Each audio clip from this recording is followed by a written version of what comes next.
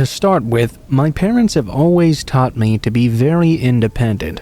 I live 30-ish minutes away from New York City by train, so I was taught not to be afraid of the subway systems. I learned very quickly how to find my own way around New York City and my town in Jersey via public transportation. I always checked in with my parents as well, whether I was going to practice or to a movie with my friends. It didn't really matter. I made sure to always check in, so it was never really a big deal. Anyway, a few weeks prior to the incident I'm about to talk about, the internet in our house was not working. I needed the computer to finish a research paper. Since the library was closed, it was a weekend, so this was typical of my town. My older brother took me to this internet cafe a few blocks away from our house. While there, my brother was talking to his friend Charles and introduced us both to each other. Well, little did I know that this Charles guy, who was only about 17 years old, was about to shortly save my life. Oh, I almost forgot an important detail. The cafe was on the main street of my town, and there was a bus stop about a block away from it. A few weeks after meeting Charles, my friends invited me to go bowling in the city with them. My parents said it was fine. I was 14, so obviously I still had to ask for permission to go into the city alone. I was well on my way around noon. We bowled, grabbed some pizza, talked about my friend's new puppy, all the typical girl things. Everything was actually going really great. That was until I started making my way back home.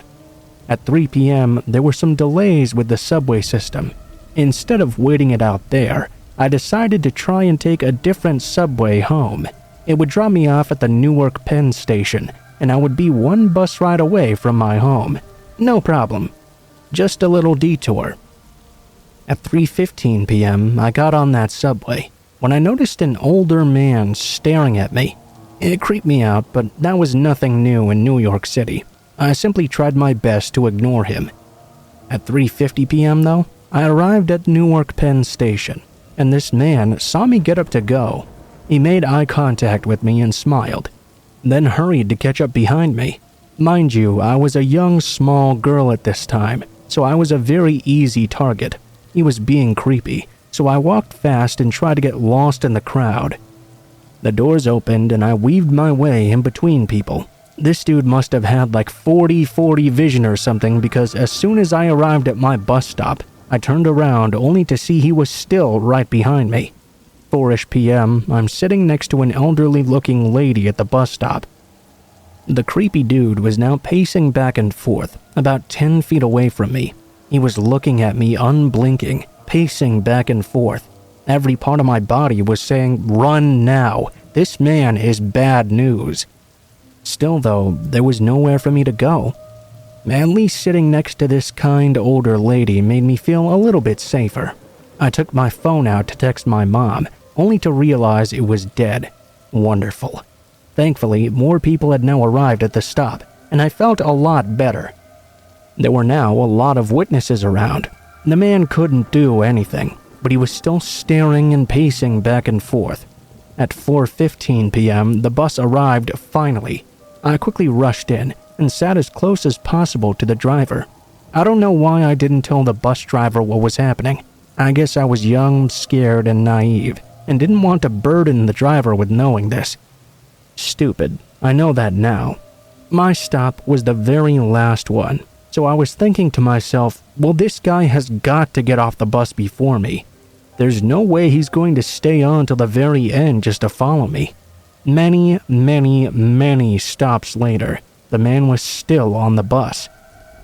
He was also doing this very creepy thing. Whenever the bus stopped, he would observe if I was going to get up with everyone else, and then when I stayed, instead of getting off the bus, he would scoot closer and closer to the front where I was. There were fewer and fewer people on, and I realized this guy was going to get off whenever I did. This meant that if I got off at my real stop, he would simply follow me home, find out where I lived, or maybe I'd never get home in the first place. At 5 p.m., there were now only 2 stops separating my house and I. This guy, a single lady, and I were the last ones inside the bus. I decided I was going to get out early, because there was no way I was going to let this guy know where I lived. I got off a stop early. He saw and followed me right away. I did my best to pick up speed, but he easily kept pace with me. I started running, only for him to start running after me. In my panic, I suddenly remembered that cafe.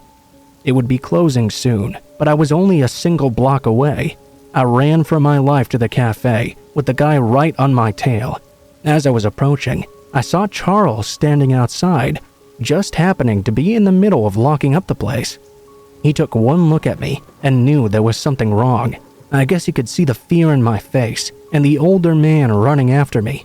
I rushed over to Charles, who immediately pushed me inside the cafe and locked the door behind us. Luckily, he was fast on his feet, and the creep had been locked outside. My heart was pounding. I told Charles this random man had been following me across 3 different towns, and I was extremely scared. He called the cops.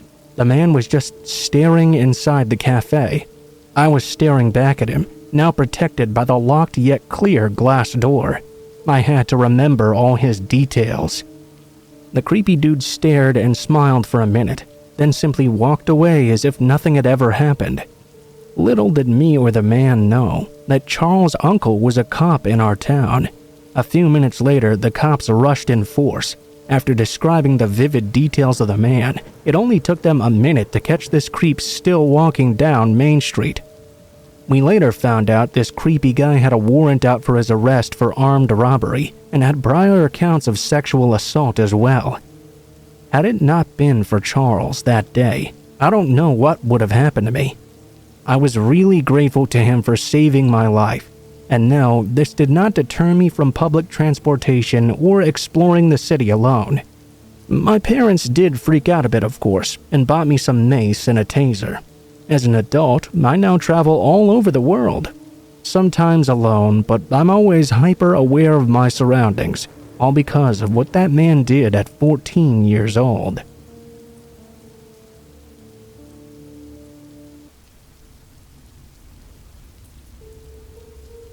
I do have a story to tell, but it's not something that happened to me. It's something that actually happened to our neighbors back when we lived in Highgate in London. So I myself wasn't scared for my own safety, but all the neighbors were scared for the family this was happening to, if that makes sense.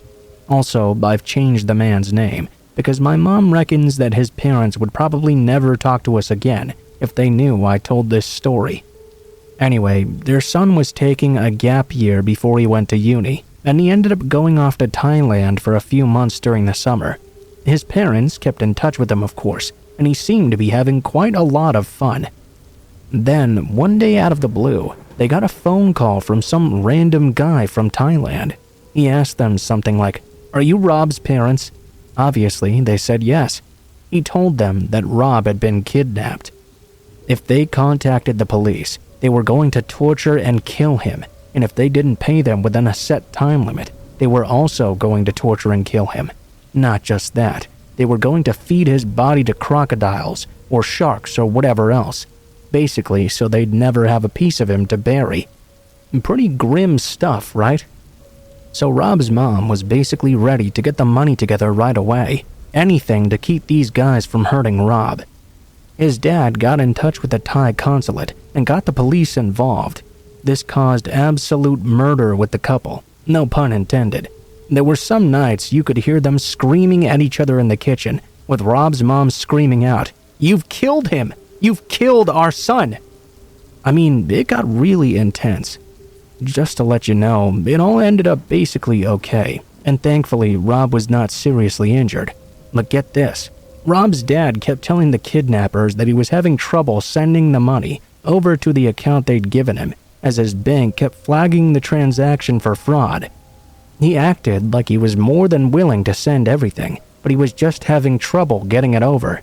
That way he could buy more time for the Thai police to track the phone calls and bank account number to the person they needed to arrest. In the end, Rob's parents got another phone call from the Thai police, telling them Rob had been found safe and sound, but that he'd been arrested for fraud or scamming charges or something. As insane as this might sound, it turned out Rob was never actually in any danger. He wasn't in some chicken wire cage or handcuffed to a bloody radiator or whatever.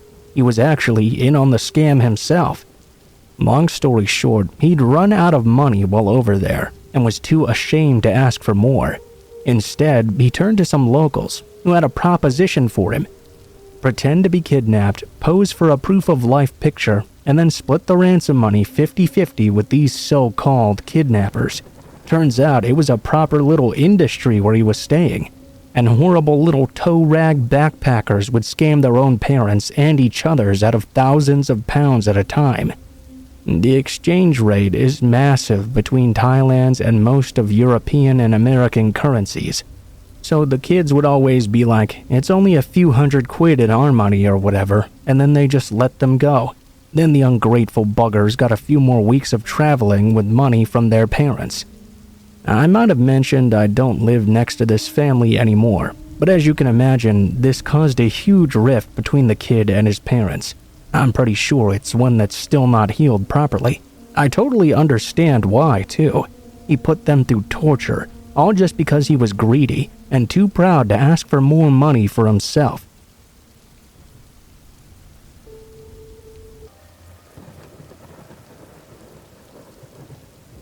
So I work at a pizza place, usually inside, as my insurance does not cover claims when driving for business. Occasionally, I will cover a delivery shift for one of the drivers though, because the money is pretty good. The delivery area includes a few new developments, upper middle-class cookie-cutter neighborhoods, an older 1940s Arab village, 2 apartment complexes, some trailer parks, and a bunch of more rural areas. Not exactly to the point of seeing hundreds of stars at night or anything, but enough that you couldn't hear your neighbors if they were to yell. About a week ago, I was covering for one of these shifts. I come back to the shop feeling pretty good. I was averaging $5 a delivery, and they'd all been pretty close as well. I checked to see if we had any more outgoing deliveries. All of a sudden, I saw an address I had never seen before. We mostly only had regular customers, so an address that didn't seem the least bit familiar was somewhat out of the ordinary. It was out on one of those more rural roads. I asked the kid who'd taken the order what was up, because there was a special instruction on the ticket as well. He said the person who called said to go around back because the front door, I guess, was inoperational for some reason. Okay, well, that wasn't uncommon. People often want you to go around the back. Either they're painting the front door, the house has shifted and it's a bitch to open, or they just like hanging out in their backyard, whatever. So, as I'm driving out to this house, I get an odd feeling. I really didn't like the idea of going to the back of some house, way out in the sticks. It would be all too easy for some thugs to order a pizza to an abandoned house. There are quite a few of those in the more rural areas. Then they'd jump the delivery guy, obviously. I figured I'd scope the place out a bit when I got there first. If it seemed too sketchy, I'd just call them and make up some bull about how it's against company policy to go around the back of houses to prevent robberies. As I'm driving up, I realize it's toward the end of this road that gets less and less populated the further down you went. Great. I was pretty near the address now, and I started to slow down. I came upon this house, an abandoned-looking building, set up from the road with no address and surrounded by a bunch of trees. I thought to myself, this house better not be it. I drive past and check the next house's address, and lo and behold, the abandoned-looking one with no number seemed to be the right house. Well, fuck this. At this point, I was not super worried though.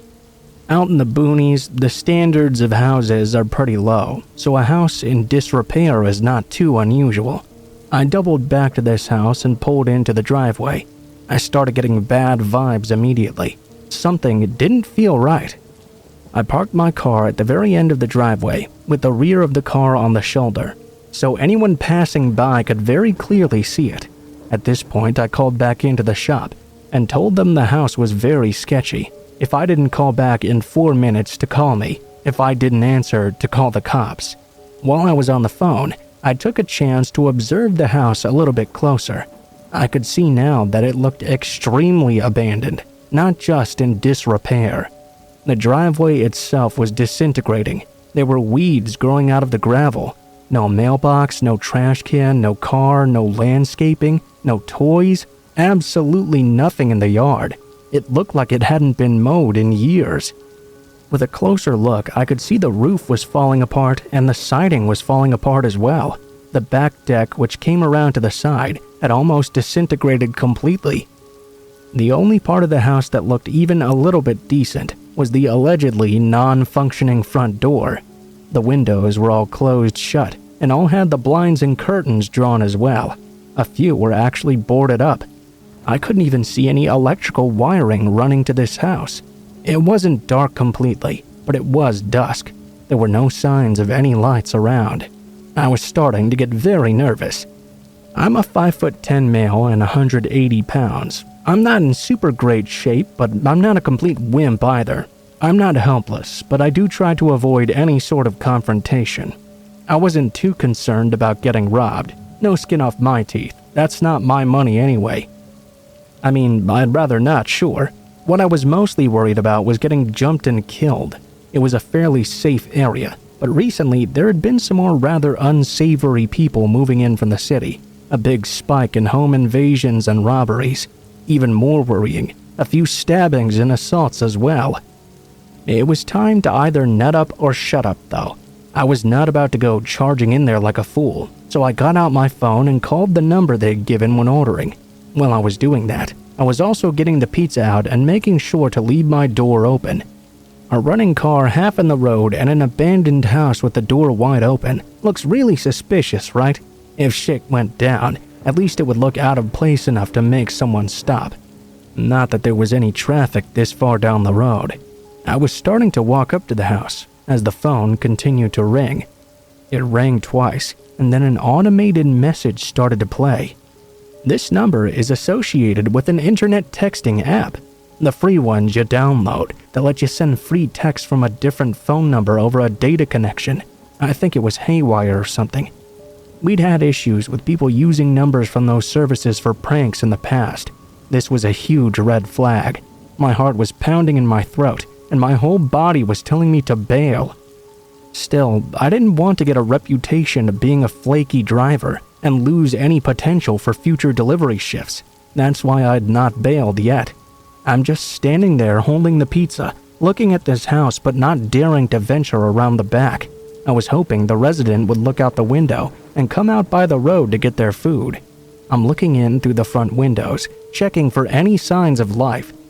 At this point, I see a blind pop up on one window next to the front door, and a really creepy-looking guy with a hat pulled over his face and huge sunglasses looking out.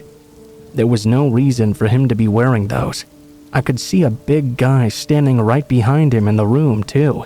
When he saw me looking, he mouthed something and darted away, presumably toward the allegedly broken front door. At this point, I got the fuck out of there. I had stayed close to my car, so it was only a few steps away. I jumped into the driver's seat and threw the pizza into the passengers. That was something I would never really do, since I was really anal about keeping my car clean. I slammed into reverse before I even got the clutch all the way in. I grinded my gears a little, again something I never did without looking. I simultaneously slammed and locked my door and floored it backwards onto the main road. I didn't even check for cross-traffic, really stupid on my part. I started to drive away and looked back toward that house. The screen door on the outside of the front door was now open, but the front door was still shut. The guy wasn't out in the yard yelling or anything. He'd seemingly just disappeared. I pulled over a little ways up the road and called back to the shop. I told them I was fine, and I'd tell them everything else when I got back. Those people never called back to inquire about their food. People will usually call irate if the pizza's 15 minutes late. These people never got it at all, so it's really strange they never called. Pretty much a confirmation they were up to no good. After telling the coworkers about it, they concluded it was definitely a robbery at the very least. We put the address and phone number on our no deliveries list, and we all shared the pizza together. Now, I doubt I would have gotten murdered or anything like that. Robbed maybe, a gun pulled with a little roughing up, sure, but it was still very unnerving. I easily could have gotten into some serious trouble just by doing my job, especially if the idiots took a slightly less abandoned house to stake out.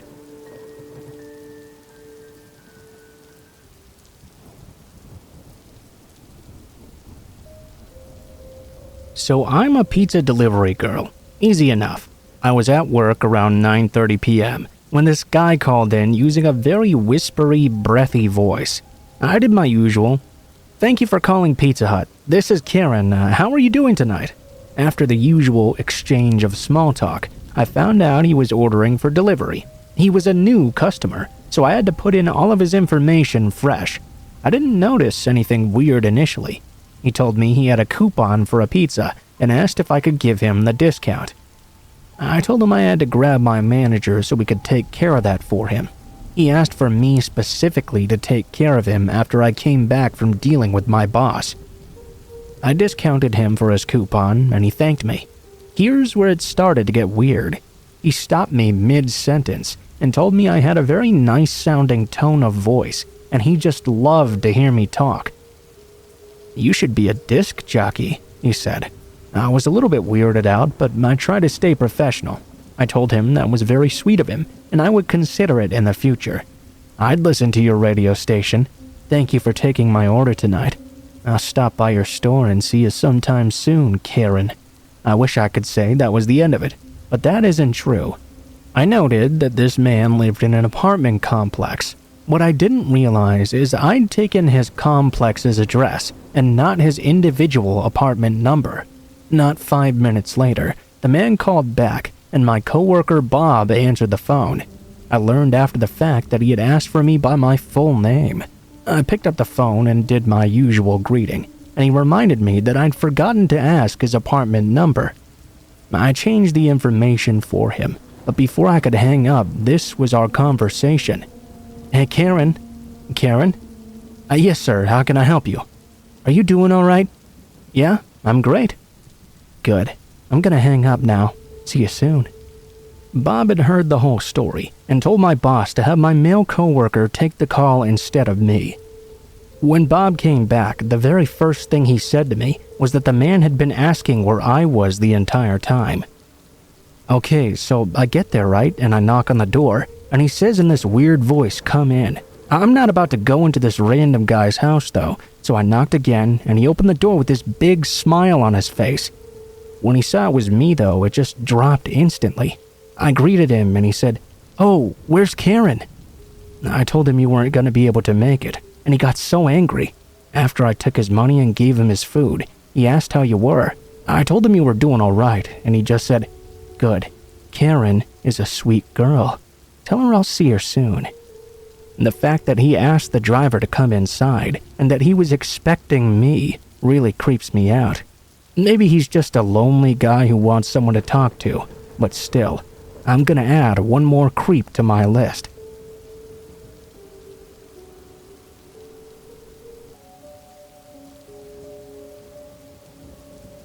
A few years ago, me and a few friends went to Russia for a Christmas vacation. First thing we did after such a long flight was head out to a bar. We started trying out the different flavors of vodka. When it was our turn to get drinks, we started to try to speak Russian, but the bartender immediately smiled at us and asked, "American?" Turns out his English was really good, so we replied to him in English. "Yep, we're American. Don't hold it against us, please." He just laughed and made a peace sign with 2 fingers, then asked what we were doing in Russia. I told him we were on vacation, then asked him for 5 shots of the chili vodka. 2 European guys at the bar started talking to my friends and I, and suggested playing the I Never game. Both of the guys were bragging, saying how much they could drink and how pretty we all were. They even joked that since there were no boys with us, they should pretend to be our boyfriends to keep all the creeps away. We excused ourselves to the bathroom. Then, instead of finding generic male and female toilets, we were greeted with just one individual bathroom. When we looked inside, we found ourselves staring in on 5 guys, all dressed in suits and sitting down at a small table. They straight away turned their heads towards us and said something quickly in Russian. That's when I noticed guns laying on the table, which they were pointing at us. "Oh, I'm so sorry, we were just trying to find the toilets," I remember saying. We tried to make a quick getaway. Another guy kind of did a half smile and said in perfect English, "I'm sorry for my friend here, but the real toilets are the way you came. I could show you, if you like." My friend Deb, now holding my hand, slowly edged backwards to where we came from. "Thank you, but I'm sure we can find it on our own. We just wanted to get the hell out of there." We shakily left that area and were soon engulfed by people once again. We went back to the bartender and explained we couldn't find the toilet and we'd nearly gotten shot while trying to do so. I explained how the guys looked and that it was very odd that there wasn't anyone else but them in there. "Oh, that's fine, don't worry about those guys," said the bartender. So who are they?" "Oh, they're the local mafia, nothing to worry about. Another vodka for you?" My friends and I were just standing there with our mouths open after hearing that. I wanted to leave and go to the hotel bar. How could this bartender be so casual and laid back about this? I know it might not seem like much of a story to everyone else, but who can honestly say they nearly got shot by some Russian mafia guys in the bathroom?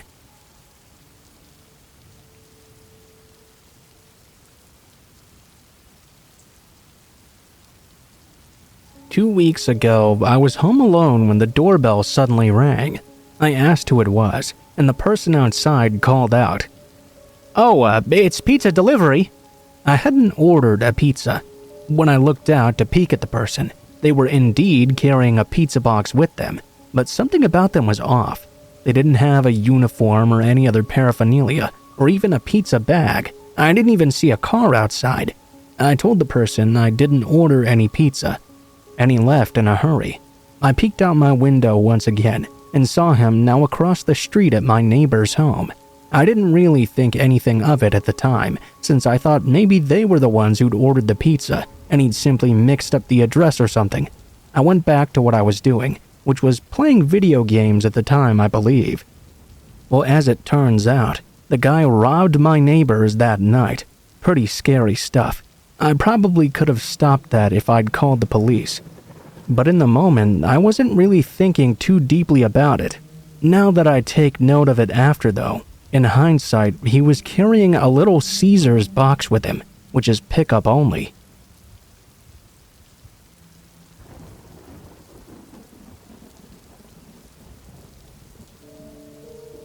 Right outside my apartment, smoking a cigarette, an unknown person snuck around a corner and sprayed me with pepper spray while I was looking down at my phone. I could make out a tall, thin man with a backpack rushing away with his hands in his pockets before I lost the ability to keep my eyes open altogether.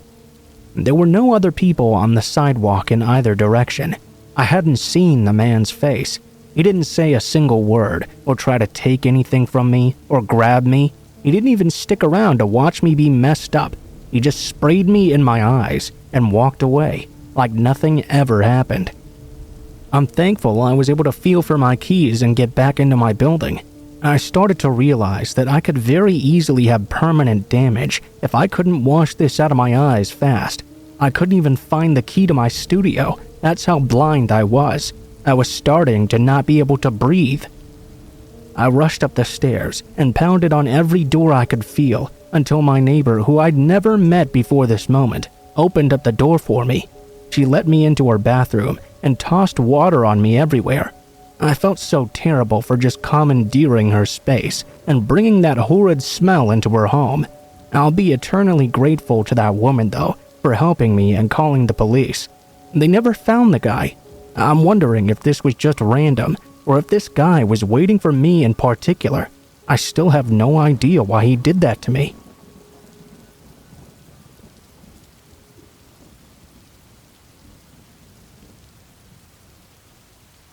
So I spend most of my summers in Australia, helping out on my uncle's farm. In the family, it's just him, my female cousin who's never home because of ballet school, and my male cousin. My brother and I were there last summer when I was 14. I got up in the morning and walked into the kitchen, seeing a dude underneath the computer desk. "Oh, he's just fixing the computer, don't mind him. He'll be done in about an hour or so," my uncle told me. My brother and my cousin had gone surfing, while my uncle was going to pick something up from the store. I was getting weird vibes from this bloke I'd just been left alone with. He kinda vaguely looked like the guy from Smash Mouth, but with a patchier beard and much thinner hair. He kept on tinkering away at the computer, and I silently slinked back down the hall. I wanted some privacy. I opened my female cousin's bedroom door and walked in. I put her music on softly and left after I slammed the door. I then crept down the hall a little more into my cousin's room. I rolled underneath his bed and started messaging back and forth with my boyfriend back home. I let my boyfriend know what was happening. I was still weirded out because I'm inherently suspicious of any man or woman I don't know. We were making jokes to calm me down about him flying down here and beating this random repairman up. That was when I began to hear footsteps echoing down the hall. The bathroom was right next to the computer, and the only thing down here was all of our bedrooms. What could he possibly want here? I heard my female cousin's door open and him skulking about inside. Since she had a laminate floor, I could hear him walking around. Her bathroom door creaked open. I heard him pull it open and begin searching around, then eventually leave the room. He was definitely looking for something or for someone. My cousin's door then creaked open, and I heard him step inside the room I was currently hiding in. Thankfully, my cousin had a lot of shit under his bed, so the man was not able to find me. The man was muttering to himself as he opened the bathroom, the closet, and even searched under the dresser. Then he left again, walking all around the house. I was definitely freaked out at this point, but it started to get way worse. A car pulled up outside out of nowhere. It didn't have the familiar sound of my uncle's truck either. All of a sudden, the man's phone rang, and he picked it up. "Nah, man, I can't find her. I think she left or something." There was a brief pause as I began to furiously message my boyfriend, thoroughly and utterly spooked. Fine, but they're gonna be back any minute, so you gotta move fast." I couldn't believe this was happening. A bunch of people entered the house. I couldn't tell how many footsteps I heard, but I learned later it was 2 different sets. Stupidly, I rolled out from under the bed so I could grab the phone on my cousin's nightstand. I couldn't use mine because it was a Canadian phone, and fuck roaming charges, you know? I was about to dial 911 when I had that sudden realization. Oh fuck, man, I'm in a different country. What's the number for the police? Basically, I'm holding this pizza-shaped phone, thinking, oh shit, when 3 men walk into the room. "More repair guys?" I asked them, trying very hard to play dumb. At this moment, my boyfriend was messaging me like mad because I just sent him a text about to call 911. I might die, so if I do, delete my internet history for me. I hadn't messaged him back since. I was holding that phone, looking pale and shaky. That obviously is not good, because they knew I knew what they were up to. They filed into the room, and I've never been more glad to hear, "What the fuck are you doing?"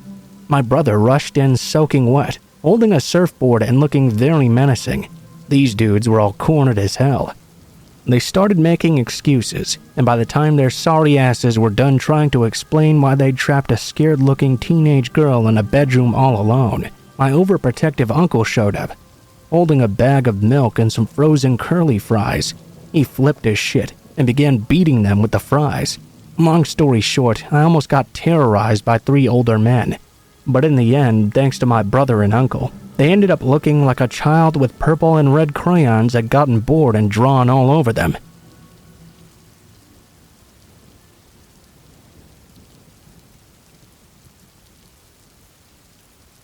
I wanted to tell you the story of a friend of mine named Angel. Angel is 19 and was honestly one of the brightest, cleverest, and most bubbly people I've ever met. She was obsessed with true crime stuff. She loved that TV program CSI and wanted to join the police so she could get into the forensic side of investigations. She loved the idea of using science to catch horrible criminals, but we never thought she'd end up being the victim of one herself. She had everything going for her in life, but then she met her ex-boyfriend Jay. and we saw a change in her right away. Jay made everything about him, and he abused Angel physically and mentally until she made everything about him too. She was miserable with him, but kept talking like he was just a tortured soul who needed a girl like her in his life to help fix him. We had to intervene time and time again to get her to see what a scumbag he was, who'd never be good for anyone. He was only ever interested in himself. It took ages to do this, but we finally managed to convince her to leave him. She told us all in a group chat that she'd finally told him they couldn't be together anymore. We were all so proud of her, but she also said that she was terrified of something he'd do to get back at her for this. As much as we knew that her dad, Patty, would never let anything happen to her while she was under his roof, we knew that he also couldn't protect her all the time. We knew that Jay was terrified of Patty himself, as they'd almost gotten into fights a few times before. Patty was way bigger than Jay, and could easily beat the life out of him if it came to it, so he always stayed away from the house, just not far enough. I remember the day we found out that Angel was in the hospital. We were all hoping it wasn't anything serious, but then we heard she'd been hurt in a very serious incident. She'd fallen out of a van that was going down the highway somehow. We all just knew Jay had something to do with it. As it turns out, Jay had recruited the help of one of his friends. They'd waited in a van near Angel's house, waiting for her to come out. When they spotted her, Jay ran out, picked her up, then carried her to the van and threw her into the back of it. We still don't know what exactly went on inside that van. He insisted in court that he hadn't just thrown her out, but whatever he was doing or saying, it had scared Angel so much that she somehow found a way to open the back doors as it was running down the highway. She must have thought her only chance of survival was jumping out the back of that van. Some people say Jay pushed her out the back as a way to kill her, but at his trial, his lawyers were somehow able to prove that he had not pushed her, and all he wanted to do was keep her inside the van. He must have admitted to wanting to kidnap or scare her into getting back with him, but I know Angel. She wouldn't have done something so drastic without being scared for her life. What happened next made it clear to me that the justice system in this country is just completely broken, because the sentence he got was nothing of what he deserved to get. Recently, he got his sentence more than doubled after a big public campaign headed up by her parents. That's all good and everything, but it still feels like nothing, because Angel's life is basically over now. She suffered serious head trauma after falling and being pushed from the back of the van, and now doctors think she'll be potentially disabled for the rest of her life. We don't know if she's ever going to walk, talk, or eat by herself ever again. Basically a death sentence. But the sentence Jay originally was going to get? Just over 4 years. Can you even believe that? This guy kidnapped his girlfriend, might have actually thrown her out the back of a van going 60 miles per hour, basically ended her life, and he was going to get out of prison in just 4 years. That's nothing. The driver of the van basically didn't get punished at all, and he also deserves to be in prison for the rest of his life. Angel once told me about a law in America where if someone dies while you're committing a crime, your charge automatically gets turned into murder. I personally think we should have something like that here too. It would make people think twice about doing things like kidnapping or drunk driving or anything that could end up ruining someone else's life. This happened 2 years ago now, but honestly, it feels like just yesterday that we found out Angel's life was over.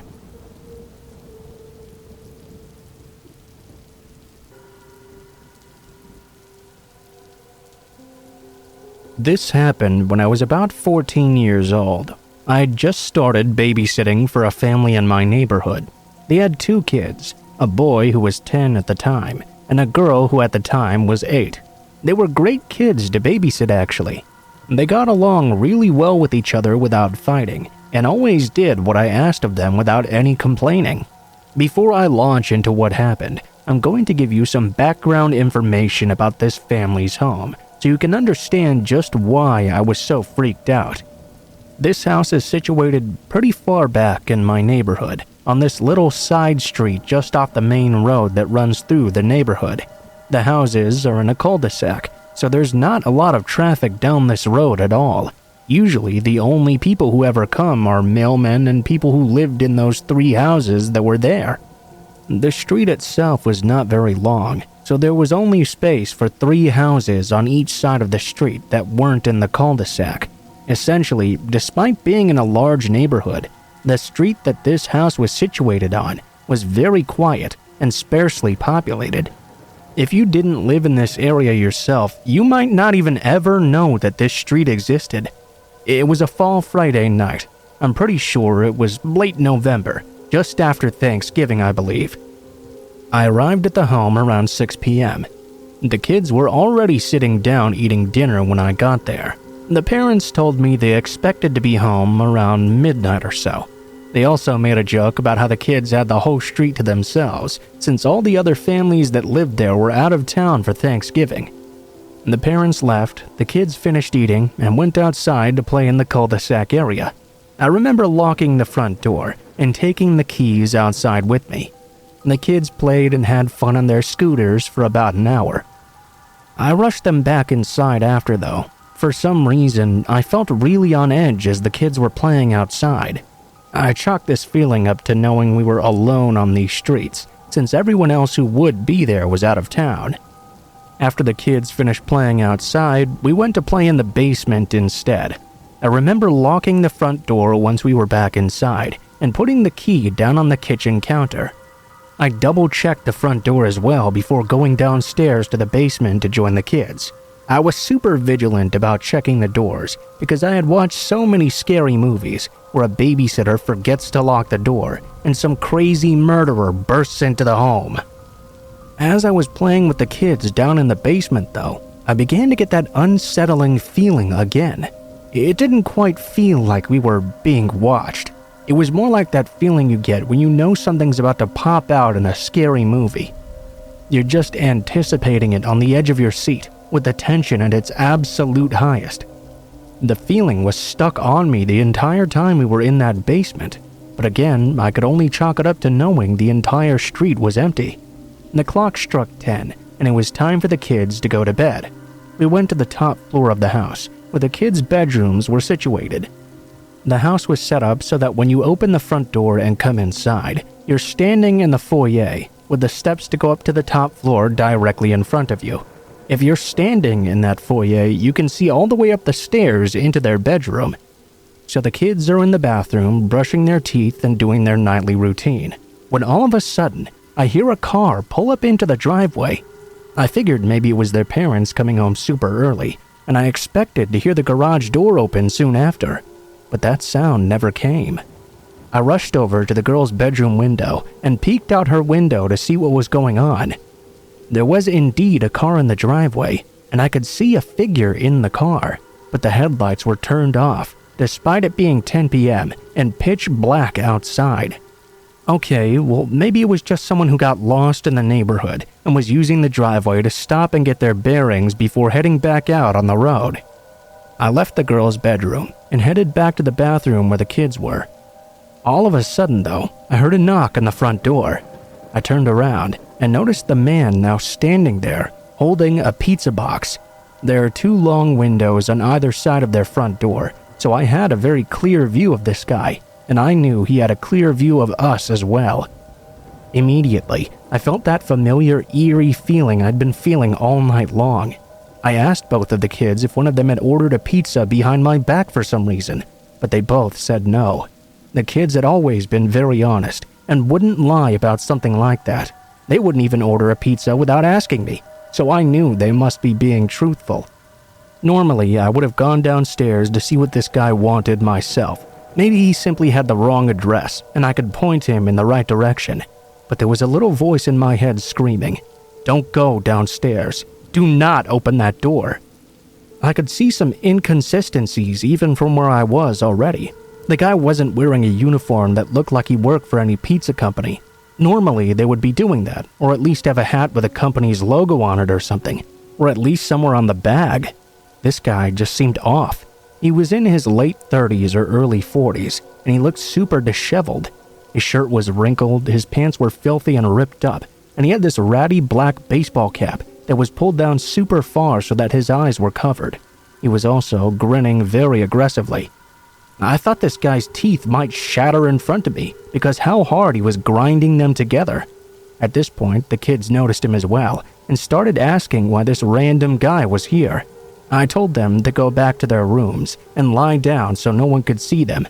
The boy rushed to his room, and I walked the girl to her room. I looked out the window at that car again.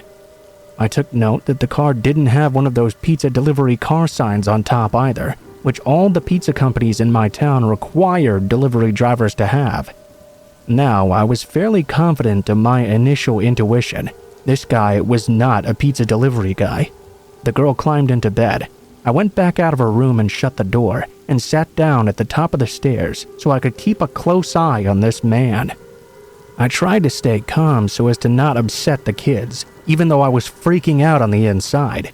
He was just standing there absolutely still, holding the pizza box in one hand and grinning that teeth-shattering grin. Even though I couldn't see his eyes because of his hat, I could tell from the feeling that he was staring dead at me.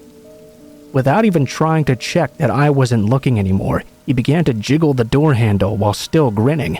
I suddenly thanked God I was so psychotic about making sure the front door was always locked. When he noted it was, he stopped jiggling the handle and resumed staring at me. If I was in this situation now, I probably would have called police immediately, but being only 14 and fairly new to babysitting, I was paralyzed with fear. It felt like if I took my eyes off him for just a moment, when I looked back, he would be standing at the base of the stairs.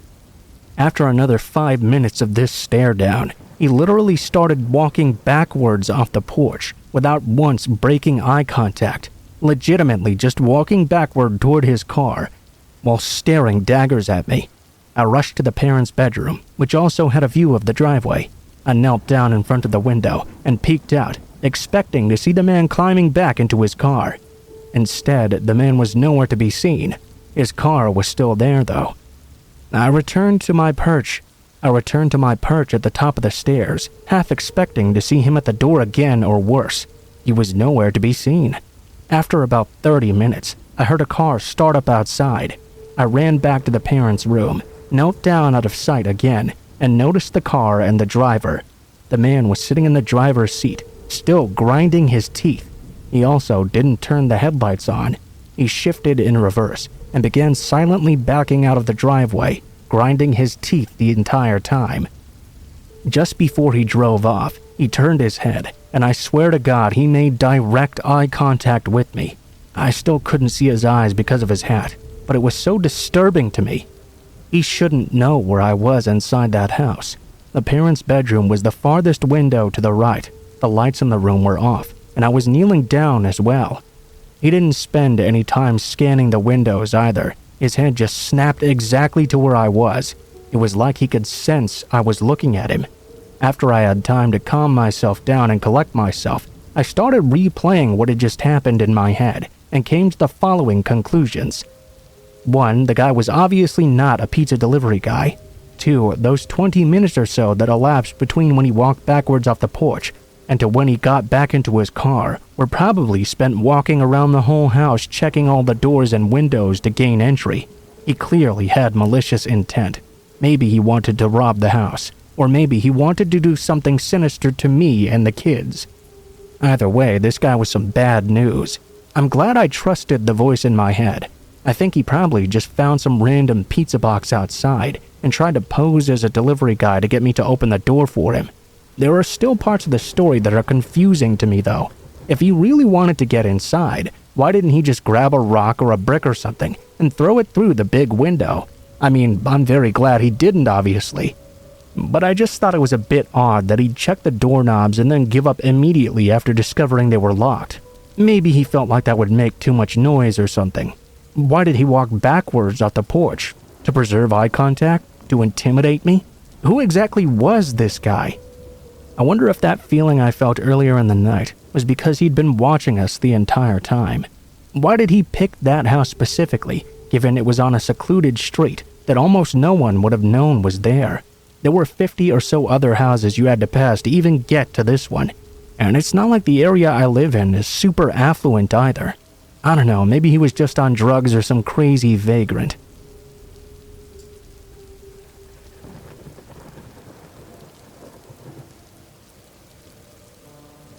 This was about 6 months ago, in the summer in the southern hemisphere.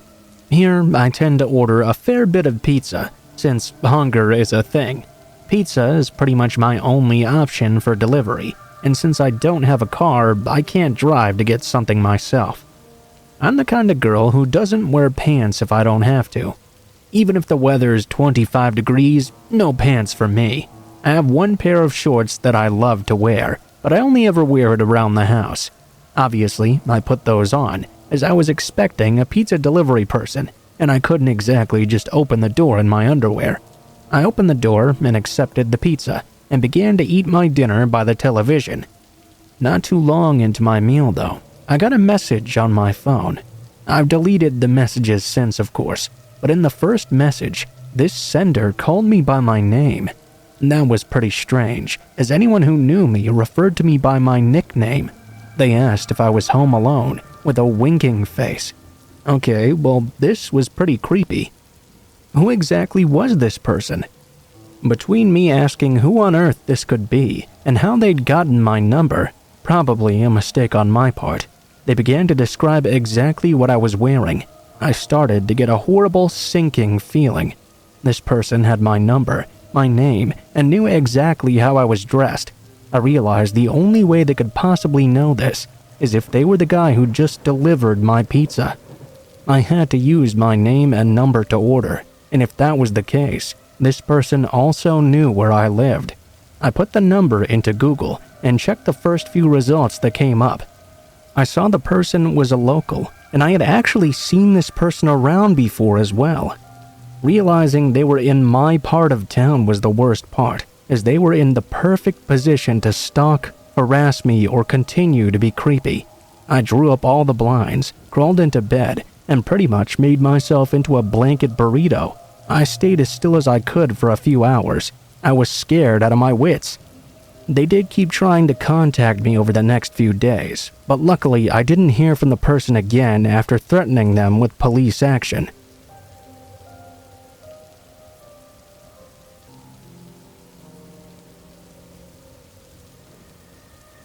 In the spirit of Halloween, I'll share an incident that happened to me last October.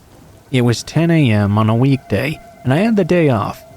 So, I decided to go to the grocery store and get some pumpkins to carve.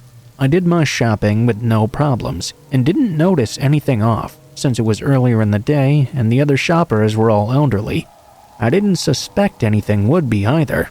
I bought 3 large pumpkins and had them in a cart to put in the trunk of my car. As I was putting the first large pumpkin inside, holding it with one arm and opening the trunk with the other, with my back to the parking lot, I felt someone tug the pumpkin out of my arm backwards. I spun around right away and threw that pumpkin in the process, only to see 2 men now directly behind me. I'm a very small woman, so immediately I felt in danger. The one man, who I assume must be the one who first grabbed at me, made an attempt to scream something at me in a language I didn't understand. He grabbed me once again.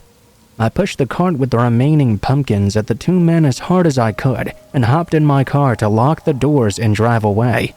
As soon as I got in the car going, the 2 men jumped into a white, brand new Dodge Charger with temp plates and sped out of the parking lot right after me. The street we pulled out onto was a busy 4-lane business district. You couldn't safely speed through this. That didn't matter to them though, as they weaved in and out of traffic to try and run me off the road. Their driving was so erratic that another driver even attempted to box the Charger in themselves. It didn't matter much anyway. They simply went into oncoming traffic to follow me. Meanwhile, I threw on my left turn signal and made a quick turn into a donut and coffee chain I regularly frequented. Next to this coffee chain was a pizza shop that was not yet open. I noticed the Charger had pulled into the pizza chain and was waiting for me to pull out of the coffee chain parking lot. I frantically told the employee what was going on through the drive-thru window while I ordered a snack. Really, I was just waiting in the drive-thru because I didn't want to pull out yet. The coffee chain knew me very well, and on this day, the manager went above and beyond the call of duty. She called the police for me, who told her to have me pull around to the window. She did so knowing I would be in full view of the charger. Because of this, she came outside to stand in between us with the biggest rolling pin I'd ever seen in my life. She stared those men down like my own mother would have. The cops came swiftly and took statements from all of us. The charger, surprisingly, was still there. The police searched it. One officer told me they'd pulled tarp and rope from the trunk and were now treating this as a trafficking attempt or something. Both men refused to answer any questions and were promptly arrested. I don't know for sure what their intent was, but I live in a sanctuary city, mostly with people from Nepal or Bhutan, and I've never had a scary issue before. I love my neighborhood and the people in it, but I didn't recognize these men, nor their car frequenting the neighborhood ever before. That day, I bought everyone working at that coffee chain a gift certificate for a nice fancy massage as a thank you for protecting me. I still tip them every morning with extra, even a year later.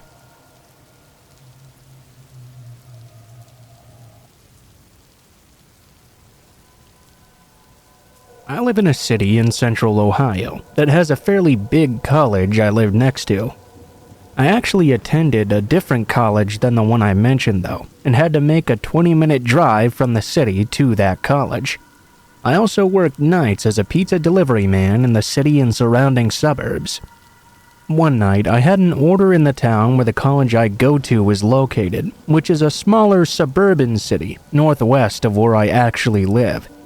This call occurred during what my coworkers and I referred to as the dead hour, which is just before the shop closed at 1 o'clock in the morning. I begrudgingly took the pizza, hopped in the car, and plugged the address into the GPS. As I did so, I noticed that this house was located off a back road in what looked to be an absolutely abandoned area. Not thinking too much of this though, I drove up Route 315 I-70 East and exited. After passing through downtown, the cemetery, and the college, I drove through some subdevelopments and then onto an even smaller road, at the end of which the house was located. The GPS notified me that I had arrived at my destination, but to my surprise, as I looked on, the house was completely boarded up. I noticed there was a small shed in the back of the house that had a tiny window, and there was a flickering light in that window.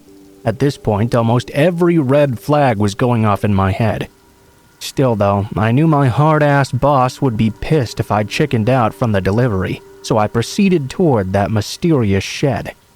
As I approached, I heard some rustling in the bushes next to the driveway. Then I heard a man whisper, "Here they come, Billy. 45, 45.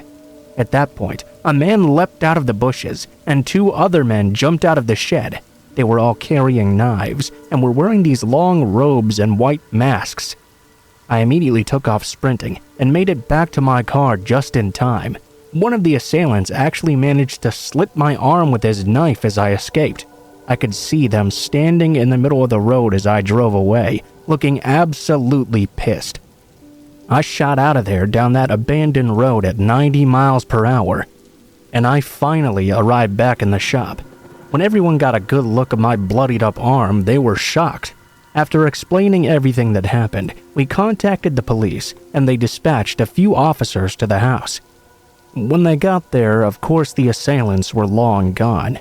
They found some strange drug paraphernalia in the shed, some ropes, and a bunch of other strange equipment as well. What they were to be used for, well, let's just say I have a bit of a hunch.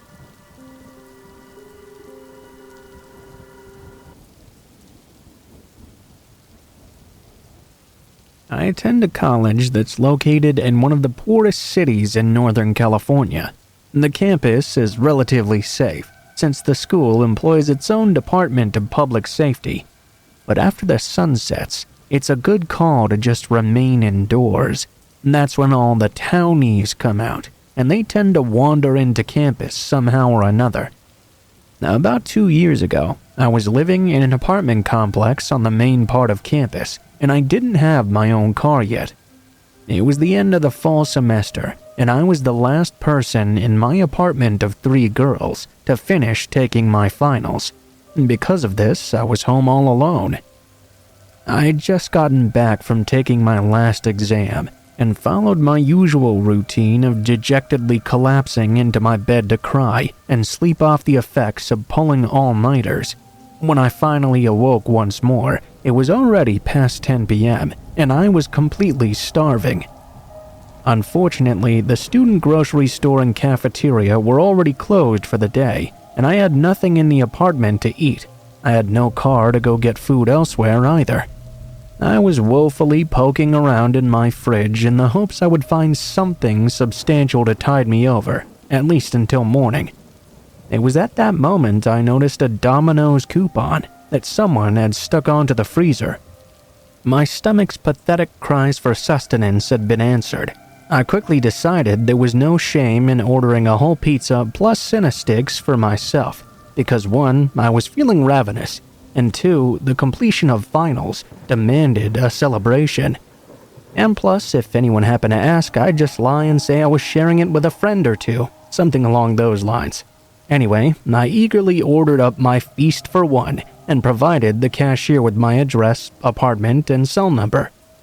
I typically never gave out my number to anyone, but I had ordered delivery from this Domino's in the past, and I knew they needed my number to call me once more when they were outside. Those drivers would always get lost trying to navigate through campus, although I can't say I particularly blame them. About 20 minutes later, I got the call. My food was here. For reference, it was close to midnight now. The campus was pretty much dead, since most students had already gone home. The driver told me that he had parked in front of the dorm building that was right across the street from my apartment. I hustled out my apartment and was going down the stairs when I spotted the delivery guy waiting outside his car with my pizza. At that exact moment, my sense of caution kicked in. I slowed down my pace as my brain took in the fact that A, there were no other students out, and B, the lighting was really bad in this spot. Essentially, I'd be walking up to a complete stranger with his car that he still had his engine running right next to him. As I neared the bottom of the steps, I silently hoped he would cross the street and approach me, so I wouldn't have to get anywhere near that area. Well, of course, that didn't happen. I made my way across the street and was finally able to get a good look at him. He was a relatively short Hispanic-looking guy, maybe 5'7" or so. He was in his early 20s, and my nerves were getting bombarded by the creeper vibes he was giving off. I can only compare it to that vibe you get when you're out clubbing, and you suddenly spot some guy lurking in the crowd, sporting the slick-back ponytail, sunglasses, and oversized shirt, who just happens to be headed right in your direction. I did my best to appear calm and keep the mood light and friendly. He made some comments about how late it was and how no one else was around. I quickly signed the receipt, gave him my thanks and an awkward smile, and hightailed it out of there as soon as he handed over my food. I could feel him watching me as I climbed the stairs back to my place. Once I got back into my apartment, I locked and chained the door and sat down on the living room couch to calm myself. After a few moments, I shrugged off the situation. Surely I was just being paranoid and my overactive imagination was acting up again. I just turned on the television and was about to take my first bite of the pizza when I got a text from an unknown number. I connected the dots pretty fast and matched the text number to the call I had received earlier from the pizza delivery guy. My initial reaction was shock, since nothing like this had ever happened to me before. That eventually melted away into laughter and disbelief when I considered him calling me sexy and my appearance in that moment. Like I had mentioned earlier, I just woken up from a nap after taking my last final. I was wearing a raggedy pair of sweatpants with a bunch of holes, a loose sweatshirt, and my hair was tied in a messy ponytail. My face was probably greasier than the pizza. Definitely not a pretty picture. The next morning, I got a call from my boyfriend John and casually told him about that pizza delivery driver, who casually signed his name in the text as Phil. I also told him all the events that transpired the previous evening. After sheepishly trying to defend my actions on the basis of poor judgment caused by extreme hunger, John convinced me to report his weirdness to campus police, at least as a precautionary measure. I gave them a call, and an officer stopped by my apartment a few hours later. I relayed my story, He took some pictures of the text messages and wrote down Phil's phone number. The officer then told me he would contact the Domino's if I wanted him to, but it would most likely result in Phil's termination. So far, I didn't really think the whole situation was that big a deal, honestly. I told the officer I just wanted to make sure that he wouldn't do this to me or anyone else again. At the same time, though, I didn't really think it was bad enough for him to lose his job or anything.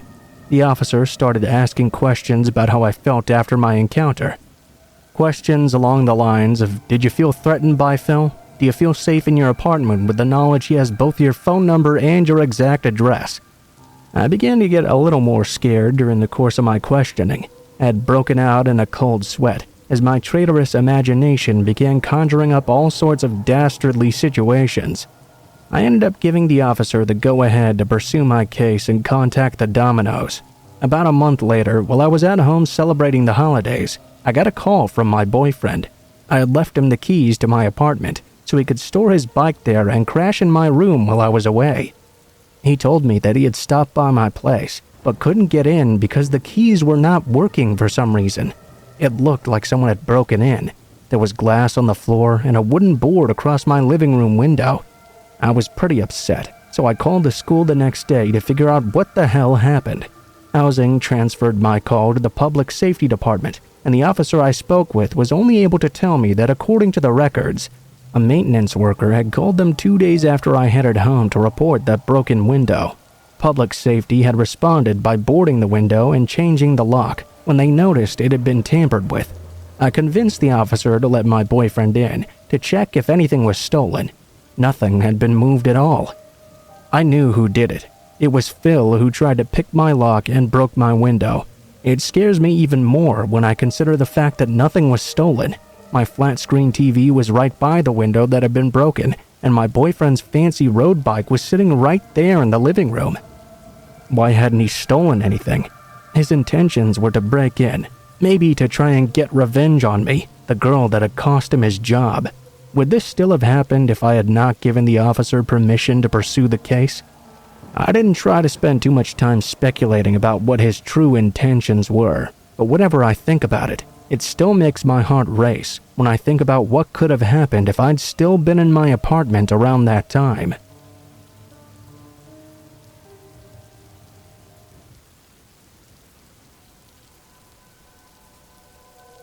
This story took me quite a while to write out, as I'm not much of an author myself, and it's quite painful for me to relay.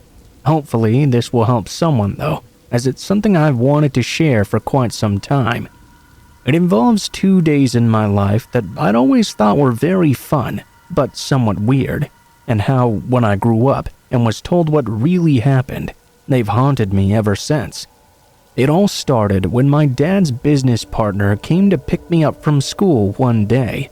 I knew him as Uncle Todd, and although I wasn't expecting him, I trusted him completely when he told me that my mom and dad were busy and he would be in charge of looking after me for a few days. I remember feeling kind of reluctant to get into his car for some reason. After all, Mom and Dad hadn't told me anything about this. I didn't really want to be away from them. But then he started promising me ice cream, a Game Boy, all this fun stuff. He also told me Mom and Dad had said I could watch whatever I wanted on the TV and that I was allowed to stay up until whenever I wanted to. Music to a kid's ears, right? So I got into his car and we drove off to his apartment, stopping to get some ice cream on the way. Todd was serious about the TV thing too, as he pretty much left me in his apartment on my own for hours on end. I remember he seemed to be very stressed out about something. I always assumed it was just grown-up stuff or something like that. I didn't really care much. I had all the Nickelodeon and McDonald's I could ever want. And that's how I spent the first night. It was also weird to me that Uncle Todd's apartment was so small that we both had to sleep in the same room. I still wasn't questioning anything though, because he was such a regular part of my life, and I trusted him completely. The next day, after more McDonald's and a bunch more Nickelodeon, Uncle Todd came back super stressed once again and told me to get into the bathtub. I thought he meant that I could take a bath or whatever, but that's not what he meant. He walked me over to the bathtub and made me get inside without any water in it and without taking my clothes off either. I could then hear him talking into the phone in the other room, trying to keep his voice down. I could still hear, though, how angry and stressed out he seemed to be at the person on the other end.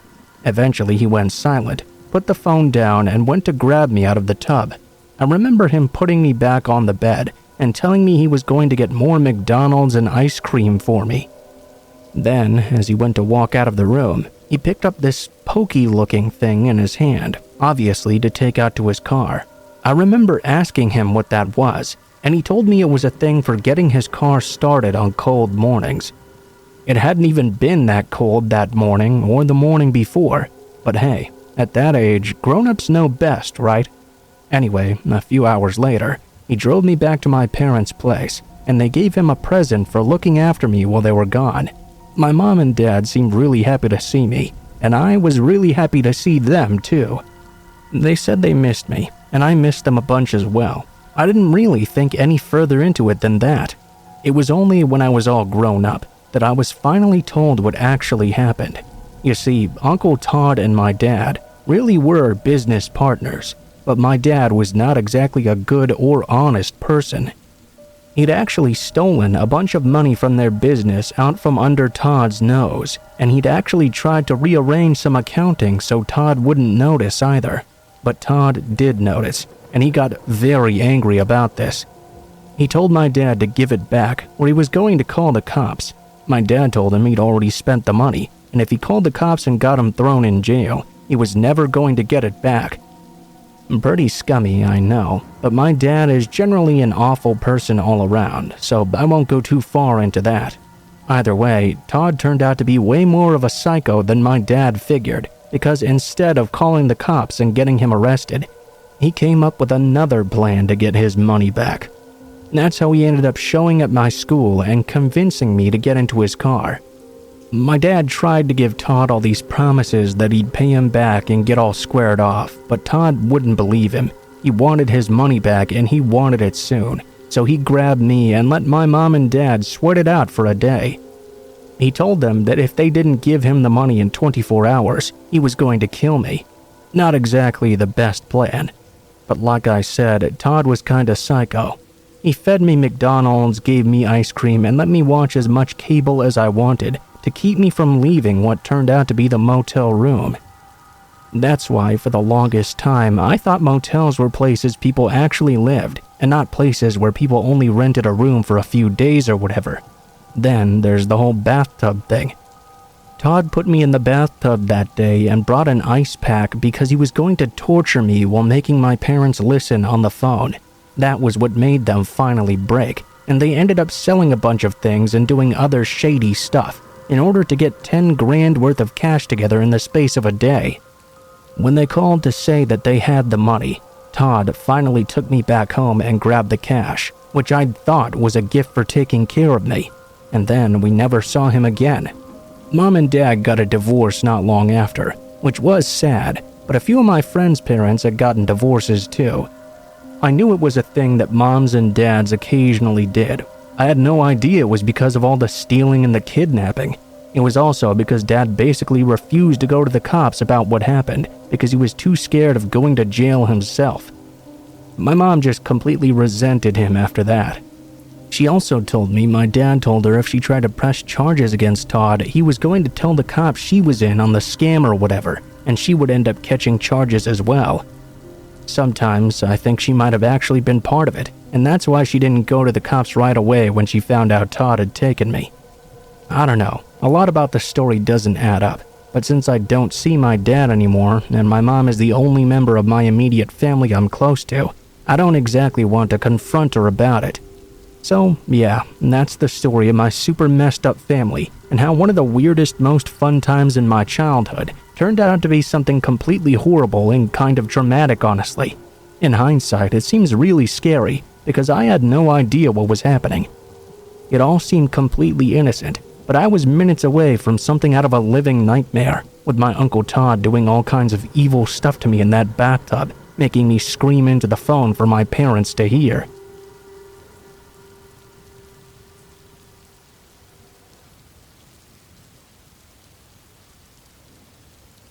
In my sophomore year of high school, a close friend of mine was murdered. Going back, freshman year when I was in homeroom, I became friends with the girl who sat right in front of me. Her name was Deanna Wright. We came from the same neighborhood and both worked at pizza shops a few blocks away. One night, I remember she texted me, asking if I wanted to go do something together. This was way before everyone had unlimited cell phone plans. I had the Nokia that was basically just a brick, and I had to pay for every minute we used to text. If it was short, we could get away with not having to open it, and therefore being charged the 5 cents per minute. She told me she'd had a fight with her mother and felt like going out and smoking some weed. I had to work and wouldn't be done until close to 1 a.m. Since I needed some gas money, I told her I couldn't blow off work that night, but I might come out and hang out with her afterwards. She grumbled and said okay, and to text her when I was done with work to see where she was at, because she couldn't decide what she was going to do yet. At 1:15, as soon as I got off, I texted her, but I didn't get a reply. No big deal, I thought. Probably she just went to sleep. So Saturday, I text her again. Nothing. Sunday. Nothing. Again, I thought she was probably just grounded. That's why she'd been mad to begin with. She was grounded, went out, got grounded again, left and went out again. That's how it usually went. Monday, though, when I came into school, I heard the teacher make a sudden announcement. Sorry to inform you guys, but Deanna is missing. Her family reported her missing after she left. She went out and never came home, so if you know anything, please contact the police. The teacher said all of this in a despondent tone. My stomach dropped instantly. My fingers tingled. I couldn't believe it. Apparently, that night she ended up hanging out with a guy she'd met working at the pizza shop.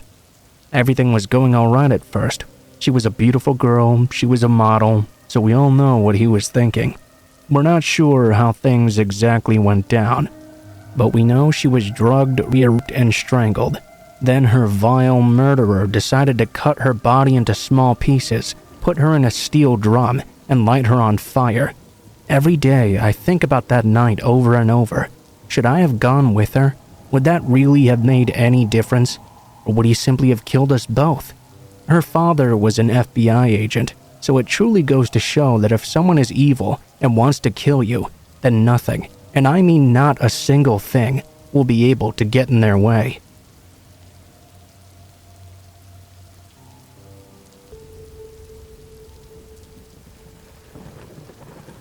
Back when I was in year 10, I went on a school trip to Russia with our school's history society.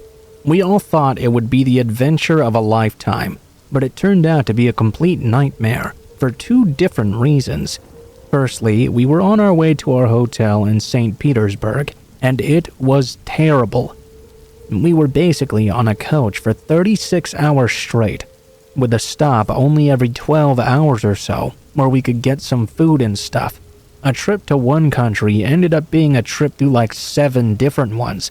But then, almost as soon as we crossed the border over into Russia, some weird stuff started happening. All of a sudden, right at dawn too, so most of the other kids were asleep already, the bus driver started raising his voice with our teacher, who then started to sound really scared. And that's when the beeping started. 2 cars were on either side of the coach, one in front, one in back, and they were flashing their lights and beeping their horns. Our teacher was telling the coach driver, who was a Russian guy, not to pull over just because he was scared of what the guys in the cars were going to do.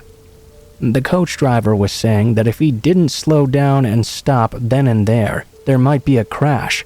The car in front kept dangerously slowing down, trying to force us to a stop.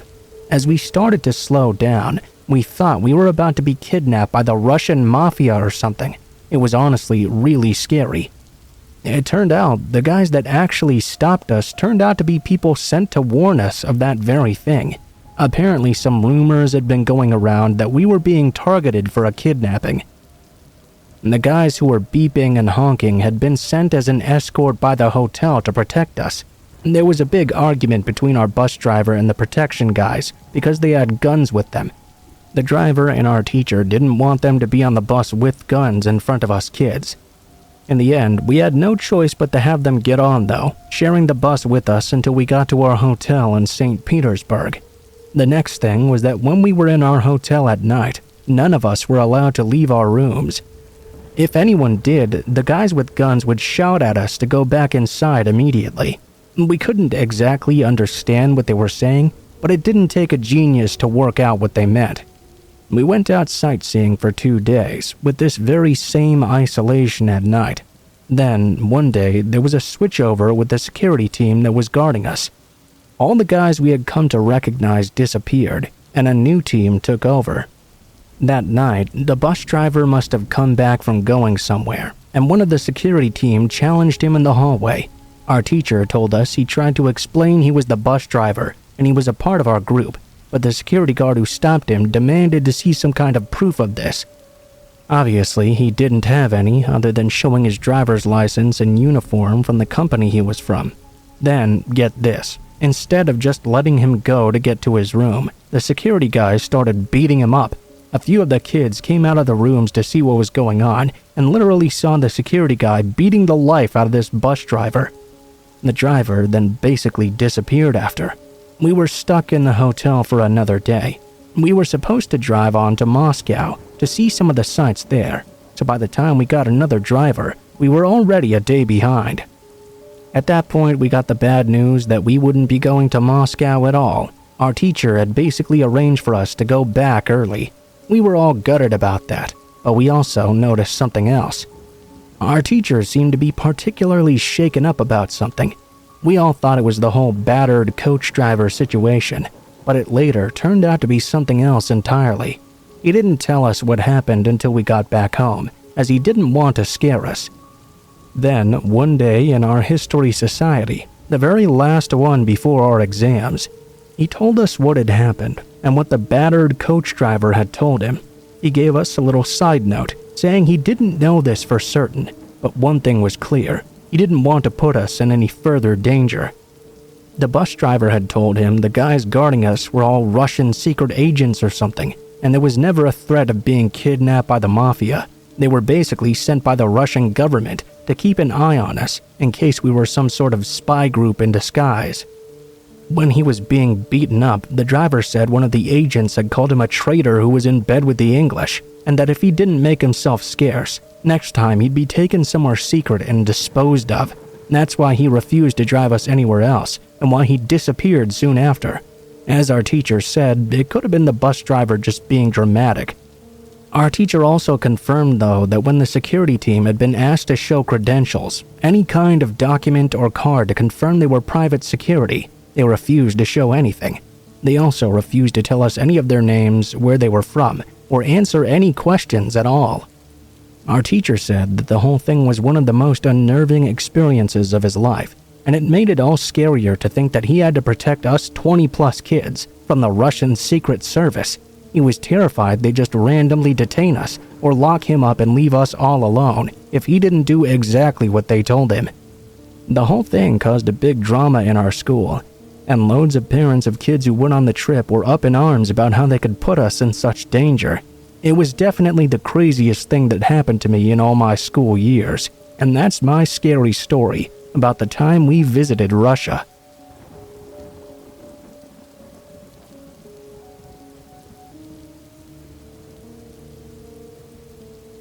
I'm an 18-year-old female living in a small town in Michigan. When this incident took place, I had been working a few hours a week at a small pizzeria. It was in my town, and I had been working there for about a year when my boss decided to go on a vacation. She and her family lived in an apartment below the restaurant, and 2 other apartments were situated above it. In order to get to these apartments, you had to go to the back of the building and down a sketchy set of stairs. There, down a further slope, you would find her door, and stairs leading up to the other apartments above.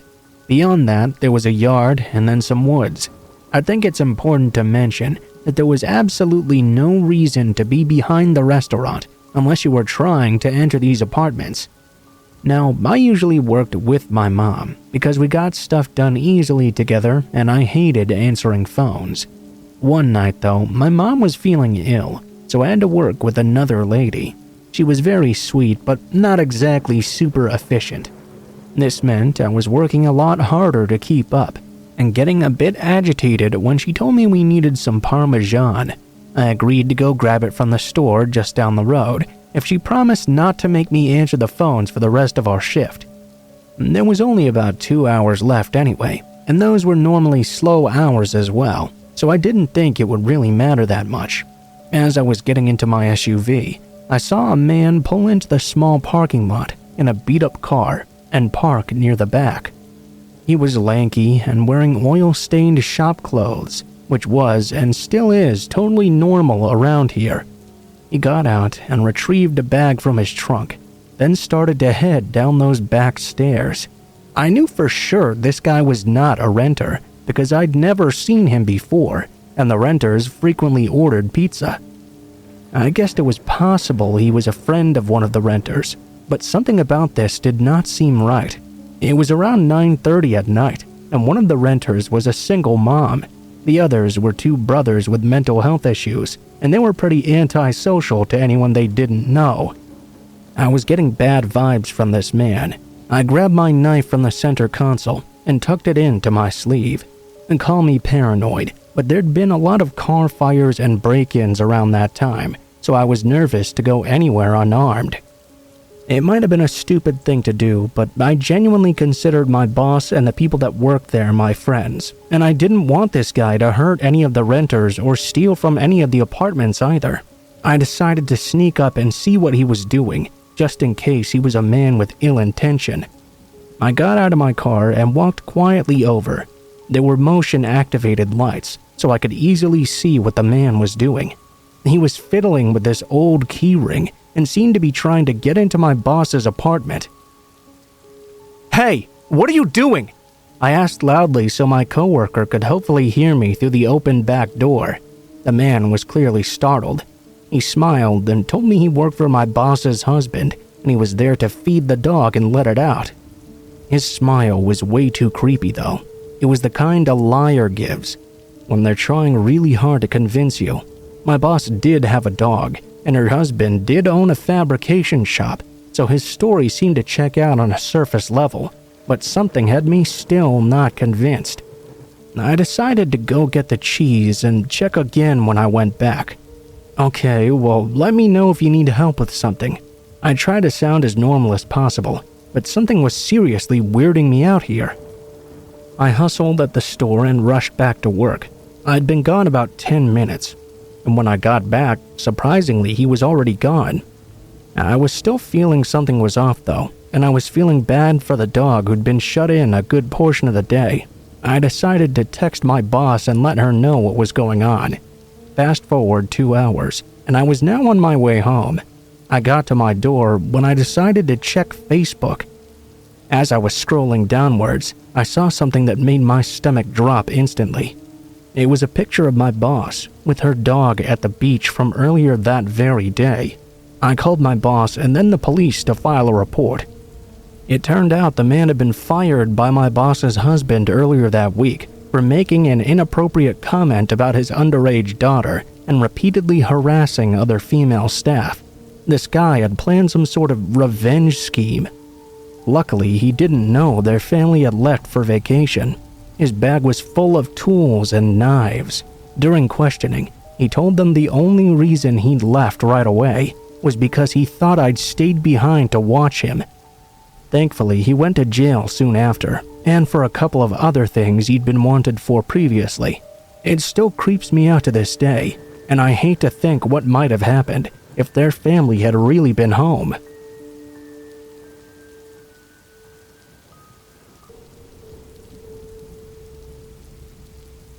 For my first job, I worked as a pizza delivery driver and dishwasher at a mom-and-pop pizza shop. The shop was within walking distance of my apartment, which I had just gotten alone. The shop was owned by a foreign man, his 2 nephews, and another friend of theirs. I was the only female in the entire building. The owner asked me to change into my work shirt the first day in the walk-in freezer. I declined and put it on in the bathroom instead. He supervised me delivering pizzas and put his arm around my chair, told me to join him and the workers after work for drinks. I politely declined, as I wasn't even old enough to drink. Then he began to ask if I had a boyfriend, which I did at the time.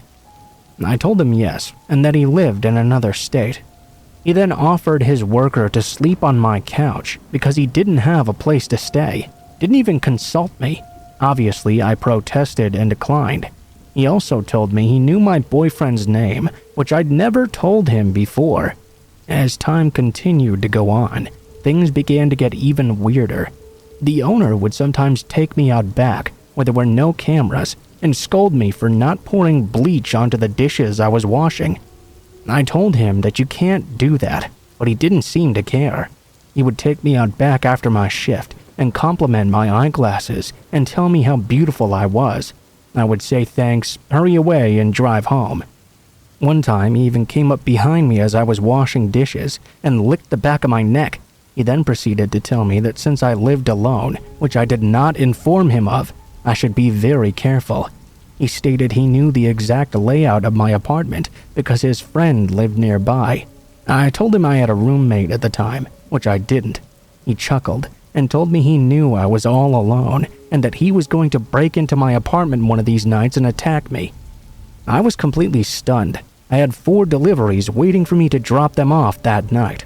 On my way out the door, his nephew muttered something about me being a girl. I threw the bags into the car, promptly pulled over, and had a panic attack. I dropped all 5 pizzas off and whatever else I was delivering at the very first house I arrived to. I really couldn't give a fuck. I rushed home to my apartment, called my mom, and sat in the kitchen with a hammer for safety. Someone began to knock on my front door. I wasn't brave enough to look out and see who, but I already had a feeling who it was. The pizza shop number then began to call me repeatedly. I'd left my eyeglasses in the shop apparently, and had their pizza bags still. My dad went to the store instead of me, gave them their bags back, and threatened the owner, saying he had no problem going to jail if they continued to bother me. My dad retrieved my glasses. Months later, I ran into that guy's nephew at my college campus, and he proceeded to just stare at me while we passed each other by, and continued to stare at me from then on. After these incidents, I got a huge 100-pound American bulldog to keep me safe. She did so very well until the day she unfortunately passed away. That pizza shop is still open for business, and I'm still living in the same apartment. Needless to say, though, I never order pizza from that shop anymore.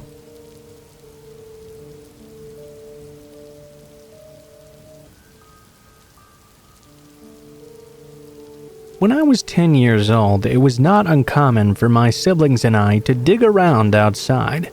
On this particular day, I was tired out from the day before, and so I decided to stay inside this time. I would occasionally look outside to make sure everyone was okay and doing well. I was a paranoid small child due to some former trauma that I had experienced when I was much younger. Well, after my third glance outside, I noticed that my cousin and brother were now standing at the end of the gravel driveway, talking to some pizza man, it seemed. I turned to my mother and asked her if we'd ordered pizza, maybe as a surprise or something. Immediately, my mom turned to the door and bolted outside screaming. The sounds of tires screeching could be heard. My mom rushed back inside with my brother, cousin, and sister. After asking what happened, my brother and cousin went on to explain that this random pizza guy, in his late 20s or so, had suddenly pulled up and asked the boys if they wanted some free pizza. Of course, being small kids, they were readily willing to accept such an offer. He told them the pizzas were in the back, and if they wanted them, they would have to climb into his car. That's luckily when my mom ran towards the car, yelling obscenities. Thankfully, whoever it was threatened enough by my mom that he sped off right away.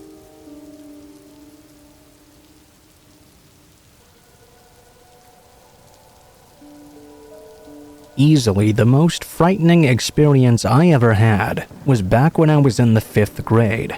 I remember everything about it actually. I was walking to school and it was unusually dark outside. The sky was completely overcast, with the darkest clouds I'd ever seen in my life. I did have my umbrella with me just in case it was going to rain, but I made it to school before that happened. I have to admit to being very distracted that day. I spent most of my time looking out the window. The teacher had to call my name several times to get my attention, on more than one occasion as well. I couldn't help it though. There was something very different about the way the approaching storm seemed to me.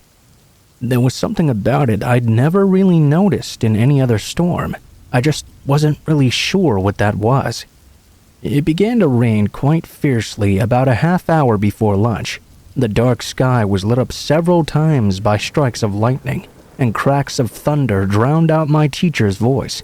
I was quite mesmerized by what was happening. I'll always remember this part quite vividly. The bell that signified it was time for lunch sounded out. My teacher got up and told us to line up at the door. No sooner than I had gotten up from my desk, though, I heard the drill alarm begin to go off. Or at least what I thought was the drill alarm. Immediately, all the kids in line began to panic. I think we all assumed there was a fire. But I guess in hindsight, that didn't make much sense, since the rain was falling so hard. The principal's voice suddenly came over the intercom. He informed us that this was not a drill, and it was not a fire either. A tornado warning had just been sounded. We were instructed to go out into the hallway, just as we'd always done when we had tornado drills. Unfortunately, the words of the principal didn't do anything to calm anyone down. Kids were pushing each other out of the way. Everyone was in a hurry to be the first out of the room and into the hallway. It was pretty bad. The teacher was trying desperately to get everyone to calm down. It wouldn't work, and from the sounds of what was happening, it was not working in any of the other classrooms either. I remember I tried pushing through the other kids as well. When I finally got out into the hallway, it was utter chaos. Kids were scrambling around. Some were up against the wall in their tornado drill stands, sitting down, putting their head down in their lap and putting their arms over their heads. But unlike the drills, it was not orderly at all. Kids were taking up more space than they needed to. There wasn't enough room for everyone. I didn't want to create a problem myself, so I found a spot on the wall, dug in, and put my head down. I'm not sure how long I sat there like that before it happened. It was loud. Kids were scrambling. The damn tornado alarm was still going off. And then a new sound joined them. It was a surreal, very loud sound, almost like being right in front of a train. I was on the verge of tears because I knew this was the tornado I had been hearing. Well, the sound only got louder and louder. I had this overpowering urge to look up and see. I knew I wasn't supposed to. I was trying to follow the rules, but it was just too loud to resist. Finally, I lifted my head to look up. Right when I did, I heard the most horrible crashing sound. I can't even begin to describe it. I watched as the side of the school was torn right open before my very eyes. I couldn't see a funnel or anything, but I knew the tornado was slamming into the school just down the hallway in front of me. I was terrified. I didn't know what to do. For some reason, it crossed my mind that if I simply put my head back down and covered up, it would all be all right. I mean, if the adults tell you this is the way to protect yourself, what else can you do? So that's what I did. It was horrible, listening to the sounds of the tornado, hearing children screaming in despair, and hearing the school being torn apart. Throughout all of it, I tried my best to keep my head down and keep myself locked in place. I don't know how long that lasted, but it seemed like forever. Eventually, the noise died down. The tornado was gone. I waited, still scared, until a teacher tapped me on my shoulder and told me it was okay to get up. The area where the tornado had hit the school had been absolutely obliterated. If you've never been in a tornado before, I know a lot of people have said they really want to see one, but really, I don't think you do.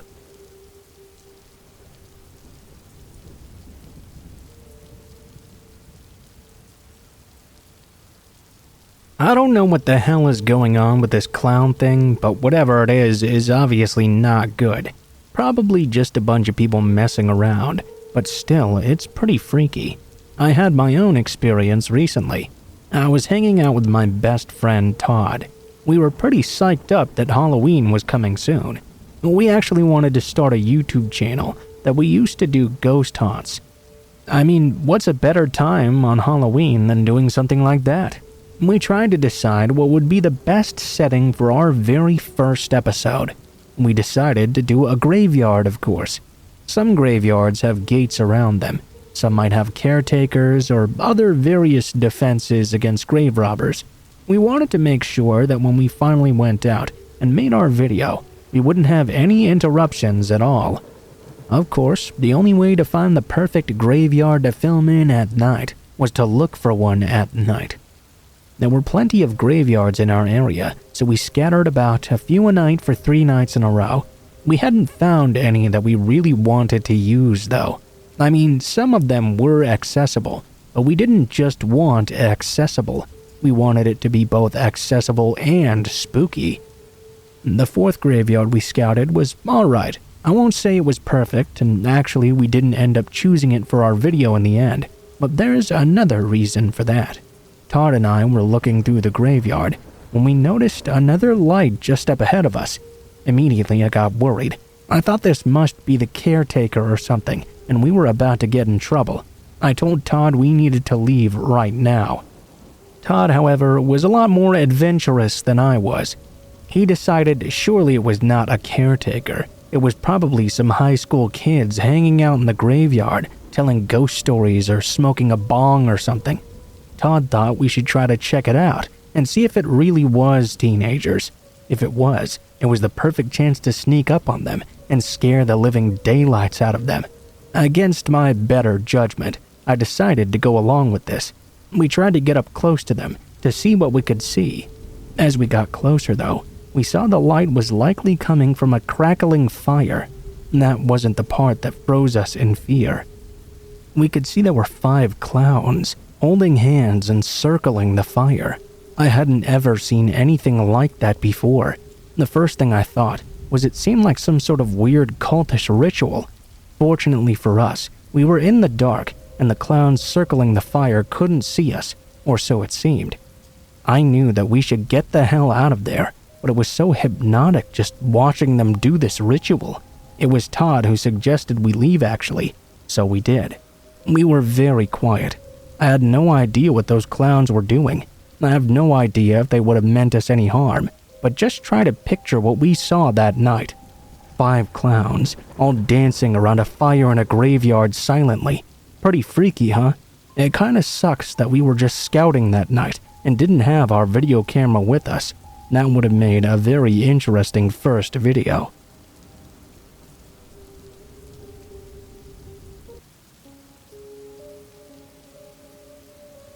My brother used to tell me there was a witch who lived in the woods just behind our house. My brother was 8 years old at the time, and 8-year-olds are definitely more likely to believe in such things. At 14, though, I didn't believe in witches. I figured either he was just scared of the dark outside his bedroom window, or he'd seen something and mistaken it for a witch and let his imagination go crazy. He, however, always insisted it was truly a witch. I'm an indoors boy myself. I have no problem with that now, and I had no problem with that when I was a teenager, so I never had a reason to go back into those woods. Once, when I was babysitting my little brother, though, I did a pretty bad thing. I invited my best friend Terry over, and we were playing video games. I completely took my attention off of my little brother because of this. Early into the evening, I heard some noise coming from the backyard. Terry and I rushed to the door, only to see my little brother there. He was sobbing, saying he'd been out in the backyard when the witch had emerged out of the woods. She'd tried to coax him into coming to play with her. My brother, his name Patrick, had refused. He said he knew better than to go with strangers. He then claimed that the witch got angry and began to come towards him while cursing him. That's when Patrick ran up to the door and the witch disappeared. I felt like a jerk. I really should have been paying more attention, but I tried to explain to Patrick that there was no such thing as a witch. Surely he'd seen a stranger and thought they were a witch. He seemed very upset that I didn't believe him. Right then, my best friend Terry challenged me to go into the woods if I was so confident that witches didn't exist. I tried to decline. Of course, he began to call me a chicken, and now, suddenly feeling brave, Patrick joined in and began to mock me as well. So, of course, I said I would because there was nothing to be afraid of. Patrick and Terry followed me to the forest. The dare was that I would walk 50 yards in before I came back out. I had no idea how to measure that myself, but I figured I could just guesstimate. I slowly walked into that dark forest. I tried to keep a brave front, but it was just a bravado. I was actually really scared. It was pretty dim outside, and I didn't have a flashlight either. It would have been easy for the light to play tricks on my eyes. I'm not sure how deep I'd gotten into the woods when I saw something that truly scared the crap out of me. There seemed to be a small clearing just up ahead of me. There was nobody there, but I could see 5 or 6 old dolls laying on the ground. Some of them were dismembered, with their body parts strewn about the clearing. There were these strange symbols carved into the trees as well. I can't really describe because I'm not sure exactly what they were. I can't say they were witchcraft symbols without knowing what those are, and I wasn't scared there was a witch in the woods either. But the fact there was indeed someone out there acting weird meant it was pretty likely my brother had actually been enticed into the woods by someone, witch or not. This freaked me out pretty badly. I definitely wasn't going to tell my little brother about it though. That would scare him way too much. I grabbed one of the dolls to show to my best friend as proof. I hid it under the back of my shirt when I came back out. I insisted there was no one in the woods and nothing to be scared of, which made Patrick feel really relieved. Later in my bedroom though, I showed my best friend that doll as proof. He thought it was pretty awesome. Afterwards, I took it and threw it in the garbage can on the back porch. Later that night, I was doing some homework when I suddenly heard a noise. It sounded like a raccoon had gotten into the trash can. Annoyed, I walked over to the back porch and turned on the lights. I gasped as I saw a large woman. She must have been 6 feet tall, standing naked on the back porch. The lid to the trash can was off, and in her hand she was cradling the doll I had thrown in the garbage. The light seemed to have caught her by surprise. As I shined the light in her face, she looked at me, and I saw the craziest eyes I'd ever seen. Before I could react at all, the woman took off sprinting into the woods. I had to call the police about what happened. I didn't care that she'd gone through the garbage to get her doll, but I now fully believed what Patrick had been telling me. This was that witch, and if that woman was trying to entice him into the woods that day, she would come back again in the future. The police found her in the woods and took her away. I hope to a psychiatric ward to get some help or something. I don't know much more about why she was out there, but I'll never get that picture of her that night out of my head.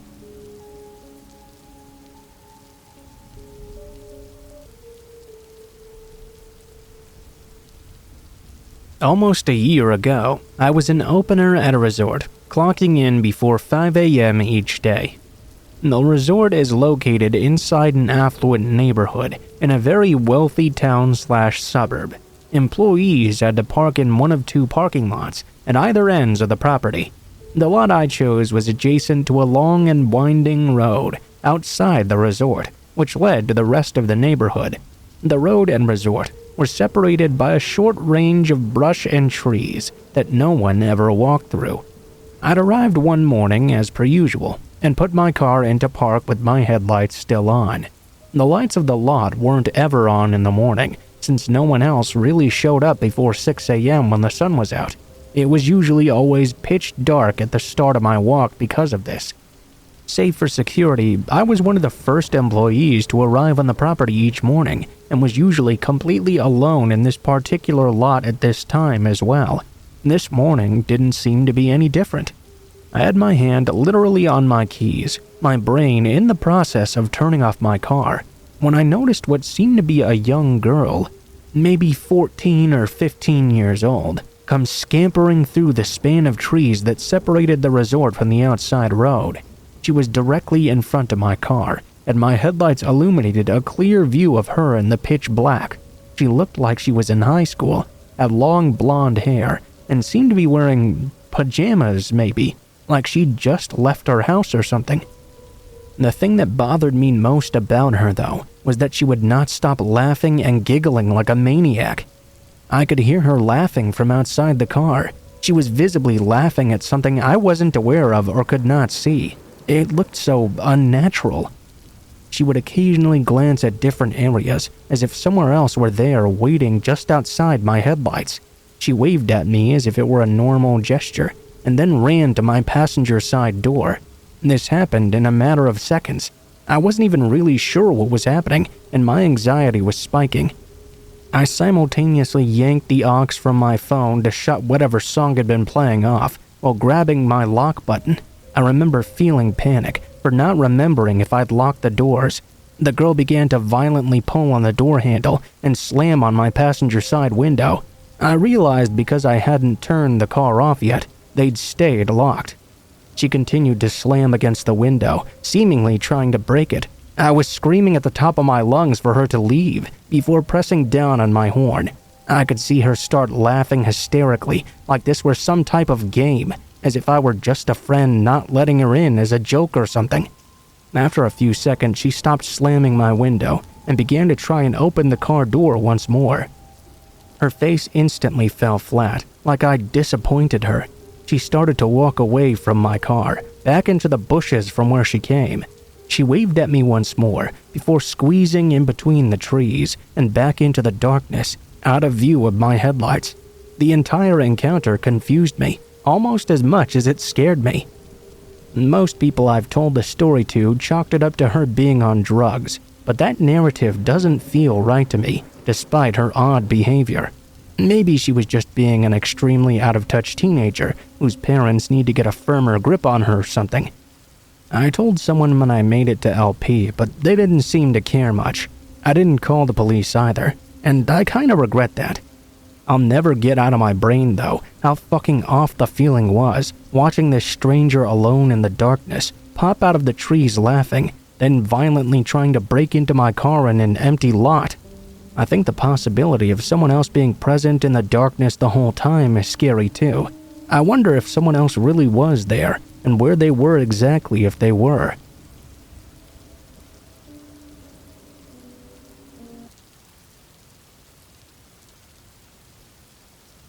I work at a higher-end women's clothing store in my state's largest mall. We're also seriously understaffed, and generally only have one manager and one associate on at all times. This will be important for later. This incident happened 2 weeks after I was promoted to manager. It was my first night closing the store as the manager on duty, and I was already nervous because of this, even though I'd had weeks of training already. A few hours into my shift, my store manager asked me to hang a banner in the front window, promoting some sort of sale. I asked my associate Allie to help me out, because the sign was very heavy and hard to put up by myself. It took about 20 minutes of struggling to get that damn thing set up, but eventually we did it. As I was cleaning up the supplies I'd needed to do this, I locked eyes with a man outside the store. The man was sitting on the bench in the middle of the corridor my store was in, seemingly talking on his phone. No big deal. People are always out there. Probably he was just waiting for someone.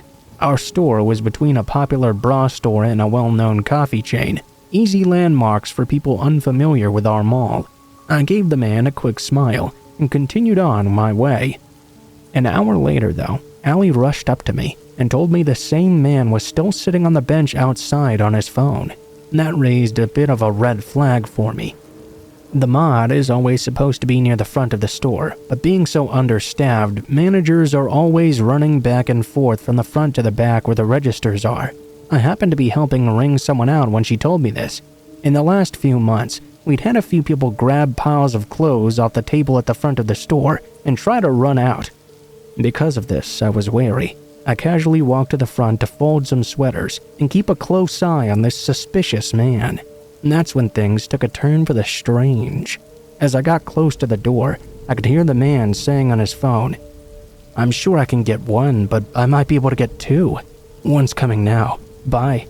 My mind was still thinking this guy was going to grab some clothes and run, since I had my back turned. Instead, he jumped up walked just outside the doors and gave me the biggest, friendliest smile he could muster. "Excuse me, miss, could you come here for a second? I want to show you something. Come out here with me, just for 1 minute." I was now getting super creepy vibes from this guy. "Sorry, sir, I'm the manager on duty. I can't leave the store at all." I backed up a few feet. Shucks, I just wanted to show you how wonderful your sign looks from outside. I saw you ladies struggling to put it up earlier. I wanted to offer my help, but I knew it was probably against the rules. I understand being friendly, but this guy was being overly friendly. I could feel he was trying to charm me. "Oh, thank you. Those signs are heavy and can be quite a pain to put up." The man walked into the store. I gave him a weak smile and backed up towards the middle of the store to straighten things up, while still keeping an eye on him. I looked for my coworker, only to see she'd disappeared into the back room. So much for power in numbers, I guess.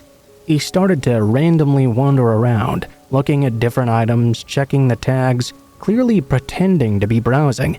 As he got towards the back of the store, my store manager came out of the back room. She started talking about schedules and meetings, so she was clearly the one in charge of everything. He saw her and made his way towards the exit. I was still at the front, but had wedged myself between a table and two mannequins. "You're doing a great job out here. You lovely ladies have a wonderful evening." The man tipped his hat and ran off. My manager was on her way to the doors when I jumped in front of her to explain everything. I had seen just about every side of her, but I've never seen her look concerned as she looked when I told her that. Being the no-nonsense type of person she was, she told me she was going to go ask him why he was trying to lure me out of the store. She walked out the door, looked toward the direction he'd walked away, and came back to tell me he was now standing in a spot I wouldn't be able to see him unless I walked out of the store. Unfortunately, she couldn't stay with us any longer, as she had an appointment she needed to see to. She told us to call security immediately if the man appeared again. As luck would have it, 30 seconds later, 2 guards were passing by my store. I flagged them down and explained everything. They were clearly concerned as well, which surprised me. They said there'd been reports of suspicious people trying to lure a young woman out of the mall. They started walking toward the direction the man was in to have a chat with him. 5 minutes later, one guard came back and asked me if a man sitting further down the corridor was the same man. It was. He wasn't too close, but was still close enough to come back when he had the chance. At this point, I was about to have a panic attack and almost started crying. The guard stayed a close distance from my store for the rest of the night. Luckily, the man left after. I think the security spooked him off. I called my husband and had him walk Allie and I to our cars after work. As I recounted the story to my husband, I realized something. The man was wearing a zip-up sweatshirt with large pockets, and he had his hands in the whole time this transpired. I firmly believe that if I'd walked out the store, he would have pulled a concealed weapon on me to try to get me to leave the mall quietly. Deep down, I know if I was stupid enough to walk out, I never would have walked back in again.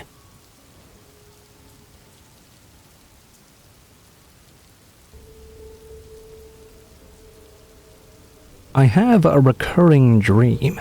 Well, it's more of a recurring concept dream, and the dream itself is not the same, but what happens in it always is. I'll be somewhere with any person, usually a different person each time. It will be really cloudy outside. I'll look off into the distance and see a tornado touch down. I'll panic, and this is the funny part. Each time I see the tornado, I'll remember that I'm having a recurring dream about tornadoes. I'll tell myself this time is not a dream. I run off and try to find a basement to hide in. I've been having this dream over and over for my whole life. What makes this story so weird is that it happened in December. It was December 21st, 2013 to be precise. I was moving into a house with my sister as my roommate. It took place in Tennessee, on the very day of the move. We were pretty upset that it was supposed to be a rainy day, so we tried to get all of our loading done before it began to rain. We were actually pretty fortunate that we were able to get everything done with no more than a sprinkling hitting us. We were only about an hour and 20 minutes away from the place we were moving to, so it was supposed to be a pretty quick job. It was unusually warm that day, so far it was not a really unpleasant experience. Probably about 5 o'clock in the evening, though, we were in our house with our pets. My sister has 4 cats, a dog, and I had a ferret.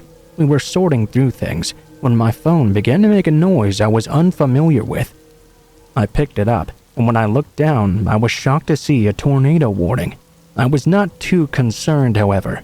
Although I've never had one on my phone before, I've had tornado warnings happen.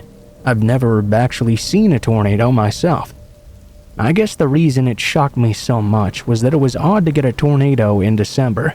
We went ahead and gathered the pets into the living room with us. We had a basement, but you had to go outside and around to the backyard to get into it. I had the key ready just in case I had to do this. It then began raining really hard, and I mean really hard. My cell phone made another urgent warning again. It told us to immediately take shelter. There were several loud cracks of thunder, and then the weirdest thing happened. Almost immediately, the rain stopped altogether. There was no more thunder, and it was eerily quiet. I was familiar with that calm before the storm thing in regards to tornadoes, but when it actually happened, it was so strange and unnerving. We were about to gather the pets up and rush down to the basement when the silence was broken by an immediate deafening crash. Then there was a sound I can only describe as a train on steroids. It was very loud, and the thunder began to clap again. We decided we could not go outside to the basement at this point. We were concerned the tornado was now too close. The electricity went out altogether, and just when we thought it couldn't get any worse, the entire house began to shake in place. The pets were all scared, and we didn't know what to do. I went over to look out the window. Scared, but still curious to see if there really was a tornado out there. I didn't see it. I couldn't really see anything. It was too dark, and the electricity was out everywhere. I sat in the house with the pets. The noise got louder and louder, and the house began to shake even more fiercely. I was pretty terrified. I began to wonder if we really should have gone into the basement. It was then that very suddenly the noise stopped. The house stopped shaking almost instantly. The lights came back on. It was over just as quickly as it had begun. The whole experience was so surreal. The next morning, I didn't see any other houses that were damaged. There were trees knocked over in the street, but that was the only sign that anything had ever happened. I don't know. I tell you, it was strange that the very day we moved into that house, it had to be hit by a tornado. Just really, really bad luck.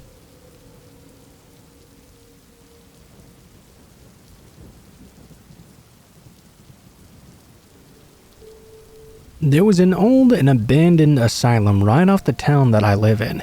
Nowadays, it's been cleared out and is used to give ghost tours. I've been to it a couple of times since it reopened. I don't really believe in ghosts, nor do I think it's haunted. And now that it's been cleaned up, it's really nowhere near as scary as it used to be. The reason I know this is I've been in the hospital after it had been closed down for decades, but before it ever reopened as a haunted tour.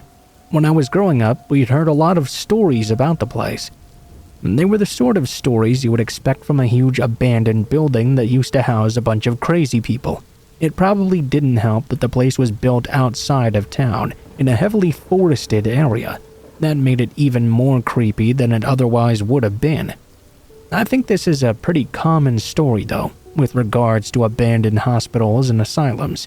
You always hear about one patient who was left behind after it closed down.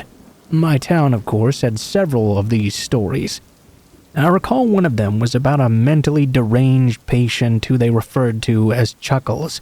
Apparently, the story goes that when the hospital closed down, they had to release all the patients free into the world.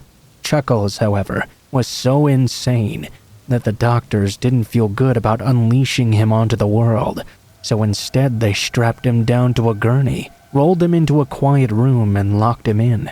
From there, the story takes several different directions, depending on who's telling. Some people claim he starved to death because he couldn't unstrap himself, nor could he get out of the quiet room. Others say he did get out and lived by himself in the abandoned hospital. He would roam around in the forest surrounding, finding food to live on. They also claimed he would kidnap kids if they were hiking in the forest, or that if teenagers pulled into the forested area to make out in their cars, Chuckles would appear upon them and kill them.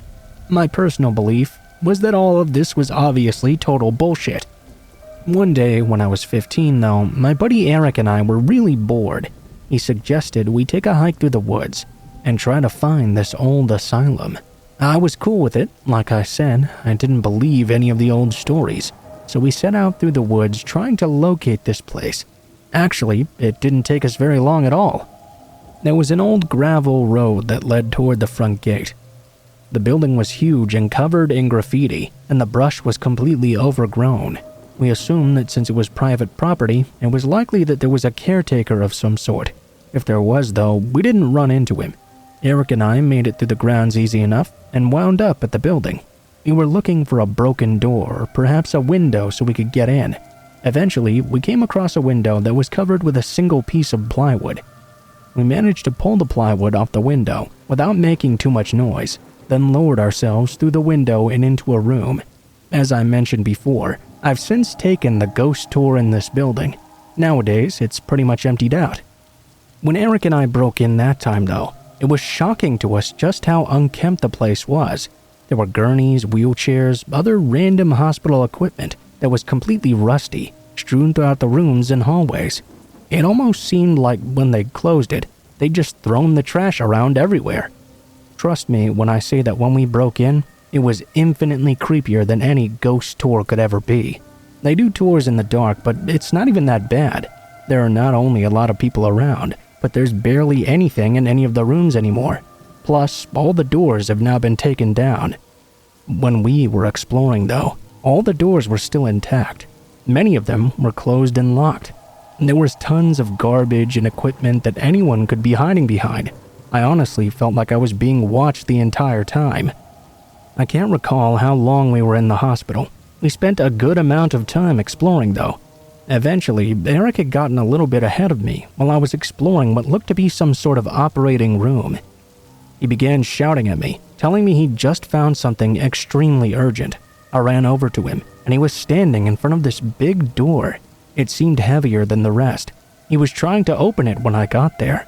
I saw what had gotten his attention. It was a quiet room. Someone had put graffiti on the door as well, which read Chuckles. Eric was unable to open the door, but it did have a small window in it. He took his flashlight and shined it into the room. He told me to look inside as well. When I did, my heart nearly stopped. In the room was a single gurney with broken straps on the floor. In one of the corners was what appeared to be a long-since dead body. It was decayed beyond belief, but it was definitely a dead person. That sincerely creeped us out, and we left right away. Since then, when we took the ghost tour, the door had been removed. There was no longer any gurney in the room either. What's the most weird, though, is that the tour guide never mentioned anything about Chuckles. You would think they would, since it's a pretty freaky story. They never mentioned that body either. I mean, what's scarier than a person so psychotic he was strapped to a gurney and left to die in the hospital? It gives me shivers even today.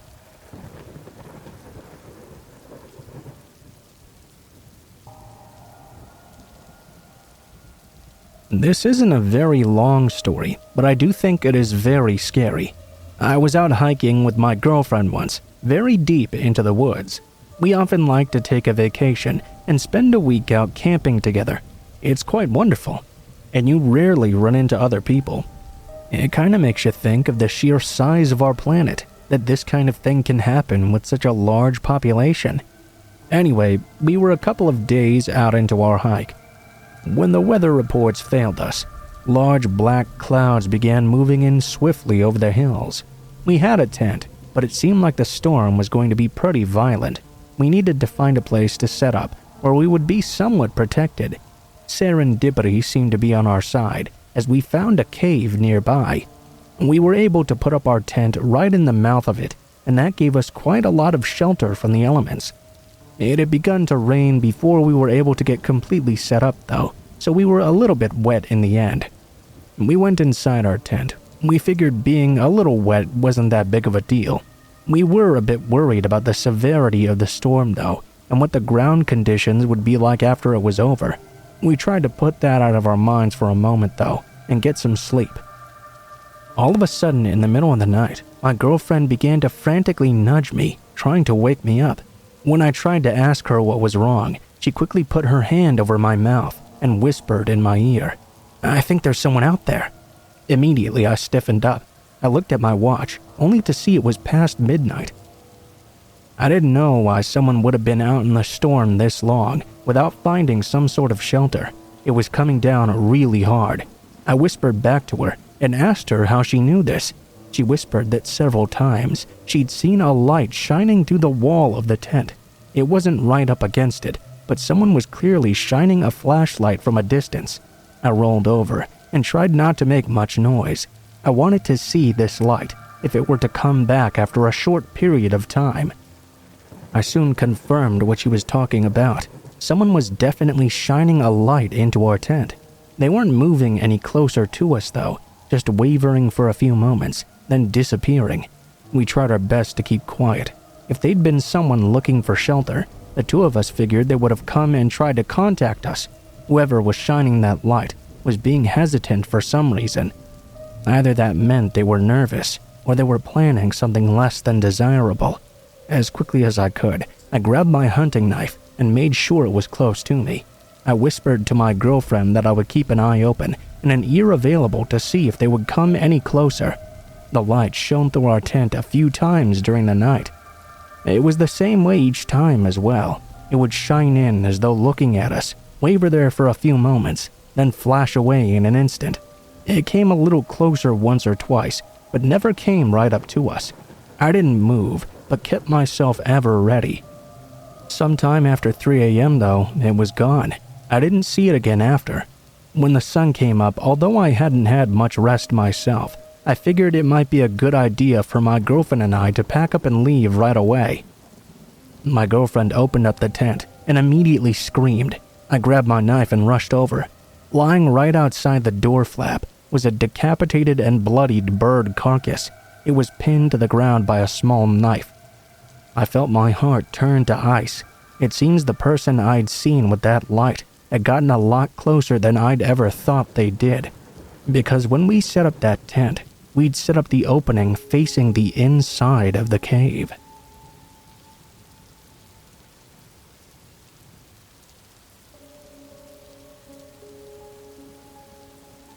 Birdwatching was an activity I usually enjoyed in the fall and would regularly go hiking in the local forest to do. It was never pleasant to go for hikes in the summer. Too much sweat and too many bugs always made a miserable experience, but the fall was just the perfect time. The scariest thing that ever happened to me occurred when I was on one of these walks. I'd gotten an early start that day and wanted to see how deep I could get out into the hills. Now, it's not unusual to run into people during these hikes. Although the hills around us were rather deep with forest, fall was a popular time to go hiking. This day, I was out in the woods for several hours though, without seeing a single person. I was looking through my binoculars in a cardinal direction when I heard a twig snap not too far behind me. I jumped and spun around. I expected to see a small animal behind me, at worst someone spying on me, but instead, to my surprise, I didn't see anything. I didn't think too much about it, because it really could have been anything making that noise. The snapping sound I made spinning around had scared the birds away, so I decided to continue hiking and looking for some other birds to watch. As I was continuing to walk around though, I could have sworn that I heard someone else walking behind me. It was almost like being in a living cartoon. As I was walking, it seemed like I heard an extra set of footsteps, but every time I stopped, I didn't hear anything at all. I was stuck between thinking I was just imagining it and thinking that someone else in the woods was really trying to mess with my mind. This continued for quite a while. Fortunately, I was pretty familiar with the area, so I wasn't more than just a little bit nervous hearing what I assumed were other footsteps. It did wreck my nerves a bit though. By the time I got to this creek I usually stop by for a drink of water, I was really on edge. I walked into the creek, much happier to be hearing the sounds of flowing water rather than leaves. As I was about to bend down to get a drink, I noticed a bird call from the far side of the creek. While it was the bird that got my attention, it was what was beside the bird that kept it. I could see a human body laying down on the far side of the creek. His head was turned to the side, and he was so thickly dressed I couldn't tell if he was breathing or not. I tried calling out to this person to see if they were alive or unconscious. They didn't answer. If they were alive and I didn't try to help out a bit, I would have felt terrible. I made my way walking down to a log that was crossing the creek and carefully made it to the other side. I cautiously approached the man laying there. As I got closer to him, though, I didn't have to get much further to realize that this man was clearly dead. Blood on the rocks and his discolored flesh was more than enough to let me know he'd been dead a while. The way it was arranged made me pretty confident he'd been killed as well. Panicked, I quickly rushed back to the log and crossed back over. I was nervous and missed my footing though. I slipped and fell into the water. Fortunately, it was a shallow creek, and I only needed the log so I wouldn't get wet. I was soaked now though. I got up and trudged out, and began making my way back out of the hills. At first, I was quite panicked, but that soon gave way to worry. I kept remembering the sounds of those footsteps as I'd made my way out of the woods. I began to hear them again, and when I sped up, hurried to get out, I could have sworn I could hear them keeping pace with me. I was convinced that someone was following me the entire time, but the worst part about it was that I could never find trace of them while it was happening, so I didn't know if it was real or all in my head. Regardless, I made it out of the forest without anyone trying to attack me. I had to report that body to the park rangers. I also let them know about me being followed, but I didn't really have any evidence other than my own paranoia to back that up. So, yeah, I have no idea if someone really was after me for seeing that, or if it was just my paranoia from what I'd seen. Either way, it was a pretty terrifying experience.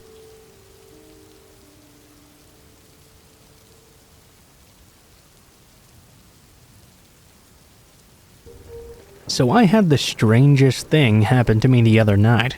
I live in an apartment building, in a one-bedroom apartment. The other night, I was in bed sleeping when I heard a loud knocking at my front door. I found this to be very, very odd, because the building I live in has a security door. I don't know anyone else who lives in my building. No one buzzed my buzzer either, so I had no idea who this could be. I got up, stumbling across the floor half asleep. I looked up at the clock and noticed it was around 2 o'clock in the morning. Now I really had no clue what could be going on. I figured maybe one of my neighbors had a problem in their apartment and they needed my help for something. I went up to the front door and grasped onto the chain. I was half asleep, as I mentioned. I realized quickly, though, that it would be pretty stupid to just open the door without even looking through the peephole. I took my hand off the chain and put my eye up to the peephole. I got the shock of my life, and it felt like a real jolt, too. Standing just outside my door was the scariest looking clown I'd ever seen in my entire life. His makeup was evil looking. His mouth makeup had fangs drawn into it. Wounds and blood were made up all over his face. His eyes were narrowed, and he had the sickest smile I'd ever seen. Worst of all, he was pounding on my door with what looked to be a meat cleaver. He loudly knocked on the door again, startling me. I wasn't sure how to react. I mean, obviously, this was freaky. I thought maybe I should just pretend to not be home. I'm not sure how you can even address a clown that looks like such a psychopath. Finally, I decided I needed to say something after he wouldn't go away. I mean, I had no idea who this guy was. If he really started to think I wasn't home, there was nothing stopping him from going to someone else's door, and maybe the next person would open it, and who knows what would have happened to them. I told the guy to go away, or I would call the police. He began to pound on the door even harder. My heart was beating hard in my chest. I told him I was going to call the cops right now. I did so, and went and grabbed my cell phone. When I got back to the door, to my surprise, the clown was still standing there, gazing directly at the peephole. When I returned, he backed away, held the cleaver in the air, and began to spin around in a circle laughing. He danced over to the stairwell, opened the door, and then he was gone. I reported it to the police, of course. It was very terrifying. I'm just glad that nobody got hurt.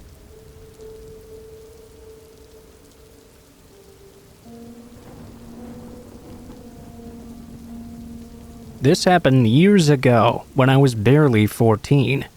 My middle school and the middle school of my best friend at the time organized a trip abroad to Great Britain, London to be exact.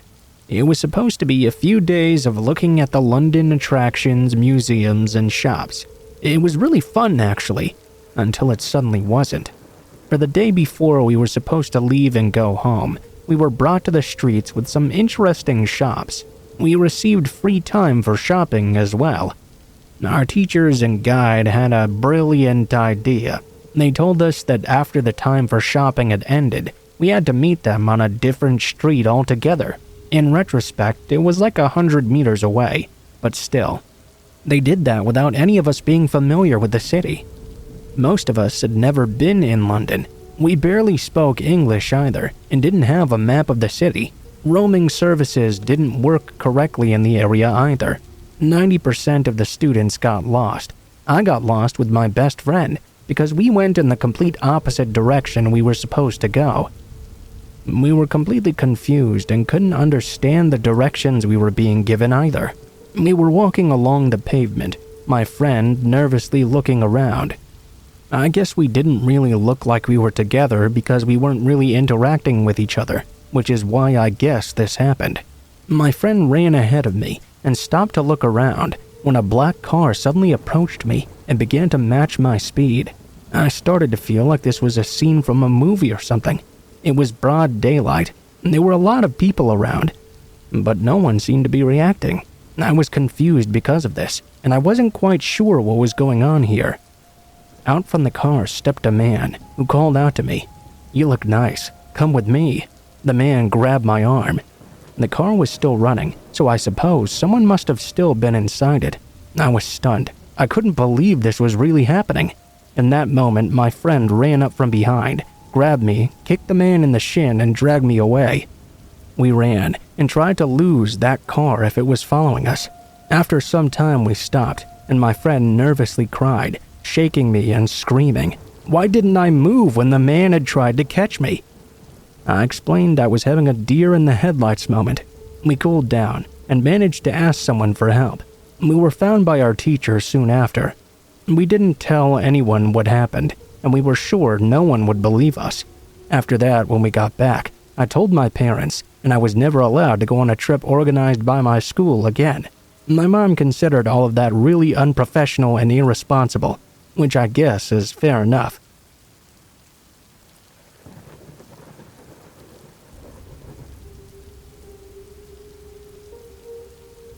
I had been planning on going on a fishing trip for quite a while. When I got up in the morning, I had everything packed and put into my truck. My boat was secured, and I set out before the sun had even come up. Although I'd checked the weather before I went to bed, and even when I got up, I was a bit surprised when the sun did rise. It was supposed to be overcast and rainy, and it certainly was that day.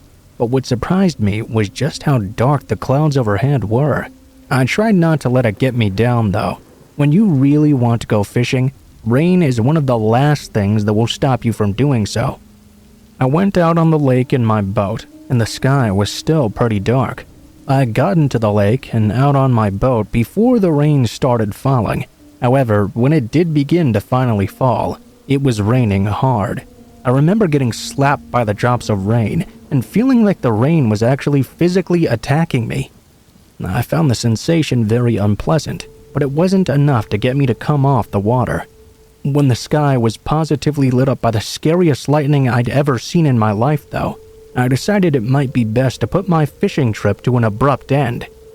I started the motor and started to head for land. The lake was not very big, so it wouldn't take me very long to get to shore. Getting my boat out of the water in that weather, though, was not going to be fun. Suddenly, though, something caught my attention. I began to hear the strangest sound I'd ever heard. It sounded like a loud and wet crash. That might not be the best way to describe it, but it's the only way I can think of at the moment. I turned around and was absolutely shocked at what I saw in the distance. A small, thin tornado had just touched down right on the surface of the lake. I began to panic. I mean, anybody would. You like to think you'll be calm and act rationally when these things happen, but no, I definitely could not. Hell, I almost wanted to jump out of my boat and swim to shore. Of course, that would have been absolutely stupid. My boat was way faster than I was, but something in my head was just telling me that was logical. Instead of following that thought, though, I kept on heading for shore. I couldn't take my eyes off this sudden waterspout. Every time I looked forward, it was only for a second before I looked back. And yeah, I could see this waterspout was heading right in my direction. As I said, it was not a big lake, so the spout didn't have a lot of places to go. When I'd finally reached the shore, the tornado had made some serious ground on me. I couldn't risk trying to dock my boat. I was just close enough where I could jump out of it and on to the dock. I began to run as fast as I could to my truck and jumped inside. Just as I'd started it up, I saw the scariest thing I'd ever seen. The waterspout rushed over and picked my boat up out of the water as if it were a feather. The boat was thrown through the air before it came crashing down only a few yards away from my truck. I shot the truck into gear and took off. Fortunately, I was able to get away in the end, but that was certainly very scary.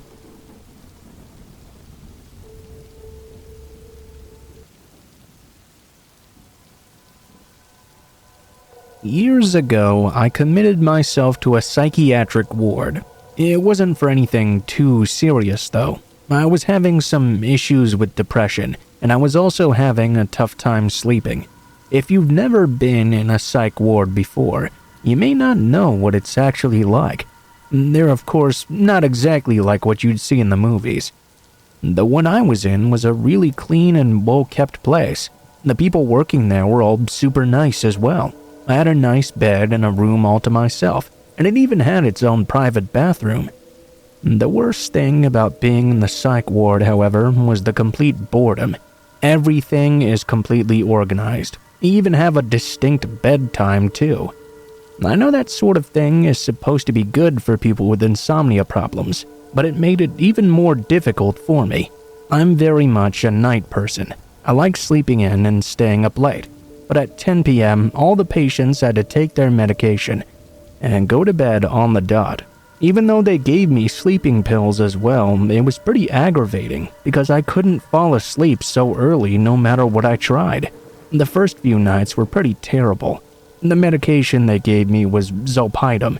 It didn't really help me go to sleep though, and if you know much about this medication, it can also make you hallucinate if you don't fall asleep. I was quite aware of this, but I was having so much trouble with not sleeping that I was willing to risk this. On the third or fourth night that I was there, about an hour after I'd taken the medication, I was still tossing and turning in bed. I turned over and opened my eyes. When I glanced over at my bathroom door, I saw the door slowly begin to open from the inside. It didn't open very much, but it was just enough for me to see most of a face hidden behind the crack in that door. I couldn't make the face out very well, but I could tell it was not anyone I had ever seen before. The person didn't seem to acknowledge me in any way either. I froze at first. My brain was still pretty foggy, but I had enough wherewithal to know that I was likely hallucinating. Rather than freak out and call for someone to help me, I tried to close my eyes and go to sleep anyway. As I laid there, though, I couldn't help but think about that face in the crack of the door. It made it even more difficult for me to fall asleep, but I truly believed it was only a hallucination. I kept my eyes tightly closed. I figured that feeling would go away, and eventually I'd just fall asleep on my own. After a while, though, I realized that something was keeping me from falling asleep. I rolled over on my back and opened my eyes. A sudden shock reverberated throughout my body. The person who'd been in the bathroom was now standing right over me, grinning down at me. I jumped up from being so startled. The person reached down and slapped their hand over my mouth to keep me from screaming. It was right then when I felt their touch that I realized this was a real person and not a hallucination. I had only been in the ward less than a week. I figured I must not have known everyone who was there yet. I struggled, but the man was so strong. He held me down firmly, his hand covering my mouth and nose. All I could think to do as this guy began to smother me was to flail around recklessly. I luckily smacked the lamp on the nightstand and knocked it over onto the floor. The loud crashing startled the man, but he still kept his hand firmly over my mouth and nose. Fortunately, though, the crash had attracted the people at the night desk. They rushed into the room and pulled the man off even as he continued to try and smother me. The man just kept staring at me, this time with a stern look on his face as they held him down. While I stood there still in shock, an intern rushed in and sedated the man. I later found out why I'd never seen that particular patient before. He had been spending time isolated for severe behavioral issues. Apparently, he'd just been let out that very same day. I have no doubt he was put back in soon after. I got discharged the very next day. There was no way, with his issues needing to be addressed still, that I could spend another single day there.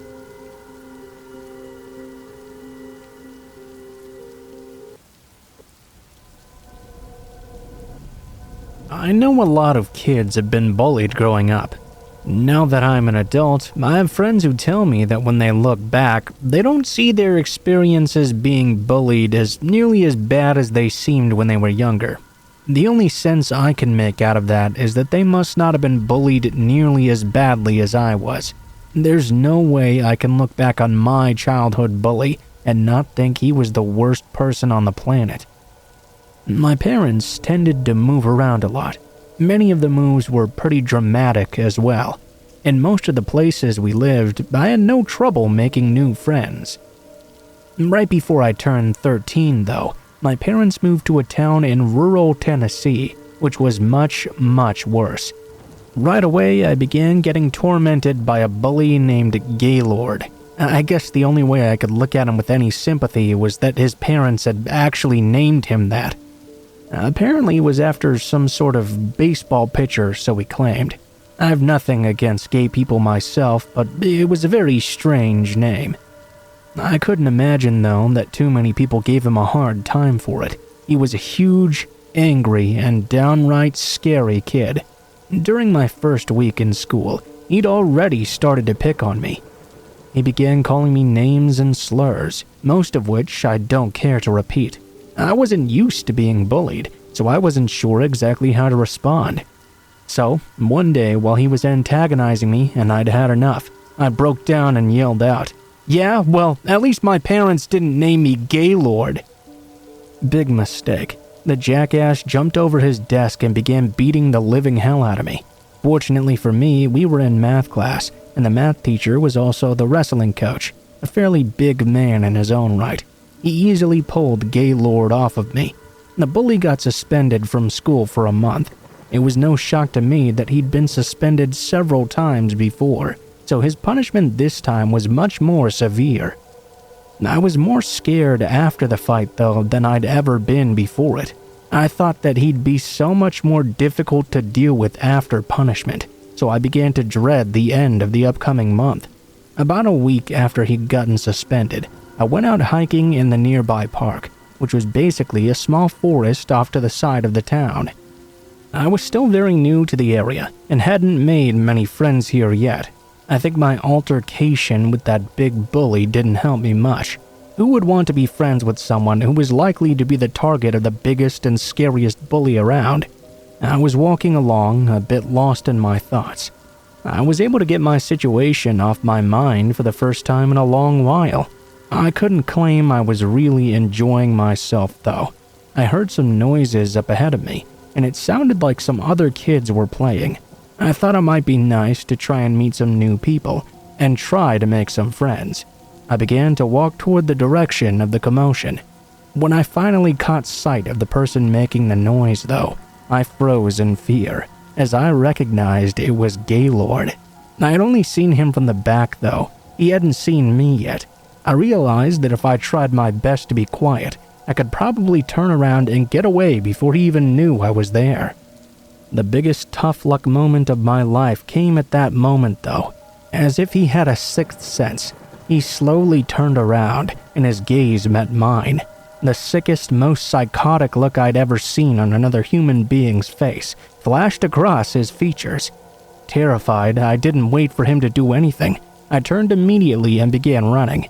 I knew that he had to be chasing me, but I tried not to think about it. I just ran. I tried not to think about what he would do if he caught me. I knew that it would be awful. Mid-step, I suddenly felt something hit me from behind. I knew it was him. I yelped and fell hard on the ground and severely bit my tongue. I found out later I'd nearly severed it.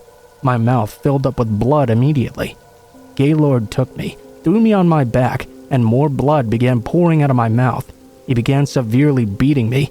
I put my hands up, but I could barely protect myself from this psychopath. He pounded me over and over. My head was growing fuzzy, and I knew that I was going to die. Everything went black. When I woke up, I was still laying in the forest, but it was completely dark, and nobody was there. Every part of me hurt, and my tongue felt like it was the size of a football. I was able to pull myself up to my feet and began trudging through the forest. It hurt for sure, but it wasn't nearly as scary as just walking around. I kept expecting him to jump out at me at every turn. I remember hearing an owl hoot and actually screamed a little, which of course hurt my tongue further. I didn't think I would make it through the forest, but after a bit of plowing on, I finally made it out. I went up to the first house I came to and knocked on the door. As the door opened, I freaked out. I completely expected to see him standing on the other side. I started crying. Luckily, it was a kind elderly woman who was shocked to see me there. I must have been quite the sight. I tried to tell her that I needed an ambulance, but because of my tongue, I couldn't actually talk. I didn't need to, though. It was quite obvious. She called 911. At the hospital, I learned how badly my tongue had been torn. It was being held on by only a thread of muscle. I had a broken cheekbone, a fractured skull, a concussion, a broken arm, and 3 broken ribs. I had to inform them through writing who it was that attacked me. He was arrested and spent the next 5 years of his life in juvenile hall. Well, at least he was sentenced to it. My parents moved out of town long before the 5 years were up. I don't look back at my bullying experiences as something that wasn't as bad as I remembered. It was as bad as I remembered, and for years I was terrified to be in the dark. I was terrified to go out into the woods. I was terrified to go to school, and terrified to be alone. He took a lot from me, and I wish he had nothing but the worst life.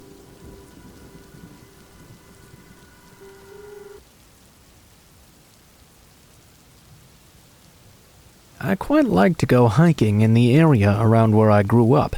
Although I personally live in the city now, I still own the property where I was raised. Whenever I feel like I just need to get away from the world for a while, I drive out there for a weekend, grab my hiking gear, and just go exploring. I tend to always roam in the same areas. My trips were infrequent enough that I could explore the same area over and over again and still manage to find a new experience.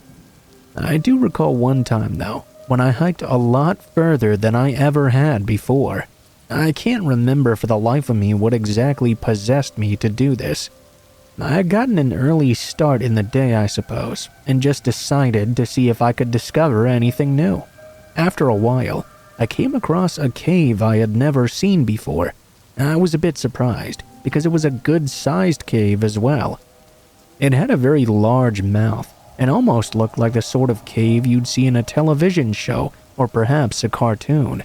I'm not sure if I'm describing it well, but the entire point is that I could very easily just walk right into this cave. I didn't have to crawl in or find some crazy way. It was a bit wet with some puddles and such, but as I was wearing some very water-resistant hiking boots anyway, I didn't mind too much. I guess in retrospect, it might not have been a cave at all. It might have been some sort of abandoned mine.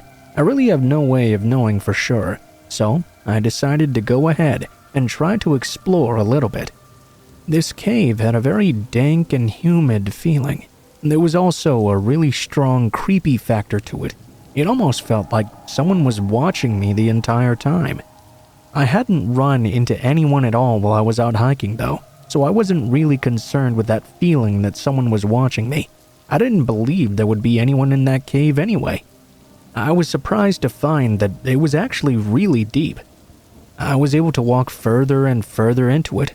The ceiling didn't decline in any dramatic way, but I could see a few stalactites. They weren't really big. I had to be careful to keep from bumping into them though.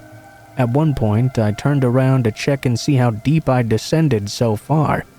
I must have been about 50 feet from the door of the cave at that point.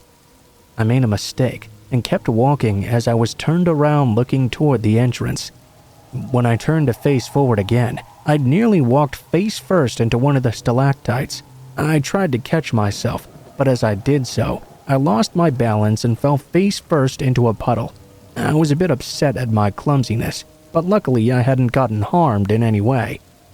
Then though, as I began to pull myself out of that puzzle, I thought I heard the distinct sound of someone laughing. I shook my head, realizing I must have been hearing things, but as I listened closer, I began to hear it again. This time it was very clear and distinct. There was someone laughing at me, a single voice, giggling. Completely creeped out, I leapt to my feet and didn't even try to regain my composure. I hurried out of that cave as quickly as possible. The laughing continued from deep in the cave, but it got lighter as I rushed out to the entrance. The walk home was creepy as hell too. I mean, I didn't hear the laughing since I'd left the cave, but I could still feel I was being watched while out hiking. The memory of what happened followed me to my childhood home, and I had a difficult time sleeping in the house that night. I honestly didn't feel comfortable until I left my family home and returned to the city.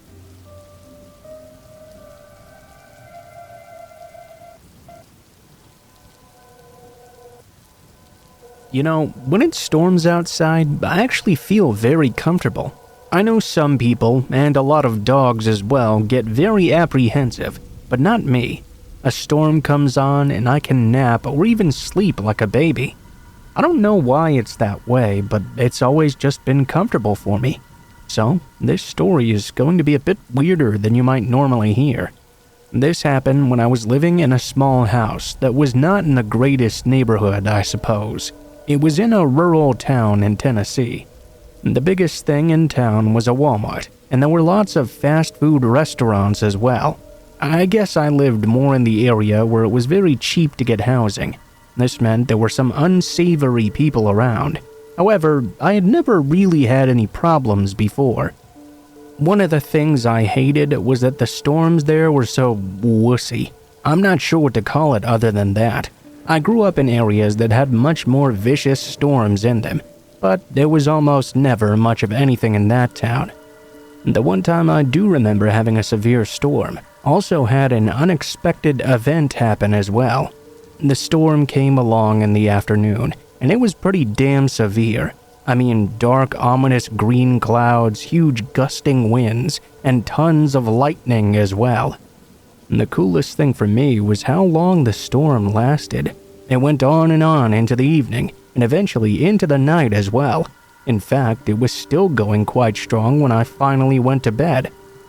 Although I usually had some problems sleeping, I knew I would sleep like a baby during this storm. And I did. I fell right to sleep. It was when I got up in the morning that I had the shock of my life. My neighbor's house could be easily seen from my bedroom window. I saw it every morning when I woke up. But this time when I woke up and looked, it wasn't there at all. I got up and rushed over to the window. Peering outside, I became even more shocked. Their house was just a pile of rubble, and theirs wasn't the only one.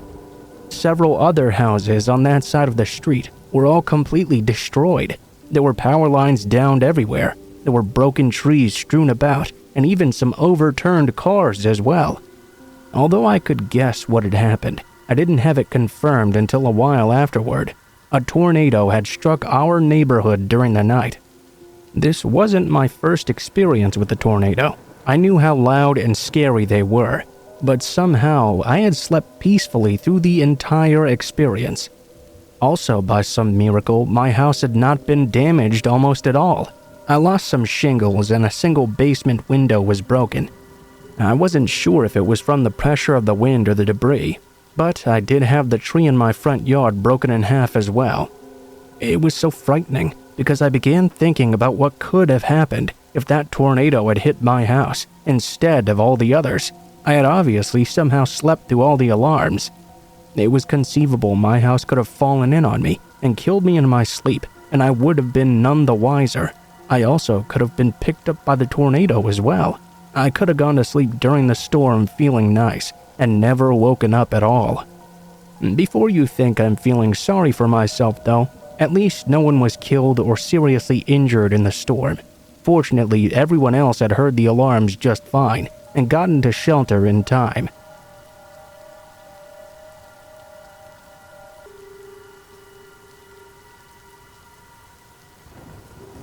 I don't really know when this clown thing started, and I don't really know what it's about either. All I know is that I had a really weird encounter, and just recently as well. I work at a fast food restaurant, you see. I work the closing shift all the time, and I myself don't have a car. My home is in an older neighborhood. My parents left me the house, so I own it outright. That's how I can afford to live in a house alone while only working a fast food job. One thing the job doesn't afford me though is a car, so I have to walk home every day after I get off work. On the night this happened, I got off from work around 1 o'clock in the morning. I then began to walk home. I live in a fairly small town, so of course it's rare that I come across much of anyone this late at night. It's usually a quiet and very peaceful walk home. When I turned onto my street though, I immediately noticed something very odd. Normally when I leave for work, since I know it will be really late when I get home, I always leave the porch light on for my house. But even though my house was much further down the street, I could already tell the light was off. Well, it could just be a burnt out bulb, right? I guess that should have been the first thing that came to my mind. It wasn't though. For some reason, I got nervous very quickly. My first thought was that somebody must have broken into my home. I began walking down the street rather cautiously. I kept to the sidewalk while straining my eyes to see what was happening. Then I noticed there seemed to be someone standing on my porch. Okay, so a burnt out bulb and someone standing on my porch. That was enough for me to get very worried. I took the side yard of one of my neighbors and walked over to the backyard of my immediate next door neighbor. Yes, I know how stupid that sounds. I should have just called the police. However, in the moment, that didn't occur to me. I just wanted to know who this could be. I was actually trying to think of a way to handle it myself. Plus, one of my immediate thoughts was that this must have been a friend of mine playing a really mean prank on me. It was not unheard of. If it was a friend and I called the cops on them, that would be a huge mess. I walked up to the side yard of my neighbor and peeked around the corner to see who this was. There, sitting on my porch, rocking back and forth in my dad's old rocking chair, was a clown.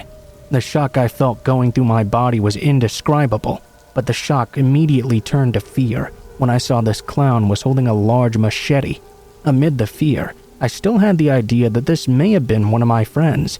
We pranked back and forth, but this sort of prank was really bad. I decided the best thing to do was call the police, even if it was one of my buddies. Better to take the chance than end up dead. I quickly ducked back into the side yard. I called the police and told them there was a clown with a machete on my porch. This is when I found out about the recent clown sightings. The dispatcher didn't believe me at first and thought I was falsely reporting because of the popular trend. I insisted that was not the case though, so they sent out a car. I waited in the side yard for 20 minutes, waiting for the officers to arrive. It was 20 of the most terrifying minutes of my life. Finally, I saw the flashing lights of the car turning down the street. No siren though. As the cop car passed by my neighbor's house, I decided to come out and go over to my own. I felt safe finally. When I turned the corner, I noticed the clown was gone. My porch light was still out, but the clown was nowhere to be seen. I walked up and talked to the officer and explained what I'd seen. I don't think he believed me. He must have thought I made up the entire sighting. Still though, he checked the house out for me at my request.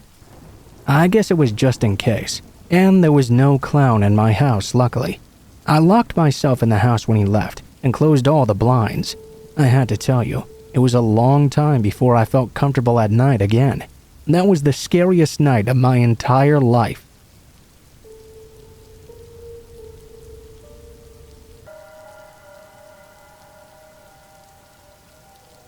I've changed some small details here and there because I don't want this to get traced back to me. When this took place, I, female and in my 20s back then, was just finishing my degree in the city and working as a casual receptionist at a firm. One of the employees, Nick, told me one day that one of his clients, who he said was a stand-up guy, thought I was very cute and wanted to see if I would be okay to give him my number. We went to dinner and he was charming enough. He was in the medical field and about 7 years older. I didn't mind though, as my own parents had a similar age gap between them, and they turned out just fine. We talked about my studies, and he told me he thought my rather run-of-the-mill family life was quite amazing because his life had been so different. He was adopted as a baby, and his father was extremely abusive. When he was 15, his mother left, and he never saw her again after that. He was kicked out at 18 and ended up in a terrible car accident in his early 20s. For a long time, he stayed at a relative's house and worked hard to support himself. Yeah, pretty heavy conversation on the first date. But all I could feel was this overwhelming sense of compassion for this poor man who had been through so much. He was nice, smart, handsome, and though he was a tad too serious, given his life, I figured that was understandable. We ended up dating for a bit, but by the 3rd week, things started to feel a little bit weird. He refused to introduce me to any of his friends because his last ex had left him for a friend. He also hated that I had any male friends at all, for the same reason. He would insist on reading any texts I sent or received from any male. I made excuses in my head for him, like, people need to heal, or sometimes they need a crutch before they can learn to trust. It's not like I have anything to hide. He started being very critical of the way I spoke, acted, and dressed. He was also super insistent we move in together right away, but I felt that was way too soon. In arguments, he would sometimes get this weird look in his eyes that made me feel extremely unsettled. I once tried to break the tension by half joking, "You look like you want to hit me or something," to which he responded this, "I wouldn't bother if it came to that. I would just kill you." I was so shocked I didn't even know how to react. Recounting it, red flags are everywhere obviously, but though it might be hard to believe, I was actually convinced I was falling in love with him. Most of the time he was perfect, until those times when he wasn't.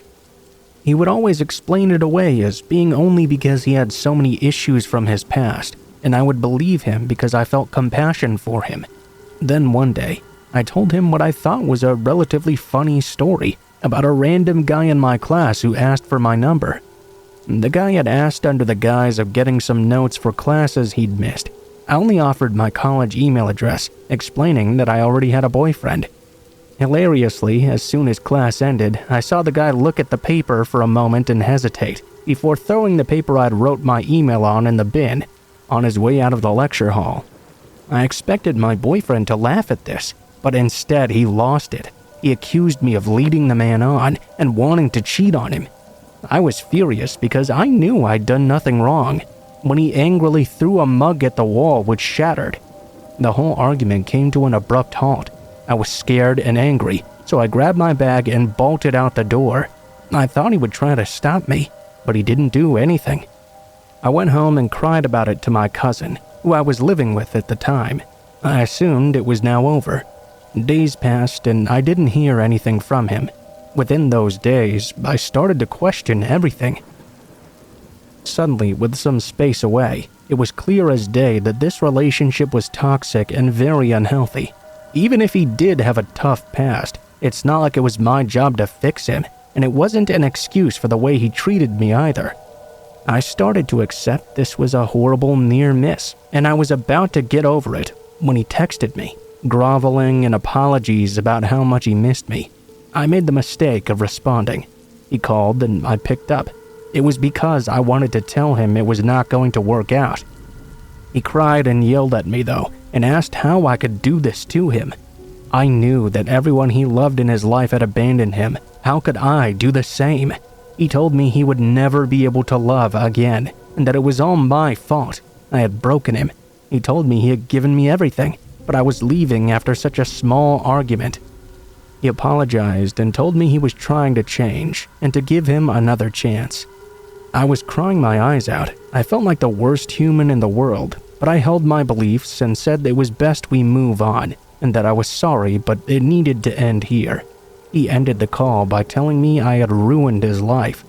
Nothing happened for a while, except some texts here and there where he would try to apologize, tell me he missed me, and then explain he realized he'd made so many mistakes.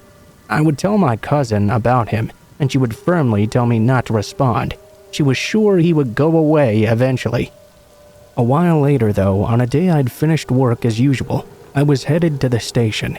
It was a busy day and the streets were scattered with other people. As I walked on, I had this weird sudden urge to look behind me. My head shot back, and I saw my ex. There was a small amount of distance between us, but as soon as I saw him, his eyes locked onto mine. He looked different, a bit out of it. I thought maybe he was drunk or something.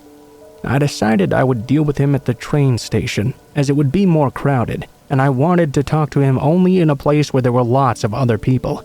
I figured the yelling and crying would not be as intense that way. When I reached the station, he caught up to me. He stopped about 2 feet away, and I expected him to start apologizing again. Instead, he said nothing. He just stared at me with dead eyes. Awkward seconds passed, and I was about to tell him to leave me alone. I only got out a single word, though, because his arm moved slightly. He took his hand out of his pocket, and I saw he was holding a knife. I froze, and I vaguely remember thinking I wanted to run for it.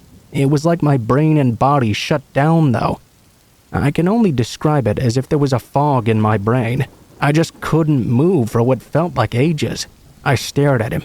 I still remember how his eyes looked so blank. I don't remember how long that lasted for. He took a step toward me, but then, without saying anything else, he turned and left swiftly. Nobody else seemed to have noticed. I remember numbly getting on the train. I started second-guessing if that had even happened.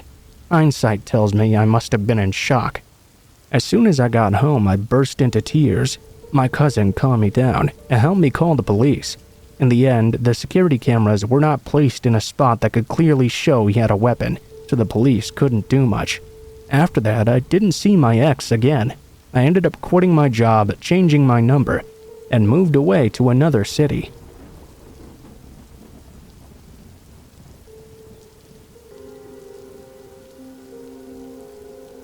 This story absolutely needs to be kept anonymous. I can't even tell you which state I live in, because even telling this story could get me in some serious trouble.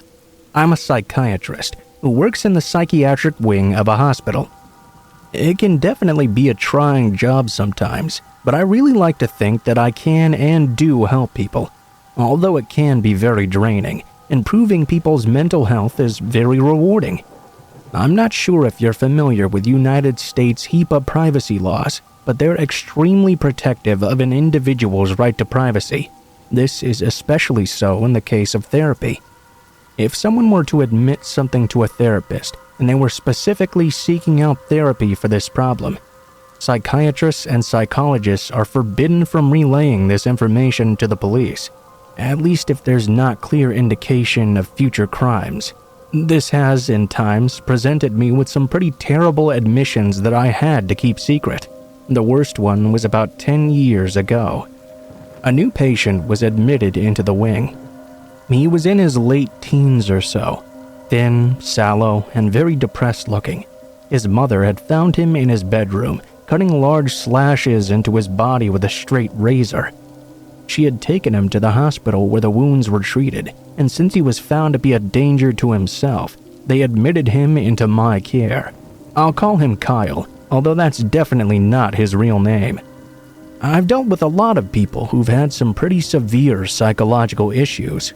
Kyle, though, was a bit different. If I had to diagnose him, he was likely suffering from an extremely severe conduct personality disorder. Think the kind of teenager who kills small animals, for example. Very often, conduct disorder in a teenager will manifest itself into antisocial personality disorder as an adult. The technical term for this is what you'd call psychopathy. Anyway, Kyle didn't really cause many problems in the ward, although he didn't talk much at all either. This was unusual, because generally conversation was the most common activity amongst all patients. Instead, he would always just ignore everyone and sit and stare at the TV, regardless of what was on, or if it was on at all. When the TV time was over, he would go into his room, lay on his bed, and just stare at the ceiling. Kyle had been in the psychiatric wing for about 2 weeks. When I was talking to him about why he was cutting himself, the subject had come up several times before, he always avoided it. I, of course, needed to know what was going on, though, so I brought it up in every therapy session we had together. So the two of us were talking one day, and I really didn't expect to get any further with him than I ever had before. This time, though, when I asked Kyle why he'd been cutting himself, he suddenly and very quickly responded, "Because I wanted to see the way she felt when I cut her up in the same way." I was shocked. I asked him to elaborate. "If my mom hadn't stopped me, I would have known what she felt like when she bled to death." I asked Kyle what he was talking about. He didn't offer me any new information at all. He just repeated he had slashed some girl in the same way, and that she had painfully bled to death. He wanted to know how it felt himself. I couldn't tell if he was serious or not. I did some research, of course, and there didn't seem to be any recent murders or missing girls in the area. As far as I could figure, Kyle must have been lying. On the other hand, I couldn't discount the fact that he may have been admitting to a real murder. You see, Kyle was well aware that admitting to a crime, including murder, when seeking therapy in relation to that crime, prevents a doctor from contacting the authorities. I had no choice but to keep his secret, which may have been why he was so forthcoming with this story and told me that. The first thing that went through my mind was that if this kid really killed someone, he and I would be the only two people to ever know. In actuality, I can't really tell if he was making the story up. Maybe he was. He probably got annoyed at me that I kept asking him why he was cutting himself. He was that sort of kid. He was dark for the sake of being dark. But there was something about him that wouldn't stop me from being scared to death of this kid. Thankfully, it allowed me to keep him longer in the psychiatric ward for as long as I deemed necessary to protect others from him. I never could find out if he really murdered anyone, and he never mentioned it again. But I kept him under strict observation for a very long time.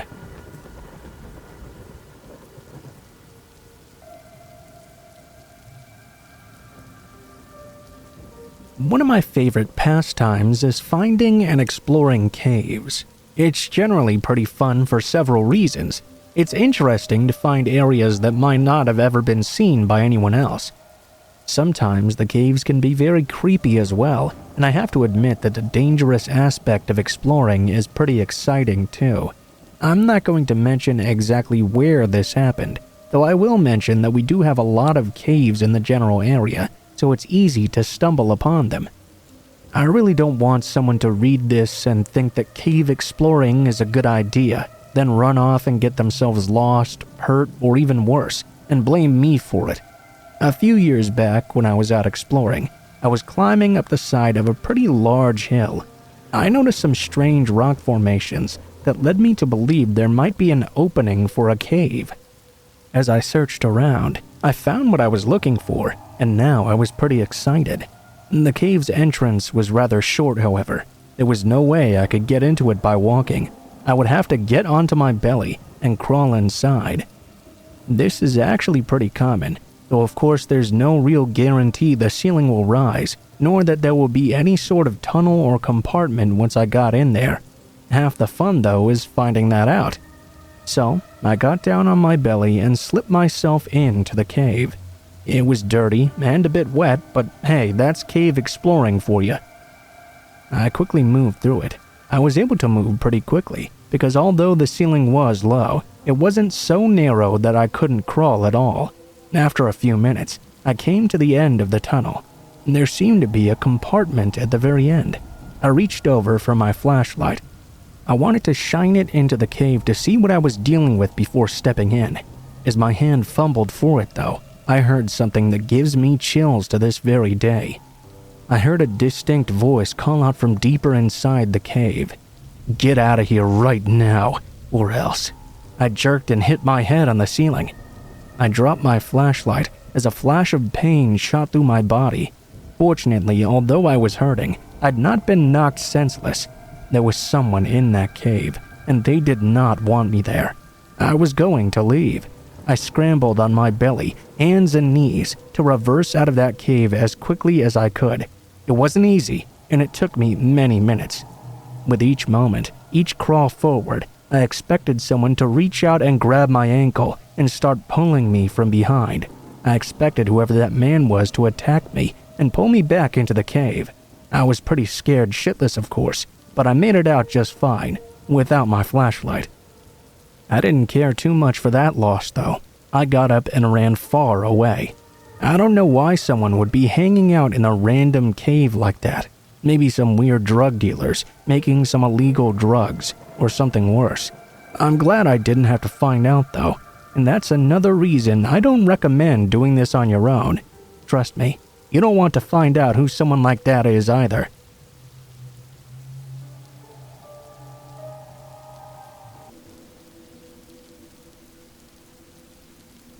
I really love apples. I live really close to a local apple orchard. Every fall, the orchard allows people to pay a fee, come in and pick their own apples. It's pretty fun, and you can get quite a lot for a very cheap price. The biggest problem, though, is that the orchard is so popular that when it first opens to the public in fall, it gets extremely crowded.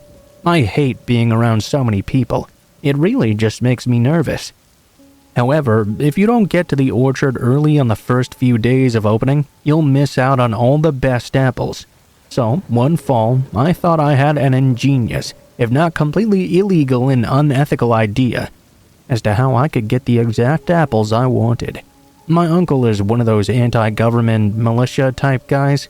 He had a pair of night vision goggles. I thought I'd borrow those for a bit, sneak into the orchard, get the apples I want, then come back the next day and pay the fee. The orchard wasn't really protected in any serious way. I could get in very easily.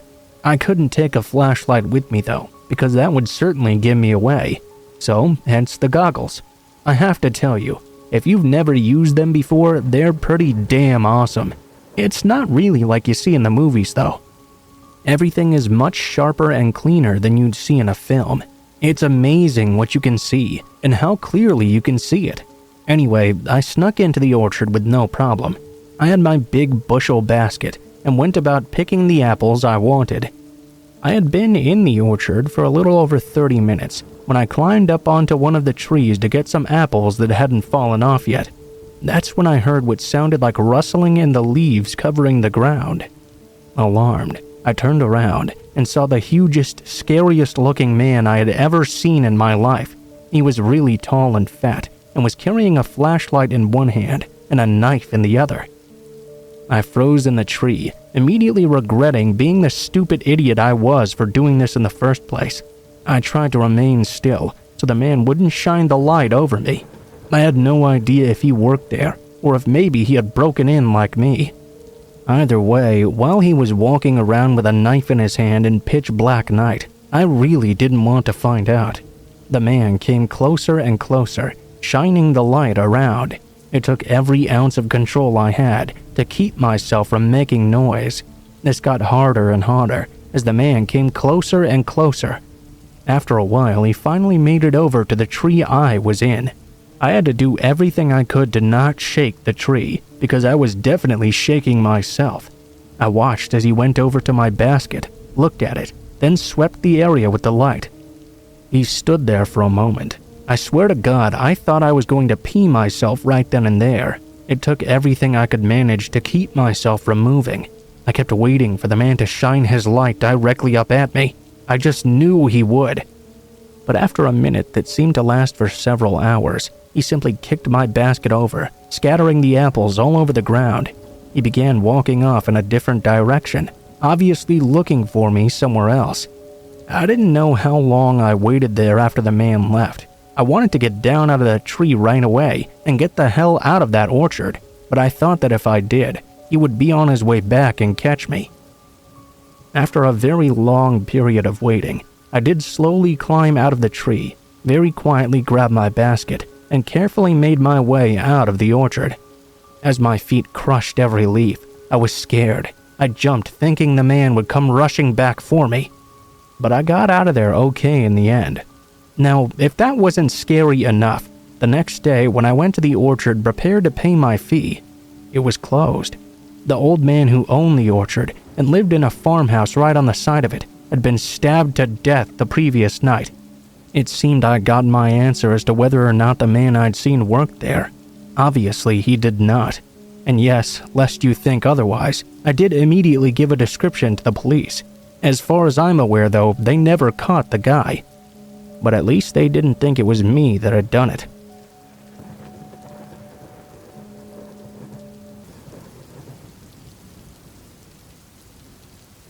My scary college experience isn't something that happened to me. It wasn't an experience that happened to anyone I know, but it happened on my college campus while I was going to school there. Like other stories I've told that happened to me, this story is not for any sympathy, so please don't feel sorry for me. I tell it because I love my school, and I think it's important we never forget these things when they happen. It was a very cold day in February. It was on a Thursday, I believe. On Tuesdays and Thursdays during the semester, I only had classes at night, child psychology at 7 p.m., and as I remember, I had a paper due for that class soon. Although I had my own dorm room, I also had a television in that dorm room. I knew that as long as I had the game show network, I was not going to get any of my work done. I grabbed my laptop and went to find a quiet nook in the honors lounge of my dormitory. Mainly, I was working on my citations. I was using the online database of psychology journal articles to work on my paper, so I would look at the article information, switch over to Microsoft Word, type in the information, and then go back. Well, at around 3 p.m., just as I'd finished citing an article, I went to pull up a second article from the database. It was then that a very frightening thing happened. Over the library database page, a red warning notice appeared on the screen. The notice read this: "There has been a report of a gunman on campus. Get to a safe area and take precautions until given the all clear. Avoid King's Commons and all buildings in that area." Needless to say, I was scared. I unplugged my laptop, ran up the 4 flights of stairs, and locked myself in my dorm room for what was likely the next half hour. It seemed like an eternity. I kept refreshing the homepage of my school's website, hoping to get some sort of update as to what was going on. It was finally at some time after 3:30 that the message was updated. The shooter had been killed, but it still instructed everyone to stay in their rooms until further notice. Unfortunately, as the details came in, we learned that a graduate student from another college came to our school, entered a lecture hall, and shot 26 students, killing 5 of them before killing himself. I checked my Facebook page that day. There were tons of my friends posting messages to me asking if I was okay. I had to confirm that I'd not been involved with the event whatsoever. We of course held memorials for the students who were involved, and made a pledge to never forget what happened on February 14th, 2008, at Northern Illinois University.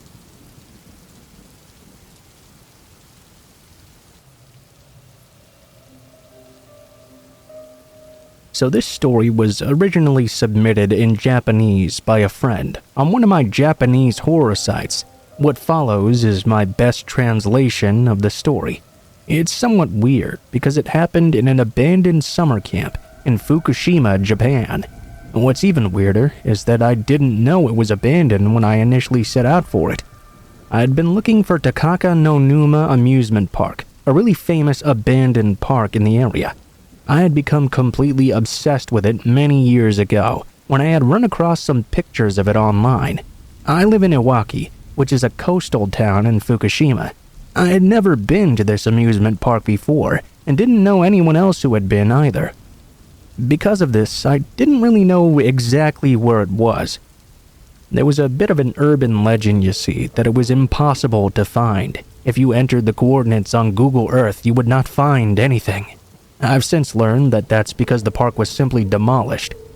Well, that information may have helped me those many years ago, but it doesn't really help me too much now that I know it now. I would take these excursions out into the hilly area around which the amusement park was said to have stood. It was easy enough to do, as there were no barriers preventing me from going off the street into the hills and searching around. I was exploring, and I got particularly excited when I came across what looked like a bunch of abandoned old cabins. I thought I was on to the first signs of something.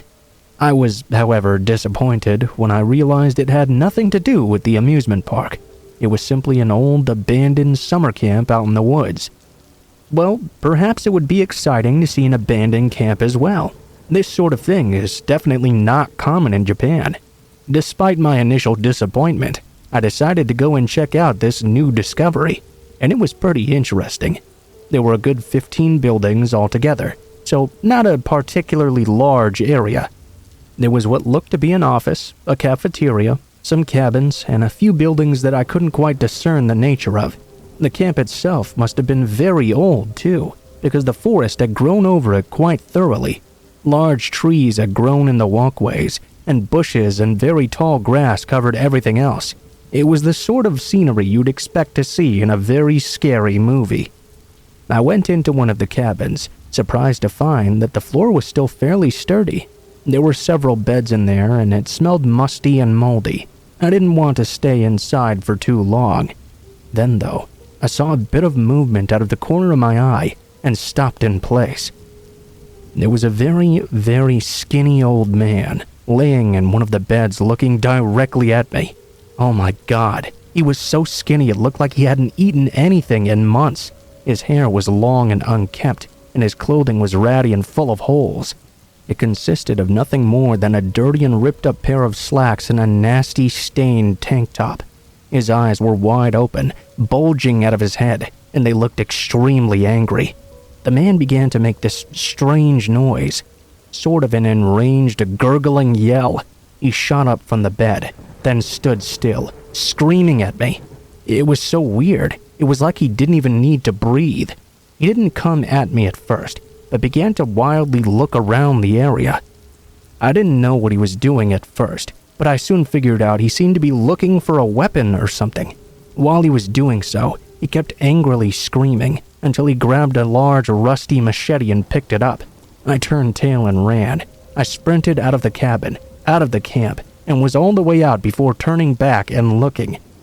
The man was standing outside, watching me, still screaming and holding that machete. Fortunately, the man was very skinny and weak, and so had no chance of keeping up with me. I kept on running until I was out of the woods, and arrived back at my car. All of this because I was looking for an old abandoned amusement park.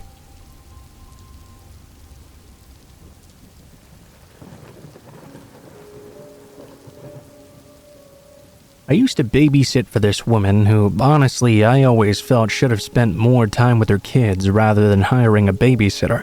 She had 3 children in all, 2 young boys and 1 girl, all with her ex-husband. The very fact that she was the one who got custody of them told me that no matter how bad she was, the husband had to be much worse. Just to be clear, by bad I don't mean she abused her kids in any way, because I never noticed any signs of that. She seemed to love them a lot, actually. She was just absent all the time. She would go out partying and drinking and come home all liquored up. Often, she wouldn't even come home at all and would sleep the night somewhere else, I suppose at one of her boyfriend's houses. My friends all wondered why I kept this job, but to me it was pretty obvious. First, she paid me really well for what I did. Plus, it was already bad enough. The kids didn't have their mother or their father around them. I didn't want to abandon them also. They were really good kids. This story happened on one of the nights when the mom was out partying, and I knew it was going to be an all-nighter. At about 6 p.m., I heard a knock at the door. Going to it, I recognized the man who was there as their father. I'd never met the man myself, but I'd seen several pictures of him so I could be aware if he ever came over. He was not allowed to see the children without some sort of supervision from the courts. The man asked me if he could come in and see his children, which of course I declined. When he asked me where the mother was, I told him that wasn't his business, and I was simply their babysitter. He kept on trying to convince me to let him in, and I kept on declining. He even tried telling me he must be a better parent than her, because at least he was trying to see his children while she was still out partying. I reminded him, though, that wasn't any of my business. Eventually, he gave up and left. I wasn't really too concerned, but I tried to get in touch with their mother anyway, just in case. Not too surprisingly, her cell phone went straight to voicemail, though. I tried not to think about it too much longer, and put it out of my mind for the moment. Normally, I would have put the kids to bed around 8:30 or so, but half an hour before then, a big storm rolled in. The kids were scared of the thunder, so I let them stay up and watch TV with me. The hub was doing a My Little Pony Friendship is Magic marathon, so we watched that together. At about 9 p.m., I saw car lights pull up in the driveway. At first, I assumed it was miraculously the mother getting home earlier. Maybe her date had flaked out on her or something. That theory was immediately dispelled when the window beside the door busted in. The kids screamed and got up and ran to the far end of the room. Looking at the door, I could see a man holding a tire iron, which he must have used to smash the window. The window wasn't big enough for him to get inside, so he reached around and tried to grab the doorknob. I had to decide quickly whether to call the police or to try to keep him from getting inside. Thankfully, the oldest girl was smart enough to run for the phone and dialed the police for me. This meant I had to deal with the outraged father. The man was yelling all sorts of obscenities at me, screaming and calling me slurs, that if I didn't let him see his kids, he was going to gut me in front of them and worse. Of course, anyone with sanity would know that was not a winning argument. Thank God this house had a fireplace, because there I found a poker. I grabbed the poker, ran to the door, and slammed it down on the man's hand. Fortunately for me, it hurt him bad enough to pull his hand out immediately. He began to scream. Unfortunately, the poker was an old piece of crap and broke in half as soon as I hit him. In the storm, there could have been no way he would have seen that, though. While the man was still cursing at me, I heard police sirens begin in between the thunder. He must have heard them too, because he took off running. He got into his car and left. The cops came to the house and pursued the father. They found his car parked outside of a bar. He went drinking after I fought him off. Needless to say, he was swiftly arrested. The police had a long talk with the mother as well, although I'm not really privy as to what that talk was about. Unfortunately, the family ended up moving, so I was not able to babysit those sweet children again. They gave me big hugs and told me they loved me before they moved, though. That meant the world to me.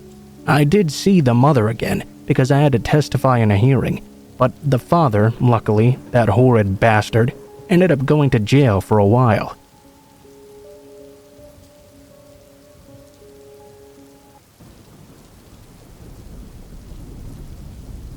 Like everyone else who had just graduated high school and partied throughout their last high school vacation, I was very excited to start my first day of college. I wanted to experience the entire event in sort of a typical traditional way. It was a 2-day drive to get to school, and I thought I would pack up all my belongings in my beater of a car and take the trip to school all alone. You know, enjoy some of the countryside while I was out driving. At the beginning, everything was fine. I started out in the morning and got a lot of driving done while sitting there with the top down in my car, listening to my music. Bad luck soon found its way into my plans, though, about an hour or so before nightfall. Whilst in the middle of driving, out of nowhere my car just suddenly shut off altogether. The dash lights came on and the steering wheel seized up completely. I was barely able to guide the car off to the side of the road, but fortunately I did make it. Unfortunately, I was now pretty screwed at this point. I'd been taking winding back roads, not highways, because I wanted to enjoy the countryside. I had driven past quite a lot of farms, but when my car died on me, I was smack dab in the middle of a long stretch of nothing but cornfields. I tried my cell phone, of course, but I was completely unable to get any signal. I didn't have any tools on me either, and I don't think it would have done me much good even if I had. I didn't know the first thing about working on cars. I considered taking a walk trying to get to a farmhouse, but I wasn't really keen on that idea. I didn't like leaving my car alone with all my worldly belongings in it, especially as I had already put the top down and I was not going to be able to put it back up. I couldn't even get the car's lights to turn on at this point. My only real option was to sit, wait in the car, and hope I could flag down someone to help me.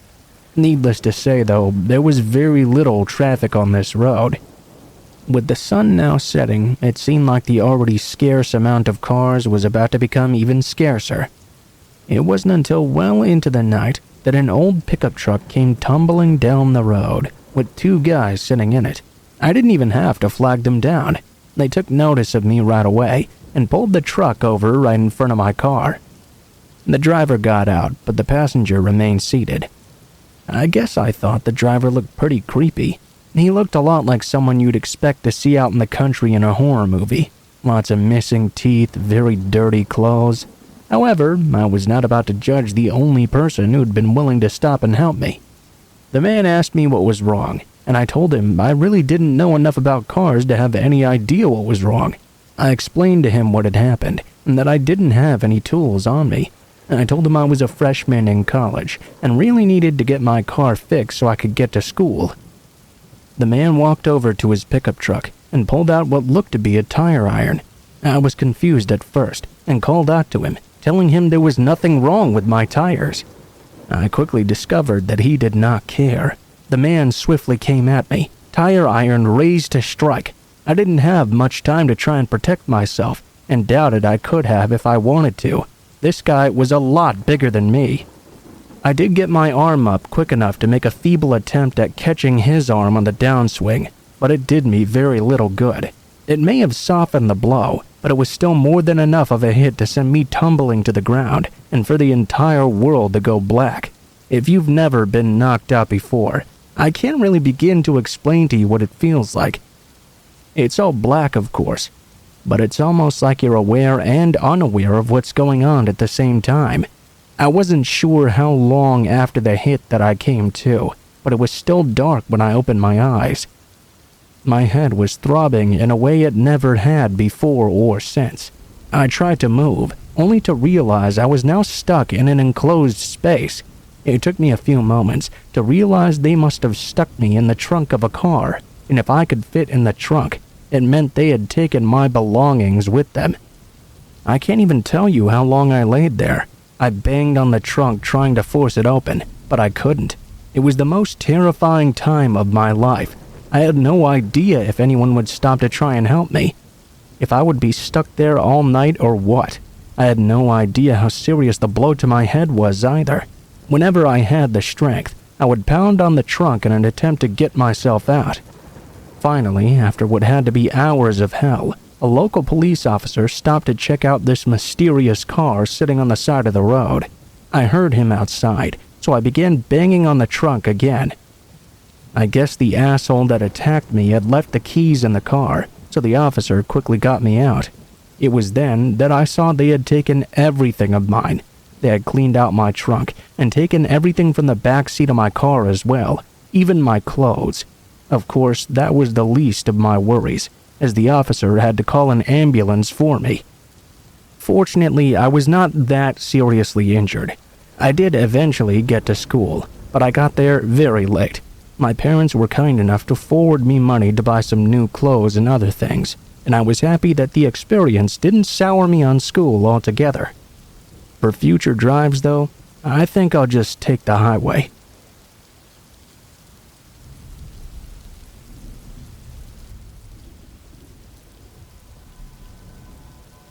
Back in the day, my parents didn't really have the money to buy me the dress I wanted to wear to homecoming, so I decided to get me a job as a babysitter in order to pay for it myself. It was a bit of a dicey thing to try and do, I suppose. I mean, nowadays people are understandably cautious about having other people not only in their home, but also watching their children. I actually had to take to showing his parents my report cards and giving them recommendations from my teachers as well. I can understand it, especially after hearing all the horror stories out there, but understanding didn't make it any less frustrating. When I did finally land a job though, the people I found it with were very much the complete opposite of the parents I'd normally get. I had brought copies of my cards, all my recommendations, but they seemed genuinely surprised when I offered them up. Even more surprised than I was that they didn't ask for them. They almost seemed like they were trying to cover up for not asking, and feigned interest in seeing them after. I got the job pretty quickly. It was great too, because it was a standing Friday job and paid extremely well. Because I'd gotten the job so easily, I automatically thought those kids must be real terrors or something. My own parents were fairly strict, but I know a lot of parents don't know how to raise their children right, and they become little terrors. Trust me, I've seen it happen many times. I was pretty nervous on my first night there. I was very pleasantly surprised to find the kids were absolute angels, possibly the most well-behaved kids I'd ever seen in my whole life. I was a bit confused then about why the parents had been like that. I wrote it off as maybe they were just more trusting than most others I'd interviewed with. A few weeks after I'd been initially hired, my friend Jody asked me if I wanted to go to a movie with her on a Friday night. I let her know I wouldn't be able to because I had that babysitting job. She often babysat too and asked me lots of questions about what the family was like, how well behaved the kids were, and of course what the job paid. As we were talking, I mentioned the name of the family I was sitting for, and Jody turned white as a sheet. For a girl who spent several nights a week in the tanning booth, this was saying quite a lot. She confirmed the address of the house I was working in, and she shook her head at me, telling me I sure was brave. When I asked her to explain what she meant, she told me the house was a bit of a hot potato in the neighborhood. In her own life, she'd seen over 6 families move in and out of it, and that was only when she was old enough to begin paying attention. She told me the reason why was because there was a family back in the 1960s that had owned the house. Supposedly, they had a 10-year-old girl, but they kept locked up in their shed in the backyard. She didn't go to school, didn't have any friends, they just left her out there in her own filth. She died of malnutrition at the age of 10. Let me be clear, I did not believe her story, and I don't believe it now either. To me, it was just one of those far-fetched urban legends people tell each other. Through the grapevine, they get more and more outrageous over time. Although I didn't believe that particular story, I did become a bit nervous about the house though. I never brought this urban legend up to the parents because I really loved the job and didn't want to lose it by being weird. A couple weeks after Jody told me that story, I was babysitting that Friday night. You know, typical scary story setting, a babysitter on a dark and stormy night. Well, that was what was happening. I had put the kids to bed earlier, and it was about 10 p.m. The parents were out very late, and I didn't expect them to return home until close to 2. I was in the upstairs den watching The Daily Show when a large boom of thunder shook the house. As expected, soon after, the 8-year-old daughter rushed into the den. "Aw, honey, are you scared of the thunder?" I asked her when she ran up to me. The girl, Ellen, shook her head though. She said something I couldn't quite understand. When I asked her to repeat herself, I regretted it immediately. "No, I'm scared of the girl in the backyard." Of course, I was immediately alarmed. I asked her what she was talking about. She told me to come with her, and she'd show me. I kept hoping to myself that she'd just had a bad dream or something. I was nervous as she led me to her room. She then told me to look out into the backyard. I was scared, of course, but I was the babysitter.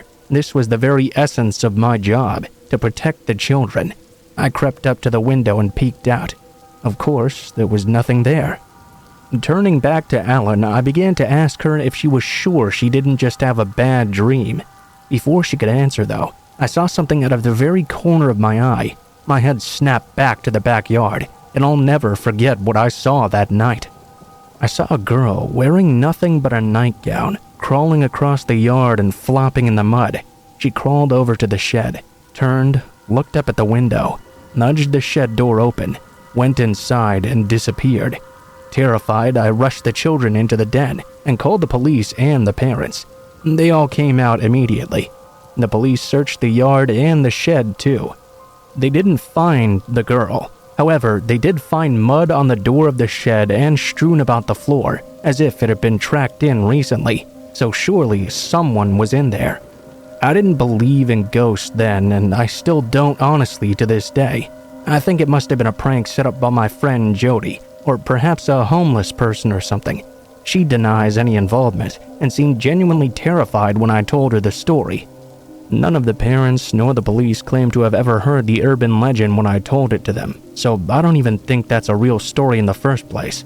The fact is, I don't know what it was I saw that night. I have no explanation. Even if I did, it was scary as hell when it happened.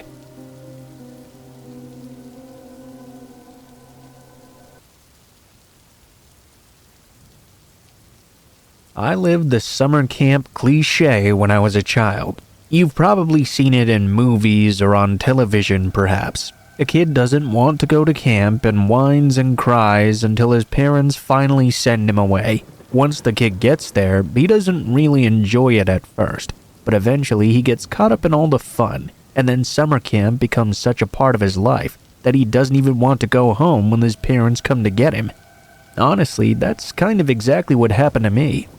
However, when the time came for my parents to grab me, I was all too eager to head home. It's not that I didn't enjoy being at camp either. I absolutely did. We made crafts, went on hikes, and even had an archery tournament. Although if you've never shot a bow and arrow before, you kinda don't realize how hard it actually is. That didn't matter though. I was having so much fun that I even enjoyed the food. I think what really got me into enjoying it so much was the cabin I was staying in. There were 10 boys in it. We all had 2 bunks. At night, we would play these little games, mostly truth or dare sorts. You get a bunch of 12 and 13-year-old boys in a cabin by themselves, and generally the last thing any of them wants to do is go to sleep.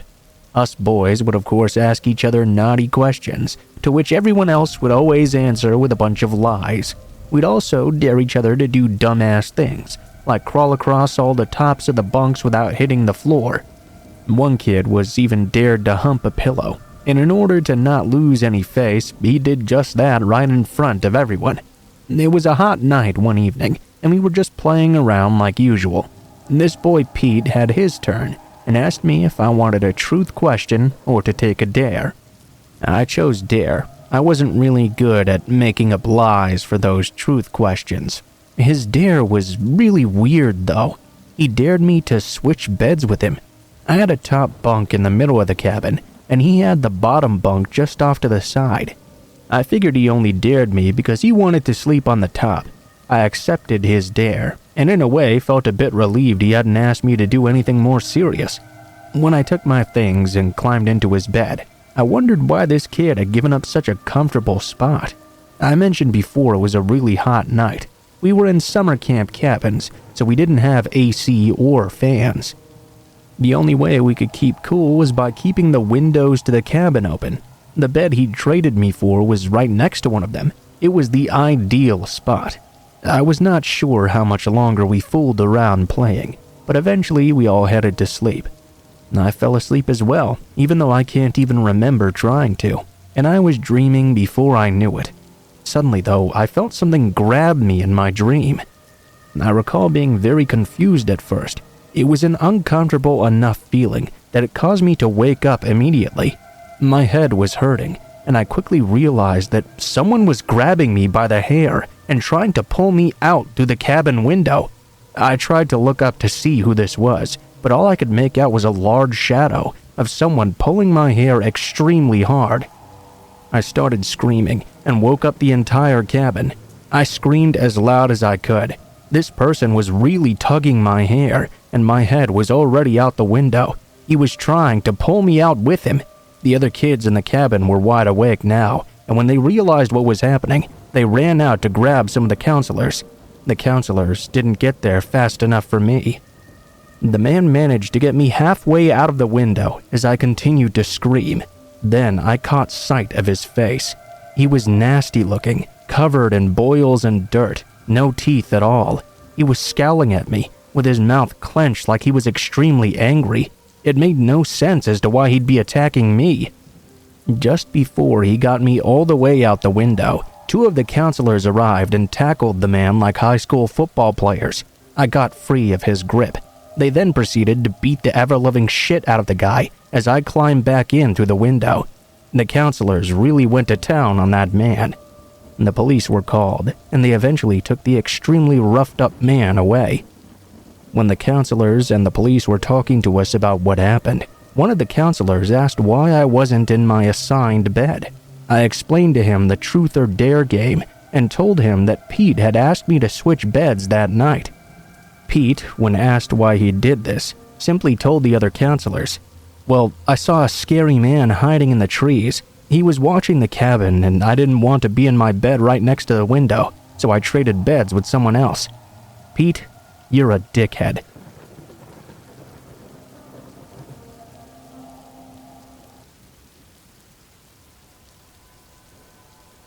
When I was 19 years old, I got into a bit of a fight with my stepfather. It was a long time ago, but even now I still think I was more right than he was. He was a bit of an asshole, and ever since he moved in, he always tried his best to get me and my brother out of the house. He always, however, bent backwards to make sure that my sister could stay as long as she wanted. But I digress. As a result of this huge fight, I had to find myself a roommate pretty quickly. There was no way I could afford to get a place all by myself. After a few weeks of looking, I found a roommate in Chicago, renting a room I knew I could afford. I was lucky to also find someone I thought I would get along with just fine. This guy, named TJ, seemed to like me, and he was an actor as well.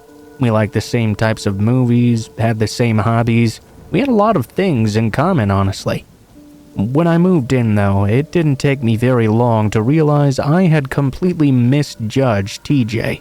Even though I was paying as much as he was in rent, he constantly lorded it over me that since I was not on the lease, it was his apartment, not mine, and he could do whatever he wanted. When I had first moved in, we had agreed upon a set of rules which I thought were pretty fair, but I hadn't been there for more than a week when he began to amend the rules to be much more in his favor than mine. He also became very sullen, and although I kept to myself mostly, he would always groan whenever I got home from work and complain. It was as if he thought me being there at all was an inconvenience. It sure wasn't an inconvenience whenever I gave him the rent check, though. I had been talking to a friend of mine named John, who insisted I should just move out. I was completely unhappy there, and he wanted me to just leave. I told him, though, that I was way too nervous about approaching TJ about wanting to leave when I was only a single month into living there. John told me that I shouldn't even tell him I was leaving.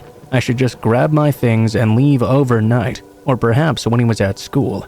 I really couldn't see myself doing that, though. The straw that finally broke the camel's back was one night when TJ tried to get me involved in a threesome with some random person he invited over. I was disgusted at the idea and told him I wasn't interested. He began to treat me as if I was a bad person at that point, and he completely held it against me from then on. I should have taken John's advice and moved out when he was at school, but for some reason I just couldn't bring myself to do it. I really didn't want to have to face him either, though, so instead, like an idiot, I wrote a note. I put the note on TJ's bed, telling him I was giving him 30 days and then I was promptly moving out. Then I went to bed. In the middle of the night, I was suddenly woken up by TJ slamming on my bedroom door. I had the door locked, and he was demanding I let him in. I refused since it was obvious he was quite angry. He was pounding and screaming. I went to pick up the phone because I thought I should call the police. However, before I even had the chance to, he actually broke down the door. I was so surprised I dropped my phone. TJ ran over and grabbed my shirt. He then began to scream in my face. He was telling me that I would have to keep paying half the rent for as long as he wanted me to, and all sorts of other obscene things. He then slammed me against the wall and hit my head against it. My senses went all fuzzy for a moment. Before I even knew what was going on, he grabbed a glass of water off my nightstand and smacked me on the forehead with it, shattering the glass. Both myself and the bed were now completely covered in shattered glass. I was too woozy to even react. TJ's rage just pushed him on. While I was trying to recover from his initial hit, he grabbed me again and began to strangle me. I knew I had to do something, or this psychopath was gonna kill me. I reached up and slammed him in the nose. I had no leverage, of course, but I think he was so shocked I'd punched him at all that he let me go. I got up and the glass fell off of me. I decided the best thing was to try and get out of the house as soon as possible. I sprinted out into the hallway before he grabbed me from behind. My fight or flight reversed its direction. I turned around and punched him 3 times right in the center of his nose. He fell back onto his ass, and I ran outside the apartment. I had to call the police to escort me in, to move my things out afterward. Since there were no witnesses to the event, the police said it was just TJ's word against mine. It really irritated me. That jerk should have gone to jail for what he did. Hell, when I told the police officers about the glass, he had the audacity to say I'd thrown it. Then why was my bed now covered in glass? I don't know. Well, afterwards, I was able to find an efficient apartment for a cheap price that I could move into alone and soon. I guess I really should have just taken my friend John's advice and left while he wasn't home.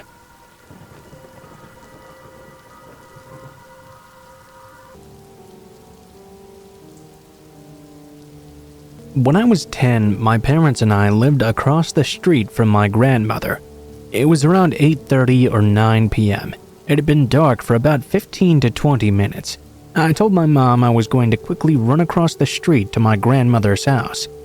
Instead of going across the street, though, I walked over to a convenience store about 6 blocks away. On my way back, while devouring my Three Musketeers bar I'd acquired at the store, I came upon an intersection. A car about a block away was going through the intersection as well. Out of nowhere, this person slammed on their brakes, squealed in reverse and whipped their car around, and then started gunning it right at me. At this point, it was pitch black. No one was out, so I took off running for my life. I cut between a house and hopped a fence and started down a random alley. I could see his bright headlights behind me. They seemingly slowed down as he tried to turn into this tight space. I dived down and hid behind 2 trash cans while this fucker creeped by at 2 miles an hour, obviously searching for me. He passed through and pulled out of the alley. I could hear his tires squealing. I was shaking and paralyzed with fear. I waited for 20 or 30 seconds to get my shit together. I stood up and made it less than 20 feet. When I saw his headlights returning to the alley once again, this time I was behind someone's detached garage. Looking around the corner of the garage, I could see the man had now emerged from his vehicle. I couldn't make out his face at all as it was covered. I could see his head was on a swivel, practically breaking his neck searching for me. He pulled back out of the alley after getting back into his car, and I hopped through every person's backyard for 3 blocks until I made it home. And the part that sucks as an adult is knowing how dangerous that situation is. I didn't tell my parents because I didn't want to get busted for lying. I feel really bad now, though. Someone should have been notified. The authorities definitely should have been looking for this guy.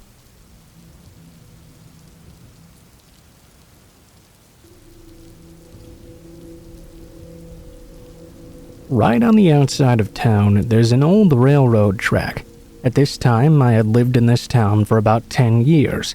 I could count on my hands how many times I'd actually seen a train moving on it. However, right after a bridge, there was another off-track. I'm not really sure what you'd call it. There were often train cars parked there for a really long period of time. The area around there was very heavily wooded. There was a road that went through it and up a hill as well.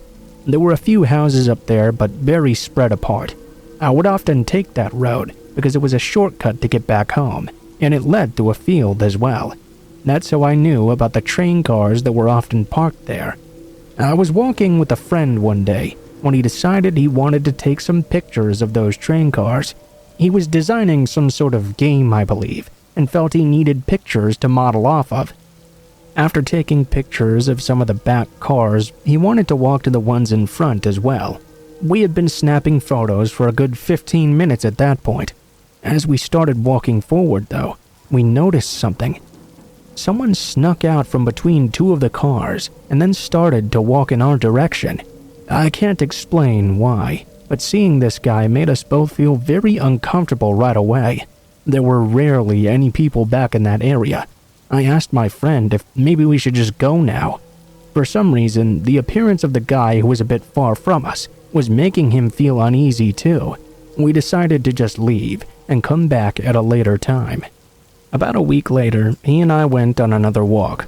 We decided to take that back road again. He needed to take some more pictures. Same train was there, but that's not a big surprise. It would sit there for months at a time. We were going to try to go to the front of the train again and take those pictures of the front cars we didn't get last time. As we began walking in that direction, though, it happened again. A guy just came out of nowhere from between two of the cars. It could have been the exact same one from the first time. Once again, there was something very creepy feeling about the whole thing. My friend and I decided to just leave again. We talked about it for a while and came to a simple conclusion. There must have been some homeless people sleeping in those cars or something. We figured for that reason he must have been living in between them maybe. Perhaps he just didn't want anyone snooping around his living area. We decided that maybe we'd just stop bothering him and stop trying to get those pictures. We kept away from that train area for quite a while. My friend was really stubborn though, and really wanted those pictures of that train. After a period of time, we decided it had probably been long enough, and we wanted to go back. My friend was taking pictures, going further down the track than we had before. Since the man hadn't come out yet, we figured he'd moved on since then. My friend started going between the cars to get pictures that he needed. This happened so quick that it took me by complete surprise. The man just suddenly pounced out from behind one of the cars, screaming all sorts of gibberish. He was holding what looked like a knife in his hand, and he began to sprint towards my buddy. My friend was closer to the man than I was. He fell over in surprise. The crazy man easily jumped on him and held him down. My friend was struggling to get up. I hate to admit, but I almost ran away in fear. I knew I had to help my friend somehow, though. I ran over there and tried my best to pull this guy off of him. The man was a lot stronger than I'd thought, though. With the combined strength of me and my buddy, we were just barely able to push him off. The guy stumbled backwards and fell down. I tried my best to heave my friend to his feet. By the time he was up, the crazy man was up too. This was the first time I got a look at him. His eyes were chilling to me. They made Norman Bates look normal. His face was covered in blood. It was only then that I realized he'd actually bitten my friend. It was too much. The two of us took off running. The man chased after us with his knife, but fortunately only as far as the end of the train. We were able to get out of there safely from that point on. My friend had been bitten so bad he had to go to the hospital. The police went and arrested the man who attacked us. They found tons of dead animals in the area where he'd been hiding. It looked like he'd been eating some of them. He went to jail for the attack. 3 years for aggravated assault. The two of us, though, were stuck with the memory.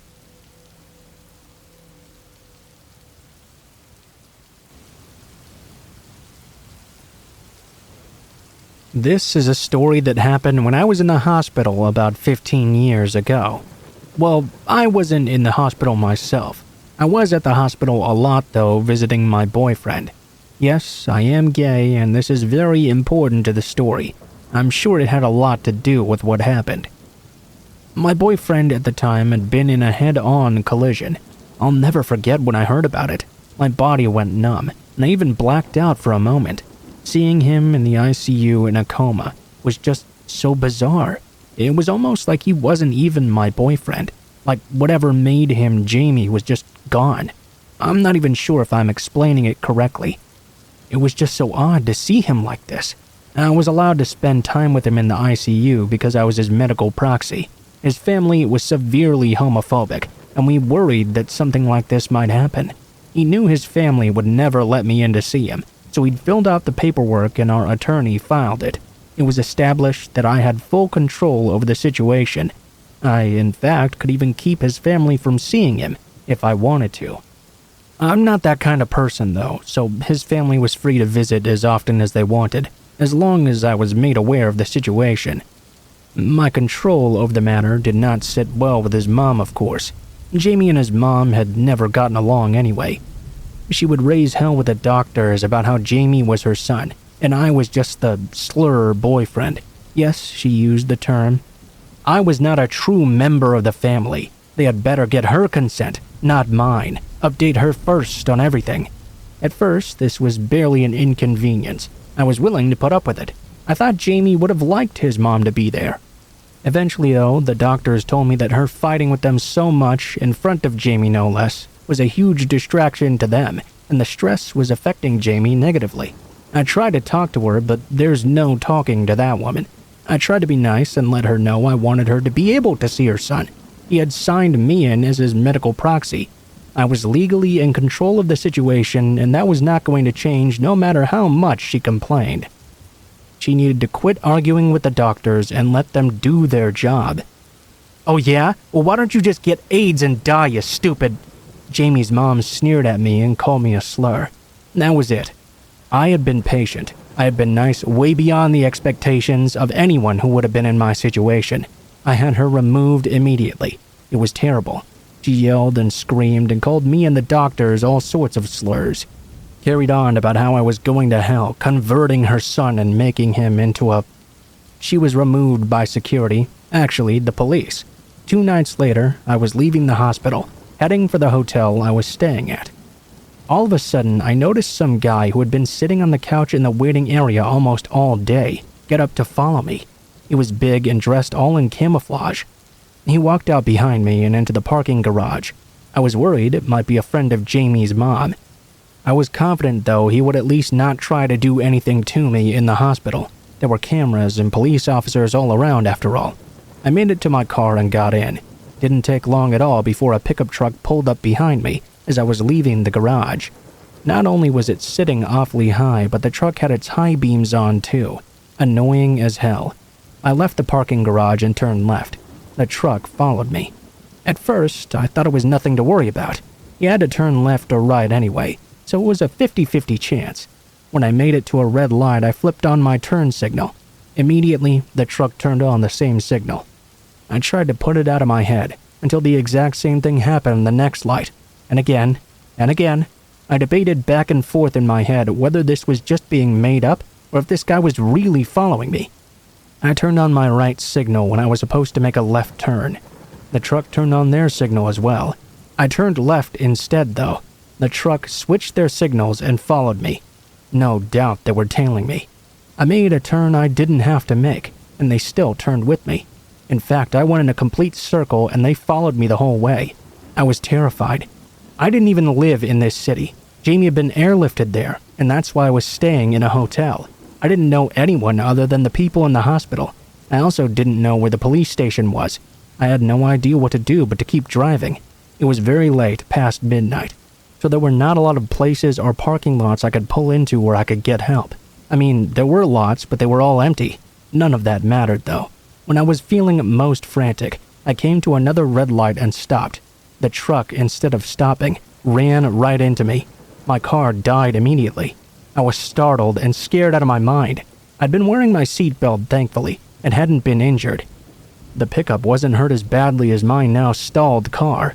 Thankfully for me, the fucker just drove off, though. I figure what happened is Jamie's mom must have had this guy ram into me in the hopes I would be hospitalized or something. Then she could control her son's medical situation. Maybe that's why the guy waited for me and followed me for so long, getting up the nerve to actually do it. Maybe he was going to attack me, but decided I wasn't going to get out of the car and figured ramming me was a good idea. Well, it wasn't for him. The man was caught. It was Jamie's mom's cousin, of course. He went to jail for a hit and run, as I couldn't prove it was premeditated. Yes, he had been following me, but I had no evidence. His mother swore up and down that she had nothing to do with it, but nobody believed her. Jamie cut her out of his life completely when he recovered. It's been 15 years and we haven't heard from her at all. It was Jamie's decision, not mine, and we're still happily together today.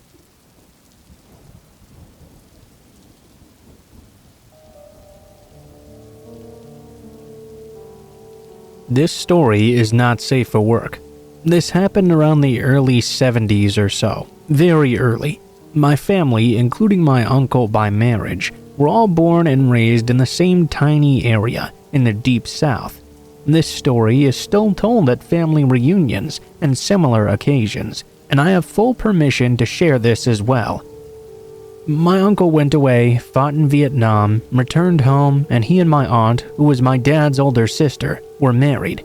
While my uncle was in Vietnam, he said when something bad was going to happen, like something awful to one of his friends over there, or when there was a bad battle with his company, he would always feel it beforehand. There would just be a terrible sense of dread. Sometimes he would have that dread for a week or so before anything happened. Sometimes it would appear an hour before, or anywhere in between. It was January or February sometime, and the weather had been unseasonably warm that year. My aunt and uncle had only been married a few months, and he was going to go out of town the following day after this incident happened for something job-related. That meant he would have been gone for 2 weeks. He and my aunt were not looking forward to being apart. So it's a Sunday, and they decided to make that day very special. He went to church with her, which was something he rarely did. And they decided to splurge and eat at one of our great seafood restaurants. Afterward, they were going to take a romantic walk on the beach. My aunt said they were having such a great time, seeing old friends at church, going to that good restaurant. It was one of those days where everything seemed to be going absolutely perfectly. On the way to the beach they were headed to, though, my uncle began to have that same sense of dread, just the same as he'd had when he was in Vietnam. He didn't want to spoil my aunt's fun. He was beginning to suspect it might be something like what they call now PTSD. Back then it was called flashbacks. He was trying not to let it bother him because of this, but the sense of foreboding was getting so bad. They arrived to the beach. To explain something about this particular beach, he had to park beside the road and walk across a wide expanse of sand to get to the water. This beach was also very secluded, especially in winter. My aunt was walking, collecting shells and having a great time. They saw another young couple walking also. My aunt and uncle didn't know them. They seemed to be late teens in age. All of a sudden, my uncle couldn't fight that bad feeling any longer. He grabbed my aunt by the arm and said, "Let's get out of here." She got mad, of course, saying she wasn't ready to go yet, but he started to drag her across the sand towards their car, arguing the whole way. He didn't tell her what was wrong. I guess even he felt he was probably just having a flashback, but he said he felt 100% better once they were back in the car and headed home. My aunt very quickly got over being mad as well. As they were driving, a large car with 4 guys in it passed them on the road, heading down towards that beach. Anyway, the story in the newspapers the following day, my uncle realized why he'd had such a bad feeling.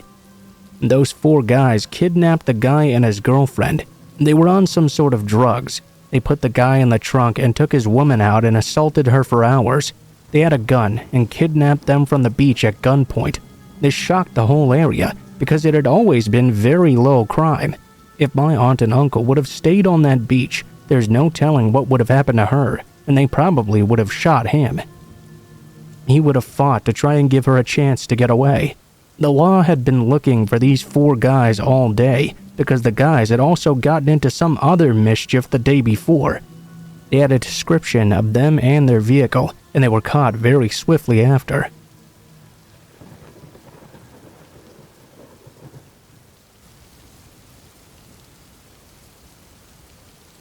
I'm definitely a workaholic.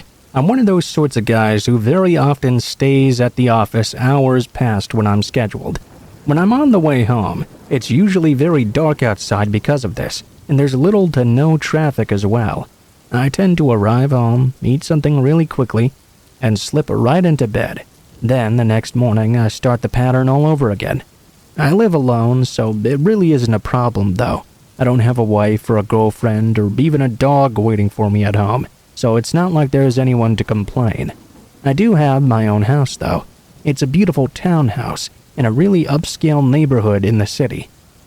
Anyway, the night this story happened, I was working really late at night. I'd gotten myself particularly invested in this project and was completely losing track of time. I was hit with a sudden sleepiness and emitted a long yawn. When I looked up at the clock, I noticed it was now past midnight. I was mildly shocked because although I did often stay really late at work, this was nearly 7 hours after quitting time. I decided to put my work away and get my ass home. Driving home was rather dangerous, actually. I'd worked so hard that I was completely exhausted, and it was difficult to even keep my eyes open. It was really cold outside as well. I went ahead and rolled my window down in the hopes that the cold wind would help me stay awake. When I got to my house, I rushed in all tuckered out. Normally, I would take a shower before bed and get into my pajamas, but I didn't even have that in me. I kicked my clothes off and threw them on the couch. Didn't even turn on any of the lights in the house. My eyes were so heavy, I figured it would just hurt my eyes to do so. I trudged through, up the stairs, and made it to my bedroom. I swear at this point my eyes were just completely closed. I couldn't even open them a little bit. I flopped down on my queen-size bed and didn't even bother covering myself up. I began to doze off quickly, but something strange happened. Out of nowhere, my bed shook a bit. At first, my mind dismissed it as some sort of sleep consciousness thing, but then I felt my bed shake again, and I began to hear a shuffling noise as well. Although I had been struggling to stay awake for a while, I snapped awake at this point. Looking towards the other side of my bed, I could see a dark figure standing between my bed and the far wall. At that point, I was completely awake. I screamed a bit and jumped up, sort of like when you see a scary bug or a snake and you have to jump away. I bumped into my nightstand. I reached out and grabbed my lamp. It was one of those touch lamps. When the light came on, I saw who had been in my bed. An old, dirty-looking man was standing in my room. He had stripped himself down to his filthy underwear and must have been sleeping right next to me. I was simultaneously disgusted and scared at the same time. I wasn't sure what to do. I grabbed my lamp and turned it off. The man tried running around the bed to get out of the room, I guess. I should have let him go probably, but I just couldn't do so. I threw the damn lamp at him, hitting him and knocking him over. I then ran out of my room, down the stairs, grabbed my phone and called 911. The police came and grabbed the man. He had broken into my house through the back door, it seemed. It was so cold out that night, he just couldn't take it outside. He'd broken in just a couple of hours before I came home. I guess he figured that since it was so late at night and nobody was there, he wouldn't be expecting anyone to come home that night. He broke my back door open, ate my food, stripped down, and went to sleep in my bed. I would have noticed this earlier had I not been so sleepy from working that night.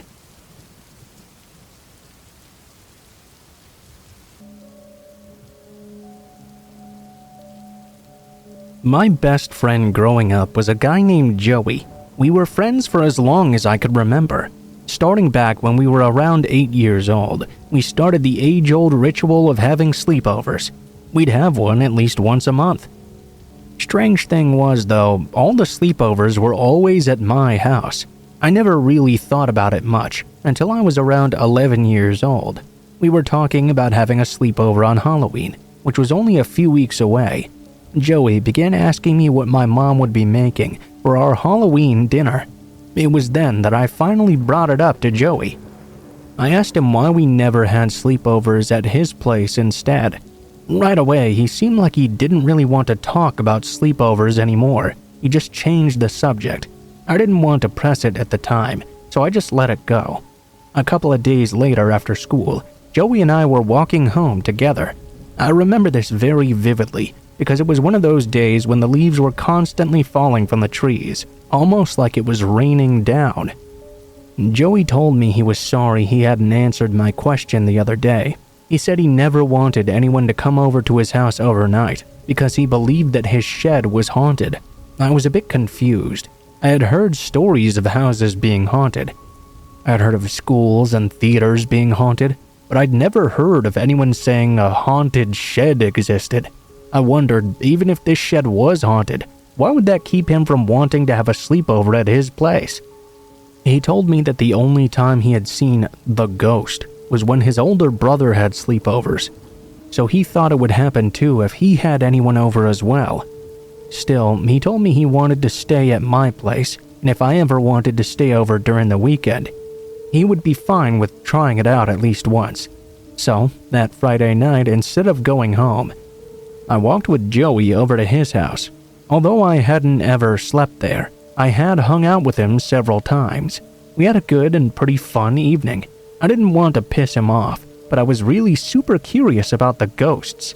After we were alone and watching some movies, I asked Joey to tell me a bit more about what was going on.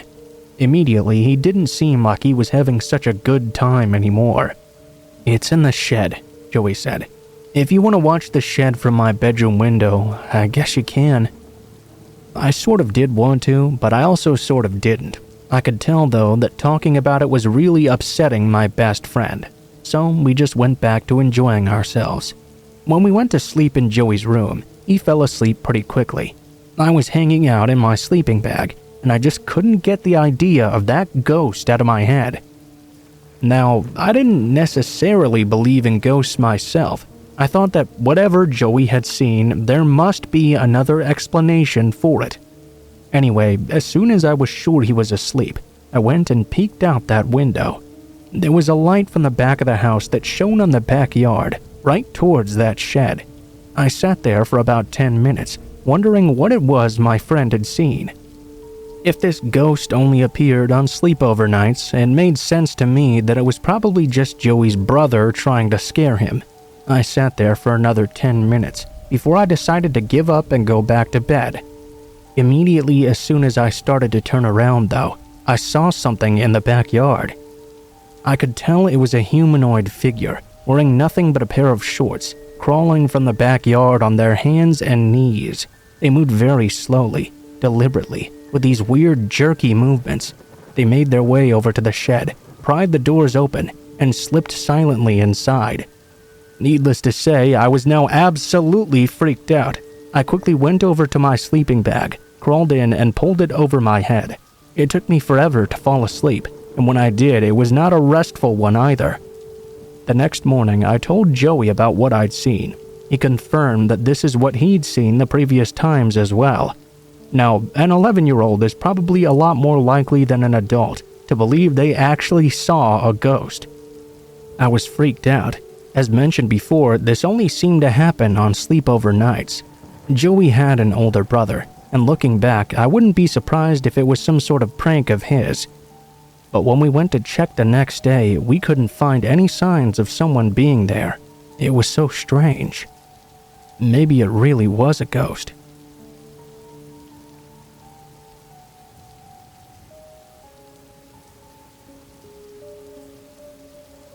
This all started about a month ago when a man started banging on my door at 6 o'clock at night, yelling for a Mike to come out and see him, that he needed to get his cigarettes from the man. I told him he had the wrong house and to leave. There had never been a Mike that lived in this house. The man got even more aggressive, calling me a liar and how he was going to come in and beat that skinny bitch I lived with. I tried to call the non-emergency police line because I'd never called 911 before. They didn't even pick up. Looking back, it seems kinda stupid, but it was instinct. After some more shouting, he eventually left. I called my father, who was across town, to come home and told him what was going on. He showed up soon after. He called 911 to file a report. The man came back, though, and started screaming at my father as well. The cops were called again and showed up an hour after the call. They couldn't find the man and told me to simply defend myself if it came to it. After that, I ended up staying with a friend for the night because I didn't feel safe at home. I can be a strong person, but I don't think I can do much against a drugged-out monster. What made the situation even scarier to me is that while I was going through my driveway camera photos to check after, it showed him walking up to my house hours before and circling around it, and I had no clue. I had really bad anxiety, so the next few days were filled with paranoia and stress. Finally, I managed to calm down somewhat and convince myself that would simply be the end of it. Come that weekend, my father went on a trip with his girlfriend, so I was left alone for a couple of days. I had just put on a scary movie when I heard screaming again and a loud bang. I pulled up my camera to see the man was pacing back and forth on the sidewalk and had thrown over our trash can, again screaming for this mic. I called 911. They showed up within minutes this time and were able to stop him down the street. They told me there was nothing they could do though, since he hadn't committed a crime yet. If he came back, to call again, and then they'll have more reason to hold him. Things were quiet for a few weeks after, and again I believed that would be the end of it. That was until today. This morning, my father and I got into an argument, so I wanted to take a walk to clear my mind. I went across the street to a park and sat by a tree watching cars pass by every now and then.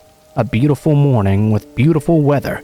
All of a sudden, though, I noticed a truck slowly drive down the left side of the park and turn to the street my back was facing. The man inside waved as he passed by, so I did too, thinking it must be a man going to work or something. He pulled off onto the right side of the park, stopped, and made a U-turn to come back. Red flags instantly went off in my head, so I got up to start leaving. I looked back only to see the person had turned off their headlights and was now trailing me. I got to the front of my house and he slowed down. I got a better look at his face this time, and it looked just like the man who had been harassing me. From the physical characteristics to his signature baseball cap, he glared at me like I'd taken everything in his life away from him. I got to the door and tried to barge in. My father put the chain on in anger of me walking out, but I had to scream at him that I was being followed and to open the door. He opened it quickly, but by then the truck had shot down the street. I'm terrified to leave my own home. I don't have a car to get anywhere quickly. I have to bike everywhere. Even now, though, I'm scared to do that. I don't know who this man is or what his intentions are.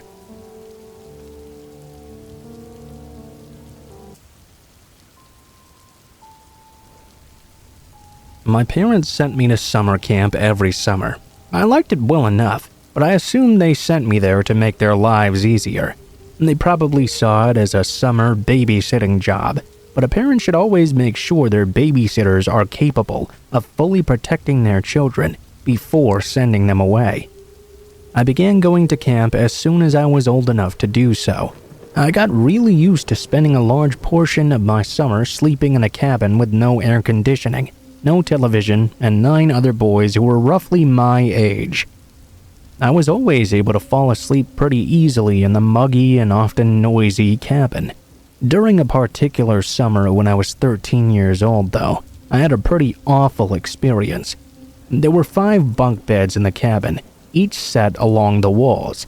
There were 2 on the back wall and 1 on each of the other walls. This summer, I was sleeping in the bottom bunk on the side wall. Though I had fallen asleep rather quickly, I was woken up suddenly in the middle of the night and saw something I couldn't quite make out at first.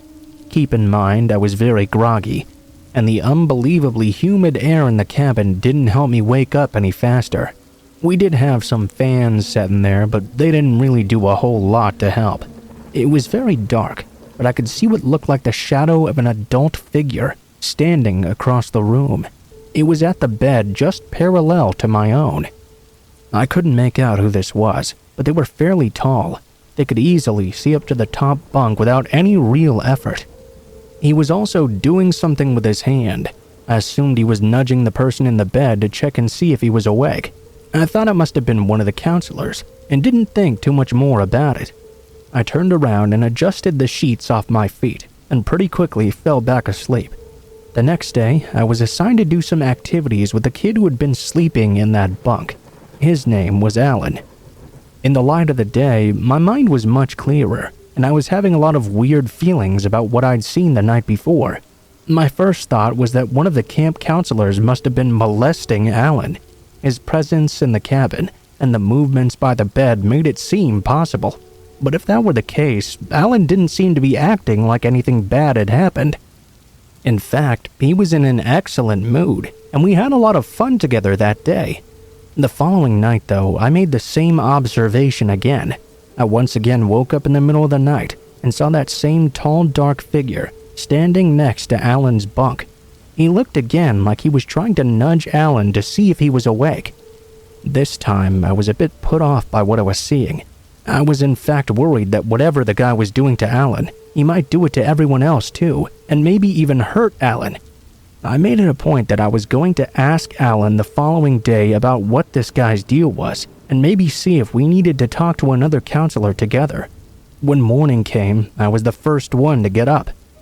I immediately remembered seeing what was happening the previous night, and ran to Alan's bed to wake him up and talk about it. When I got up though, I looked over at Alan's bunk, and saw it was now empty.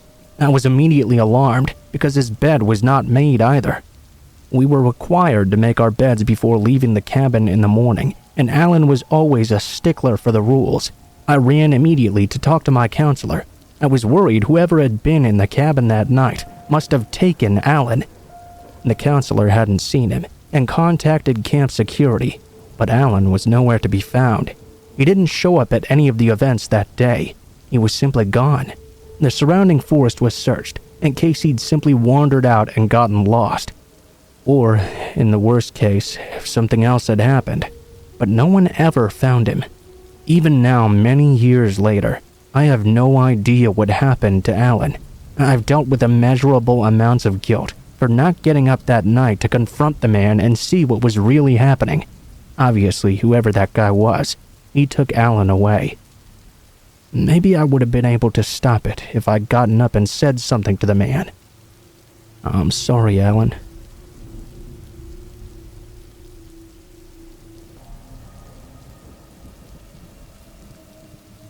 The scariest thing that ever happened to me happened while I was at summer camp.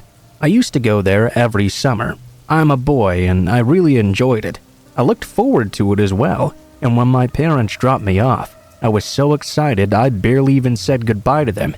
I ran off immediately to try and get myself involved in the various activities. When I was 15 years old, I even got the opportunity to be a counselor myself. It was great, actually. I had been going there yearly and knew the place inside and out. I was generally seen as pretty responsible. Being a counselor meant I was allowed to take out canoes whenever I wanted to.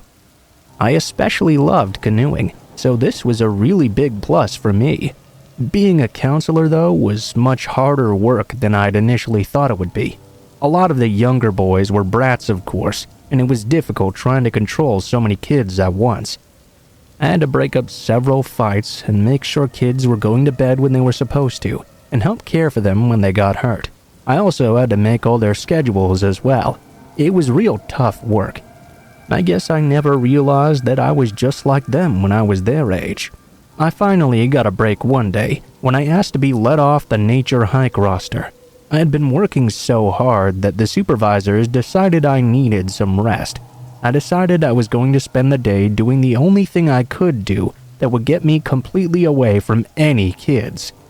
I decided to go out on the canoe. The camp that I worked in was by this nice, beautiful, long river. No sooner had I set out, making sure I was going the opposite way of the nature hikes, than I felt a supreme sense of relief. The trees were so beautiful on each side of the river, and I got such a good view of the many hills around the camp. The water was calm and still that day too, so it was a very easy-going experience. I was now alone in this empty area. It was pretty quiet for the most part, other than the frequent buzzing of what I assume were cicadas, or the occasional cry of a loon. Loon cries can be a bit unnerving if you've never heard one, but at least I could figure out what they were. With the echoing sound of the river valley, though, it made their cries seem so much more eerie. When I had been rowing for a long time, I began to hear a different noise. It sounded as if someone were possibly chopping a tree or something. I was surprised when I heard this, but I wasn't really worried. If I had accidentally wandered onto anyone's property, I would just explain myself and leave right away. My canoe began getting closer and closer to the noise as I kept on rowing. Eventually, I was able to hear the original sound. There was definitely someone chopping something. I became intrigued. Maybe someone was building something out here. It wasn't too long before I eventually was able to make out some movement up ahead of me.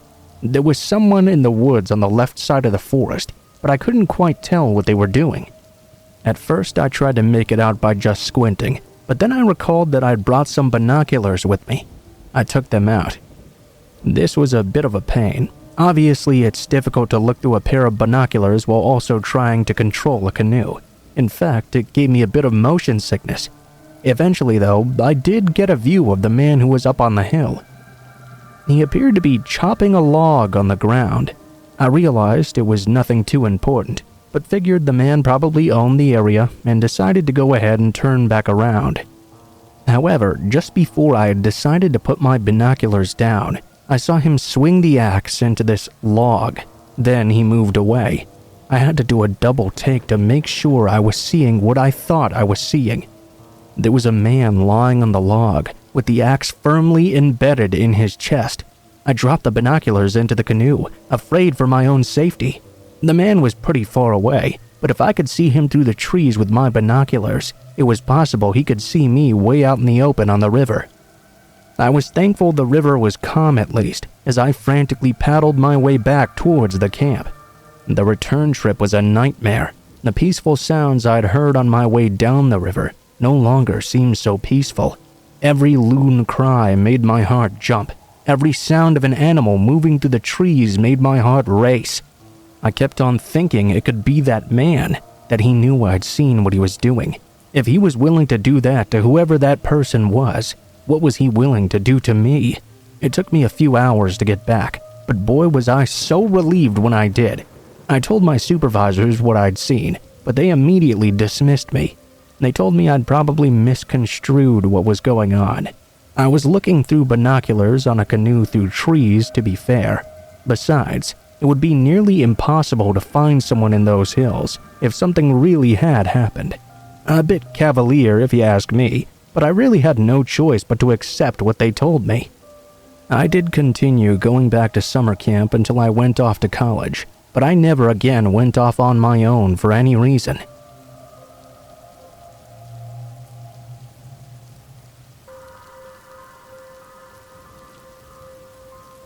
There are always some things that everyone associates with the different seasons. You have snow in winter, everything comes back to life in the spring, you see baseball in the summer, and most people associate cool air and leaves turning brown and falling from the trees with autumn. Not me though. I always knew fall as the time when the walker came back. The walker was a nickname that we gave to this guy who, you guessed it, we would always see going for a walk every evening during the fall. He seemed to be an older man, but not like a senior or anything, maybe in his late 40s or so. Starting on the autumnal equinox, he would begin taking a walk around the neighborhood. Every time about an hour before sunset. He would keep this up all the way into the winter solstice. No kidding, right? Then he would suddenly stop. I remember him from when I was about 5 years old, and it never failed. He would do this in the same way at the same time every single year. We never even got to talk to the man, and I never saw anyone approach him at all. He never even looked at us when he was out for his walk. Of course, when you have someone like that in your neighborhood, both adults and children begin telling stories about them. You know, people like to spread nonsense about those antisocial types. The rumors about this guy range from being a simple man whose wife died in the fall, to him being a psychotic war veteran out on the prowl. Among us children, however, the stories were a bit more severe. Some people claimed he was a child molester, or even a child murderer out searching for more victims. Some of the more imaginative kids thought he might be some sort of monster in disguise. There was a very popular story amongst my friends that the man was a werewolf who was depressed because he'd killed his wife and as a result spent the fall days walking around the block mourning her. Well, I only gave the stories about as much validity as any kid might have, or any rational kid at least. That is to say, I didn't believe them, of course. To me, I always just thought he was a guy who probably liked the fall and went for a walk after he got off work. He probably didn't like it when it was hot or really cold weather, so he didn't go during the winter or summer. Seemed perfectly reasonable to me. Everything everyone else said about him was just them making up stories about someone they didn't know to excite themselves. When I was 13, my friends and I were playing at the park. It was in the fall and the leaves had already been falling for weeks. We were playing some no-rules football. Off in the distance, one of my friends noticed that the walker was coming in our direction. My friends began making all sorts of mean comments about him. They were calling him a freak amongst other unflattering names. I told my friends to stop it. He was just a guy going for a walk through the neighborhood. I told them to stop spreading such harsh lies about him. Of course, my friends took offense to this. You know how kids are. When you challenge their misinformation, they'll try fiercely to defend it. Basically, one of my friends said this to me. "Well, if you don't believe that guy is a psychopath, why don't you go up and talk to him then?" I really didn't want to, but I guess I really didn't have an excuse at this point, so I said I would. As the walker got close to the park, I slowly began to move up to him. Actually, I felt a little bit scared, but I wasn't sure why. I guess it was just apprehension about talking to someone I'd never spoken to before. Anyway, I walked right up to him, gave him a friendly smile, and said, "Hey man, how's it going?" Quicker than I thought possible, the man suddenly grabbed me by my arm. With his other hand, he pulled something out of his jacket pocket and stabbed me in the arm with it. My friends saw what was happening, and they ran towards the walker, screaming at him. He let go of me and promptly ran off into the distance. A couple of my friends threw rocks after him. When I saw what the man had stuck in my arm, I almost had a heart attack. It was a dirty, filthy syringe, and he had stuck it deep. It scared the crap out of me. I had to have my mom take me to the hospital, and we called the police as well. Apparently, it was a used heroin needle. I was very lucky to not have contracted any sort of disease, although they did find some traces of heroin in my system. The guy was arrested, of course, and we pressed charges very firmly. You know, it's kind of funny. You try to be a good person, and then you realize that those people not being good people were the ones who ended up being right all along.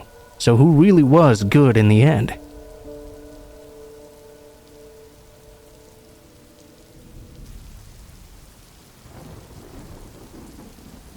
Even though I was really looking forward to college from my freshman year, and I was excited about living in the dorms, the one thing I was not too excited about were the rules my school had regarding freshman housing. All freshmen had to have either a double or a triple room. We had to have a dorm mate, and we were not allowed to pick our dorm mate either. A few of my friends from high school were going to the same school, and I'd really wanted a room with one of them. But no, I was matched up with a guy named Colin. Still though, I tried to remain positive about my experience. I mean, I had been looking forward to going to school for a long time. Meeting Colin though, you know, it really did heighten my disappointment. He was really weird and very dark as well. And I don't mean in like a goth sort of way or something like that. Colin was dark. He was morose. He looked like someone who'd never gone outside before ever. He was extremely pale, uneven facial hair.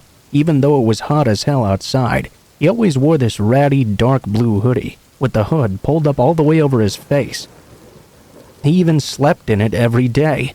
In fact, I don't think I ever saw him take it off once, and the times I saw him sleep at all were very few. I mean, I guess he had to have slept sometimes, but it definitely was never when I was trying to sleep.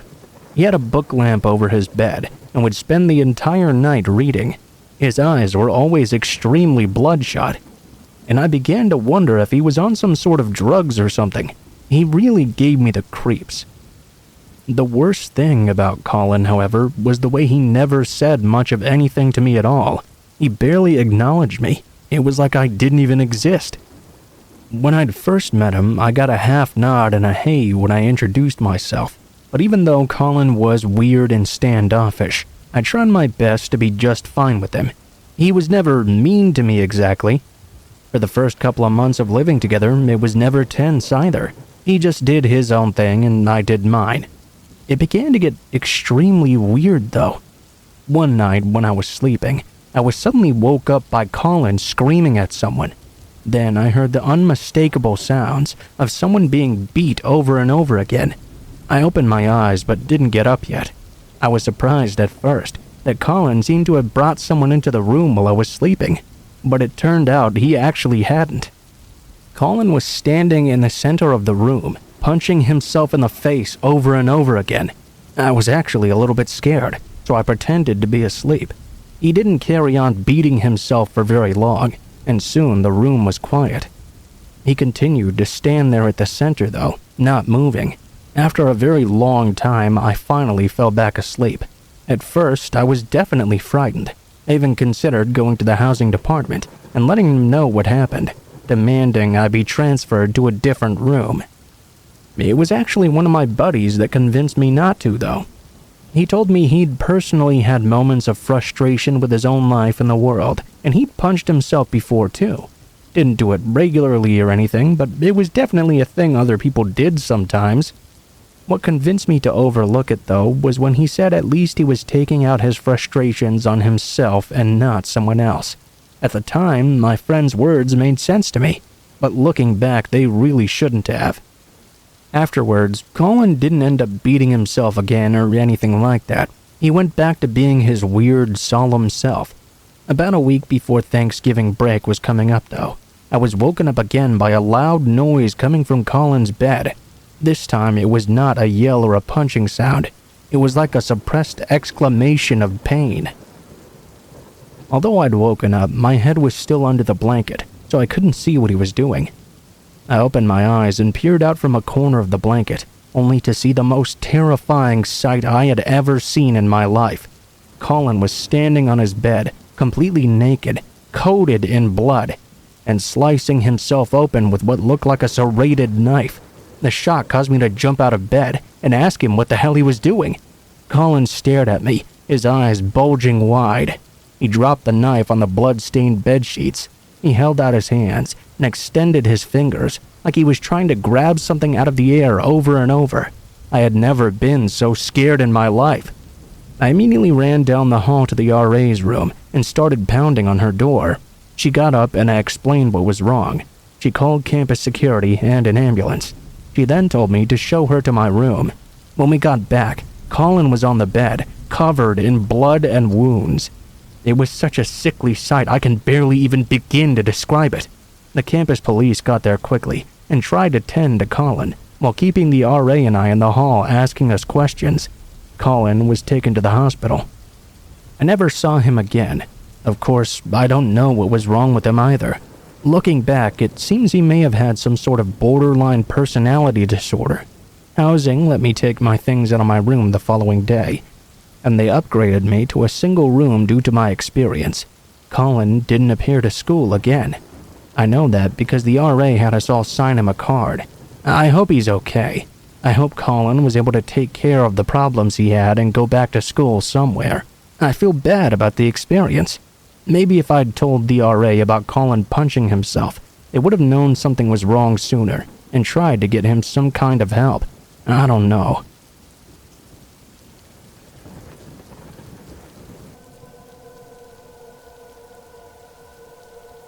When I was 17, I babysat for a house right on the outside of town. It wasn't a rural setting, one of those homes that's not on a block in a neighborhood though. It was set just off a local highway and was at the end of a good 50 yards or so driveway.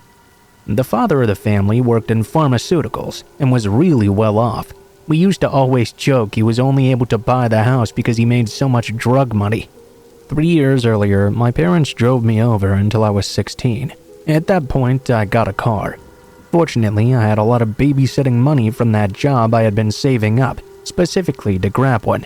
I really enjoyed this job, which I guess is quite obvious, since I'd been with them for many years. I'd never run into any serious problems there. At worst, the kids would pick a few little fights with each other or things like that. During a Saturday night in the spring when I was 17, though, something very odd happened. It was raining and storming pretty hard, and I had put the youngest kids to bed already. The oldest boy, Bobby, was 13, and he was allowed to remain up a bit later. I had been watching television while Bobby was in the other room playing video games. I was startled when I suddenly heard a knock at the door. I got up, wondering who in the world would be there this late at night during a heavy storm. I went over to the door and peeked through the glass window on it. I saw a random man standing there. A car running with its lights on was right behind him. The man was dressed in all black and a heavy trench coat. With the lights of his car shining behind him, I could barely see any of his features. I asked the man if I could help him through the door. I clearly had no desire to open it up. He simply asked me if someone named Charlotte was there. Well, no one named Charlotte lived in this house, so I told him the truth. "Oh, sorry, wrong house." He walked over to his car, hopped in, and drove slowly away. It was weird, but I didn't really think that much about it. I went back and started watching TV again. Nearly 45 minutes later, though, Bobby was looking out the front window when he noticed there was a car pulling into the driveway. I got up and went to take a peek. It parked with the lights shining up at the house, and a man in a black trench coat walked right up to the door and knocked on it. When I asked who it was, the exact same exchange happened as before. The man asked me if a Charlotte was home. I told him he'd already been here and asked me that question before. I told him no one named that lived here. "Sorry, wrong house again. Look, can you help me out here and help me figure out these directions? I seem to be very lost." I declined, telling him no offense, but I didn't want to open the door for a strange man. He asked again and tried being persistent for a little while, but eventually got the picture I was not going to open the door. He hopped into his car and slowly drove away again. I looked over at Bobby and commented about how weird it was. He looked absolutely terrified, though. I asked him what was wrong. He just told me not to answer the door if the guy came back, and to call the police right away. The guy didn't come back. When Bobby's parents got home, I told them about what had happened, and I asked why Bobby had been so scared. They told me that before they met me, they had a babysitter named Blair who used to work for them. Blair had disappeared one night while she was babysitting the kids. Apparently, someone had pulled into the driveway. They had security cameras set up outside. Not surprising, as I mentioned these people have a lot of money. A man, seen wearing a trench coat, walked out and asked if Charlotte was there. Apparently, he had asked Blair to come out and help him with directions because he said he was lost. Blair did this, and the two of them walked out of view of the camera. And that was the last time anyone ever saw her. I don't know why a person who abducted a teenage girl would ever come back to the same house. That seems incredibly stupid to me. Bobby's father figured it must have been vanity or something. He was successful once in a rich person's house and wanted to try once again. I really have no idea, though. All I can tell you is I'm very thankful I did not decide to open that door.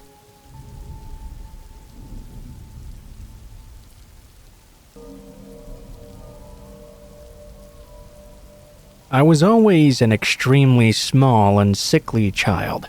I looked young for my age because of this. My family and I lived out of town, about 8 miles or so away. Our little community was right next to a highway. The school bus would drop me off about 2 blocks away from home every day. One day, as I was dropped off, I noticed a red truck following slowly behind me. So slowly, I figured they must have been just looking for a house address or something. I ignored it and continued walking home. That was the end of that, I thought at least. Consistently though, every day this truck would appear to follow slowly behind me. After a couple of days of this, I walked into my house. I was always the first one home, and peeked out of the window. I could see inside was an older man in a black lab. He was staring at me, just idling inside his truck by my home. All of a sudden, he met my eyes and pulled away. I decided enough was enough. I told my parents about the truck that had been following me. Of course, my sister was quick to jump in and chime that I was lying. I had a habit of telling stories at the time. Thankfully, though, my mom believed me right away. Instead of allowing me to go by myself, she drove me to the bus stop the next morning. The red truck was there, just across the street at the gas station, pointing directly at the bus. I hopped on the bus. Meanwhile, my mom decided to drive around the truck and get a better look. She described the scene later to me. The man was extremely disheveled and dirty, hunched over in his seat and giving an empty stare at the bus. His license plates were caked over in mud, so she couldn't see the numbers at all. It freaked her out so much she called the police and the school. I went to school and was quickly pulled into the office as soon as I arrived. The man had been spotted at the school. waiting there in his truck. That day, I rode the bus home. This time, the truck was parked alongside the street. I would have had to walk past this man's driver's side door to get home. I debated on what to do. Apparently, this man was getting quite desperate now that he'd been spotted. A police car was nearby, thankfully, and I talked to the policeman. They went to go confront the man. As soon as they approached him, though, he pulled away from the curb and took off down the highway. I never saw him again, and I don't believe he was ever caught either. Because of this experience, I'm extremely guarded and paranoid with my own daughter and her soon-to-be sibling. The world is a terrifying place these days, and children can go missing so easily. I don't like to think about what would have happened if I'd been grabbed. I suppose I wouldn't be here typing this, and my kids wouldn't exist either. I was lucky that day. Many people are not.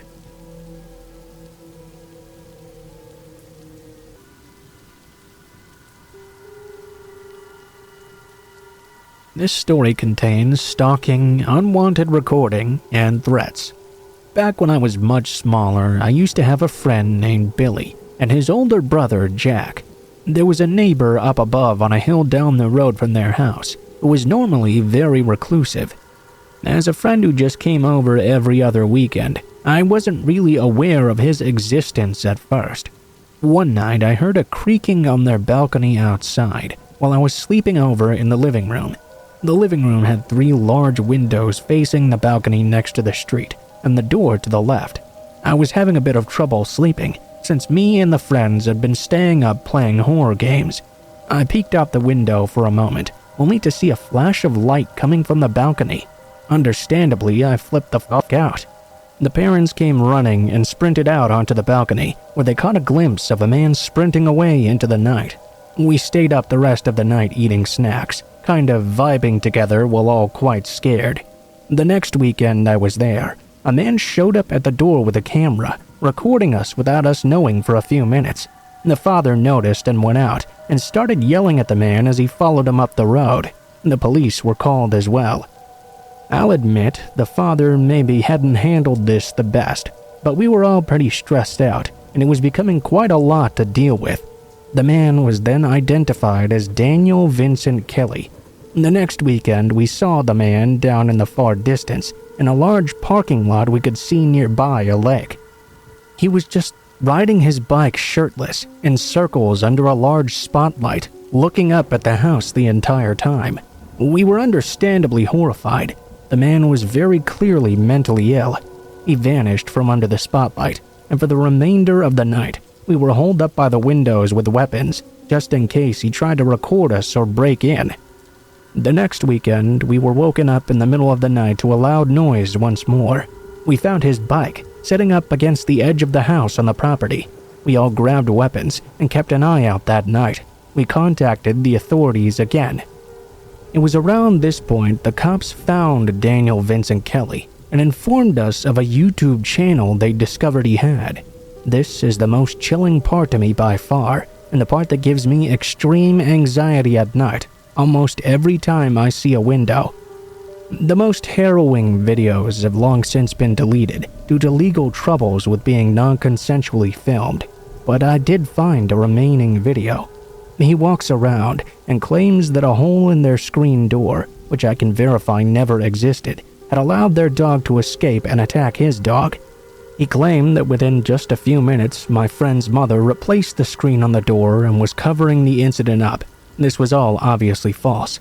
The deleted videos, though, make me sick to think about. There were at least 30 videos of him secretly recording us, some from long before my first encounter with him. One, I remember even, was vividly in broad daylight, but I'd never seen him. He was just laying down behind a hill, holding his phone up just over it, recording us, calling me and my friend disgusting piglets as we played together on the porch. At least 10 of his videos featured me, but almost all of them featured my friend. Some of them even had him uttering threats to kill us, which was terrifying. Sadly, I wasn't allowed over the following weeks, and I don't know how the incident really ended. I do know I never saw Kelly again. I don't know if he got arrested or simply moved away. I wouldn't exactly like to search through his now inactive channel to find out, though.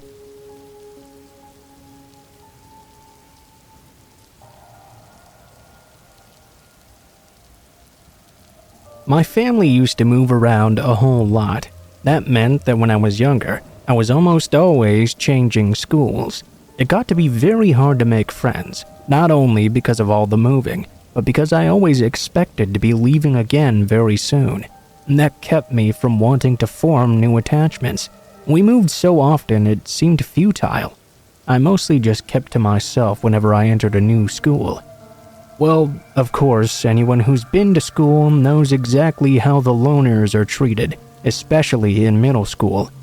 That was where I was in my education when this story takes place. My family had just moved to a semi-rural area. I remember this being the worst time in my life, and I still consider it to be that way, honestly. I was in the 7th grade, and I remember this year I turned 13. I had always been a bit of a small kid, and the fact that I was so quiet and a loner just made this whole thing worse on me. The bullying started pretty early, and it got pretty nasty too. In fact, it had gotten so bad I would try to make myself sick in the morning to avoid going to school.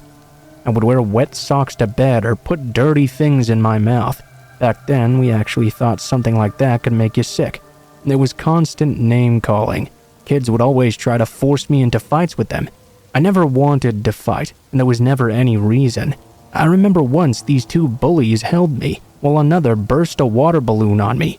Then they went around joking and telling everyone I had a wet dream. It was humiliating, just being at that school. The worst part is that the teachers never did anything about it. It happened on the bus, too. A few of the guys who gave me a hard time at school were on the same bus as me, and lived in the same general area I did. Fortunately, I lived 45 minutes away and out in the country, so being home was the best thing for me. I would never encounter anyone else who tormented me way out there. Summer vacation, because of this, was my favorite time of year. In that particular summer, it was even more welcome than before. I was able to just be home and not have to deal with the constant torment that was visited upon me. One of my favorite things to do was go out exploring into the woods. I would do that maybe a few times a week during the summer. There were a lot of woods in the area, so I was never short of spaces to explore. Sometime in the middle of the summer, I was out exploring in an area I'd never been in before. I'd come across some berry bushes and was surprised to find a good haul of blackberries. I decided I would pick them and bring some home, because they were pretty good actually. As I was walking along, I found a dead squirrel. It was obvious the squirrel had been shot and just left there to die. Whoever had shot it was doing it for fun, not for food. I found a bird in a similar condition. It was heartbreaking to see any of this. I wondered why people like to kill animals for fun. As I was out hiking this new area, I began to hear what sounded like footfalls every now and then. I'd never encountered any other people when I was out exploring before. I'd only once in a while come across an animal that wasn't a bird or a squirrel even, but I'd never seen anything dangerous out here. The footfalls I was hearing seemed like they were something bigger. I didn't think there were things like dangerous cats or anything like that around, but I did get a bit concerned when I heard what sounded like someone laughing. Then I knew if I had heard this correctly, there was a person out here in the woods following me. My first thought was I was about to get in trouble for trespassing. I didn't know who owned the land I was exploring on, so I began to get a little bit scared. I decided to go back towards my house, or at least try to find a road to walk along. I went off and kept hearing sounds that indicated someone was in the woods following me. I kept looking around, trying to see who it could be, but whenever I looked in the direction of the noises, they'd stop immediately, and I wouldn't see anything. Then I'd hear the laughing begin again. When I turned around to face it the last time, my heart froze in my chest. I was terrified. I was looking at a kid named Billy, one of my worst bullies in school. He was with a bully friend of his, Kyle, and the scariest thing of all was that both of them had rifles. They emerged from behind the trees to face me. I didn't know what to do. I was terrified at the scary looks on their faces. I thought about those dead animals. I was positive it was these two that had killed them. Kids my age shouldn't be out in the woods with rifles. I'm sorry. Being 13 and doing that sort of thing is just wrong. The proof I have of this? Both of them pointed their rifles at me right away. Billy taunted me, calling me horrible names and racial slurs. Then they said I was dead. I turned around to run. As soon as I did, I heard a gunshot ring out. I didn't feel anything, so I know I didn't get shot myself. But needless to say, I was terrified. I fell down to the ground. Kyle and Billy ran up to me and pointed their rifles at me. They called me names and made fun of me because I was scared. I didn't want to move. I just laid there on the ground, hearing their insults and being terrified. It was the worst feeling I'd ever had in my life. Then the most amazing thing happened. "Billy, what the fuck are you doing?" I heard a man's voice call out. "Oh, hey Dad. We were just playing around, weren't we?" he asked me. He had a look in his eye that said he would shoot me if I didn't agree. "They were hunting me," I told Billy's dad. A huge man came up and grabbed the rifle out of Billy's hand and put it on the ground. He said 4 words I'll never forget. "Cut me a switch." Billy looked terrified. He took out his pocket knife and cut a switch from a bush or something. He handed it to his dad, and his dad began to beat him with the switch in front of all of us.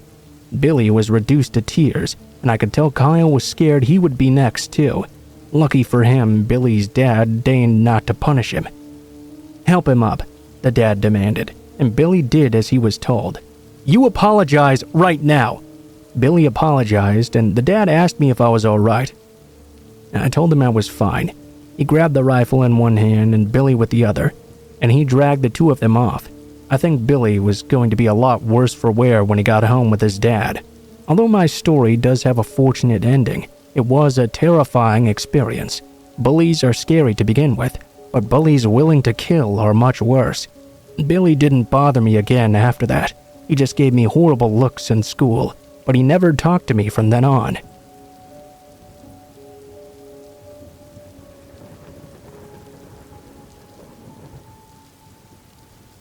When I was in college from the ages of 16 to 20, I came into contact with a tutor at my college. His name was Jonathan, and he taught biology at my school. At first, he treated me rather normally, but as time went by, I started to notice things about him that would unsettle me. It started when I'd be sitting in class working or whatever. I'd look up to see him just staring across the room at me from his desk.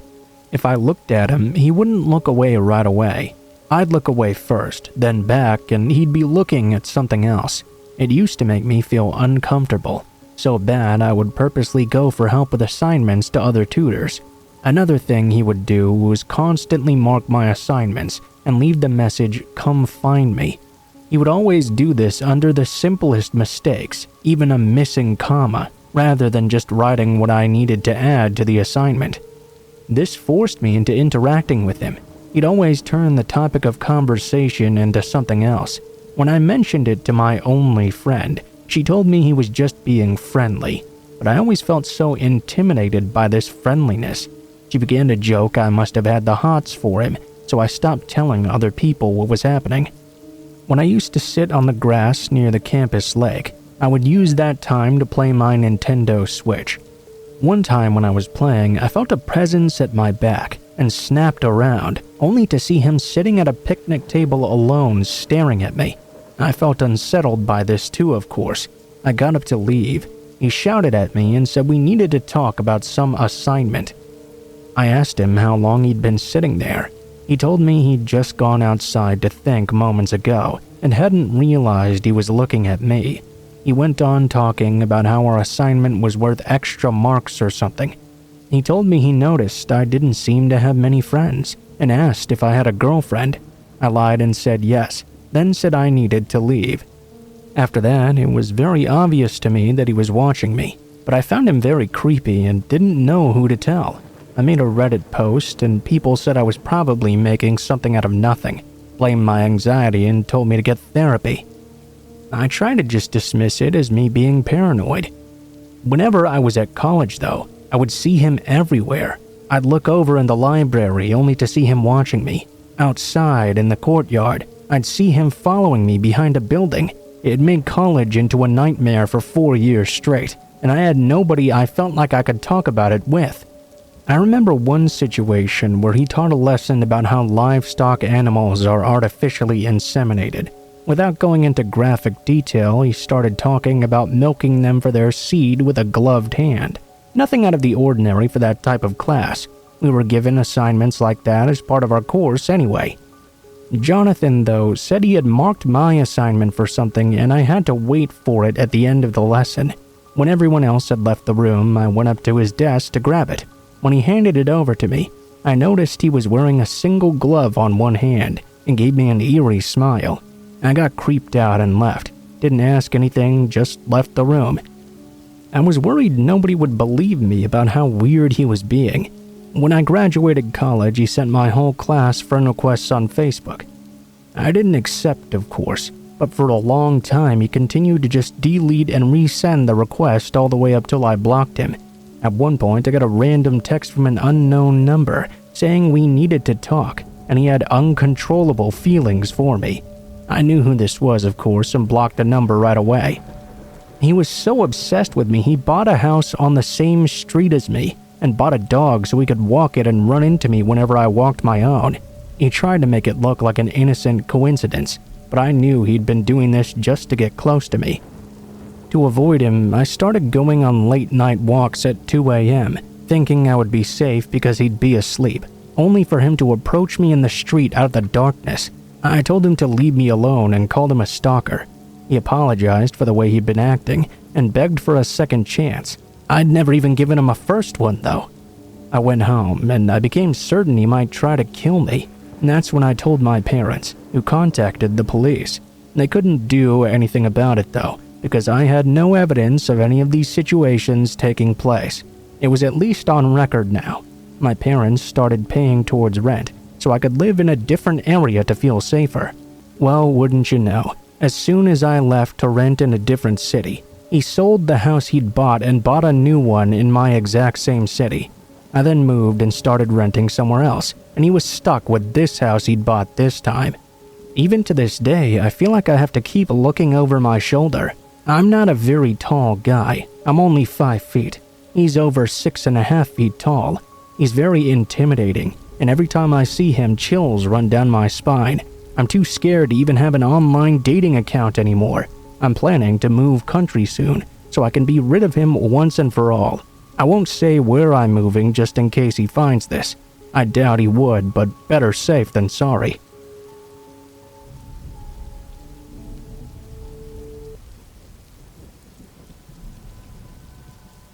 America Online was a big thing when I was 13 years old. In other words, from my generation, AIM, which stood for, you guessed it, AOL Instant Messenger. It was around 2002 or so, and I would have been freshly 13 and in 8th grade. I had many times gone into chat rooms by myself or with my friends to goof around. Unfortunately, unsolicited photos were a big thing then, too. Usually you could at least stay clear of it by taking note of the chat rooms you entered, though. I didn't have any photos of myself back then, because you had to take a digital photo and upload it from your camera. Plus, I was 13 and quite self-conscious, which I'm sure anyone else can relate to. One day, though, a guy popped up on my screen, wanting to chat. It went fine at first. I was extremely naive back then, and we quickly fell into a pattern of talking. This guy's name was Dave, and he lived in California. Of course, this escalated into him eventually telling me he loved me and all that sort of thing. Problem was, he was 19. I'm not proud of this exactly, but being 13, I sent some pictures of a random girl I found online and told him that was me. He instantly fell for me, telling me how age was just a number and how mature I was. At this point, he said he did not live in state, so there was never any chance of us meeting really. Eventually, though, he told me he and his mom were moving to a city that was about an hour and a half away from me. He began to beg me to come see him, to go to a movie, to do anything with him. At this point, I broke the catfishing truth and told him those were not pictures of me, but of someone else entirely. He was furious, of course. He had been looking forward to a different type of child this whole time. A few days later, though, he forgave me, saying he still wanted to meet with me because he loved me. All the things you'd say to a young girl to get her to swoon. It's strange to think back and see how naive you were when you're a teenager. I told my best friend everything. I explained everything that happened and that I wanted her to go with me to meet him. There was a whole plan about him driving to see me and going to the movies to finally meet what I thought was the love of my life. I had been completely brainwashed into believing this was normal. I also didn't tell my mom, of course. Honestly, she didn't notice anything was wrong. She'd never been too involved, if you catch my drift. The day of, my friend and I were going to meet up with Dave. Her mom came and picked us up from school. Out of nowhere, she said something that made my stomach drop into nothingness. "Chrissy, you're not going to the movies. You're not going to meet that man. You're gonna get seriously hurt or kidnapped, and I can't allow you to go." I cried and cried because I honestly thought I could handle everything myself and be completely fine. She told me she was at least not going to tell my mom, though. All I had to do was promise to never speak with Dave again and never plan to meet another stranger online. Dave actually ended up showing up and got quite angry that I wasn't there. He went on aim, flying off the handle like I hadn't seen at that age. It really scared me. It scared me how suddenly he changed, and how close this man was to being near me. Dave never talked to me again after. I easily believe, though, I would have been kidnapped or worse that day if my best friend's mom hadn't stepped in. My mom would have been none the wiser. I was none the wiser already. But here I am today after having learned a dire lesson. Nobody is what they seem online. Make sure to keep your kids close.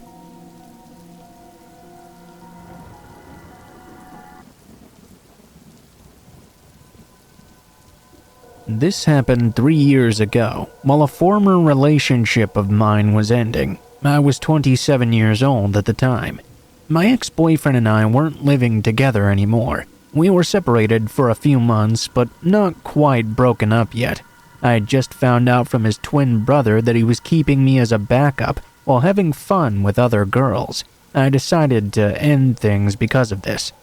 It was my birthday, and I was a bit emotional about this whole situation, so I decided to go to his place and end it properly face to face. I took an Uber driver there and went to the other side of town. It was very far away from where I lived, and in a not-so-safe-for-girls area. I got there and we talked, ended things on good terms given the situation, and now it was time to call an Uber to go back home. It was November on a rainy night, and we had talked for so long it was about 2 a.m. now. My ride came and I hopped in. I was looking out the window and thinking upon what had just happened.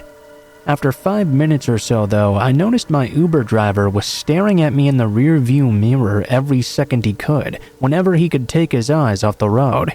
I brushed this off at first. This wasn't the first time this had happened, and honestly I was too sad to care. But I started to notice that he was slowing down a lot. This is when I started to pay attention to my surroundings as well. I noticed that he was tall and very thin. He looked like he didn't take very good care of himself, and his car was actually pretty filthy. Out of nowhere, he started talking to me. "You are so beautiful." Thanks? What's your name?" I whispered my name after a long pause. Wow, that's so sexy. I always wanted to have sex with a girl named my name. He continued to stare at me and started rambling without pause, clearly expecting reactions from me. "Do you have a boyfriend?" "Yes." "What a shame. I wanted you for myself. But I don't mind, you know. Let's go somewhere else. Come on, change the address in the app, 'cause I can't. Only you can. I know a place where we can go be alone and do some fun stuff." At this point, I started to pay closer attention to the route he was taking. I was almost ready to jump out of the car. The situation was getting pretty sketchy. "Are you going home alone? I could call it a night and go to your place, show you the kind of things I'm talking about." My heart was racing at this point. I actually did live alone. I decided to start recording him from here on and couldn't think of anything else but to send the recording to my ex. No, my parents are waiting for me. Ah man, what the f***? We can stay in the car though, I guess. Find a spot where it's dark. No, I need to go home, I'm tired. Come on, trust me. Where did I put that weed? He started searching for something. My ex listened to this part and called me. I was so relieved when I saw my phone ringing. I answered and made sure the driver would hear I was on the phone with someone. He seemed to be very upset about my unexpected phone call, and now he had started talking to himself. My ex was furious, of course, but told me to say things out loud like where I was, when I would get home, other stuff like my mom was waiting for me. I ended the phone call and the driver asked me if that was my boyfriend.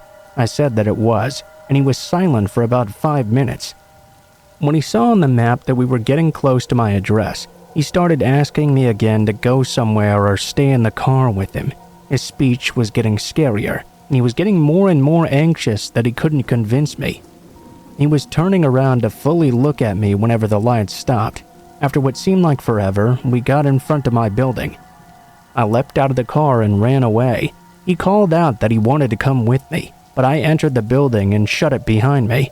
I didn't turn on the light in the staircase because I didn't want him to see the block I lived in. I stood there in the darkness and peeked out the window just to see if he was gone, but he wasn't. I could see he was clearly observing the entire property, waiting to see exactly which light would turn on, aka where I lived.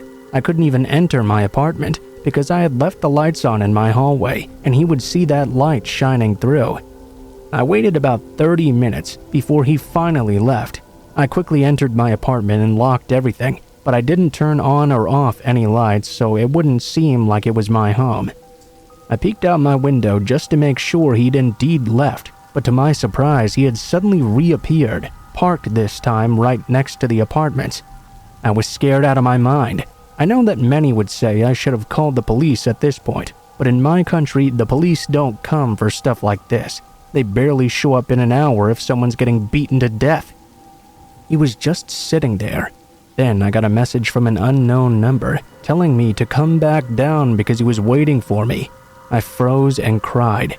It was like my life was about to completely change just because of a 30 to 40 minute ride with an unstable person. I didn't even know how he'd gotten my number. From the Uber app? Did he buzz me when he arrived to pick me up? I couldn't even remember anymore. I didn't reply. He kept on sending me more messages. I remember one in particular that really creeped me out. He was asking me to at least come down and smoke with him, and I could hear his raspy breaths in smoking. He started calling me as well at some point, and eventually I blocked the number. I was afraid he would get angry and try to sneak into the building to find me. I was looking out the window from behind a curtain. I saw that after I blocked him, he kept on trying to call but couldn't. He started to smash his phone against the steering wheel, and finally, after 40 minutes, he left. I remained keeping watch for another 2 hours or so. Thankfully, he did not return another time. The next day, though, he did message and call from another number, but I blocked that one as well. He kept on trying for an entire year. I was extremely surprised he was so vigilant about it. I blocked all those numbers, and eventually I never heard from him again. I also never saw him in person or his car either. I reported everything to the Uber app, and I hope they took some measures. Honestly, I don't understand why nobody before me reported him.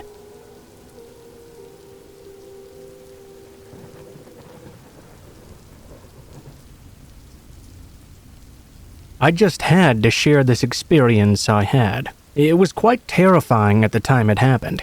When I was maybe 12 or possibly a little bit older, I was waiting for my ride after school one day. All of a sudden, this big white family van pulled up right in front of me and asked me if I was waiting for my ride. My family just so happened to own a van just like this one, so it wasn't suspicious or anything to me at first.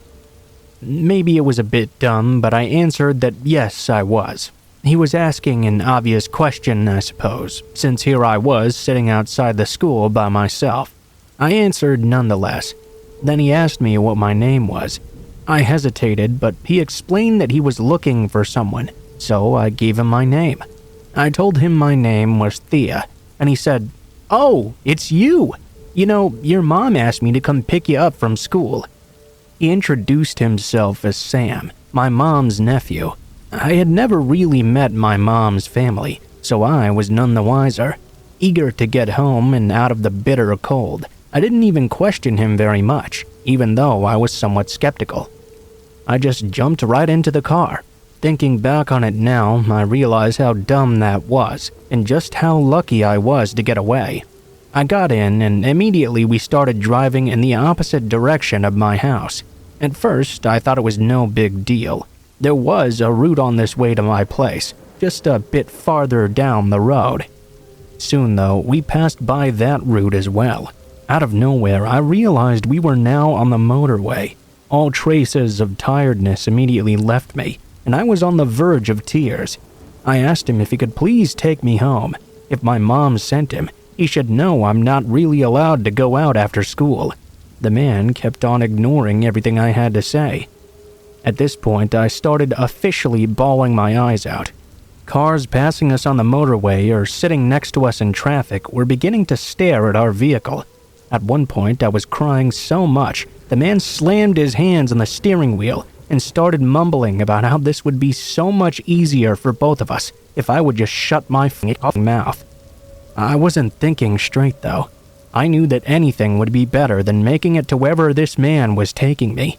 The very next time the car slowed down in traffic, I unlocked the door and jumped out, even though we hadn't come to a full stop yet.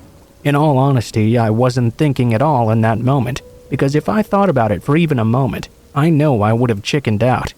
For once, I'm glad I didn't. I hit the ground and landed hard on my left leg. The pain was extremely bad. I didn't care though, because in my head anything was better than being stuck in that car.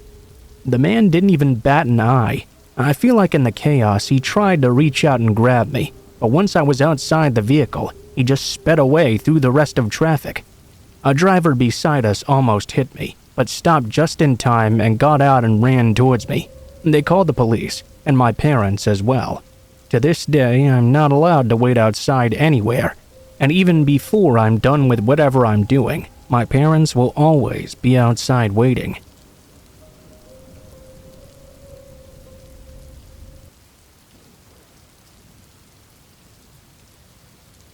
This happened about a week ago.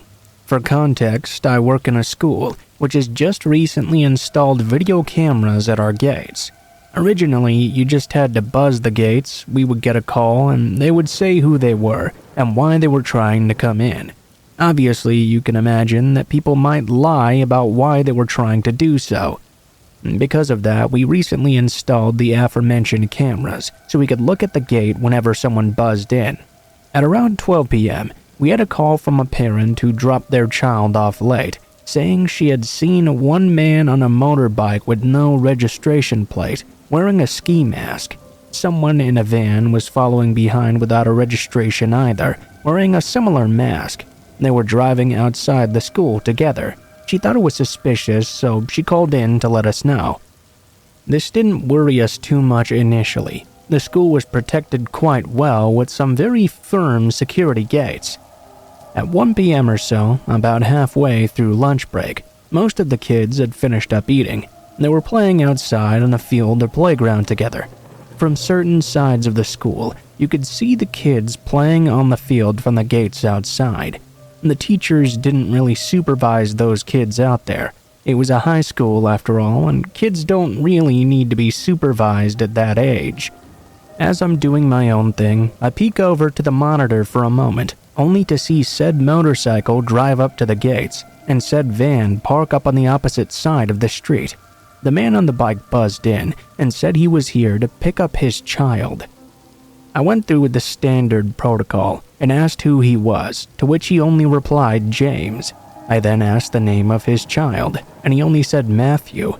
Two very common names, of course. I asked for his second name, and they said Thompson. Yet again, another very generic name. Because I had no life at the time pretty much, I knew the majority of my pupils' names, as I dealt with class lists quite a lot. I had never heard of a Matthew Thompson in this school. I don't even know why I bothered to ask them these questions. It was very clear this person was not a parent. Our security cameras were quite well hidden, so I assumed the person asking didn't see them. I asked them to take off the masks they were wearing, which caused them to frantically look around. The man looked back at his friend in the van and made a let's go gesture. They started running and sped off. Pretty stupid of me, I know, but I had no idea how to handle the situation in the moment. I guess I should have gotten a colleague to call the police while they were still there. We did call the police after, but we never heard anything back.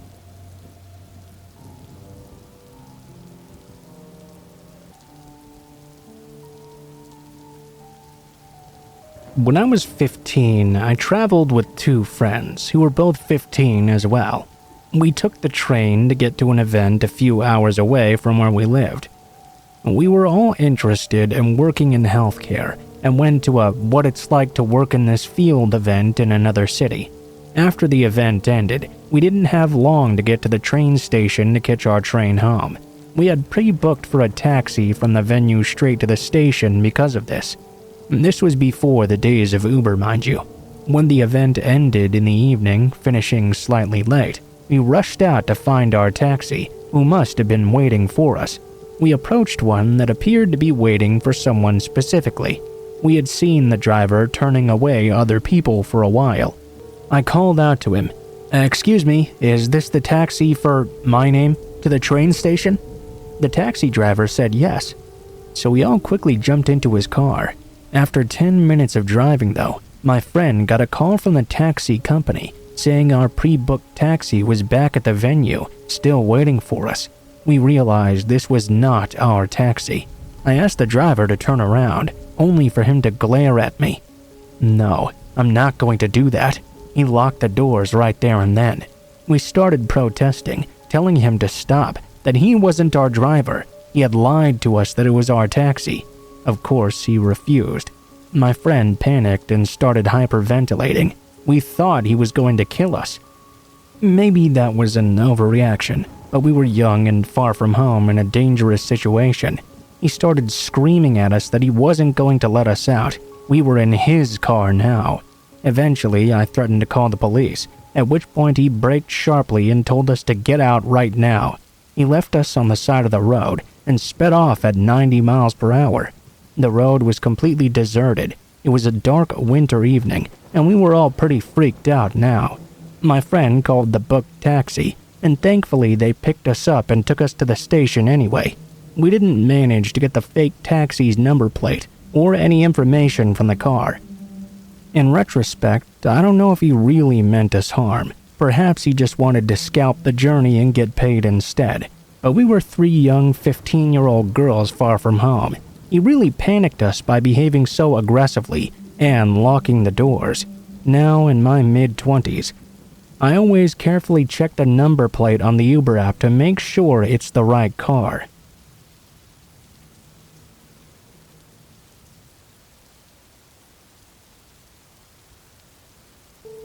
So this happened to me earlier, and I don't think I'll be sleeping tonight. I'm currently staying in a remote part of the United Kingdom and having a bit of a break from working. This means more time to pursue my hobbies, one of those being photography. I had scoped out a creepy-looking tree formation in a nearby forest. I set my camera and tripod up as the sun was coming down, for that extra creepy vibe. As I was happily taking photos there, I see a woman pass the entrance to the arched trees. This woman had parked her car next to mine when I arrived. She went past a couple of times, looking at me for prolonged periods with each time she passed by. I assumed that maybe she wanted to come up this path but saw I was taking photos, and so decided to walk elsewhere for a moment. Approximately 5 minutes went by. She appeared again, this time walking towards me, dragging her left side slightly with a very strange limp. She stopped once and stared at me for a few moments, then started walking towards me again. I called out to ask her if she was okay. I was starting to put my things away at this point and readying my tripod for use in self-defense if necessary. The vibe she was giving was way off. She began to grunt at me, then stopped and stared again. At this point, this woman was close enough for me to realize that she was actually a man in woman's clothing with a wig. An uncomfortable moment passed by. They began to grunt at me again, walking towards the edge of the path. They grabbed a pile of leaves and started throwing them around, grunting some more and then walking off aimlessly into the forest. I called my friend to tell her what just happened and asked that she stay on the phone in case this person came back. I wanted to just take a couple of more photos and then I'd be out. For a good 10 minutes or so though, I heard the crunching of leaves circling me in the forest. I tried to convince myself it was just wildlife. Suddenly the sound stopped. I took the photos I wanted. I hadn't seen or heard the person for around 15 minutes now, so I assumed I must be safe. I leave the path and see that the car is also gone as well. Thank off. Very quickly though, I noticed there was a man walking towards me from the entrance. It was the exact same guy. He had changed into men's attire. As he walked past me, he shot me an evil grin that sent shivers down my spine. I don't scare easily, but this guy was just giving off all the wrong signals. An overwhelming feeling of dread washed over me. I was still on the phone at this point and holding my tripod over my shoulder just in case. I quickened my pace and got back into my car. As I did so, I saw him come out of the lane I had been down, stop and look around, then start walking towards my car with intent. I videoed this for a while, then hauled the fuck out of there, driving past that car he had moved just down the road. I remember thinking to myself, what in the gray beard fuck just happened?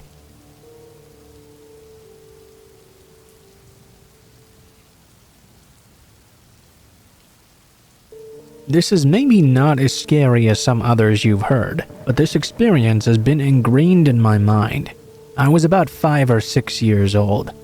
I went to my local kindergarten, and I was as carefree as a child can be.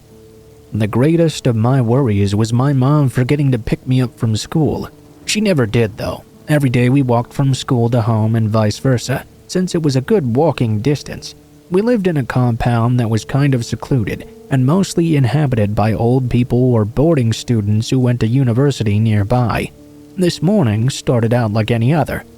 My mom picked me up, and we were walking along the small path in our compound, along with 4 other people, 3 high schoolers, 2 of which were walking together, and a female college student. She was holding a handkerchief over her head because of the heat. The sun was high up and glaring. It was the middle of the day. You wouldn't expect anything to happen, but surely enough it did. We were quite far back from this group when I turned around and saw a man had suddenly joined us. He was clearly not from here. He had a bright neon green bag in front of him, which was slightly opened, one of his hands tucked inside. His clothes were kind of dusty, but the most eerie thing was how deeply he was glaring at us. It was just the 5 of us walking in this quiet area.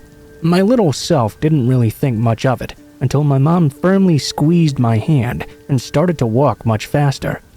At first, I was very confused. I knew the only thing that could trigger this was danger behind us. It must have come from the form of that stranger who was now following us closely behind. I tried to look back discreetly. The man was now glaring hatefully at all of us, getting closer and closer. I looked at my mom to ask what was going on, but her low, worried murmurs didn't really translate well for me. My ears did pick up on the word knife, though. That's when I felt my stomach drop. As a child, you only ever watch scary situations happening on TV, never really thinking you'd be in any real danger. But now I was. My stupid little legs weren't going fast enough. Factor in my mom's older age. She was around 50 at the time, compared to our other companions, and we were clearly the easiest target. We were also at the back, too. Luckily, our house was still nearby. I couldn't resist looking back. The man was getting closer and closer, shortening the distance between us. I remember thinking about how I wanted to scream for help, desperately looking around at all these houses that were empty. My mom's firm grip kept me going. At least we lived here, too. I never really knew if the others were aware of this man as well.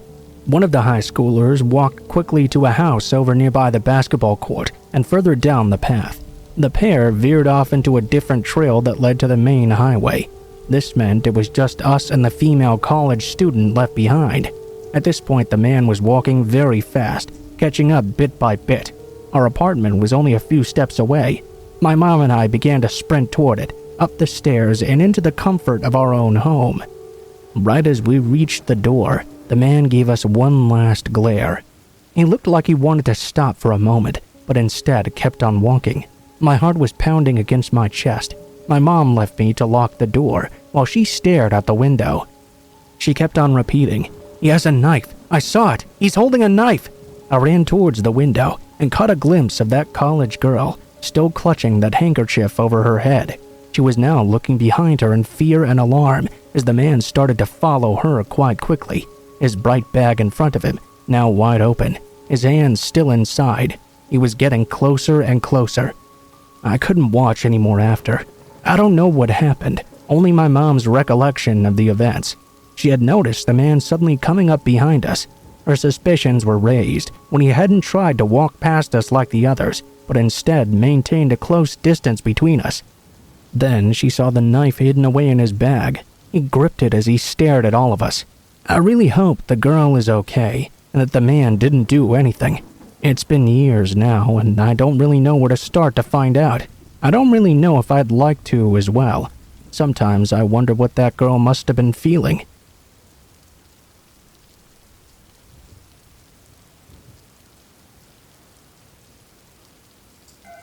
Some friends went to Mexico for a vacation and asked me to house sit and take care of their dogs while they were away.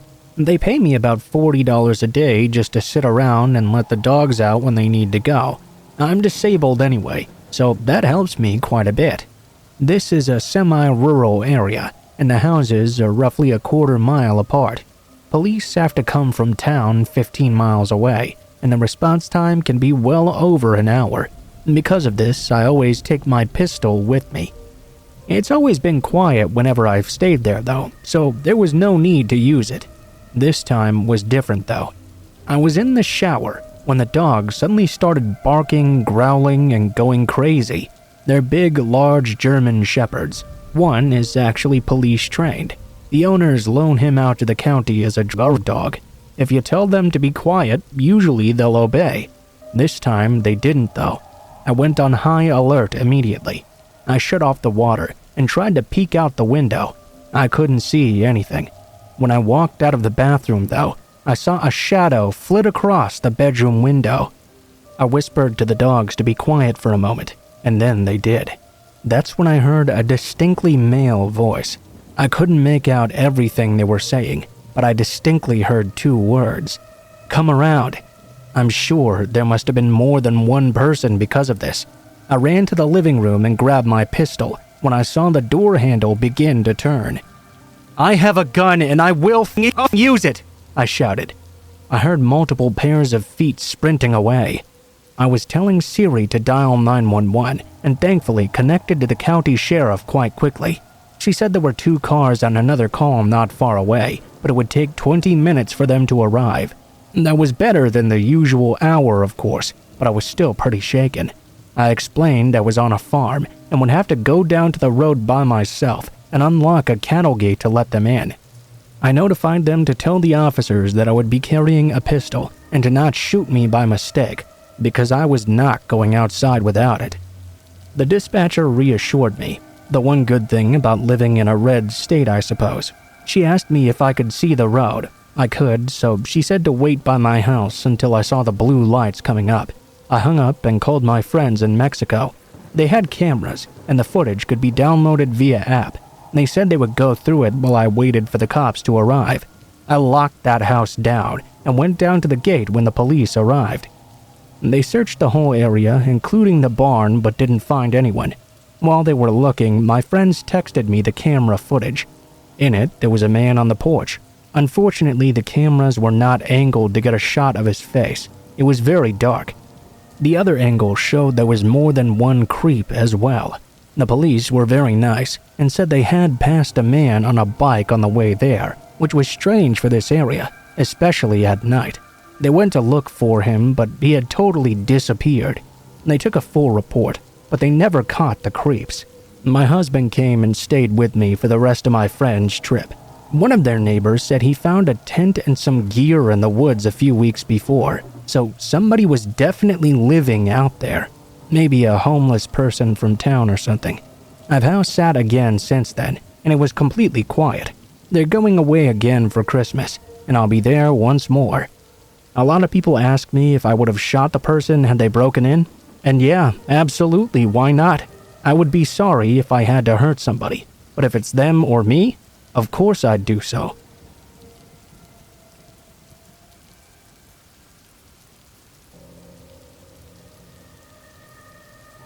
In 1987 or 1988 or so, I was 8 or 9 years old, living in a blue-collar suburb of Seattle. My mom had just started working after being a stay-at-home mom for many years, so my dad would now get me and my brother off to school in the morning. I would wake up when my dad was just getting into the shower that was attached to the master bedroom, and would pour myself a bowl of cereal and watch early morning cartoons. This morning was different though. As I was getting ready to do my morning routine, the phone suddenly rang. My dad was still in the shower, so I answered the phone myself. Cell phones were for rich people, and cordless phones were a thing but still a rarity. Our phone was connected to the wall. I sat down on my parents' bed and picked it up to answer. "Hello?" I said. "Do you know who this is?" said the voice on the other end. It was an older man's voice. It sounded like my dad's, but not quite there. My dad didn't have many male friends.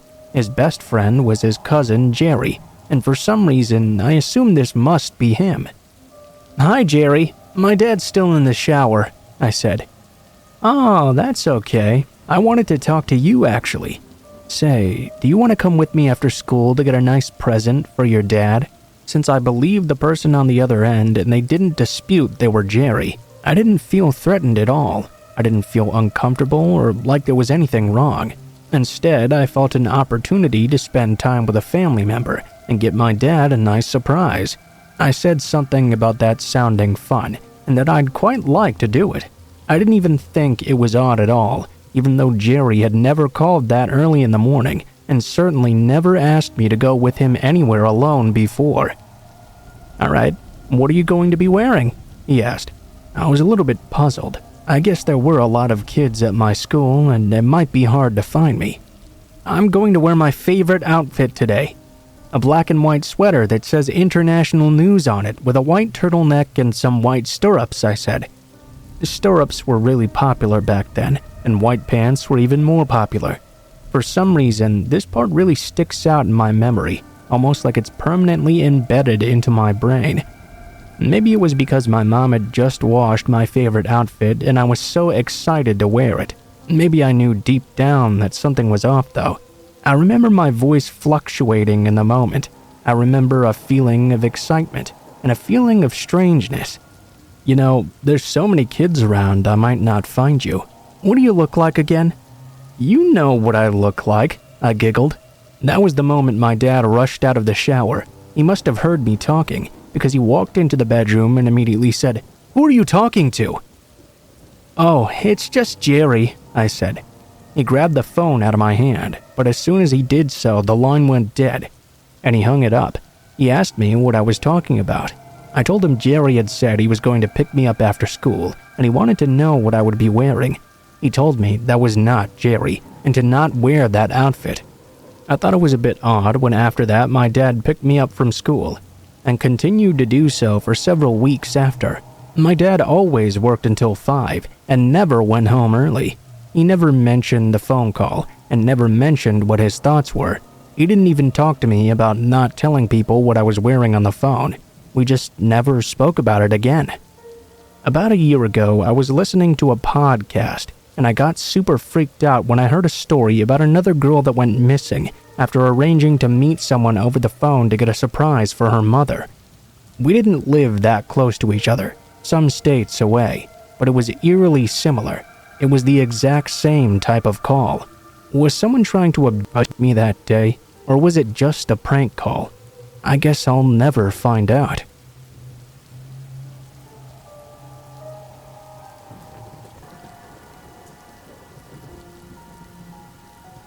This happened about 10 years ago. I was in graduate school at the time, working on my master's degree for clinical social work.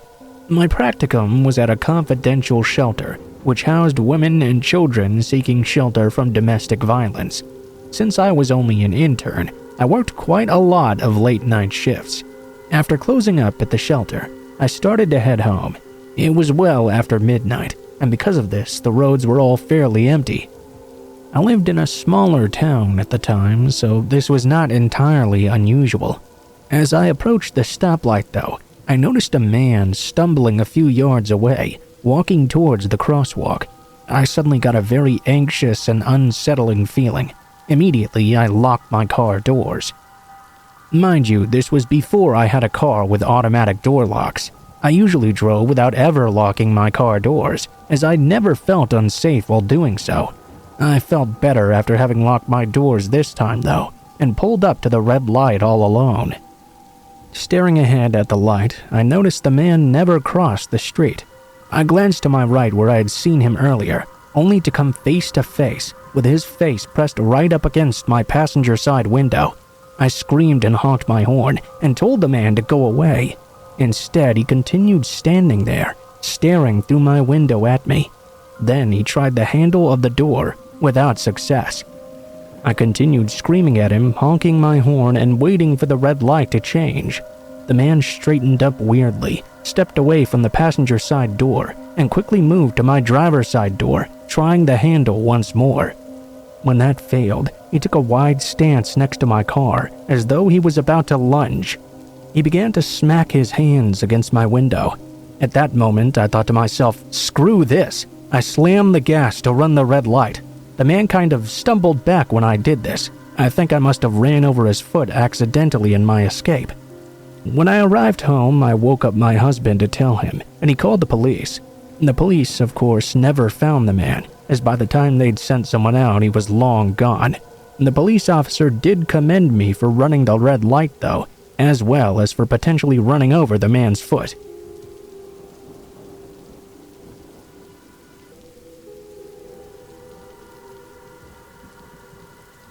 Unfortunately, living in London, I've been attacked a few times, but this was by far the scariest, and also the first. I was 8 years old at the time, visiting my grandparents who lived in London. At the time, I didn't live there yet, and I was just visiting for the summer.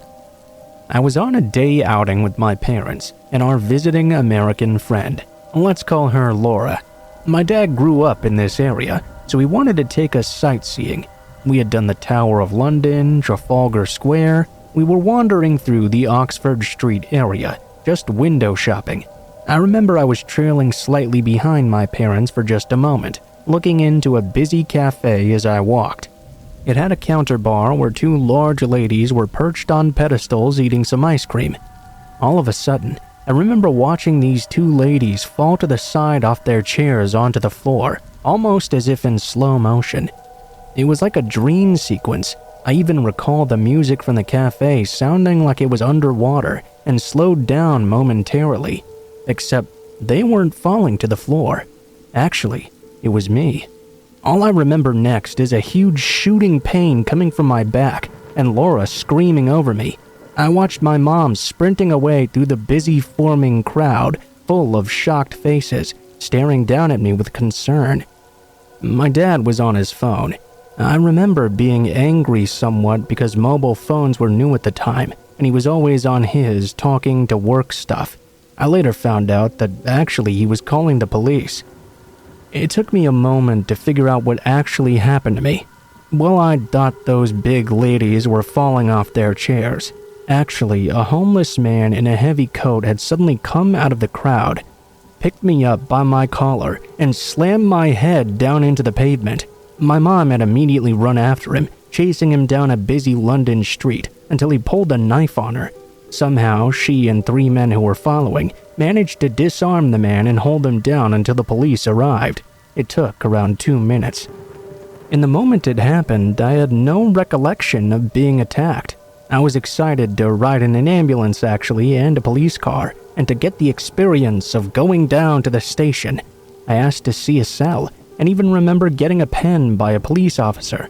I was in a lot of pain, but I couldn't understand why the paramedic was fussing over me so much. Boy, when the adrenaline wore off, it sure did hurt quite a lot. It's amazing how a child's mind works when it's trying to protect you. As a side note, I did wake up screaming for months every night after, saying the man had snuck into my room. And according to my mom at least, I only remember that happening once. In fact, I had a cracked rib, giant black bruises all over my chest, and bruises all over my back from the viciousness of the attack. Later in life, I remember his face quite clearly. It's almost amazing that I didn't remember in the moment just how high he'd picked me up to slam me down. The memory was triggered by receiving birthday bumps as a teen, and it all came rushing back in the most bizarre way. I later found out that the man had in fact been using that large knife for a long time to murder other homeless people at night, and had attacked a few little girls in public as well. He'd always gotten away, though. The police had been looking for him for months. It just so happened the dude hadn't counted on my mom being so fearless. He was put away that very same day, and I had to go to therapy for a few years to figure out just what went on.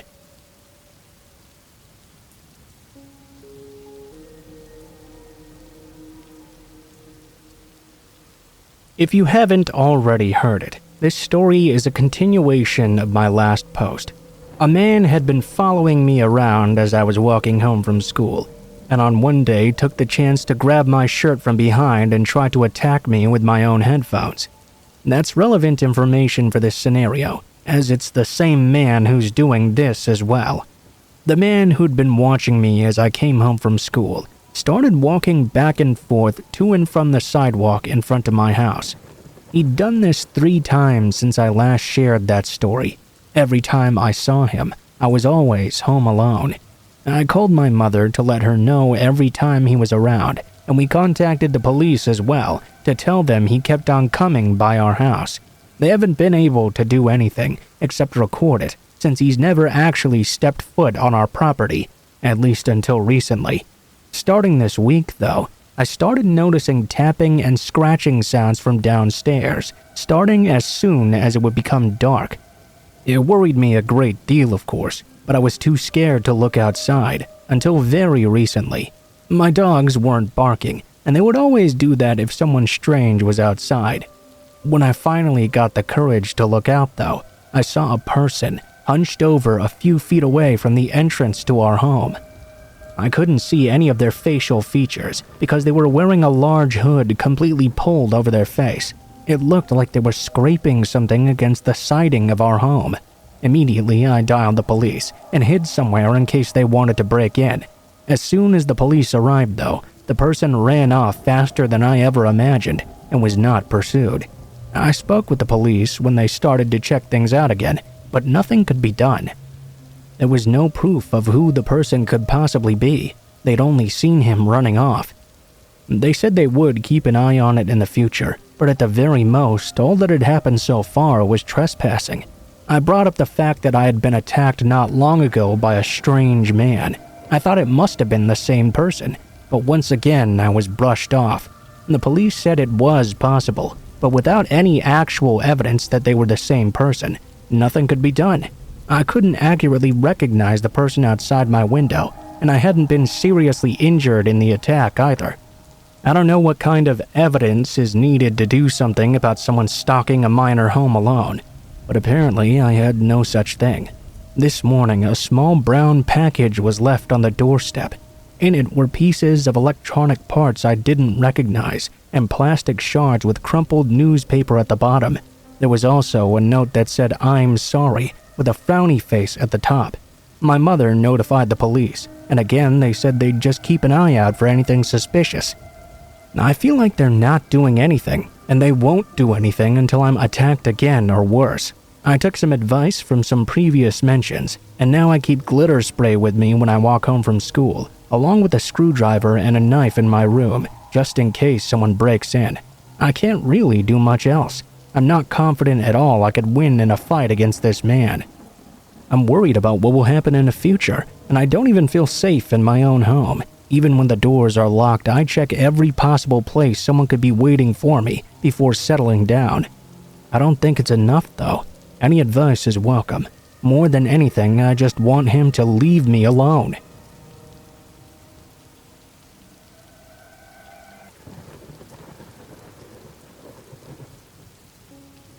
Hi, this happened only a few hours ago, so I'm shaken, but it's too early in the morning to phone and wake up friends.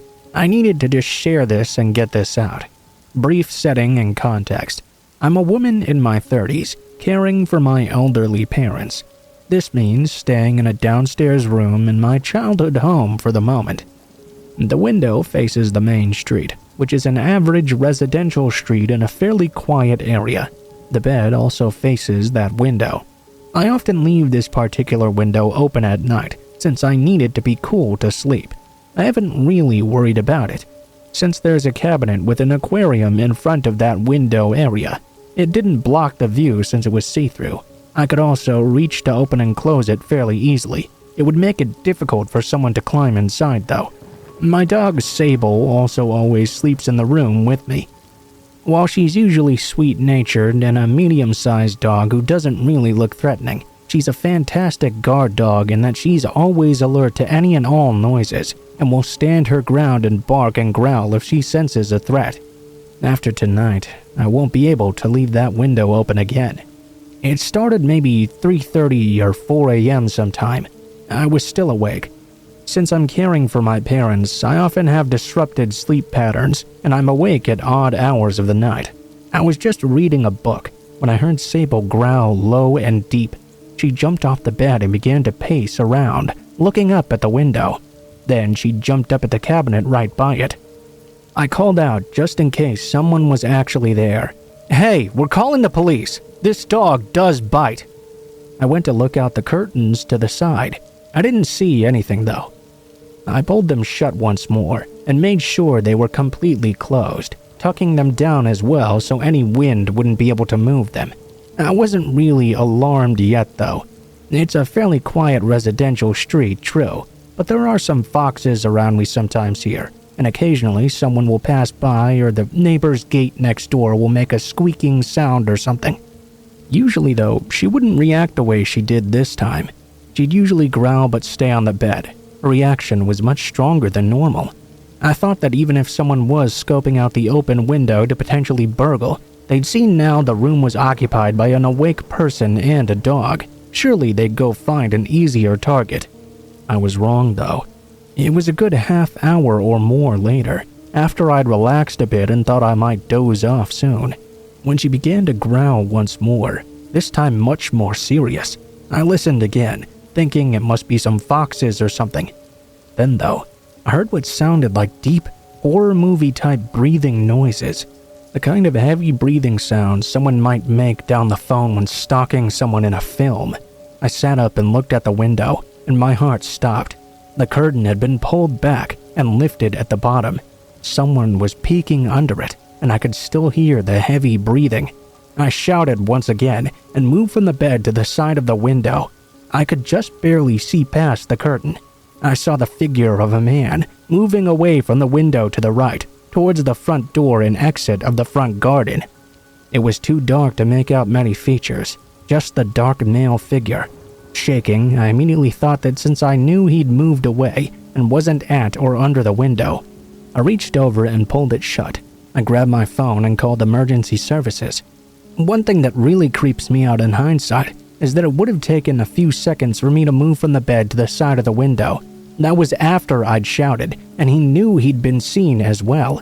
Still, though, he stayed there, knowing I'd already seen him, until I moved the curtain and could see out the window fully.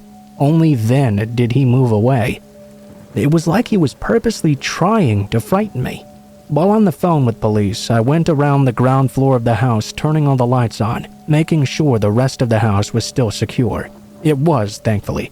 Very careful to lock doors and other windows at night. Everything looked undisturbed. 2 patrol officers came shortly before 5 a.m. and took a report. They suggested asking the neighbors if they had camera footage and to let them know of a potential prowler in the area tomorrow. They went to drive around the area and search. Since the dark meant I'd only seen the shape of a person with no real description, I doubt they can do much though. I couldn't even be 100% certain it was a man. The breathing and the figure made me instantly think of a man though. The outline of his head was also smooth. So he was either bald or wearing some sort of skin-tight cap. I'm very shaken, angry, and violated. I really wish we have a camera system now. I'll be looking into that for sure. I never thought anything like this would happen. I don't have any enemies, no bad exes, no one I know harboring any grudges. Since I'm caring for my folks full-time now, I barely even get the chance to socialize. My elderly and disabled parents surely don't have any enemies either. I also don't consider myself very attractive, so not a likely target for a peeping Tom either. If it wasn't for the fact that my dog alerted me to something both times, I'd have wondered whether I was half asleep or dreamed it all, that I'd imagined it. I have to think it was someone who was looking to burgle a house or something. But why did they hang around for so long then? Maybe someone on drugs or having a mental health episode? Maybe someone who just wanted to scare me. But why? And who? They know where we live for sure. I'm wondering if they're going to come back. New fears keep on popping into my mind. There's a passage around the side of the house to go from the front to the back garden, with only a small side gate. It's not designed to keep others out. It would be very easy for someone to access and then hide against the back of the house, completely hidden from view this time. They were bold enough to stick around even knowing I knew they were there. Perhaps they were hoping I'd just forget and fall asleep or something. I don't know, but it's pretty scary.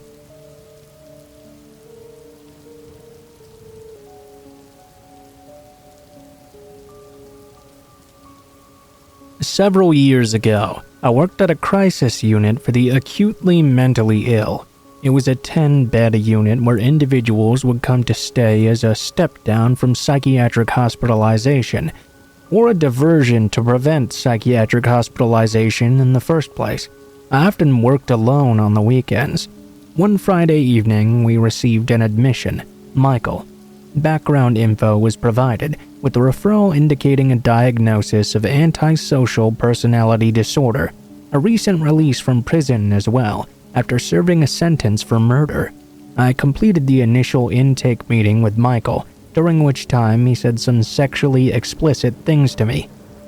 I made it clear this was inappropriate, and that confidentiality was limited in that the staff working on the unit as part of his treatment team would be privy to anything he said, or anything said in subsequent one-on-one sessions. He responded well to that redirection. We finished the intake, and I went about the rest of my shift until about 11 p.m. that night. He approached me in the office and asked if I was working alone. Luckily, at that time, I was not alone. I told him my male coworker was just in the adjoining office. After this encounter, I explained the situation to my coworker, who read my shift summary and decided to sit down with Michael and tell him the way he was acting was not acceptable. He could risk being let go from the program if it continued. The next morning, I was working alone from 8 a.m. to 4 p.m. Around 9, I went to wake up another client, Jeremy, to administer his medications. The room Jeremy was assigned to was at the end of the hallway, and he was usually quite slow to get up in the mornings. While I was knocking on Jeremy's door, Michael approached me to tell me he didn't appreciate I'd shared the things he'd said to me with my coworker. I explained to him that I'd already told him anything he said to me would be shared with the rest of the treatment team, regardless of how I felt about it. Michael became more agitated and jumped up in my face, backing me into the corner in front of Jeremy's bedroom door. At this point, Jeremy had woken up and heard what was happening outside his room. He came out of his room and stood between Michael and myself and told Michael he needed to get the fuck out of there. Michael went back to his room, and I contacted my supervisor, who told me to document the encounter and continue with my shift. Needless to say, I left the job shortly after this incident. I'm thankful that Jeremy had the presence of mind to intervene on my behalf. Considering he was also a client with mental illness, I often wonder what would have happened if Jeremy hadn't woken up in that moment, or if he would have been in a severe state of mental delusion and would have become agitated as well.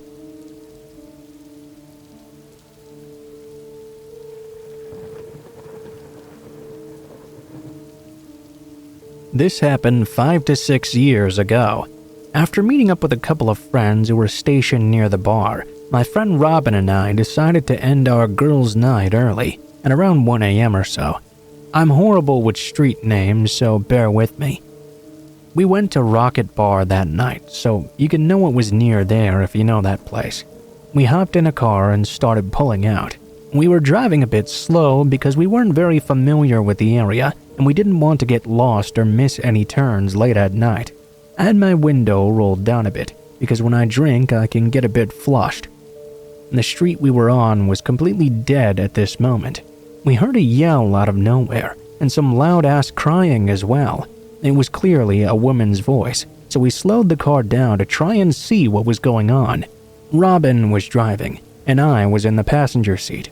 On our right side, we saw a lady stumble out onto the street, holding her chest and sobbing. Robin locked the doors and cautiously rolled my window back up, leaving only an inch or so open. The lady stumbled right up to my window and said, "I need help." I asked her what was wrong. She just kept on repeating she needed us to help her over and over. Me, being a naive idiot, I put my hand on the door like I was about to open it, only to be grabbed firmly by Robin. She whispered in my ear, "Don't you dare fucking open that door." The woman kept on mumbling "I need help" repeatedly, like she was slurring her words together. As soon as she saw Robin stop me though, her eyes opened wide as wide, and she started screaming. We jumped up and said, "What's wrong? What do you need?" At this point, she shoved her fingers through the cracked part of the window and screamed to let her in. We started yelling at her to go away. The lady started yanking at my door handle. Robin said hell no, and we started to pull away. The next 30 seconds was the most terrifying part. All of a sudden, the lady called out into the night, "They're leaving!"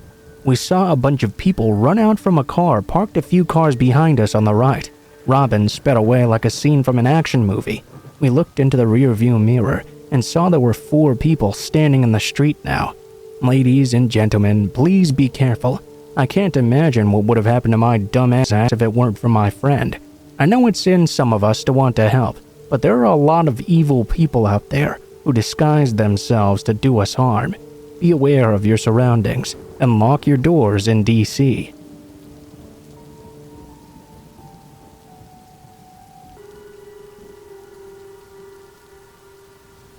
Okay, so years of watching and reading about true crime has led me to be extra cautious and always on the lookout for people who are out of place or acting odd. I believe this has helped me from several bad encounters, and this is probably the worst of them. I was a junior in college at a local university that was located in the city. The campus was about a mile wide, and I lived just over a mile away from it.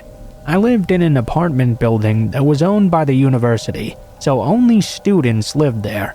It was known as the Poor Kids Apartments and was the farthest from campus. It was also in a fairly bad part of town.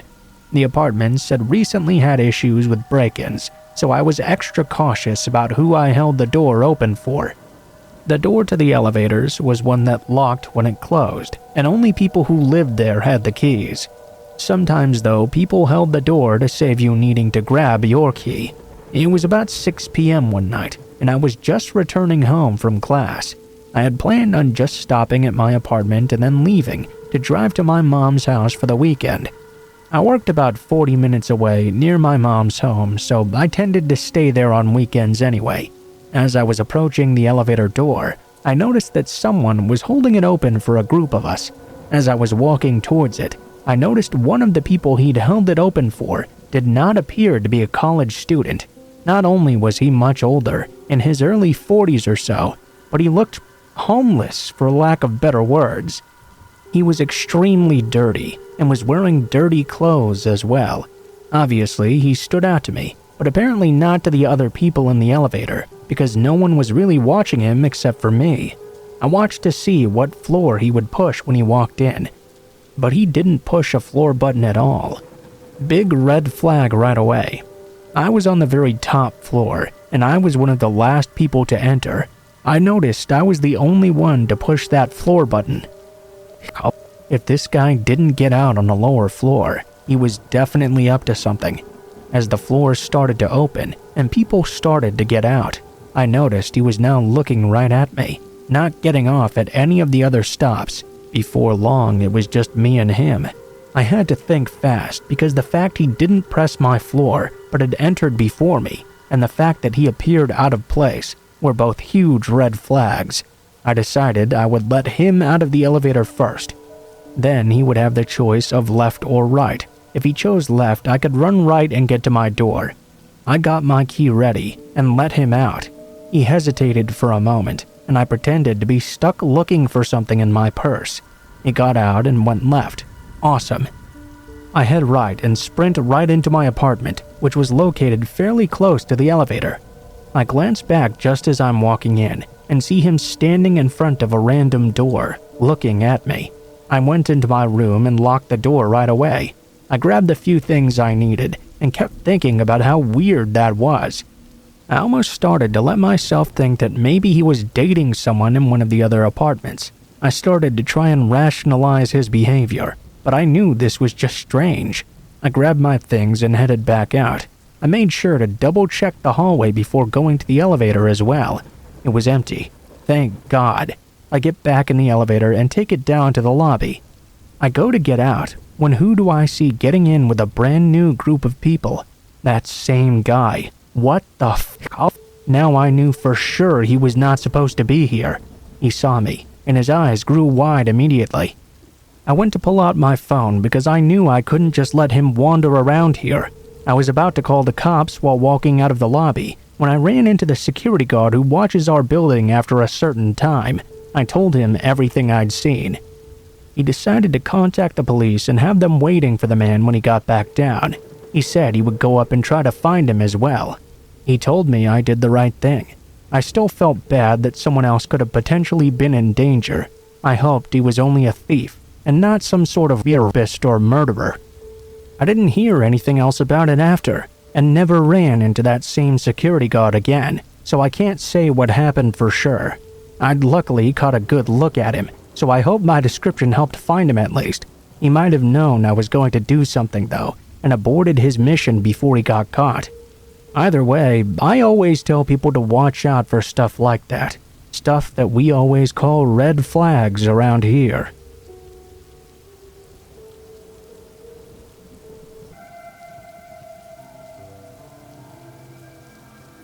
So, heads up for right now. This story is actually supremely f***ed up. The story is that I went on a website kind of like Facebook, but it wasn't exactly.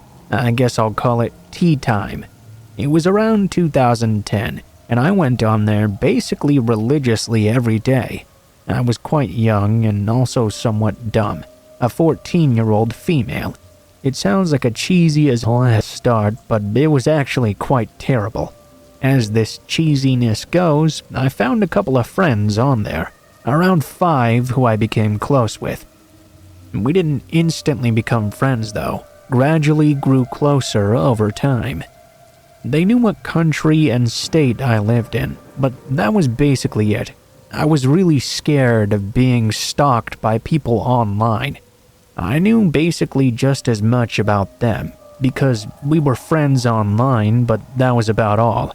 After a year though, I got more close with one of the guys specifically. Things got more intimate, I guess I'd say. He lived all the way on the other side of the country. He'd been planning to meet me for a while, but I didn't quite trust him yet, you know? We were all supposedly around the same age, and had similar interests as well. I just happened to connect with this particular guy the most of all. Eventually, I stopped using Tea Time. I had school, and I realized something was kind of weird after one of them accidentally called me by my real name. I told them my name was some pseudonym or something. That made me so scared, I deleted that account right away and never logged back on. Then I completely forgot all about that messaging app. Well, what I hadn't seen in the meantime was all of the threatening messages sent to me over and over, telling me to get back on Tea Time or else. That person didn't seem to care about me at all. He told me my address, my full legal name, where I went to school. He then told me that he and the other guys had intentions of kidnapping me for their boss, some guy named Carlos or something, a very racist Mexican stereotype they'd crafted. I was so scared. I started skipping school, putting up cameras all over the place, wearing different clothes and even changing my hair. November 2012, they finally showed up at my house one day out of nowhere, a day I'd skipped school. They'd brought pistols with them, it seemed, and what looked to be a machete type of knife. I did what I thought was best at the time. I hid in the closet in my room and called the police right away. The faces they made while searching my house for me will haunt me to this day. They made me feel super insecure about myself while insulting me, and told me all the crazy and sadistic things they would do to me if they found me, cutting my skin open, breaking all of my fingers, shoving the knife up my ass. I was mortified. I was so scared in that moment, I forced the lock on my closet so it would stay locked from the inside. When the police arrived, it took them 5 minutes to break me out. I was crying my eyes out, and I was more scared than I'd ever been. Somehow, the police weren't able to catch those guys. I never found my closure. I did find some further information on them, though, because of others who seemed to have similar problems. It turned out that each of these guys was apparently 40 years old. There was a guy that picked people who looked particularly young to pretend to be young girls and boys and try to befriend kids online. To this day, I still haven't told anyone really. Many times after, I'd skip school out of paranoia and try to play it off as just being sick. I did my best to change everything about me so they wouldn't recognize me again. I have extreme trust issues now. I feel like sharing this did help me get it a bit off my chest. Before then, I'd only told the police and other people involved in the investigation what happened to me. When people say to be careful on the internet, please be sure to keep that in mind.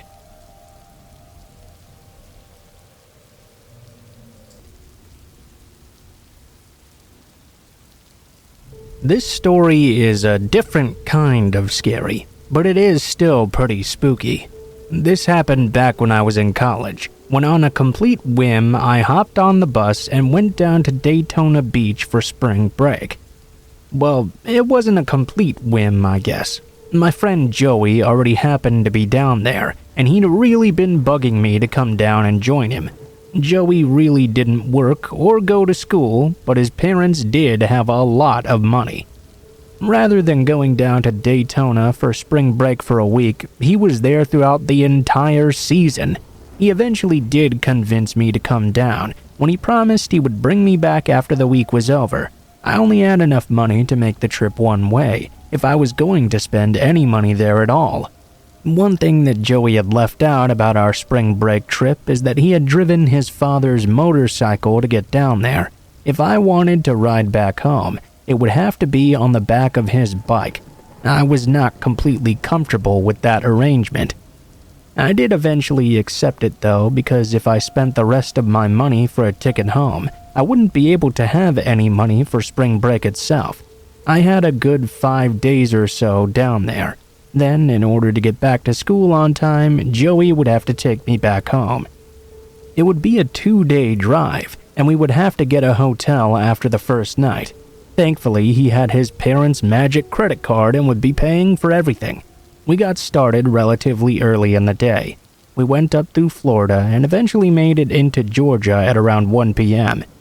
This is when things started to get a bit ominous. It began to get dark very fast, as the most foreboding storm clouds I had ever seen in my life began to roll in.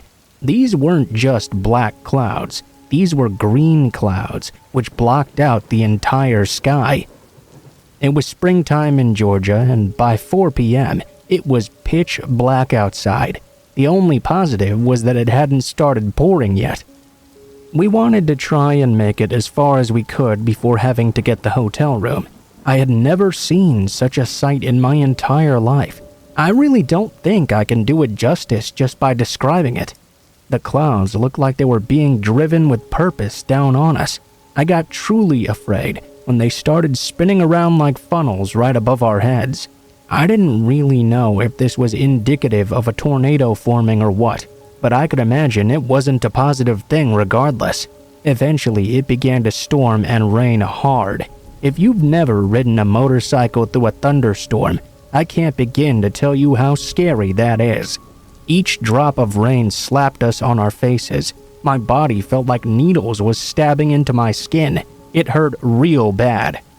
I was worried that the force of the wind and rain would blow our motorcycle off the main road, but Joey didn't appear to be ready to stop anytime soon. I didn't want to appear like a wuss either, but trust me, I was really scared. We saw a sign for a Holiday Inn at the next exit. It was then that Joey yelled back and asked me if I wanted to take that exit and stop there. I was in severe pain from the storm, and I was cold as well. I was frightened, but I thought about the kind of person Joey was. He was very adventurous, as if you hadn't already figured that out, and for some odd reason, I thought he would have more respect for me if I told him to hold out a bit longer. I yelled back to him, "No, let's see how far we can go before we have to stop." Joey laughed and we continued on. I think we went for another hour or so before Joey decided we were going to have to stop right now. It was just too fierce out there. We found an exit with what I believe was a hotel called Quality Inn or something. We checked in and I decided I needed to take a shower first. Joey was fine with that because he wanted to watch the weather anyways. Joey flipped on the television and of course there was a weather report on right away. I'll never forget in my entire life what it said. The town just off the exit that Joey had asked me if we wanted to stop at was hit just a half hour earlier by that tornado. One of the buildings shown on the news as being completely destroyed, the Holiday Inn we were both going to stay at. We were shocked. If we had taken that exit just an hour ago and checked into that hotel, we would not be here right now. We would have been there right when that tornado destroyed it. It was really weird because I wanted so badly to get out of that storm, but for whatever reason, something told me it was not right to exit at that moment.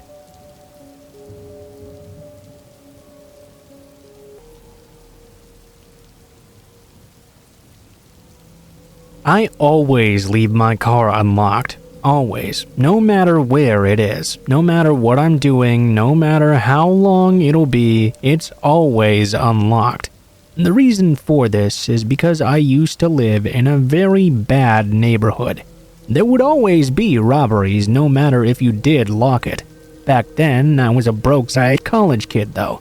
I didn't have ish for anyone to steal. I also didn't have any money to replace broken windows.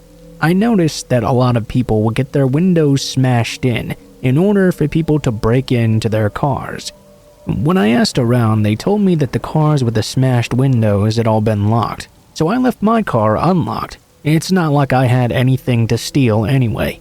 If they wanted to waste their time rooting around, that's on them.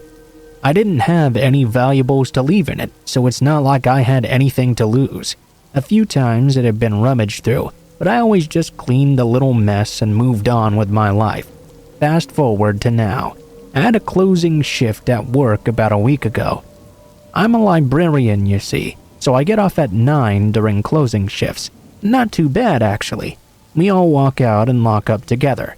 There were 2 parking lots at my library, one in the front where the books were, and one in the back where the labs and computers were. Most of the employees parked in the back, but this particular time I had chosen to park in the front instead.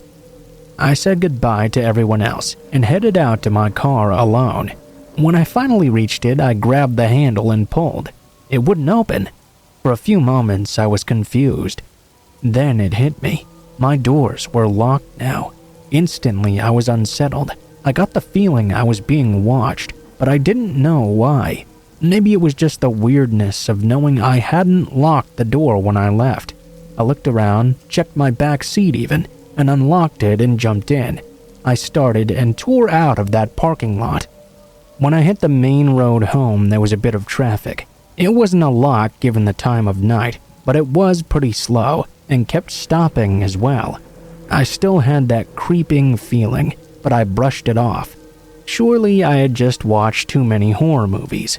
Then though, as I stopped at a light, I heard a loud screech and a thumping sound. My trunk had just popped open. I waited until I got to a well-lit area to stop. I pulled into the parking lot of a gas station, shaking in my boots. I made sure there were other people around and tiptoed my way over to my trunk. Nothing was in there as I checked, of course, but I did see my things had been moved around to make what looked like a person-sized hiding spot. I might start locking my door from now on. Update. We got feedback on some video surveillance footage at my work. A man who's a bit off that comes into my work a lot got into my car and tinkered around with it for a few minutes.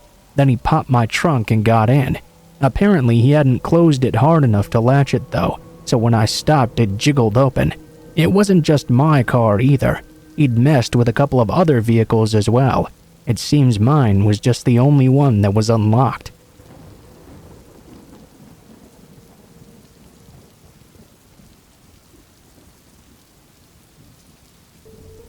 I was recently reminded of an experience I had back in October. I thought my previous experience was my one and only weird backwoods experience, but I guess I was mistaken. Where I live, we have relatively few COVID cases. There were almost none back in the fall. Because of that, although there were certain restrictions still, we had more public health-sanctioned freedoms than many other places. For example, at the time we were permitted to share our social bubble with one other household and travel within our region. My family and our fellow bubble family decided to take advantage of this by going on a fall getaway together. We rented 2 side-by-side cabins in a beautiful waterfront wooded area and had a lovely, relaxing weekend. Although there were other cabins nearby, they were all unoccupied and we saw no other people there, though we did hear a dog barking a few times somewhere not far off. On our final night there, my son decided to sleep in the other cabin with his bubble buddies. Around 11 p.m. he called me over, asking for some forgotten thing. It was very dark that night, and there were certainly no streetlights in this deeply wooded cabin area. I grabbed my flashlight and began to walk the short distance to the neighboring cabin to deliver whatever it was he'd forgotten. While on my walk back, though, I began to hear a whistling. It was a very human-sounding whistle, the kind someone would make when calling back a dog or something. It sounded very close to me. Shining my light around into the woods, though, I couldn't see anybody there. I heard it once more. I'd assumed it was someone whistling for the dog we'd heard earlier, so I didn't think much of it in that moment. A short time later, another call came from next door. It seemed my son couldn't settle down and wanted to come back over to our cabin. This time, my husband and I walked over together. We collected our child and his things and said goodnight to our bubble family and walked back. We heard the same whistle again now, multiple times. It seemed to be on the dirt road just ahead of us, gradually moving away. My husband commented their dog must have gotten loose or something, and the owner was out looking for it. Inside our cabin, we continued to hear that whistling, coming at irregular intervals, every 2 to 4 minutes or so. At first, it would be quite loud and seem right next to us. Then it would gradually grow fainter, then stop as though they'd moved completely out of earshot. Then it would circle around again, coming from the other direction, getting louder as they moved past our cabin, fading once more into the distance. This happened over and over again. Still not thinking that much of it, my husband climbed into the loft to go to sleep, while I started to pack for the trip home the next day. Our son was sleeping in a little room on the main floor to the left of the front door, and the small window in his room was cracked open just a bit to let in some unseasonably warm night air. I was sitting by that window, quietly gathering up his scattered things, when the whistling once again drew closer. This time, though, instead of fading as they passed by, it sounded very close and incredibly loud, as though this person was just outside my son's window now. The blinds were down, but I was absolutely sure I could make out someone standing on the front porch outside. I leapt to the front door and flung it open. I threw on the porch light, ready to tell off this prankster on our doorstep, only to see nobody was there. I grabbed my flashlight and took a few steps out past that circle of light. I began to hear the whistling again. I thought better of this and retreated back inside. I locked up the cabin tight. I closed and latched all the windows and lowered all the blinds. If someone was creeping around outside our cabin, I didn't want them looking in at us from the darkness. Deciding I now did not want to leave my sleeping son downstairs by himself, I settled down on the sofa with a book. The whistling continued around our cabin. Between each sound, I would try to convince myself it must just be a bird or an animal, only to hear it once more and be absolutely certain it was a human being. Around 1:30 a.m., my husband suddenly leapt up and started to get dressed. I asked him what he was doing. "I'm gonna go find out whoever that is and ask them why they've been doing this for hours," he said, obviously quite angry. I was horrified. My husband is a pretty big guy. I was as curious as he was, but I felt deep in my gut that it would not be safe for him to go out and confront that person. I insisted he simply keep me company for the night, and thankfully he did.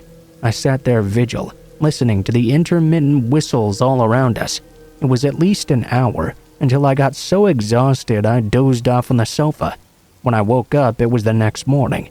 The sun was now peeking around the blinds, and the whistling had long since stopped. I cautiously peered outside, half expecting to see some sort of evidence of a nighttime intruder. There was nothing there. A while later, we wandered next door, coffee mugs in hand, to get our friend's take on this mystery whistler. Amazingly, they'd not heard a single thing that night, despite the fact we'd heard that sound over and over around our cabin. Clearly, that person would have had to have passed by them to go back around. We couldn't understand how they'd not heard it. I guess maybe they hadn't done it when they were going around them. At checkout, I asked the woman at the kiosk down the road about this. She gave me this real strange look and said she didn't have any idea what I was talking about. When I got home, I searched for audios of bird calls common to the area, even ones not common in the area, in hopes of finding that same whistle somewhere on there. Nothing I found was even close. We still don't know what that was that night, circling for hours and stopping just outside our cabin door.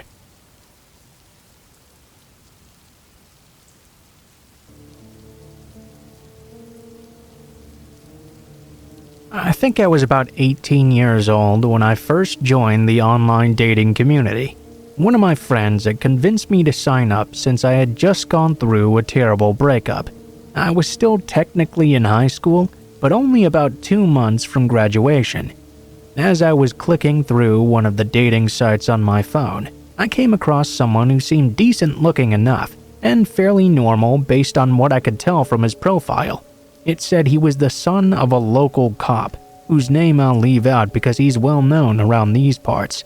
We'll call him Officer V. We'll call his son Ren. Ren had just moved in with his dad from Florida and was looking to meet some new people.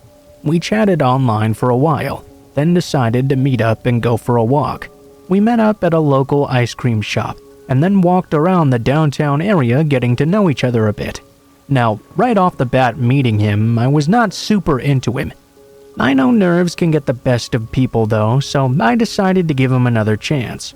I was a member of the marching band in high school, and we always did the local parades for Memorial Day and such like that.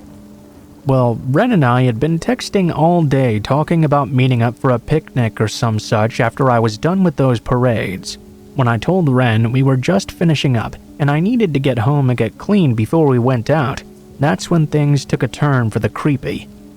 He insisted on picking me up from the end of the parade, and after 10 minutes of arguing, I finally convinced him that no, he would not pick me up and would in fact wait for me to change and get cleaned up first. After I was done getting changed, I gave him my address and said he could come pick me up if he'd like. Not even 3 minutes later, he was already waiting outside. When I hopped into his car, I smelled something awful, something that can only be described as rotting and dead. I'm a messy person, sure, but I've never let my car get that gross on the inside, much less letting a date see it in that state. There were food wrappers everywhere, dirty laundry. It looked as though this guy had been living out of this car. When I asked him what we would be doing for the evening, he said we were going out to dinner, but he wanted to show me something first. You see, we lived near the third largest national military cemetery in the US, and that's where this guy took me. I would have understood, being as it was Memorial Day, wanting to make a quick stop and pay respects to those who had served, but there was no paying respect being done here. We drove through the cemetery, and he pointed out every single grave he was even remotely related to. To make matters worse, we drove through 4 cemeteries. 4 of them. When we left the last one, I thought we could finally get on with the day. Boy, was I wrong. We went back to his house, and I asked if we were still going to dinner. Well, yeah, but we have to wait for my dad, Officer V. He's taking us there. I was a good kid and never got into too much trouble, but the thought of being stuck in a restaurant with a cop watching me was more than a little unnerving. Why hadn't the guy told me this in the first place? As we were sitting on the couch watching TV, waiting for Officer V to come home, R decided it was a good time to try to make a move on me. He leaned in to kiss me and attempted to say something cute before doing so. I immediately turned my face away because of the awful stench emitting from this guy's mouth. I've dated smokers before and cigarette breath didn't really bother me, but this scent was indescribable. It was like cigarette breath on steroids. That's the only way I can say this. Thankfully, moments later, his father walked in and announced he was ready to go. After a few brief questions about my age and making sure it was okay for him to take me across state lines, we left for dinner. The entire meal, R didn't say a single word. Instead, his father basically interrogated me. Thankfully, that dinner was short. After the meal, I texted one of my friends to tell her I needed a way out of this situation. I told her to call me and pretend to be upset. As it turned out, Officer V was dating her mother, unbeknownst to me. So Ren already knew who she was quite well, in fact. I told Ren I needed to go because my friend was really upset and needed my help. Well, he downright refused to take me back to my car so I could go home, even though the only way to get to her house was to drive directly past mine where my car was parked. After that, an argument ensued about him not taking me home. He dropped me off at her house instead, and I immediately jumped out of the car without saying goodbye or thank you. At this point, I was sure Ren must have gotten the hint I was most certainly not interested. I thought I would be in the clear. His tours of the cemeteries and refusal to take me back to my car so I could go home were huge red flags. I knew this was not someone I wanted to be dating, let alone have him in my life. I blocked him on the site and deleted his number as well.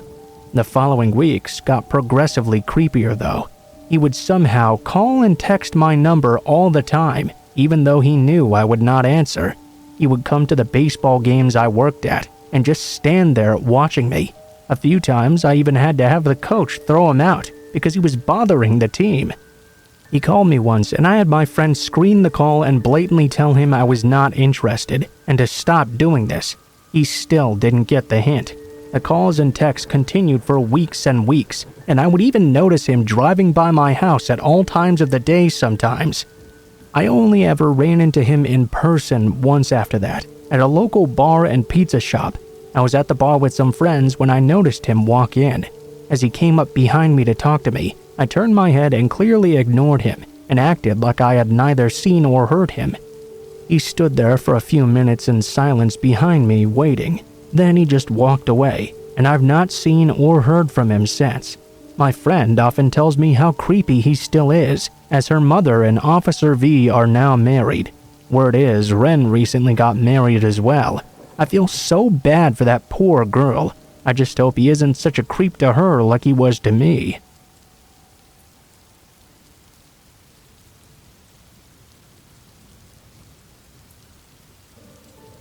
So this was a really weird experience that happened to me.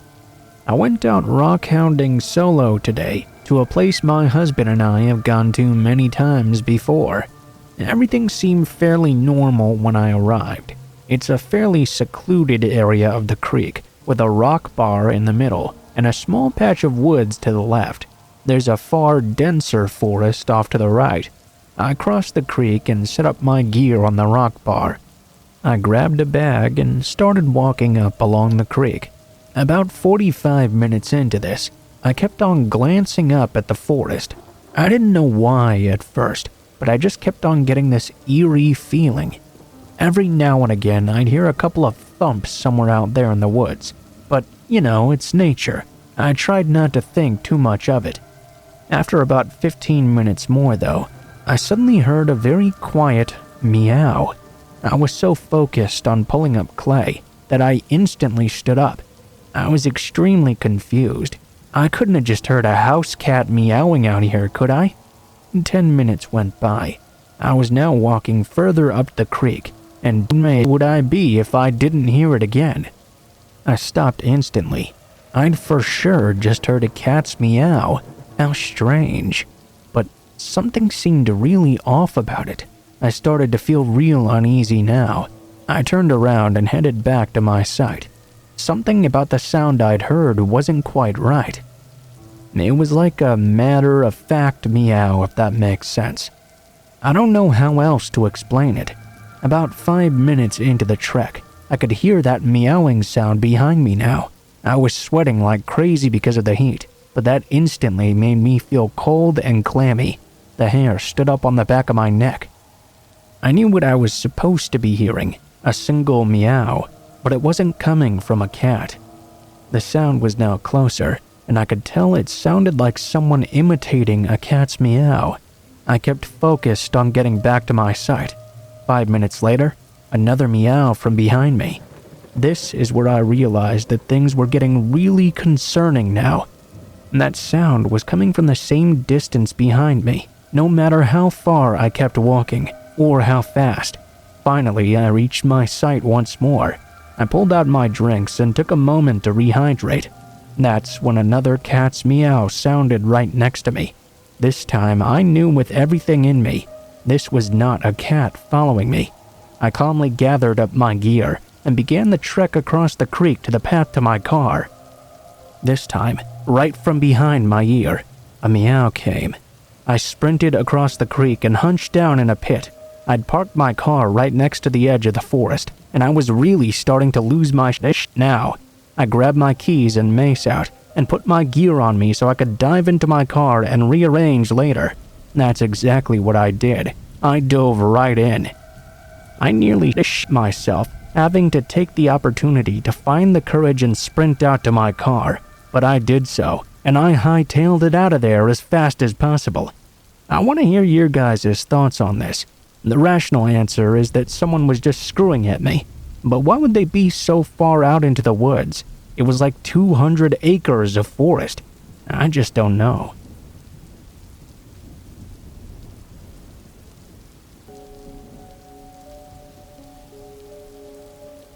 I live in a small town with my family. I was 19 when this happened. My brother was 13 years old. This happened when he was on spring break from school. My parents had already gone to work, and I had a job too, but I didn't have to go in until later in the day. There was going to be a period of about 4 hours or so after I went to work that my brother would be home alone in the house. That wasn't too big a deal to us though. He was already 13 years old. On this day, I had about an hour before it was time for me to leave for work. It was around 11 a.m., I believe. When I woke up, it was raining and storming very hard.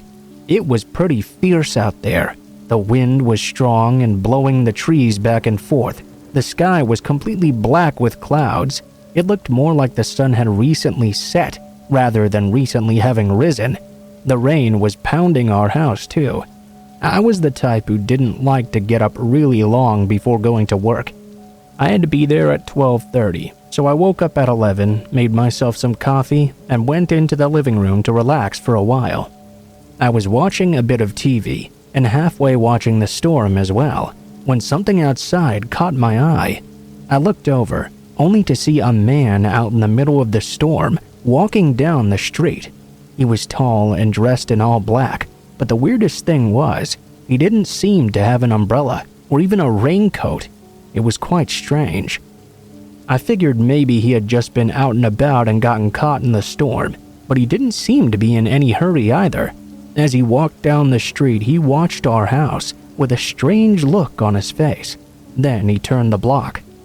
I got a feeling something was wrong here, but I tried not to let it bother me too much. As I was watching the television more, about 10 minutes later, it caught my eye once again. I looked out the window and was quite surprised to see the man wandering around the block once more. Just like the last time, he kept glancing at our house, pivoting his head as he walked along.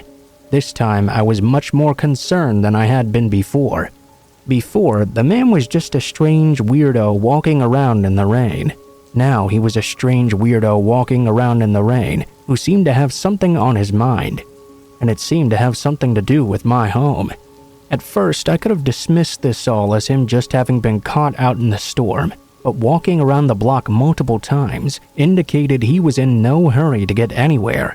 Just a strange man walking in the rain.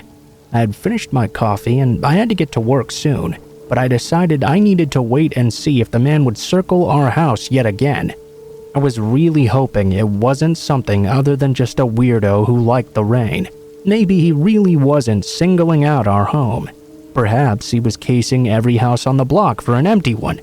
This was the third time he walked around, once again looking at our home specifically. I got really concerned now. It was exactly like before, too. I really wasn't sure what to do in this instance. I didn't think the guy had done anything wrong or illegal, so I couldn't call the police on him, but I didn't feel safe leaving my 13-year-old brother home alone. It was a slim chance, but there was a chance this man was going to try to break in when I left or something. I couldn't take my brother to work with me, so I had to find some other way. When I left, all the cars would be gone from the driveway. That may be exactly what this guy was looking for. After going over it in my head again and again, I decided I was being paranoid enough that I should see if I could drop my brother off at a friend's house. I explained to him that I was worried because something weird was going on here. I asked him if he had anybody who would let him stay until my parents got off work. Thankfully, he did. He called up his friend Dylan, and I dropped him off over there and headed to work myself.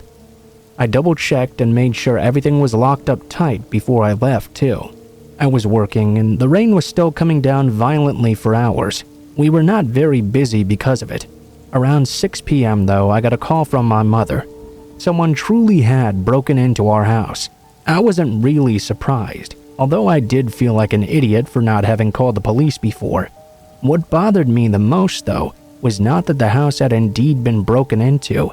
What bothered me is that they didn't steal a single thing, or even touch anything. That told me that the man who broke in wasn't trying to steal our things. When I explained what happened to my parents, they were very happy I hadn't left my little brother in the house alone, because who knows what would have happened to him.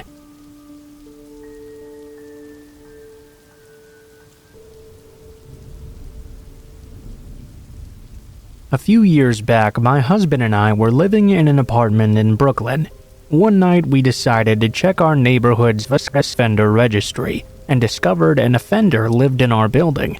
It wasn't really a big deal to us, as we didn't have any children at the time, but I should mention that this guy was one creepy-looking dude.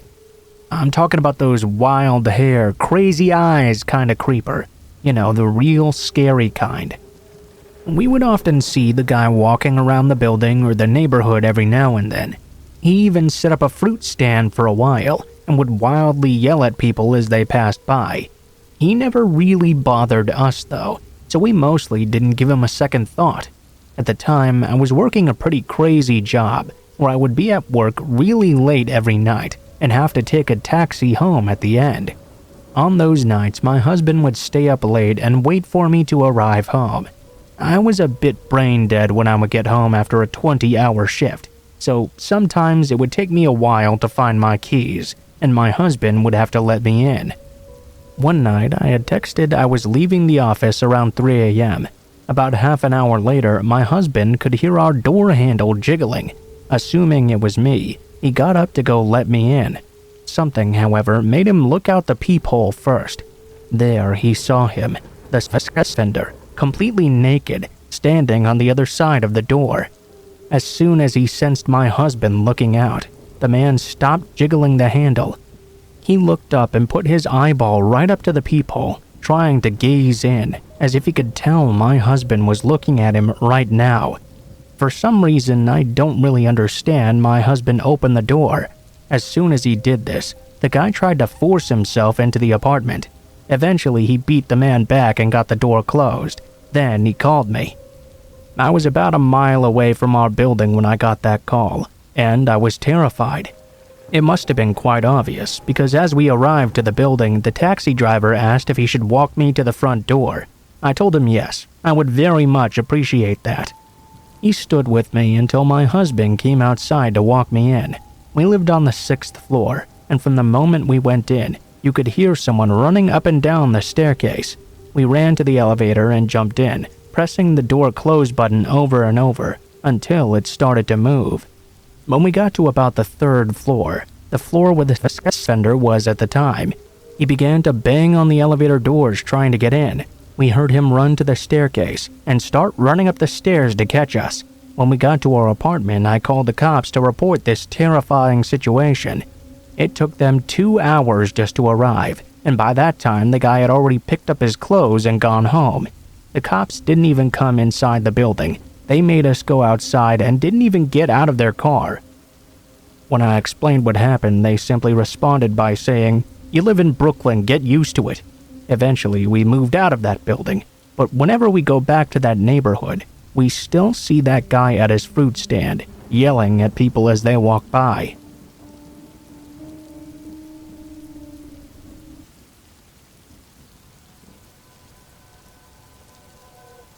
I was 14 when this occurred, and I'm 22 now. I still remember it in crisp detail though, and it freaks me out to this day, thinking what might have happened if things had turned out just a bit differently.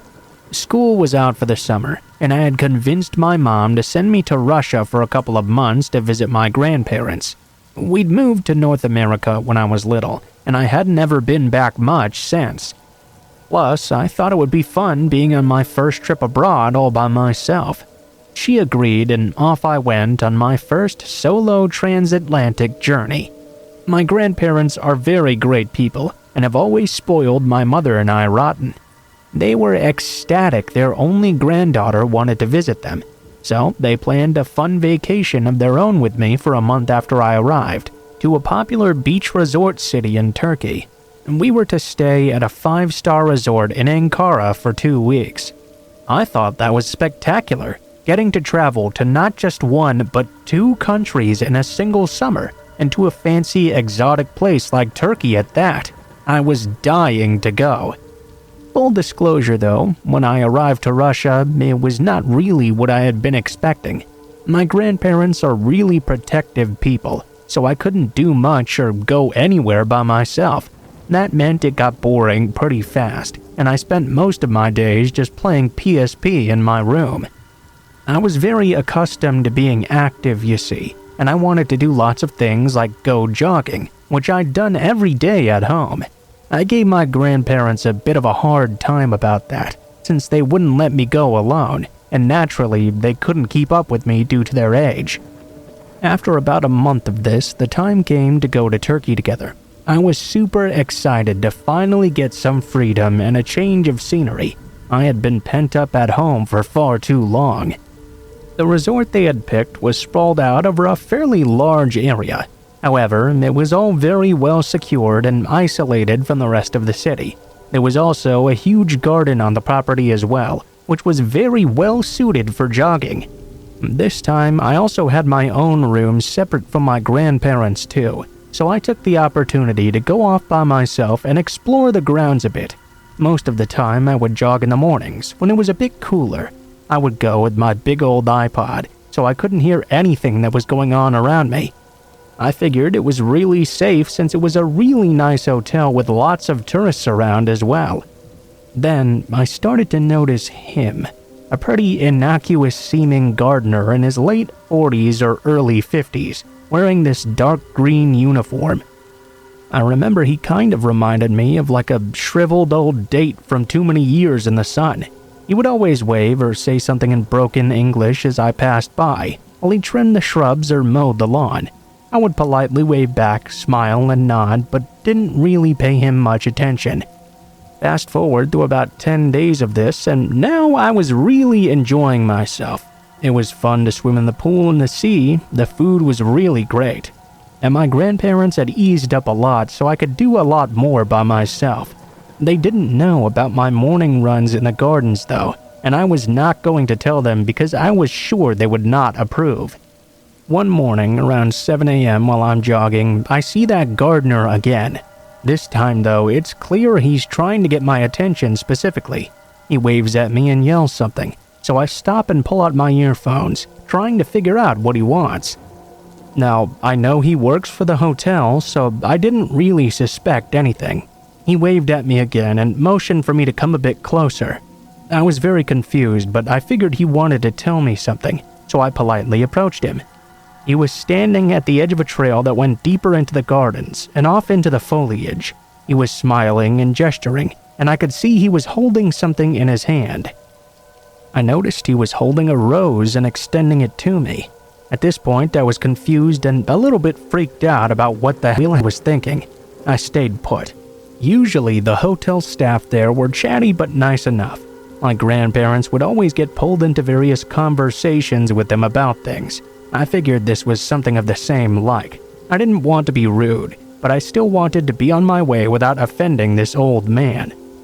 He handed me the flower and I took it, thinking maybe he wanted to show me some roses that were in bloom or something. He kept waving and gesturing like he wanted me to follow him, and stupidly I walked a bit closer. He had another flower in his hand and backed away more. Then, suddenly he stopped and started to lower it a little. That's when I noticed he was holding his other hand behind his back, and he was clearly holding something. I looked up ahead to the trail to see this little hidden-away cabin type thing, where I assumed they kept their gardening supplies. Something clicked in my head then, and I began to slowly back away.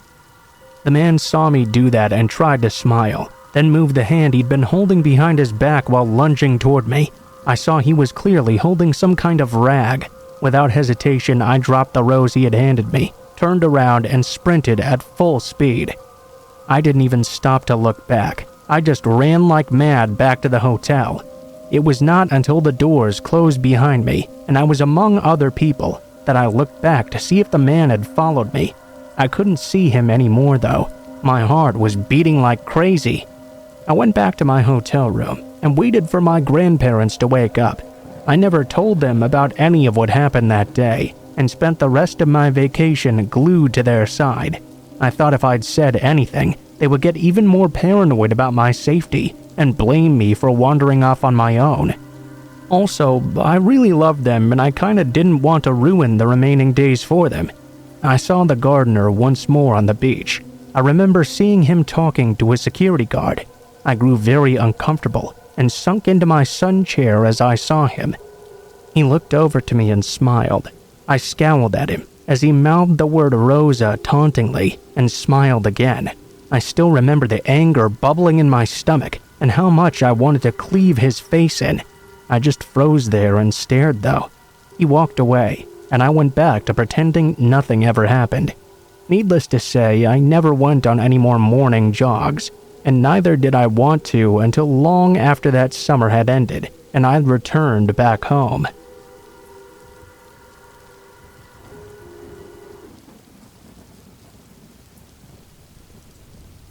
When I was around 12 years old, my father bought me a pup tent so I could have sleepovers in the backyard with my best friend, Jimmy.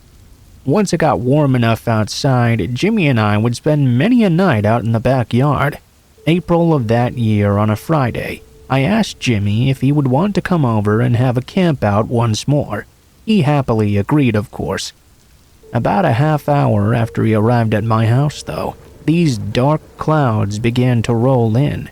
My mom tried to cancel our camp out, but after I begged and pleaded with my father, he managed to convince my mom that Jimmy and I would be completely fine. After all, we were just going to be hanging out in the backyard by ourselves, It's not like we were actually going out into the woods or something. I was really excited myself. The storm was just going to make the night that much more enjoyable. Jimmy and I would tell a bunch of scary stories, and it would give a really good freaky ambiance with the storm outside. We watched a bit of television as a bolt of lightning momentarily lit up the sky. It still hadn't begun raining when we went out to the tent, though. If you've never been in a tent when it's storming, you're missing out on a very surreal experience. Even before the rain began to fall, the wind was hitting the tent hard. We could hear it howling all around us. Each crackle of lightning not only lit up the entire sky, but also easily shone through the thin fabric wall of the tent. Well, when the rain finally did begin pouring down, I guess I suddenly understood why my mom didn't want us spending the night out there. That poor little tent got battered by the rain slapping against it. Jimmy and I spent our night doing our best to try and scare each other. We had a flashlight, and the person telling the scary story had to hold it under his chin, to make it seem like it was more scary than it really was. Or at least, more scary than we would admit it really was. There are many reasons I remember that camp out in the storm so well. One of them is that this was the very first time I was introduced to some of those classic all-time urban legends. Jimmy told them all. The Hook Man, the one with the headlights and the killer in the back seat, and many, many others. I would say by the time it was fully raining, we had succeeded in scaring the crap out of each other. My dad came out to check on us to make absolutely sure we were okay before he went to bed. Mom was still trying to convince him to make us get back in the house and sleep in my bedroom. My dad understood that we were just having a good time, though. After he knew we were fine and we promised we wouldn't stay up too late, my dad wished us a good night and went back inside the house. About 20 minutes after that, the lights all went off as well, and Jimmy and I had the chance to really scare each other. I wasn't really aware of how much time was passing by as we kept talking and sharing stories back and forth, but it had been quite a while now since everyone else had gone to bed. We were staying up way later than we should have been. All of a sudden, there was a really bright flash of light and a crack of thunder that shook the ground. It wasn't really the thunder that worried me, though. During that very brief bolt of lightning, I'd seen a shadow in our backyard. Since the light was so brief, I hadn't really had much time to make it out through the wall of the tent, but it looked to me like there was a person on the far side of the yard, crouched down against the inside of our wooden fence. Jimmy noticed something was wrong right away, and he asked me what was bothering me. I didn't know what to tell him, though. I thought if I told him I'd seen someone skulking in the backyard, he would begin to panic. Maybe the guy would come at us, realizing we'd noticed he was there or something. I just whispered to him that we may have to go into the house as soon as possible. Before Jimmy even had the opportunity to respond to what I'd told him, though, another brief crack of lightning illuminated the area. I saw the silhouette once more. This time it was standing up and looking toward us. I told Jimmy someone was in the backyard. He didn't believe me, though. I grabbed his hand and told him we had to book it for the house. He still thought I was just trying to get back at him for all those urban legends he'd told me. The next crack of lightning, though, revealed that the man was now right outside our tent. This time, Jimmy couldn't help but see him, and he began to scream. The shadow was now at the door of the tent and began trying to pull the zipper open by force. Jimmy and I began to yell and scream for my father, even though it was very unlikely he would hear us during this storm. What happened next happened so quickly, but I was very glad that it did. The back porch light suddenly turned on. I heard what I first thought was a crack of thunder, but instead it turned out to be my father's gun. The person by the tent made a run for it, but my dad yelled at him that he had no problem putting a bullet in his back if he did. The man stopped in place. The police came and arrested the man. Turns out that the very first crack of lightning that had revealed the man to me at first had also happened to wake my father up. He'd gotten worried about us because the lightning was so strong. He went to check on us, and when he did look out the window, The second crack of lightning then revealed the man to my dad, standing in the backyard. He woke my mom up and told her to call the cops. Then he grabbed his gun out of the safe. Jimmy and I spent the rest of the night in the room, and this time we did it without any arguing. It was quite a while before either of us was comfortable sleeping in a tent again.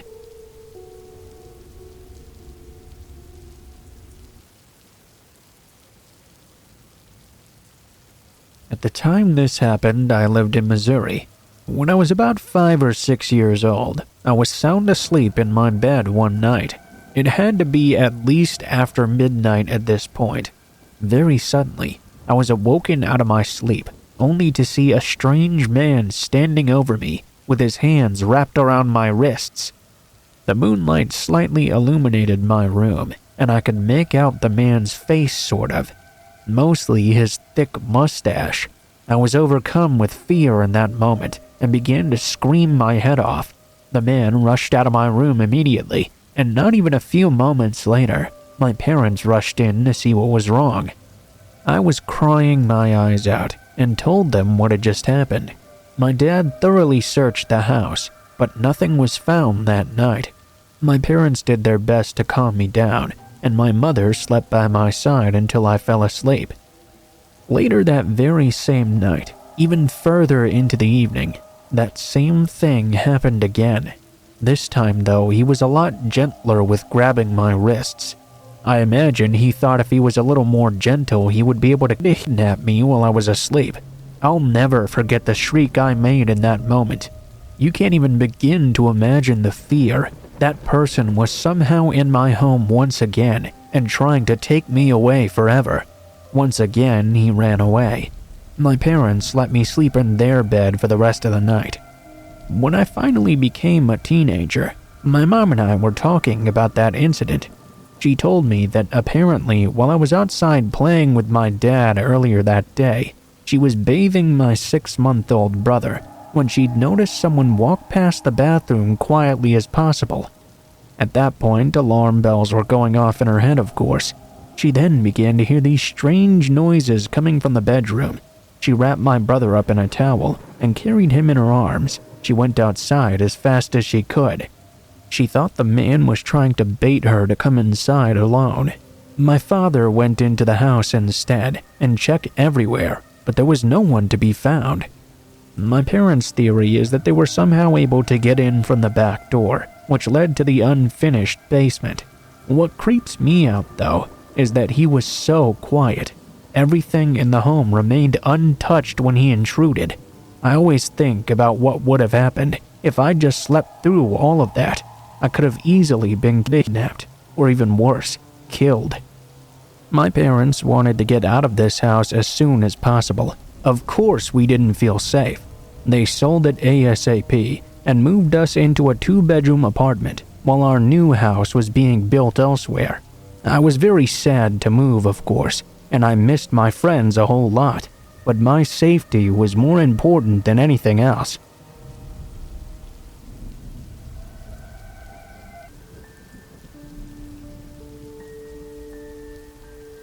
I was 18 years old when this happened, in my senior year of high school. I just started dating a girl who lived an hour away in Bogalusa, Louisiana.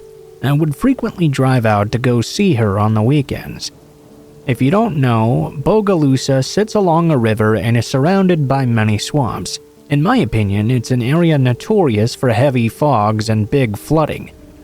It's also quite rural, and it wasn't uncommon for someone to hit a deer or something when traveling to and fro. Being a young driver, my parents would ask I be home no later than 11 p.m. to avoid these accidents. On this particular day, it had rained quite heavily throughout, and at night it would be a particularly foggy trip back home. The first half of the trip was fairly normal. I drove at the posted speeds and occasionally slowed down when I saw eyes in the tree line. This contributed to the eerie air surrounding these drives.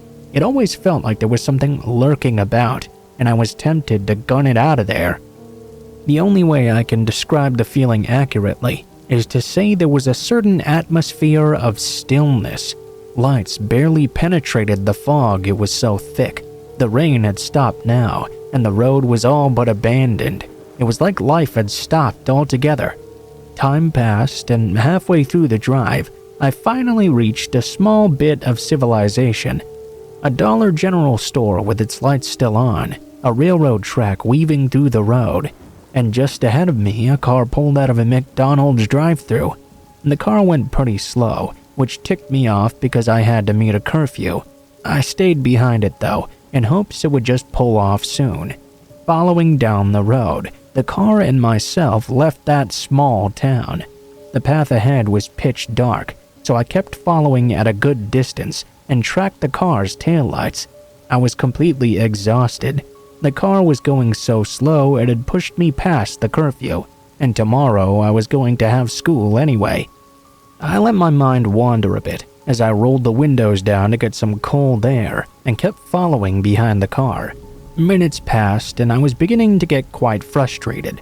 We approached a railroad track that was slightly uphill, and being in a hurry, I pulled in close behind the car I had followed.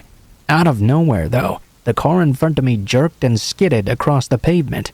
No more than 8 feet in front of me, I could now see an emaciated figure curled up on the tracks. Pale white, with patchy bald hair, a man rocked back and forth, tearing at his face with his fingers. I quickly threw the steering wheel to avoid him and swung my car around him. Maneuvering as best I could, I managed to dodge the man and slammed on the brakes once I had passed by. The car I was following sped along and out of sight, and now I was alone in the surrounding fog. My heart was racing. I clicked on my hazards and unbuckled my seatbelt. Jutting myself out the window, I stared back at what little the flashing lights could illuminate. Silence. Nothing except the ticking of my blinkers. "Hello?" I gently called out. "Are you all right? I didn't hit you, did I?" In the distance, the man slowly postured himself upright, and his head snapped over to me. He stood there silently, unmoving. Suddenly, he let out the most inhuman scream I'd ever heard. He broke into a full sprint and started running toward my vehicle. I quickly threw the car into drive and sped away from that scene. Not more than a minute later, I found the person I had been following earlier, who had decided to pull over and park on the road and call someone. I approached behind them and yelled out the window, "Did you see that?" "Yeah, I'm going back," the driver responded to me. He'd called the police in the meantime. We eventually went back to where the man had been, but there was nothing there, just an old railroad. To this day, it's still one of the most weird and scary things that's ever happened to me.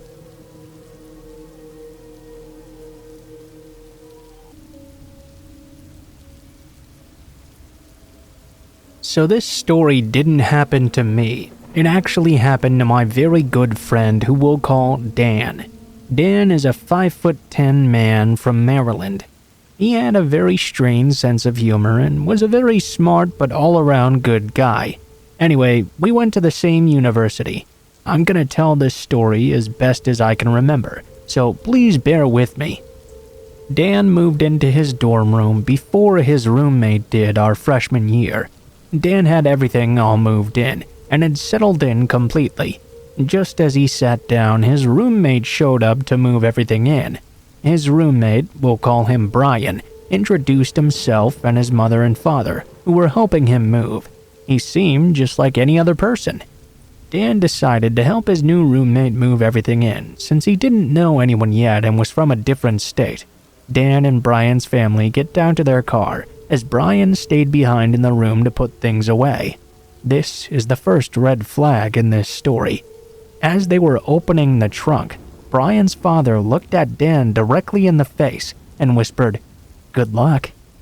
Dan thought he meant with classes. He said thanks and grabbed a box, but boy was he wrong.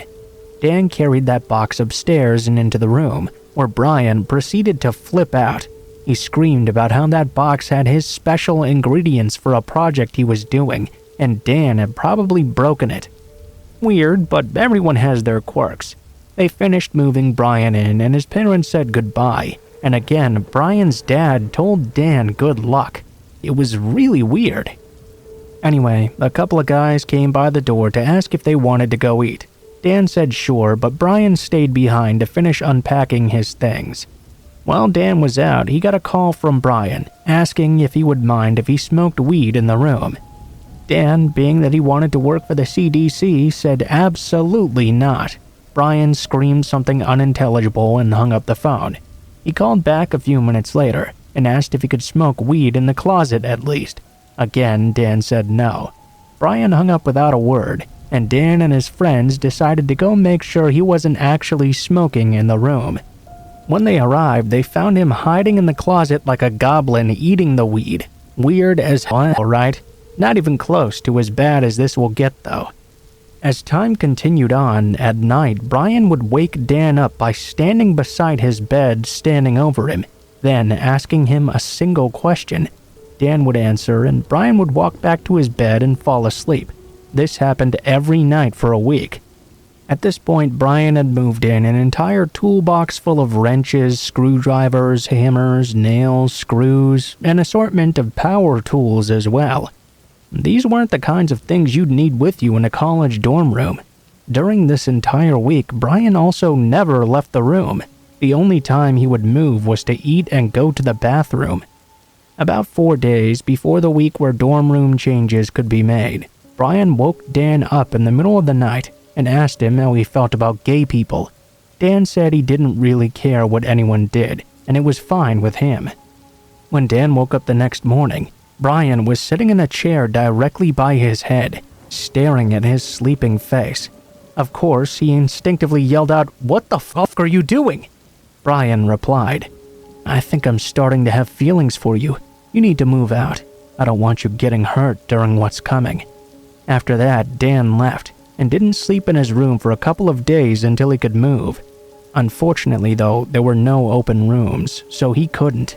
During this time, Brian started to follow Dan around. He would sleep in the closet with his tools, making something. Dan eventually convinced the head of the dorm to let him move into the now empty room next door, after 3 weeks in what he described as pure hell. Dan moved to the room next door, so no big deal, right?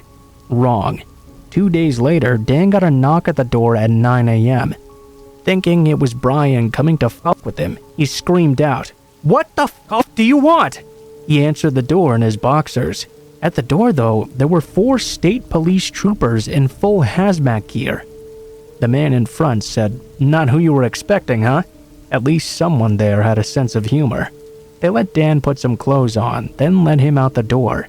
At the end of the hallway was Brian in handcuffs. Turns out Brian had been building pipe bombs and other sorts of explosives in the dorm room while Dan was away at class. After Dan had moved out, he took over the other bed and the closet for his bomb-making activities. The reason the hazmat team was there was because Brian had spilled liquid mercury all over the floor, and they were afraid it had seeped into the other rooms. When they went through all of Brian's things, they found a plan that also had guns hidden around the city. This kid had planned a massive attack. On a special note, though, he had written Dan's name down with a heart drawn around it, and wrote specifically, "Do not kill." Brian is obviously in prison now.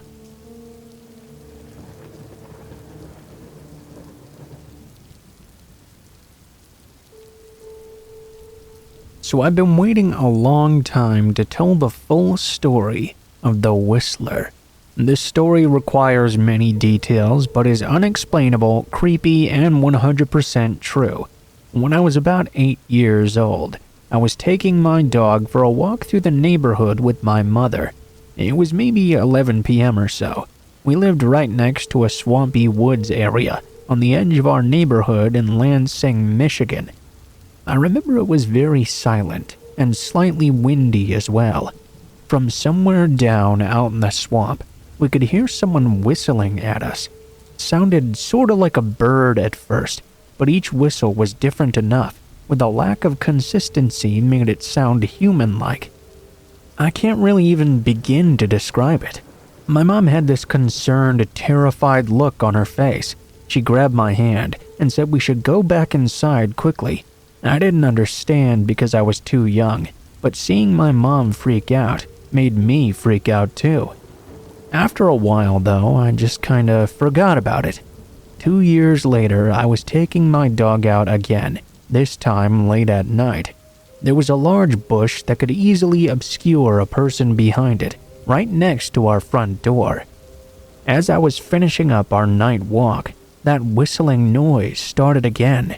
Same pitches, same inconsistent human-like tones. As soon as I heard it, a chill went down my spine. I remembered that exact feeling of seeing my mom terrified, looking out into the swamp at something I couldn't see. I ran inside as fast as possible. The years continued to go by, and I thought about it less and less over time. I only told a handful of people, and it slipped my mind altogether. I mean, it happens so infrequently. Fast forward to last summer. I was now 24 and started dating my girl Sarah. We moved out to South Dakota for work. For Independence Day, we decided to go to Pierre, South Dakota, and watch the fireworks along the bank of the Missouri River. There was a free camping spot just behind a hospital where you could pitch up your tent, hang out, and see the fireworks together up the river. We were near the end of the campground, and there were very few people around us. As it was getting dark, the fireworks began to pop off. They were pretty far away, so the illumination they brought us was very little. We actually had to sit right at the edge of the river to be able to see them. A giant thunderhead was moving in, and it seemed a storm was imminent. The air seemed almost electric, and the wind was now picking up. The atmosphere was quite eerie, to say the least. The police had herded all the other boats off of the river, and had left our area to do that elsewhere as well. Most of the other campers were walking along the riverbank to get a better view of the fireworks. Sarah and I just kinda stayed back, drinking PBR tall boys and kicking it. Suddenly, we began to hear the sound of a paddle methodically dipping into the water. We saw a figure steering a canoe about 20 meters offshore. Sarah decided to go get some more beers from the car, leaving me all alone to stare at this mystery person. All of a sudden, they started to whistle at me. My entire body was frozen, covered in goosebumps. It was that exact same whistling sound from my childhood, now more than a decade later. I looked over to that figure. It was much too dark to discern who it could be. They seemed to be wearing a big hat. When perpendicular to the shore from me, they stopped paddling altogether.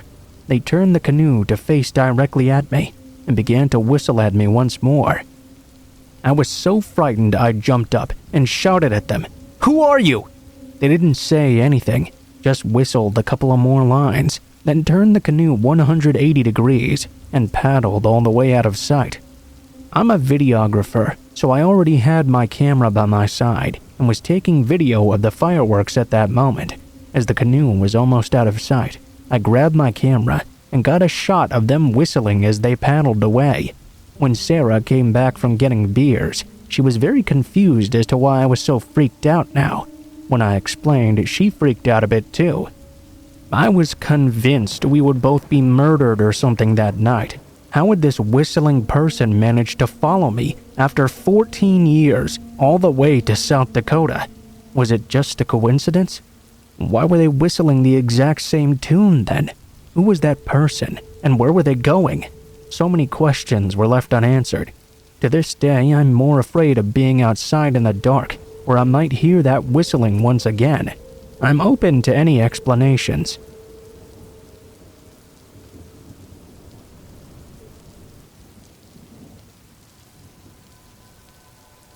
Before I start, let me just say this story is pretty weird. I needed a TI-84 calculator for my college statistics class. The greatest thing is that they're really expensive, so I decided to go ahead and purchase one on Craigslist. Looking through all the ads, I finally found one that seemed almost too good to be true. A guy was selling a relatively new one for only $40. I immediately emailed the seller and was happy to see the calculator was still up for sale. I asked when I could come by and get it, and the seller said right away if I wanted to. He gave me his address and I headed off for his home. The house itself was quite a bit of ways out of town. I'm in a college town in the middle of a bunch of cornfields anyway, and the place I drove to was an old farmhouse sitting there alone. This person had a nice big yard, and there were cornfields all around as far as the eye could see. I drove up the needlessly long driveway and didn't see any vehicles there. Apprehensively, I got out of the car and walked up to the porch and knocked on the door. I had to knock on it several times. After I did, the door was finally answered by a guy who looked like he belonged working in the carnies, rather than living out on a farm like this. He was tall and skinny with pallid skin and dark eyes set back in his sockets. He looked at me for a few moments and kept rolling his tongue around in his cheek. Yeah, I'm here about the calculator," I said. The man just kinda gave me an odd look before nodding. He held it up and let me look at it. It looked pretty great, honestly. I turned it on, tried it out, everything seemed to work perfectly. I took the money out to hand to the man, only for him to act as if he'd just remembered something. "Oh, sorry, I forgot to get the cover. Why don't you come on inside for a moment and I'll grab it for you?" This was pretty odd. I didn't want to just go into this guy's house. The guy was kind of being weird. Looking past him into the home, I could see it was quite dirty and unkempt as well. I declined, but the man insisted. "Come on, no reason to stand out here in the cold. It'll just be a moment so I can find the cover." Cold? I thought it wasn't even remotely cold outside. It was creepy enough being asked to enter the home for something as simple as a calculator cover, but his excuse made it that much worse.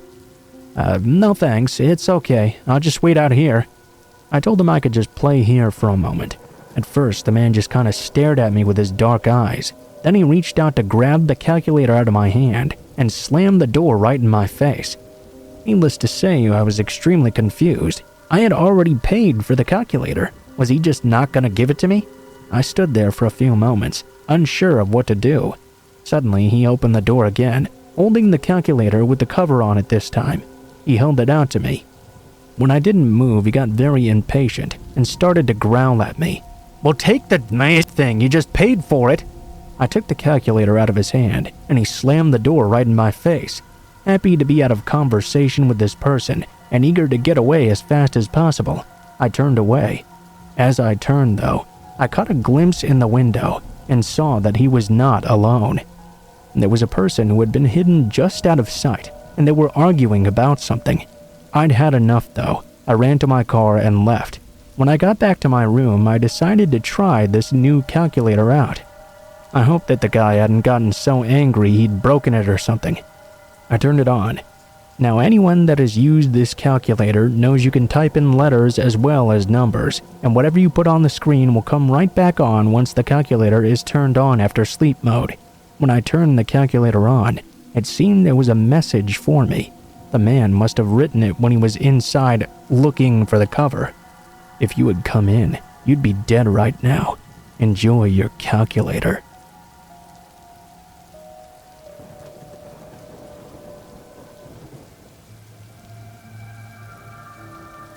This story takes place a few years back.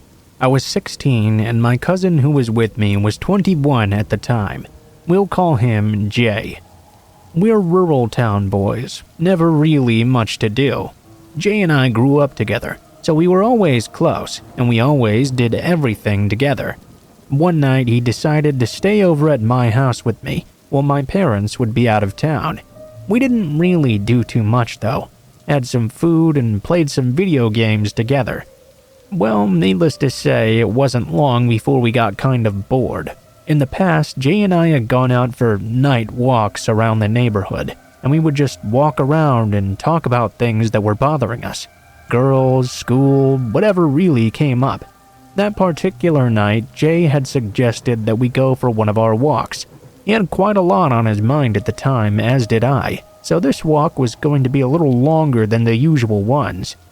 I live about 2 miles from our old middle school. However, it's not in the direction of the nearest town, so we don't ever see it.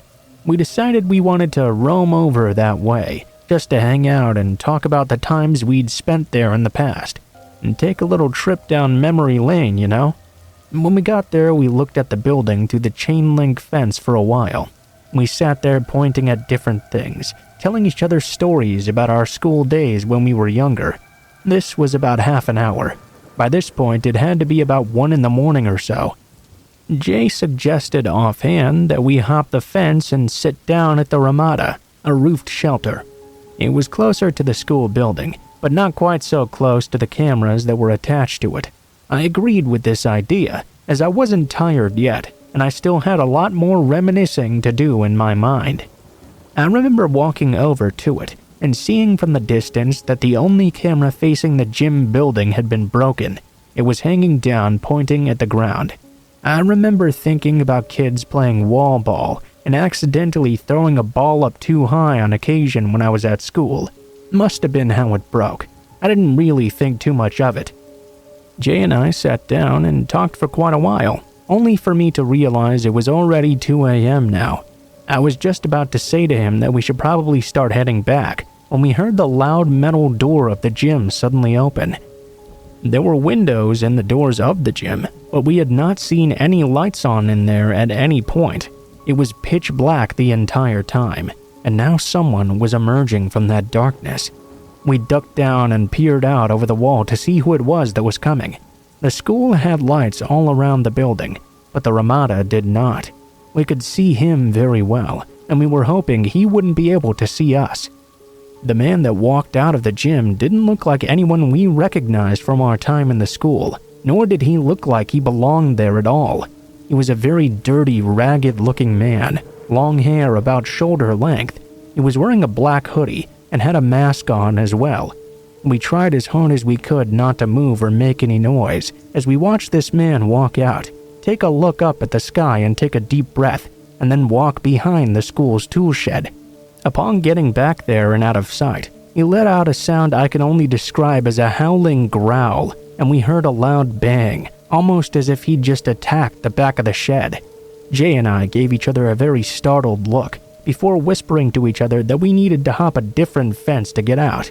Surely he would see us jumping the one we had jumped to get in. When we looked back, he was already back by the gym door. We crouched and walked out of there a little ways in silence before we decided to stand up and make a mad dash to a farther out fence. When we got there, we looked back. We didn't see the man anymore. Jay hopped the fence easily, but as I was climbing up, I heard him shout, "Oh shit, hurry up, dude!" He jumped onto the fence and grabbed my jacket to tug me upwards. When I got to the top and was dropping over to the other side, I looked back, only to see the man had circled around and was now a few yards away from us with something in his hand. My skin was crawling. It was a hammer. He stopped when I got over the fence and just stared at the both of us. As we started to jog away in fear, we looked back, only to see him hopping over the fence easily. Upon seeing this, we began to sprint as fast as we could. The man started to gain on us. Thankfully, we took a longer way, with much more twists and turns. We lost him very early on into the chase. I guess he didn't know the area very well. When we got back home, we made sure everything was locked up tight, grabbed one of my dad's guns, and the 2 dogs, and we slept together in my room. Nothing else happened that night, so I'm sure we actually lost him. We never found out why he was there or what he did either. We never went there on a walk ever again, that's for sure.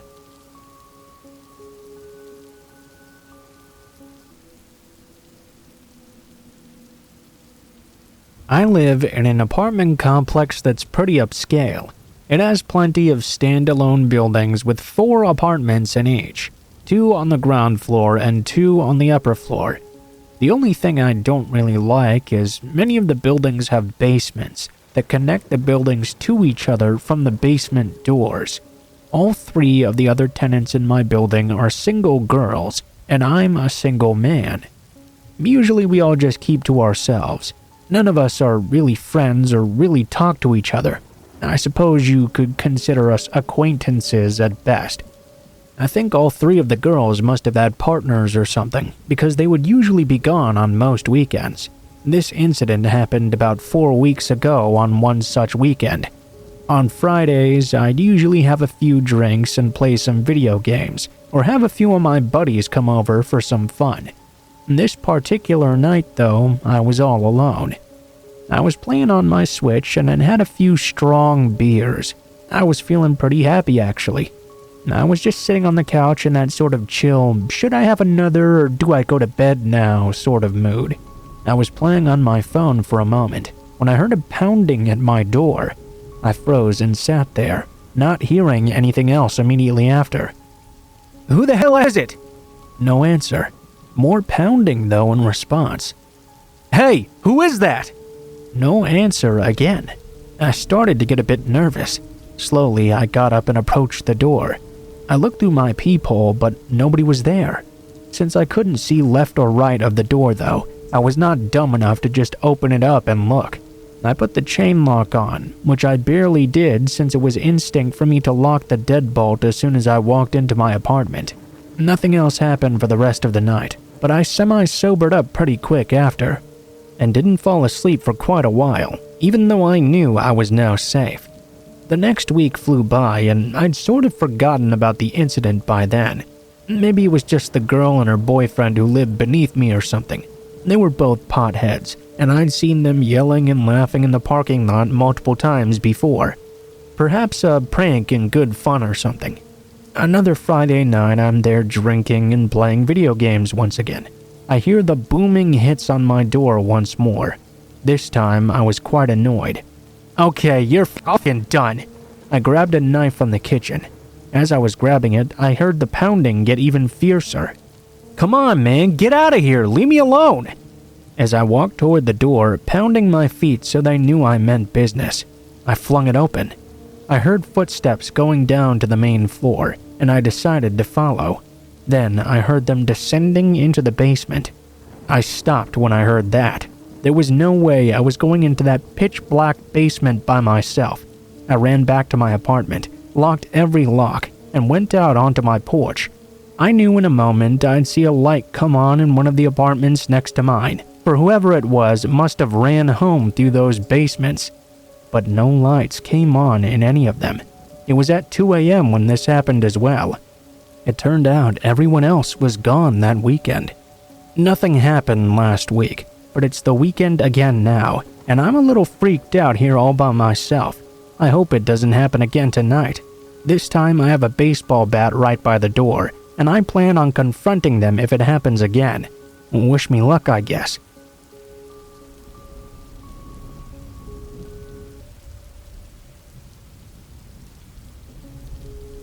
This happened to me when I was going to school in Los Angeles in the spring of 2012. I grew up in Indiana in a very safe community, so it took quite a while for me to adjust to the craziness and crime of the city, although this incident really changed my behavior forever. At the time, I was living in an apartment with 4 other women at my college. Our place was right above a house, so to access it you had to go along an alley right next to it, up some stairs and out of the way pretty much. This one day, I was running home real quick to grab some music before choir, and was putting my music together on the kitchen table. I didn't bother to lock the door, since I was only going to be there for a few minutes. All of a sudden, there was a knock on the screen door. I looked up, only to see a man standing there, looking in. I called out something like hello, thinking the man must be here to deliver a package or something. That's basically the only kind of traffic we'd ever get up to our apartment door. The man didn't say anything. Instead, he reached down and twisted open the screen door, which I just remembered was still unlocked. The man was a medium-height, youngish Hispanic man in a t-shirt and jeans. Basically looked just like any guy you'd see all over LA. He still didn't say a word. He walked over to me at the kitchen table. I was a little bit alarmed, starting to say he could just leave his package on the table, when I noticed he did not have a package. The only thing in his hand was a small plastic container, which as I was watching, he flicked out the blade of a box knife. At this point, he reached my seat and put the blade up against my neck. I finally realized this man was not here for a package. He was here to hurt me. With the blade held firmly against my neck, he told me to get up and walked me into the bedroom next to the kitchen, which was my roommate's. He turned and locked the bedroom door and threw me to the bed, all while holding the knife against my throat. My mind was racing.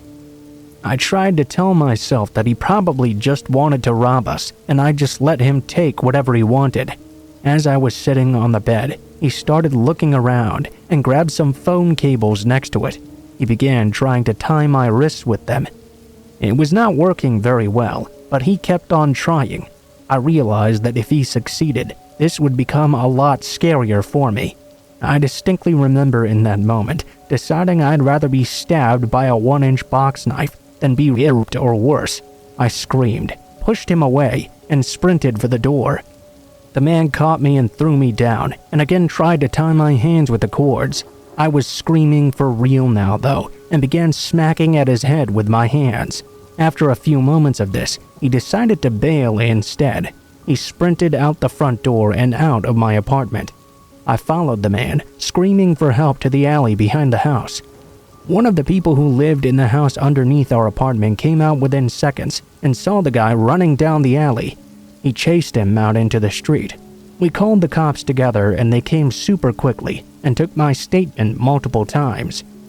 We actually went down to the station, where I worked with a police artist on a drawing that they posted on TV. They caught that guy within the same week, and I believe he went to jail for several years.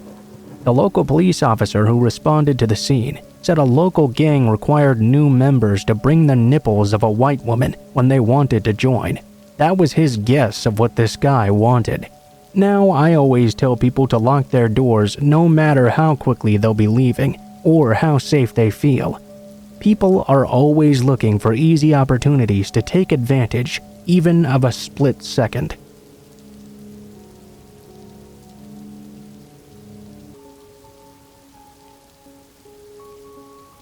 A few years ago when I was 11, I'm a girl by the way, and my brother was 6, a new person started being seen in our neighborhood. I know in most places that's not a very big deal, but we lived in a really small town. Everyone knew everyone else, and all the kids played together, even if we were all in different age groups. This guy, though, no one had ever seen him before. He was around 40 years old, had long ratty hair, a scruffy face, and a dirty old jacket. Nothing weird happened at first. It was just strange that no one had ever seen this guy before, and now he just started showing up out of nowhere. A few weeks went by. At least once every other day, my friends and I would see him somewhere, just skulking around the neighborhood while we rode our bikes or played tag up and down the streets. We didn't really think too much was strange about it. Then one day though, me, my brother, and 2 of the older boys in the neighborhood were walking down the train tracks in the woods that stretch behind all of our houses. We knew we could hear someone walking behind us, but everyone went there to walk their dogs throughout the day, so we didn't really care at first. The footsteps kept getting louder and faster though, until finally the oldest boy turned around, only to see that man sprinting in our direction. He told us to run down the path towards his backyard and try to talk to the guy. The guy just kept on jogging past though, and didn't acknowledge him at all. We ran to the boy's house and told his parents. They called the cops, and shortly after, 2 police officers came, talked to us, and searched around the tracks. They didn't find anyone, but they did find his footprints. He had been running in the other direction, away from the houses. They said we'd done the right thing, and if anything weird happened, to tell adults and call again. A week or so went by, and we didn't see him anymore. Until one day, my brother and I were just playing in the backyard when I heard something out in the woods. I looked over, only to see the man hidden in the bushes watching us. I screamed. My stepdad ran outside, but the guy had already disappeared into the foliage. My stepdad called the police, of course. They came and pretty much said the same thing as before. A few more days went by, and no one had seen him in the meantime. One afternoon, my stepdad took my brother and I out into the woods to go play on this big rope swing that had been there forever. The rope swing was on the opposite side of the tracks from where our house was. We had been playing for quite a while when we heard some footsteps walking down the tracks. They stopped close to the path of the rope swing, and then we heard some rustling out in the bushes. My stepdad grabbed me, told me very calmly and quietly to take my brother and go down a different path that led to the next street. to run to the store that was close by and wait there for him to return. I took my brother with me. Just before we turned around a bend, I looked back just in time to see my stepdad walking out toward the noise. He pulled something out of his jacket and gave it a bit of a flick. It was a big collapsible metal billy club sort of thing. He kept on walking, and we ran to the store. We went inside and I grabbed some ice cream for my brother and I. I told Linda, the lady who worked there, everything that happened. She told us to go sit down and made a phone call. I thought she called the police at the time, but now I'm not so sure. Thinking about it now, I think she may have actually called my stepdad. She talked to him for a few seconds and hung up. She looked worried, but quite relieved at the same time. She told us to stay put, and everything was going to be okay. About an hour later, my stepdad returned. He hugged us tight, talked to Linda a bit quietly, and then took us home together. When I asked him what happened, all he would say was, "It's all good. Everything's going to be fine now." No one's seen that guy ever since.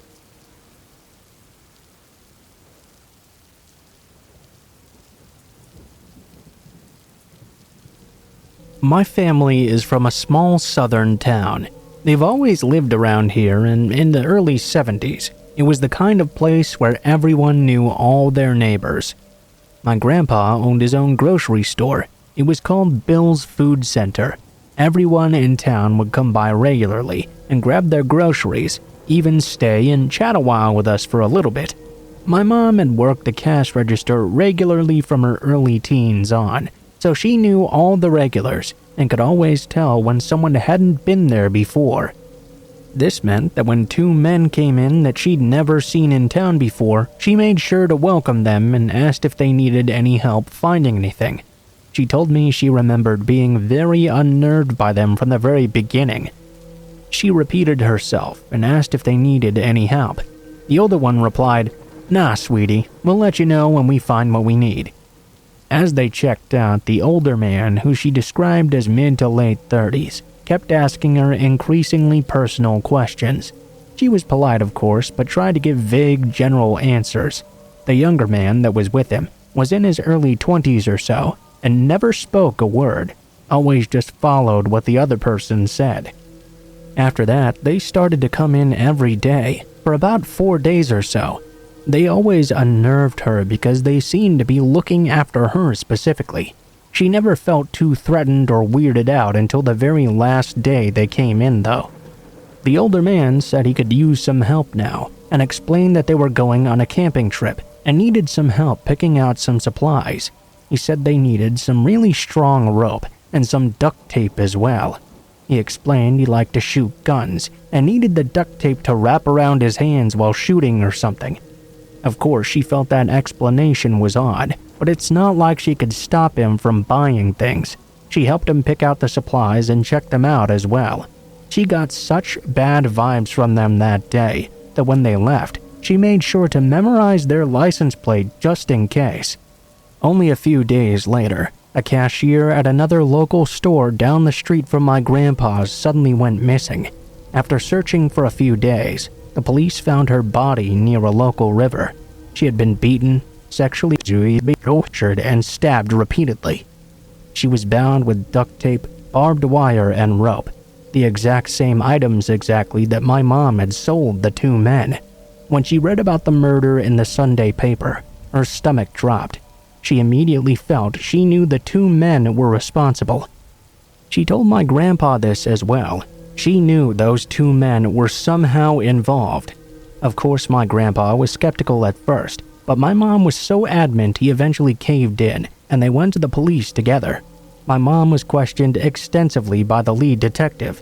It took quite some time, but the police eventually caught up with those men, and they were found guilty of that murder. My mom was so shaken up about the whole thing, she refused to work in the store alone from then on. She was even more alarmed when the police informed her that the men had been casing my grandpa's store, before ultimately deciding to take the other woman.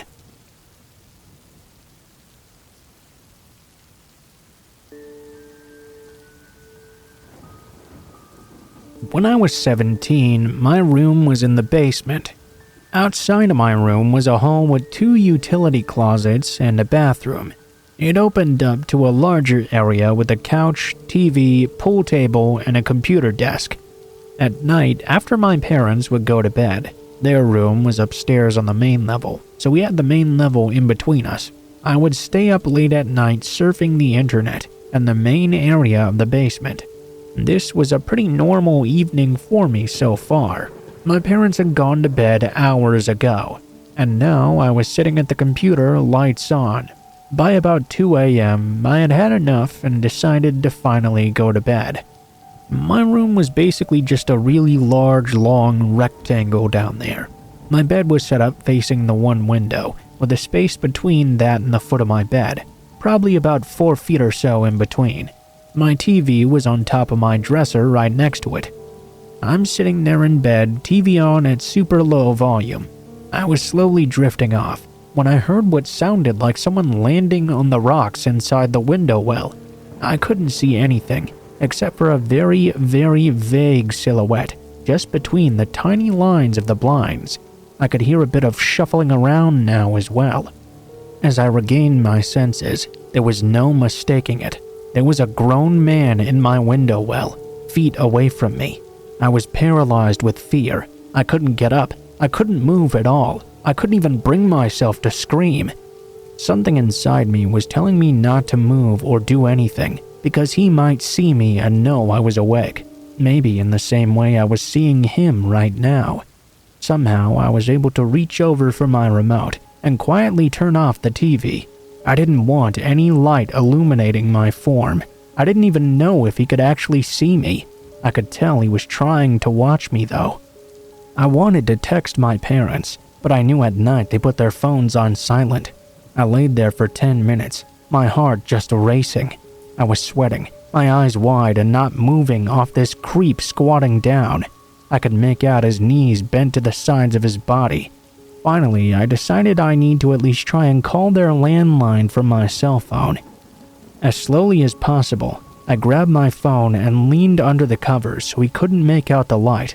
I dialed the number in. Even though I knew the ringing was coming from me, the loud break in the silence really freaked me out.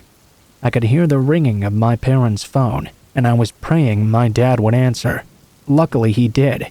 "Dad, there's a man in my window well." I heard him begin hauling down the stairs immediately and run across the main floor right above my room. I could hear a scuffle. "Hey, what the hell do you think you're doing?" All of a sudden, the dude sprung out of the window well like he was a frog or something. I ran upstairs and ran right into my mom. I was shaking and worried about what had happened to my dad. We got to the door and my mom had already called the police, who she was on the phone with. My dad came back in about a minute later, saying the man had run off, with no way for him to catch him.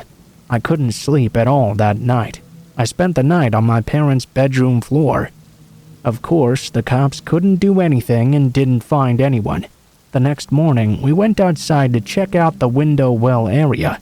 I could see where he'd pulled the screen off, and the dust had been wiped away at his eye level.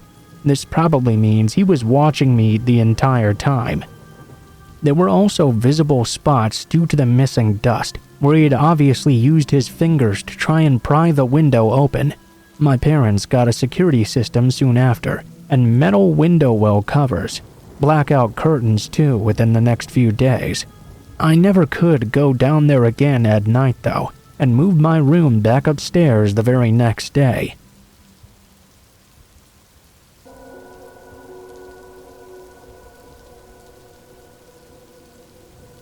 I went to a college town in a big university, which I also attended. A second school with about 5,000 students and a technical college were there as well. Because of this, there were a lot of people around all the time, mostly young people. For context, I'm a 5'11", slightly overweight female with broad shoulders. Usually people just wouldn't bother with me.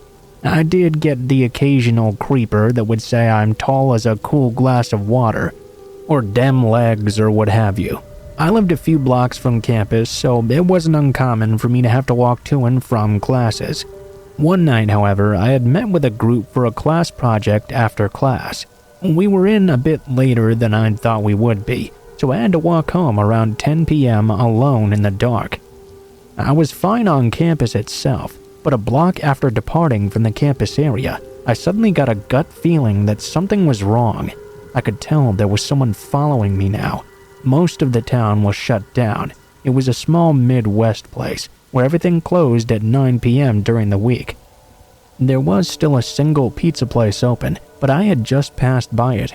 I looked ahead. There were two girls walking just ahead with a pizza, seemingly carrying it back to their apartment or wherever. I decided it better to embarrass myself than become a victim. I yelled after them, "Hey guys, wait up!" Those girls were total strangers. They turned around, clearly expecting to find a friend of theirs. Instead, what they saw was a strange girl suddenly flagging them down, and just behind her, a guy with a hoodie who had stopped walking as soon as she called out. It seemed they both understood that something wasn't right, because in the moment they decided to play along. "Oh, hey girl, we're on our way to Brandon's party. You want to take a walk with us?" I caught up to them and pretended I needed to get something out of my bag. We stepped off to the side, and they were both giving me a freaked out look. At that same moment, the hooded man passed by us with this look of complete hatred in his eyes. He looked directly into mine, and his gaze almost burned me. He continued walking quite fast. I ended up going to the party with these new friends. Later that night, we got a campus alert message that a student had been attacked a few blocks off campus. The description completely matched the guy who had been following me. We contacted the police, and luckily, soon after the guy was caught. I still talk to those girls occasionally, even though we live in different parts of the country now. I'm glad I never had further encounters with that man.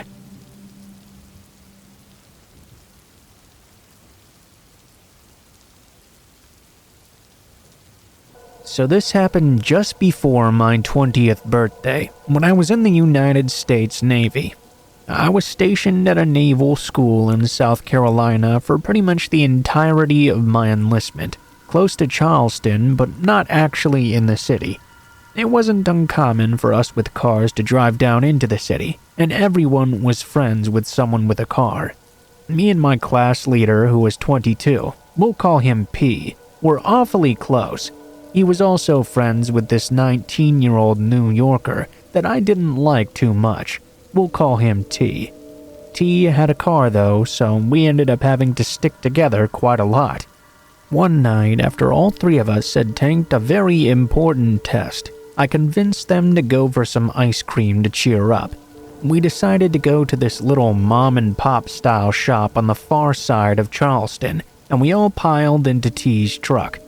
After we had grabbed our ice cream, P went to start giving T directions, since he couldn't find his way out of a damn shoebox.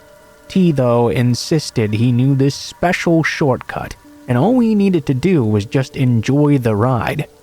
It wasn't like we had anything early the next day anyway, so I figured, why the fuck not? It'll probably just be a funny story later when T inevitably gets us all lost.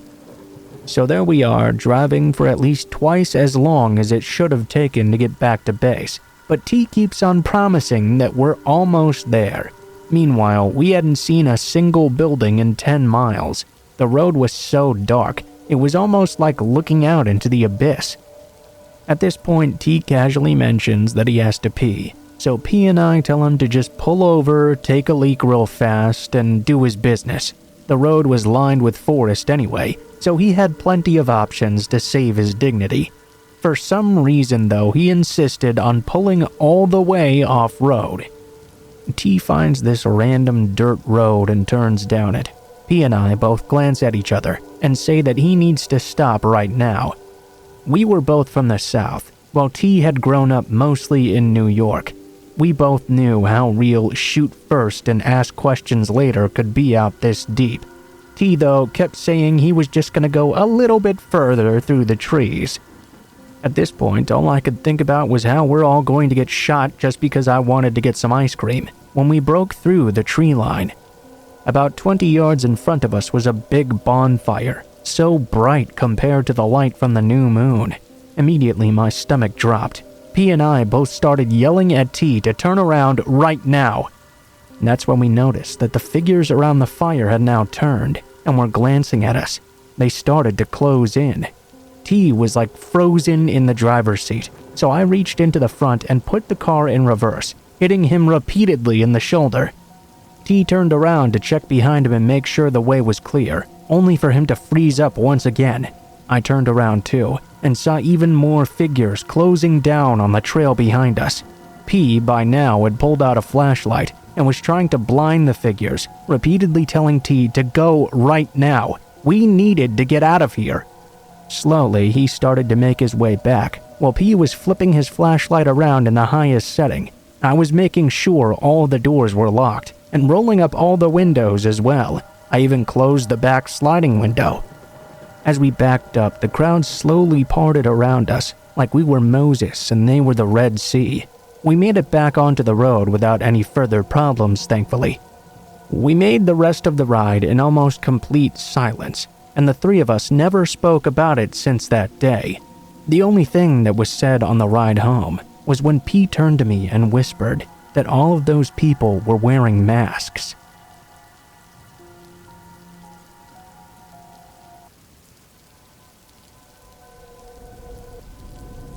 When I was around 9 or so, I visited my aunt with my family because we hadn't seen her for a while.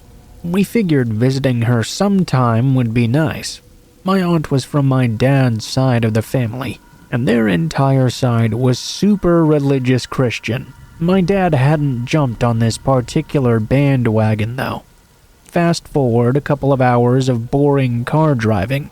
We arrive, we talk to her for a bit, and since her 2 kids and husband were gone because they were going to a Lego convention, it didn't take too long for that little chat to end.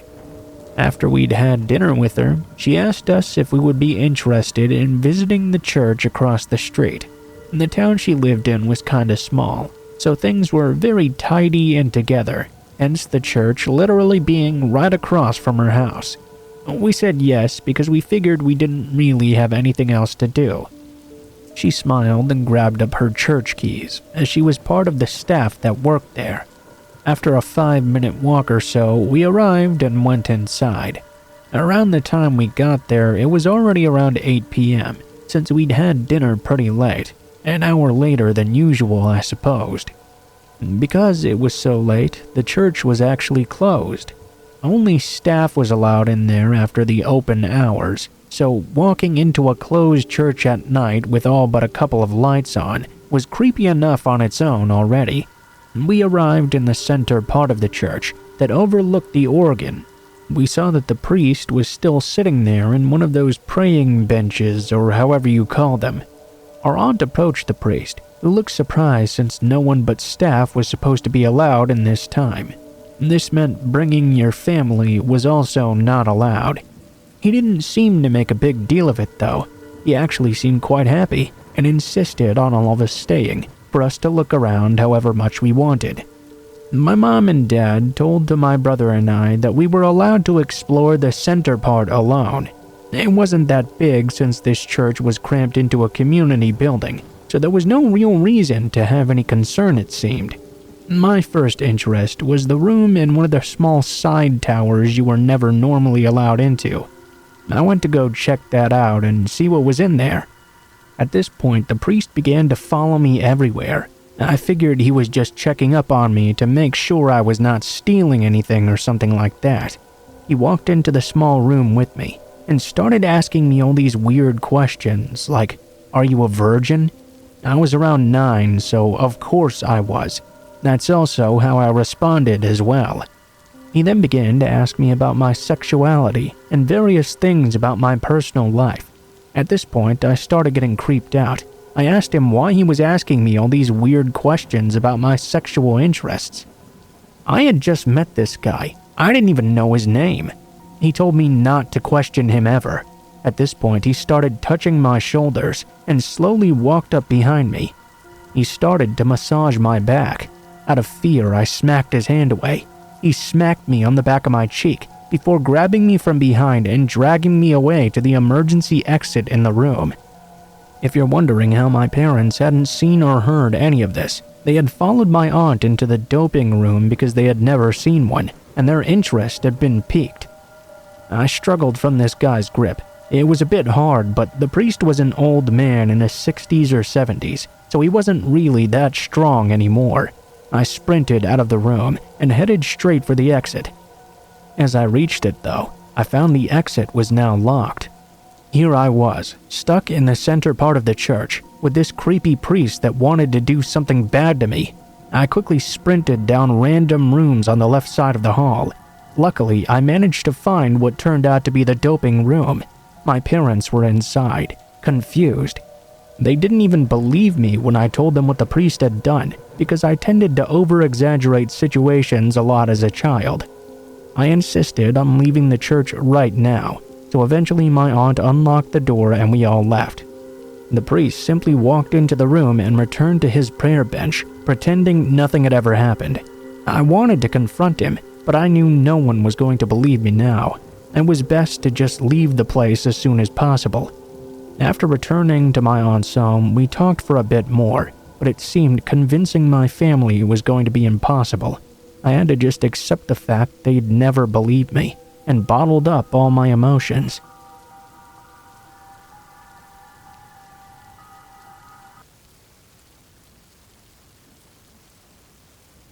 This happened to me when I was in high school. My boyfriend and I would often send texts to each other at night when we were supposed to be asleep.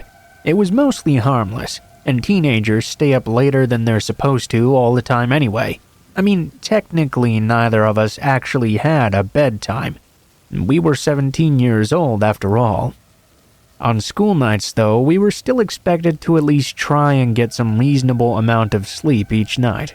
This happened after about 1 in the morning or so.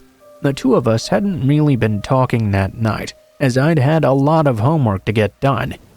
It was due pretty soon as well, and that just wouldn't happen if we'd been talking all night. I got a text message from him though, telling me his parents weren't at home. He asked me if I could sneak out of the house and come over to his place to meet up with him. I was half asleep at the moment. I told him it sounded like a lot of fun, but I was way too tired right now. I would have to wait and just see him at school the following day. At first, he kept on trying to change my mind. He told me we could have something to drink together because the liqueur cabinet was not locked. We could have the run of the entire house if I just came over right now. I kept turning him down though. I really was exhausted, and the only thing I could think about was going right to sleep.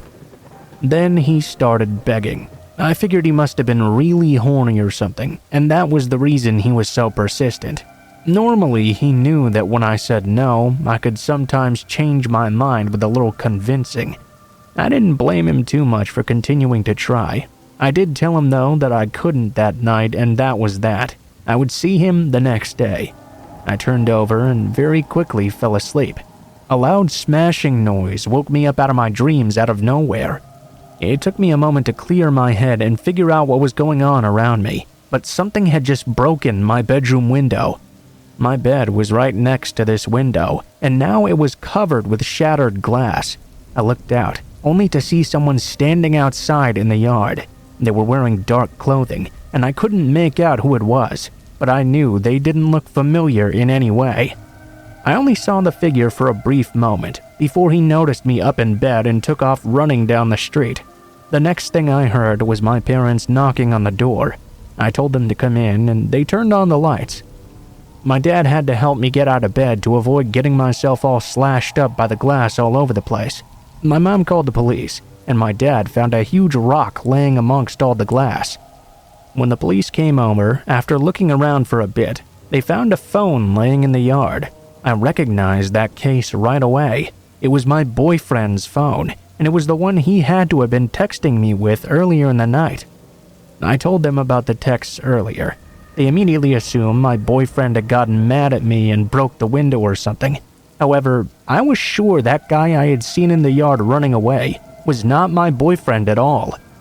The body shape and size were nothing alike. The police had to go over to their house just to make sure, and surprisingly, no one was home at all. Not even my boyfriend. They found signs of a break-in at the home. When contact was made with my boyfriend's parents, we found out that his grandma had suffered a stroke that night, and the family had rushed to visit her in the hospital. My boyfriend had gone with them, of course. He was in such a hurry, though, that he'd forgotten to bring his phone with him. They were all worried about getting to see his grandma. Whoever had been texting me, later confirmed, was not my boyfriend. Someone had broken into his house and used his phone to try and lure me over alone. There were also things stolen, too, which was probably the original reason for the break-in. This is where the whole story gets even creepier. Someone had to know several things in order to do this.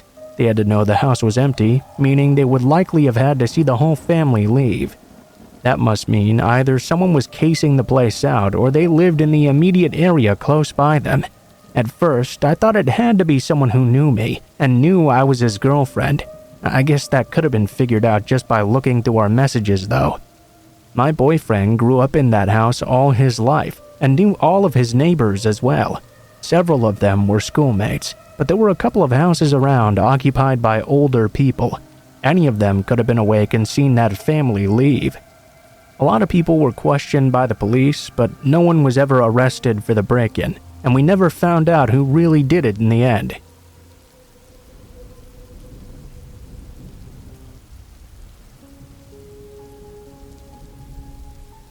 I guess it's important to know I'm a female before going any further into this story. I had a bit of bad luck when I bought a battery for my last car. No more than a month after I'd purchased it, the engine somehow got a crack in it. I couldn't afford to fix it at the time, and honestly, the car was so old anyway, it probably wouldn't have even been worth the money to do so. It wasn't like I desperately needed a car at the moment, so I wasn't in too much of a hurry to get it replaced right away. It did bug me, however, that I'd recently paid $80 for a car battery that could no longer be used. Because of this, I decided to put that battery up for sale on Craigslist. I didn't get too many bites on it though until I lowered it all the way down to $30. It seemed like a big waste, but I guess it would have been an even bigger waste to not get anything for it. A guy who lived much closer to Chicago than I did answered the ad. He told me he would drive up to the town I lived in to come get the battery from me. I got my multimeter out because I wanted to show the buyer that the battery was still in good shape. Then I waited for him to show up. Honestly, I was nervous about the entire thing. It was so much more personal than selling something on eBay. In fact, I'd only ever sold things on there because it was so impersonal. With eBay, no one ever had to come to my house to pick something up. I was kind of uncomfortable knowing someone would actually have to come to my home.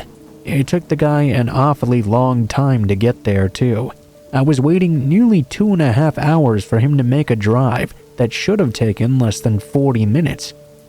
Of course, when the guy finally showed up, he gave me the creeps right away. He pulled up in this rickety pickup truck that looked like he'd pulled it straight out of a hillbilly horror flick, and he looked just as bad as his truck did. It was almost impossible for me to tell how old he was. He was dressed very shoddily and looked and smelled like he hadn't bathed in over a year. The moment he saw me, he started giving me the eye. You know, the once-over. You know it. You name it, and he was giving it to me. He didn't shy away from making it very obvious he was interested. The man walked up and I took out the multimeter because I wanted to show him the battery was still working fine. He told me I didn't really have to do that, but still I insisted. He made me very uncomfortable, and I wanted to have as few reasons as possible for him to try and come back. I took the meter. The battery registered as over 12.6 volts, indicating that everything was fine. The entire time, though, I could see this man was paying much more attention to me than to what I was doing. The man then had the nerve to try and talk me down from the $30 I had on the price. He told me he had driven a long way through traffic just to get there, and it had cost him a lot of gas and money. I insisted, though, that 30 was the absolute lowest I was willing to go. I was already losing money on this. That's when the man winked at me and leaned in. Well, maybe I could work the rest of the money off another way. Never before had the words, "I'm not gay, but I guess I'll learn," wanted to come out of my mouth so badly. Instead, I politely declined and did everything I could to get the man to just leave. I decided the only way I was going to get away from this was to simply walk away and see what happened. I went into the house. The man actually stood outside for several minutes before he got into that disgusting truck and drove off. I was relieved he was gone now. Now I would never have to see this creepy guy ever again. At first, I thought maybe I was just being too hard. Maybe I judged the guy too much based on his looks alone. His attitude later changed my opinion, though. I was not being hard on him at all. In fact, I was being quite easy. The guy was a creep. About 2 hours later, my cell phone blew up. I looked and there was a notification that I got an email from the guy. It read, "The battery was dead. Gonna bring it back for a refund." The battery had most certainly not been dead. He knew it and I knew it. I realized the only reason he was claiming it had to be because he wanted to come back and see me again. I texted him that I wasn't comfortable with him coming to my house.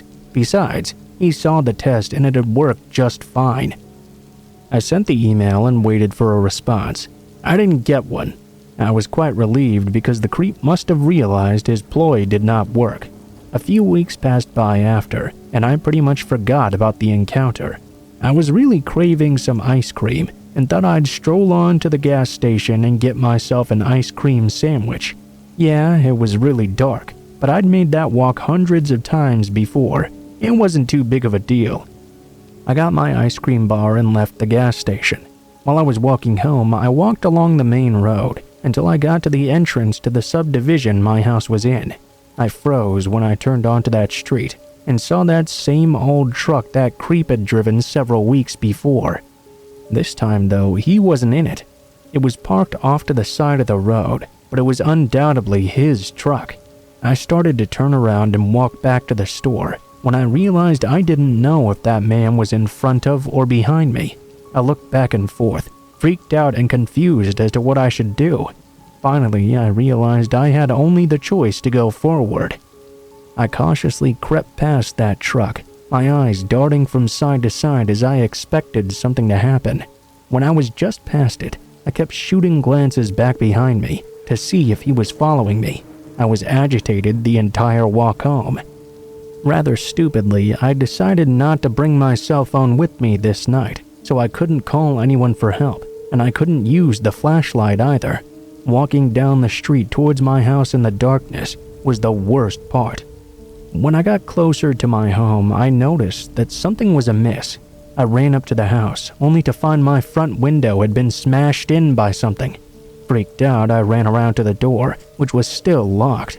When I went inside, I saw what had been used to break the window was the same car battery that guy had taken with him.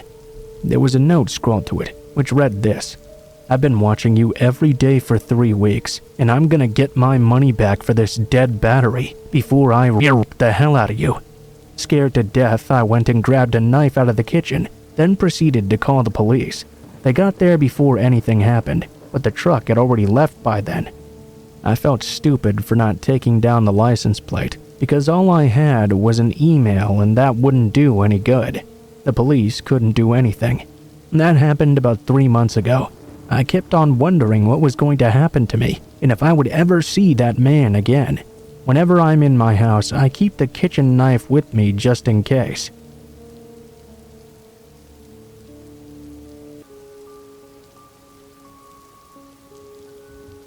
Okay, so for context, I often have trouble sleeping due to poor self-control with devices and social media usage.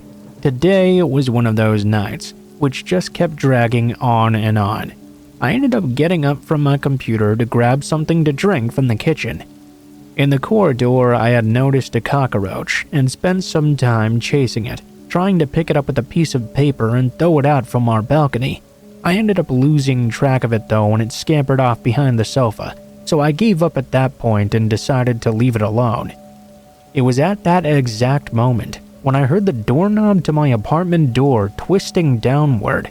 I live with 2 other roommates, so I was quite used to the sound of the door being unlocked, but this was not that. Just the creaking metal of the doorknob being pressed down slowly. At first, I thought maybe the sound had even come from my room. I hadn't closed the door, and with most of our balcony's windows being left open at night, We had a bit of a draft which could make doors close and open on their own. Maybe the sound was the metallic hinges swaying on the door from my room, but as I went back to the corridor, I knew that couldn't be what it was. The sound was clearly coming from the main apartment door, and I could visibly see the doorknob slowly press down, then release. This repeated a few times, with somebody seemingly trying to open the door as quietly as possible. A soft, slow press down, then a release. Now a moment of silence. I was absolutely certain it was someone on the outside of the door, but I had no idea who this could be. I briefly considered maybe it was one of my roommates trying to stay quiet because it was so late at night. But for one, they all had their own keys and would thusly be able to unlock the door themselves. And secondly, I remembered seeing them all return much earlier in the evening. If it was one of them, why weren't they saying anything? Something as simple as, "OP, I forgot my keys, please open the door now." My second assumption was that it must be a robber trying different people's doors in the middle of the night to see if anyone had left theirs open. They'd sneak in and snatch something. That soon turned out to be very unlikely though. I grabbed the doorknob and popped it back up to stop the person on the other side from trying to press it down. Then I shouted through the door, "What the f off? What the hell are you doing?" I wanted to sound aggressive, but it came out very uneven and sort of pathetic sounding. There was no response. That was already too much. They definitely just heard me. Our walls weren't soundproofed or anything. You could hear clearly in and out of the apartment. This person was now completely aware I was on the other side, but they didn't do anything. Not a word, not a sound of panic or running off after me noticing them. After a moment of silence, they began trying to jiggle the doorknob again. I banged on the door, thinking maybe this person didn't speak English or something, so I should use a threatening non-verbal gesture. That's when the most terrifying part happened. I swear to God, after I did that, I began to hear a soft tapping on the other side of the door. It was quiet and a bit fast, almost like someone drumming their fingers up against it, very different from my own banging.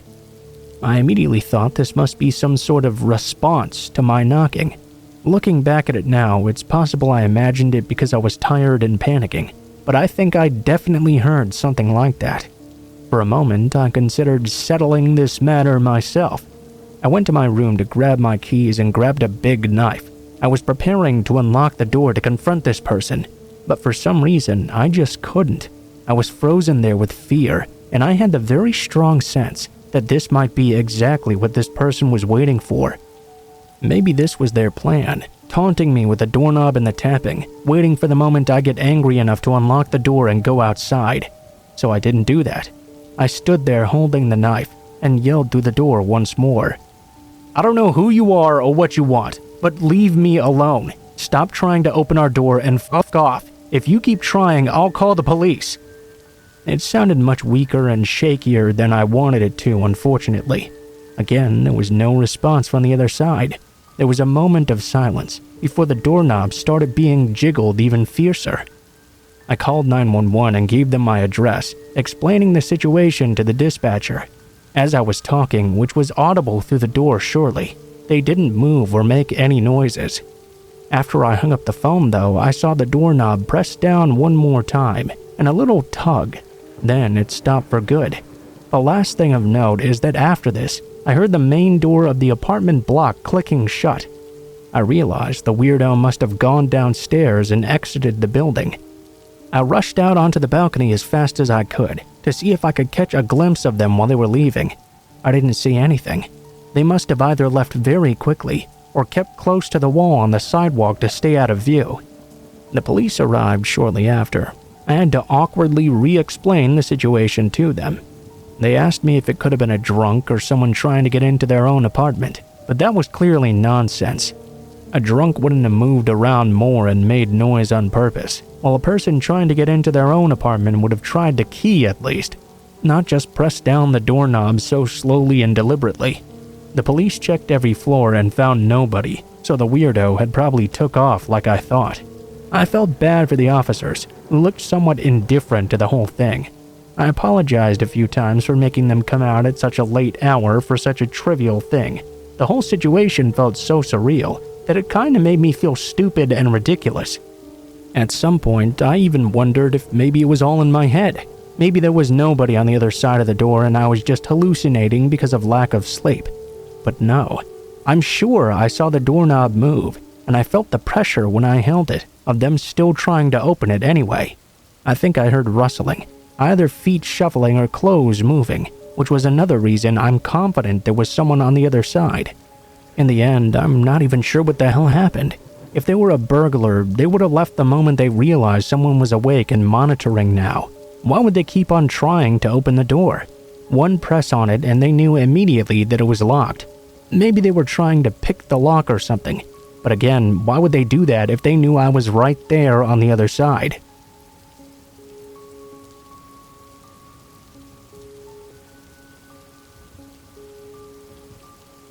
I live in rural Wyoming.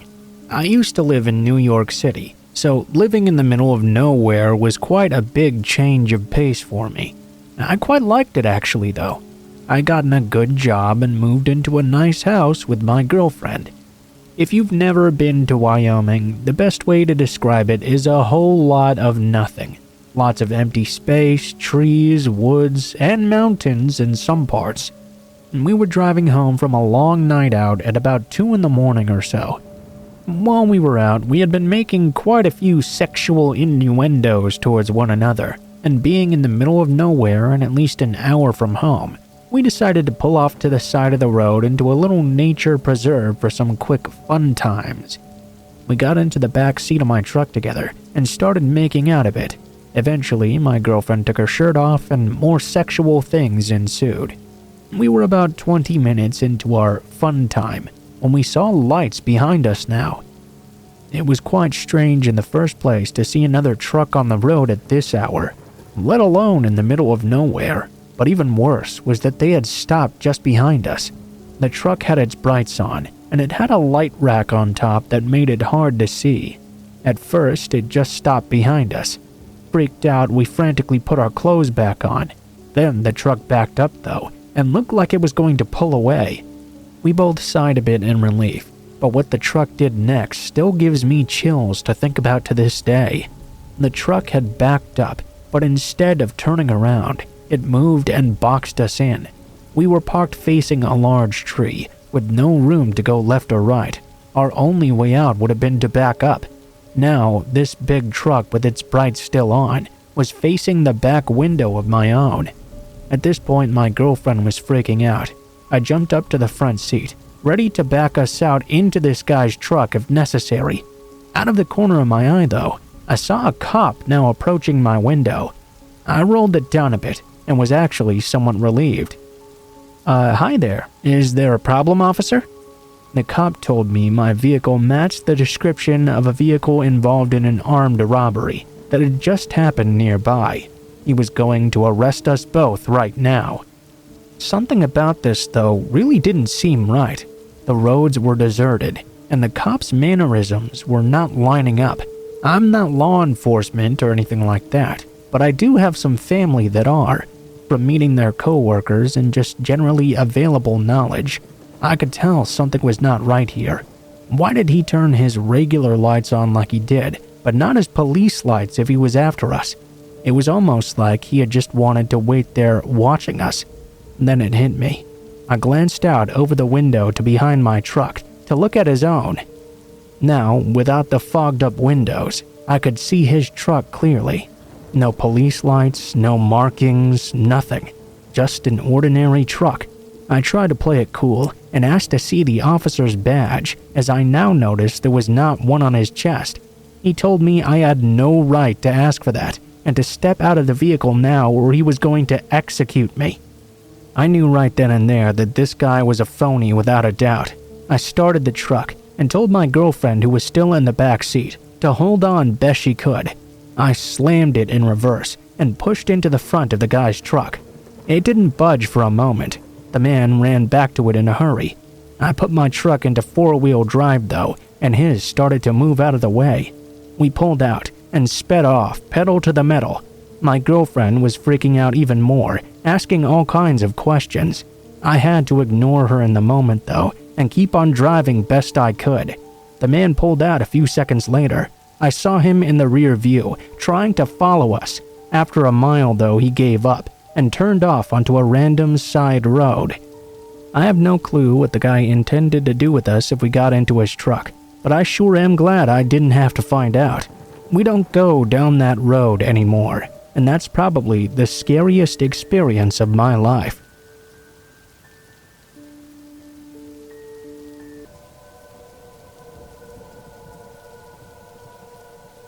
I really hate getting things on Craigslist. I decided to browse OfferUp this time and give it a chance because I'd seen some really awesome stuff on there before. I browsed the beauty section a bit to see who was selling and what they were selling as well. Clothes, makeup, accessories, tons of other cute stuff as well. I found a particular seller who was selling some MAC makeup and Urban Decay. These are really expensive brands, so I was very excited to see I could get some MAC lipstick for $10 and the Naked palette for $20. This is where it gets screwed up though. I contacted the seller to inquire about these pieces being sold. There was a bit of a language barrier because I didn't speak Spanish. A few hours later though, the user messaged me, now texting in fluent English. I asked the person to meet up so I could pick up the makeup and have the cash ready. No response. Sometimes OfferUp can be a little annoying when people don't answer back, or when people waste your time often. A few days later though, she messaged me back, asking me for directions to a meetup spot. I agreed to meet her at a local Walgreens in my area. We met at around 11 a.m. in the morning. She was a short Hispanic woman and didn't look at all like her profile photo on the app. She told me to sit in the front seat of her car and look at the makeup there. What bothered me was her attitude as well. It was like she was trying to rush me in. As I approached, I almost didn't believe what I was seeing. She had this huge MAC palette for $20 and all kinds of lipsticks as well. I asked her to wait a moment for me while I went to the ATM in my Walgreens. I took out a $50 and purchased a palette and a few MAC lipsticks. When I got home, I tried on the makeup and went out for the evening. I was extremely lucky to get such a deal, or so I thought. After using it for a few weeks, I told my friend about the app and showed her my new purchase. My friend gave me some heartbreaking news though. It seemed I had been ripped off. I wanted to know how the hell that happened. She explained to me that the makeup was clearly counterfeit and that MAC never made such huge palettes with so many bright, loud colors. It was made in China or sold off Alibaba or something and resold for under retail. The lipsticks, counterfeit as well. So you're asking, what's the horror in this story? Well, let me tell you. A few weeks after I started using this makeup, I started to notice an odd rash developing just above my eyelid. After a while, it progressively got worse and worse until my face ended up swelling so much I could barely see out of my eyelids. I looked like I had been stung all over by a hive of bees. Of course, I messaged the user asking why she'd sold me this fake product. They started ranting that it was my fault. I was dumb enough to buy. She would never sell fake makeup. I argued with this person until they blocked me. I found her Facebook page though, and told her I would be calling the police and wanted my money back. Again, she blocked me and told me to fuck off, that she didn't need to refund me anything. While this was going on though, my symptoms were getting even worse. I ended up getting some sort of pink eye, and my eyelids were now so swollen they were completely shut. I was pissed off. I reported her everywhere I could. Within a few hours, the profile was taken down, and I wanted to pursue this in court. It's still an ongoing thing because it's being investigated. I guess OfferUp is not responsible for any damage done by buyers or sellers. To any ladies out there, don't buy any makeup pretending to be from some high-end expensive brand, especially since it's so cheap. My swelling has luckily gone down now, but there's a permanent scar above my eyelid, and pus has been coming out as well. Please be careful when you purchase some products.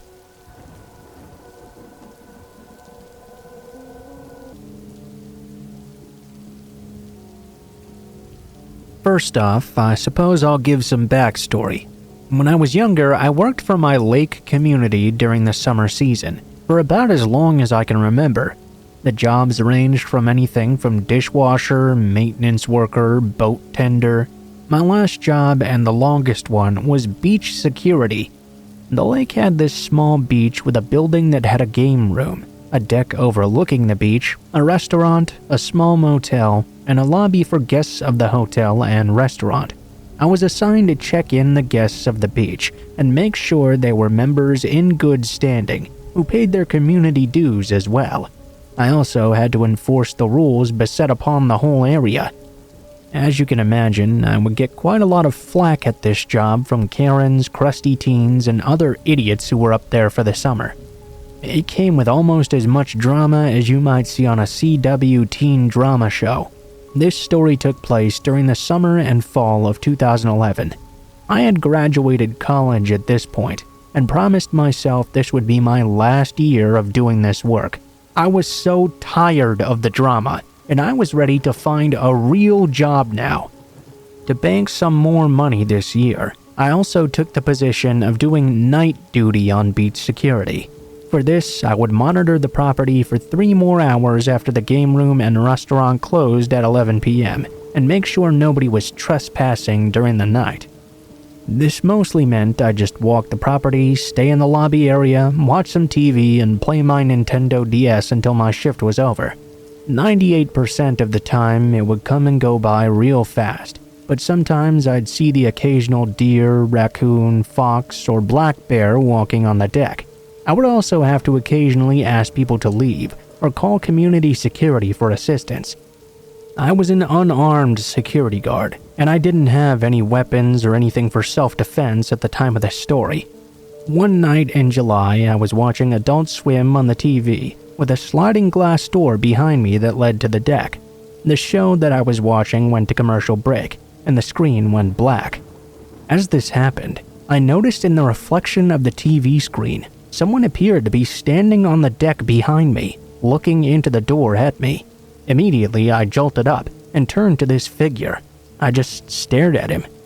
There was a 5'8" man wearing a dirty black hoodie with a white Adidas logo on it, navy blue basketball shorts, and white sneakers. He had his hood up all the way, and I couldn't make out his face at all. I could tell he appeared to have red dyed hair underneath his hood though, and seemed to be a bit younger than I was. He was just standing there, swaying back and forth with his hands in his pockets. He was staring at me, but it was almost like he was looking through me. I took a second to collect myself, then I walked to the glass door and talked through it. Hello, sir. I'm sorry, but the beach and deck are closed for the night. I'll have to ask you to leave the property and come back when we're open in the morning." "And when would that be?" He was very monotone and seemed tired and jittery. That would be at about 8 o'clock, I believe." "Okay, well, can I come in and use the bathroom for a moment?" At this point, I felt something much more off about this guy. I had dealt with drunks and people being super high, but this guy seemed to be on something else that I didn't want any part of. I'm sorry, but no one's allowed in here unless they're a guest of the hotel or restaurant, which are both closed for the night. If you could, sir, please vacate the beach." He seemed a bit annoyed in his voice, but his body language barely changed. "Fine, I guess I'll go somewhere else." He then walked off. I made it a point to follow him off the deck and watch him walk away to make sure he left. Instead of heading up the road, though, he veered off into the woods. He was out of sight, but I could hear him dragging his feet through the brush and sticks. After that, I walked back into the lobby and locked the door behind me. I called dispatch and reported the incident and asked them to keep an eye out for this guy. 2 o'clock swiftly came by, and I locked everything up. I armed the security system and left. I started to drive out of the beach area. As I started to turn left, a balloon full of red liquid flew from the woods and slammed against my passenger side window. I got startled and floored it out of there. I wasn't going to get out and see what had just happened. I only lived 5 minutes away anyway. I got home and checked the damage. My passenger door was covered in red paintball paint. The impact had been enough to actually put a dent in it.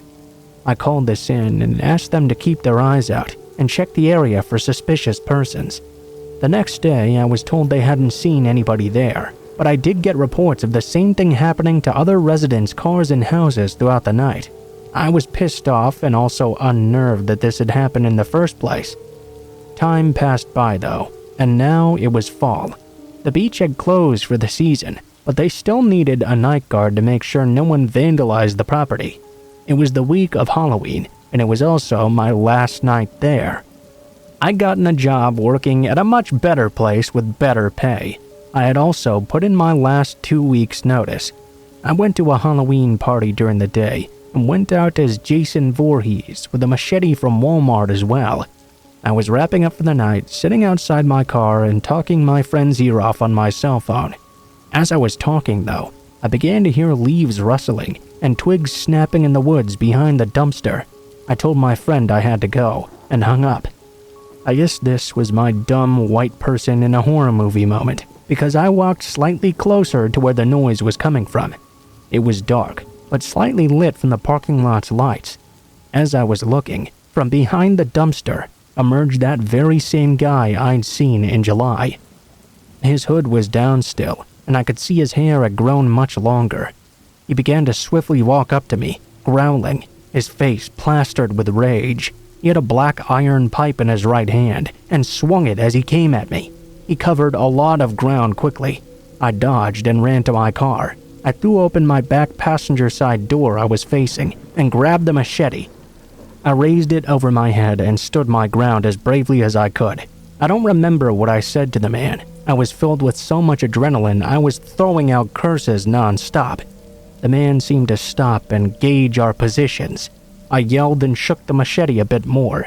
He simply turned around and disappeared back into the woods where he'd come from. As soon as he cleared the dumpster, I got the hell out of there. I was going way too fast for the winding roads my community had. I called not only security, but the police as well. Of course, by the time they got there, he was nowhere to be seen yet again. 4 years later, I moved away from my community and hadn't heard anything new about the man or anything related to the incident either. I now carry a knife on me at all times, and I still have that same lucky machete in my car, just in case.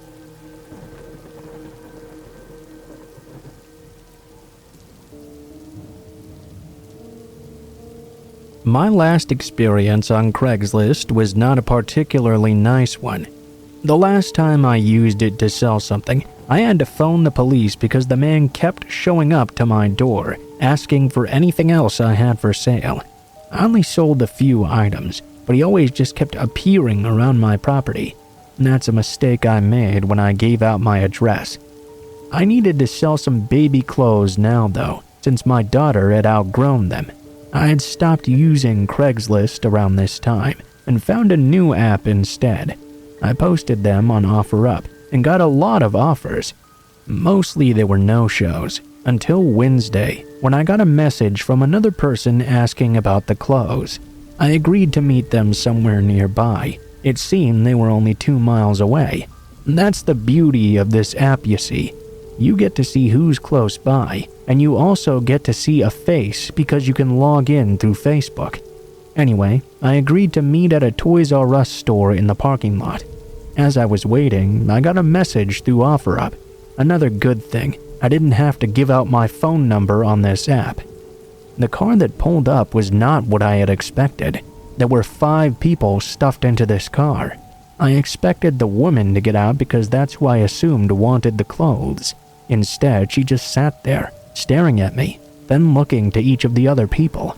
She didn't get out of the car. Instead, it was a buff 6'5" dude, all tatted up and bald with a nasty goatee.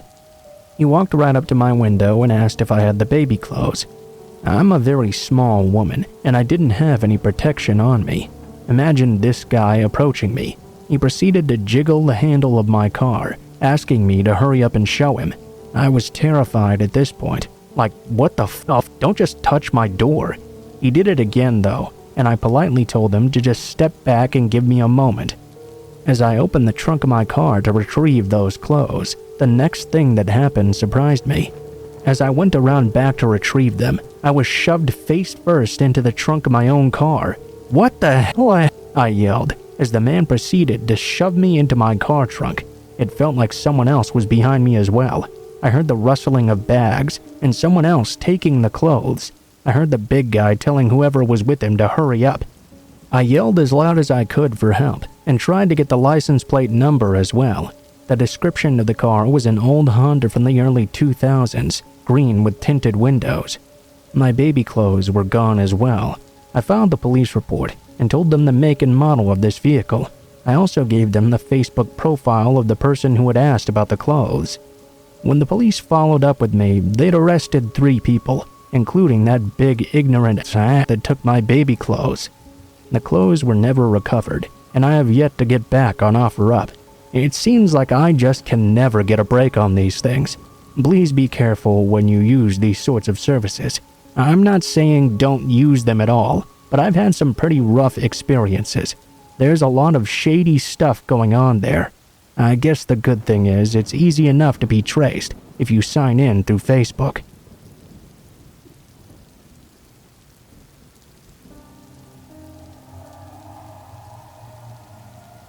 I used to work at this pizzeria that was only a few blocks away from home. I would always walk there and back because of this. Working there allowed me to meet many different types of people. There were people who were always kind, those who felt very privileged, and those who were in between.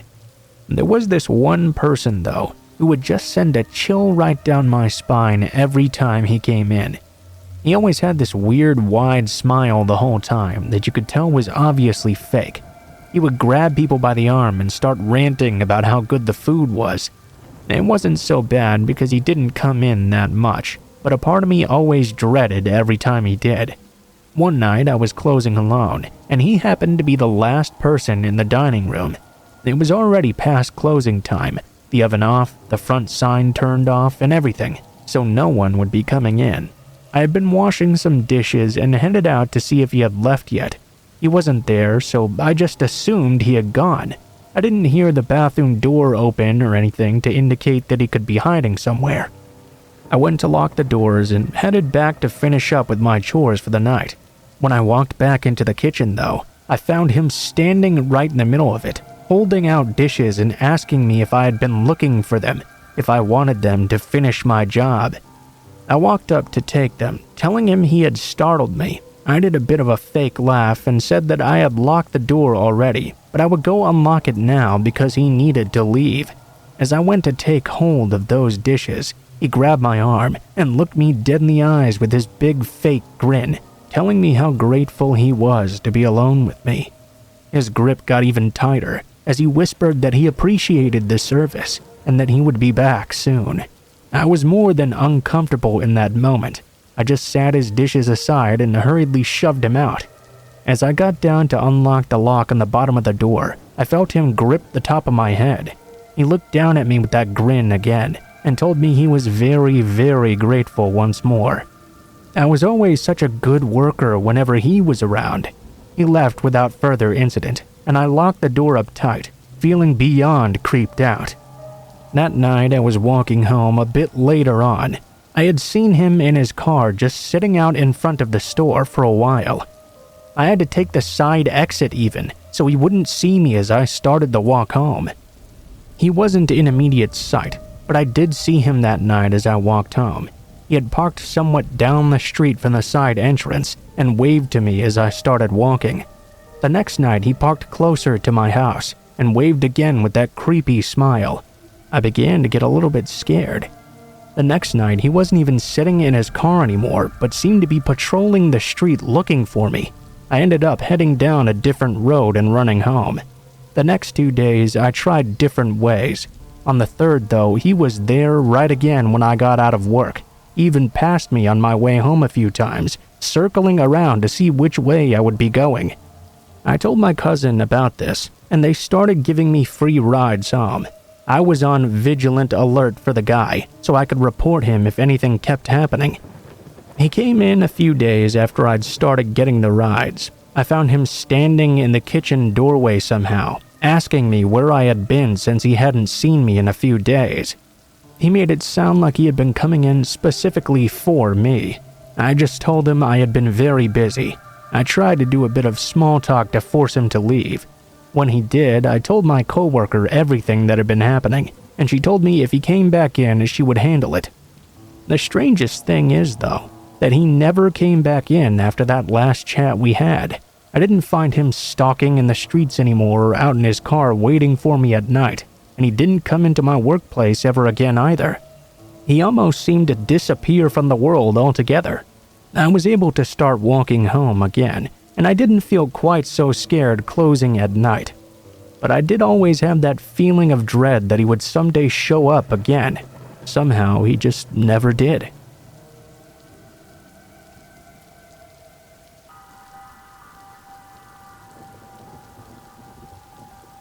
My life has always been surrounded by strange things. My family has a medium bloodline, so my mom and I bonded over the more creepy side of life.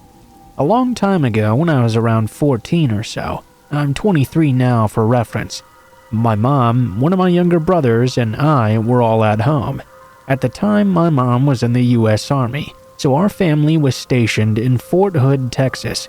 We had lived there for some time and had some creepers and whatnot looking through the windows every now and then before we got our home on base. Being watched might not have been as scary to us as it was for most people. We always seemed to attract those sorts of issues for whatever reason. This time was different though. You see, for a few weeks, my brother, who was about 10 years old, had been noticing the webcam light was on during weird times. Our computer was in our dining room, which overlooked the kitchen, laundry room, and entrance to the living room. It could also see our back door. It could actually see a good portion of our house, really. We were a fair bit concerned, needless to say. We kept a stern eye on it for a few days. We would notice it just kinda going on and off again at random times. We would check the webcam window to see if it was left on or open or something, but it never was. Being two females and a young boy, we were rightfully a bit startled by this. We put some tape over the camera and forgot about it from then on. Fast forward about a week later. We had noticed the tape was now gone. None of us had taken the tape off ourselves. If we had, we would have put it right back on there. Sure, it might have been my mom to video chat across seas sometimes or something, but she always put it right back. The light was on once more, and no window. Suddenly, once we were all stopping to take a look at it, it switched off. At that point, I knew this was not a glitch or something. Someone was watching us. We decided to make a sign to put in front of it. The sign read, "We know you're here." We put it right in front of where the webcam was staring. We waited and waited and waited. Nothing. I assume they must be gone now, waiting for us to forget about the light and computer so they could continue watching us without further worry. Right when we were about to look away, the light came on once more. My mom and I saw it do so. It stayed on for about 20 seconds, presumably the person reading the sign. Then it shut off. We hoped that would be it. We would be done there. I mean, why keep watching us if we knew they were there? Surely we'd call the police on them or something. Halfway through that thought, though, we heard the backyard gate slam shut. We ran to the window to check what it was and saw nothing there. We were all too scared to go outside, though.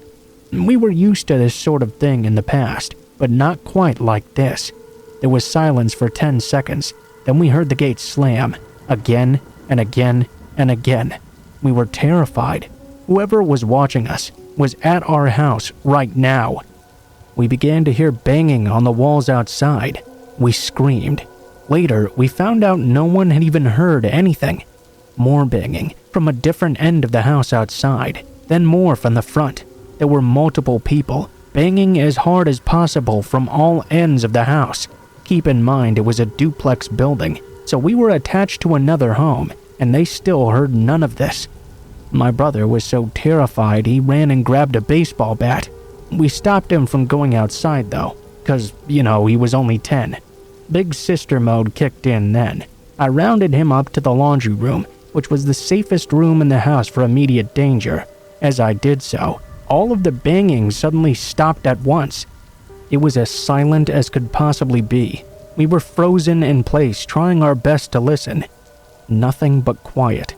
As soon as it had started, it was now over. Our webcam lights stopped coming on after that.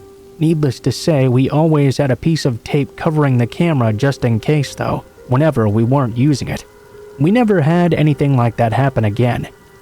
Now and then we hear our back gate close sometimes, but that's probably just the wind. I have to point it out again, however, that we lived on a military base. The only way in was with a military ID card or a visiting pass, which had to be specifically granted. These people, with how quickly they got out of there, had to have been military as well. There was just no way it was a civilian on base. They must have been staying nearby our home too to have disappeared so quickly. After that, I was even more scared of my surroundings. I always close shades and cover cameras now. I never want that to ever happen again.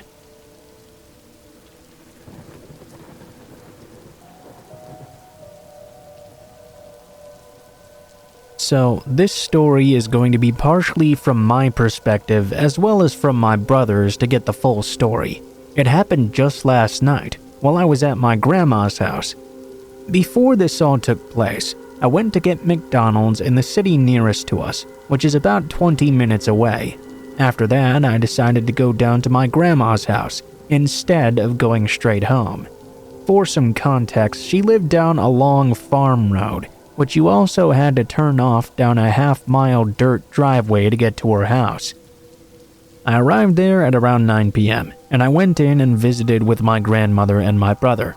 My brother lived there with her ever since my grandpa had passed away. We didn't want her to have to live all that far out all alone. My brother and I took out my grandma's dog to go to the bathroom at around 10:30 and just sat outside together listening to music and talking. At that point, it was starting to get a bit cold. This was East Texas. I was not quite used to it getting down to the low 40s at night, so I was just about ready to head inside. All of a sudden, though, I noticed something moving out of the corner of my eye near the large metal shop that sat a few hundred yards from the house. I didn't really take too much notice, though. It wasn't too uncommon for deer or raccoons to come snooping around in the yard at night. Plus, my grandma's dog wasn't barking or anything. Maybe it was even my eyes playing tricks on me so late at night. We finally headed back inside, and my grandma went to sleep at around 11 p.m. My brother and I stayed up and played some Among Us and watched YouTube for a while. At around 2:30 a.m., I was finally tired and ready to go home, so I asked my brother to walk with me to the door and make sure I got out to my car all right. I was always pretty paranoid, especially at night. He joked around and said he would turn the light off on me and lock the door. I freaked out and begged him to walk me out to the car, to which he finally humored me. I hopped in my car, locked all the doors, and saw the porch lights turn off as I was driving back down the dirt road. I'd gotten home within 10 minutes and fixed myself some ice cream before I sat down, and I started watching some creepy horror stories on YouTube. After about 15 minutes or so, though, I got a FaceTime call from my brother, which I picked up right away. This was quite unusual. I could tell right away he was freaked out about something. He wasn't saying anything at first, though, so I asked him what was wrong. He told me that just after I'd left, he went back outside to continue listening to music and enjoy the sitting on the porch. He had the music on his phone up pretty loud, which would usually mask any noises of animals coming from the nearby woods. After a few minutes of listening, though, he heard what sounded like metal banging around, so he paused the music and listened to see if he could hear a little bit better. He stood up and looked toward the shop and boat shed, which were adjacent to each other. He could see a faint light shining around the boat bed, then it quickly flicked off. At this point, he was freaking out, so he quietly crept back inside the house and locked the door behind him. I guess he didn't think to wake our grandma. He just ran and grabbed his revolver instead. He ran back outside, only to see the glow of a flashlight moving around, then shutting off immediately as he'd noticed it. He walked out to the edge of the concrete carport and stared out toward the boat shed with his revolver by his side. The only thing illuminating the boat shed now was the faint light coming from the house. He tried his best to muster up the most intimidating voice he could manage and called out into the night, "Who the hell is out there?" There was no immediate reply. Instead, there was a slight bumping sound, which solidified the fact that someone was indeed out there in the darkness.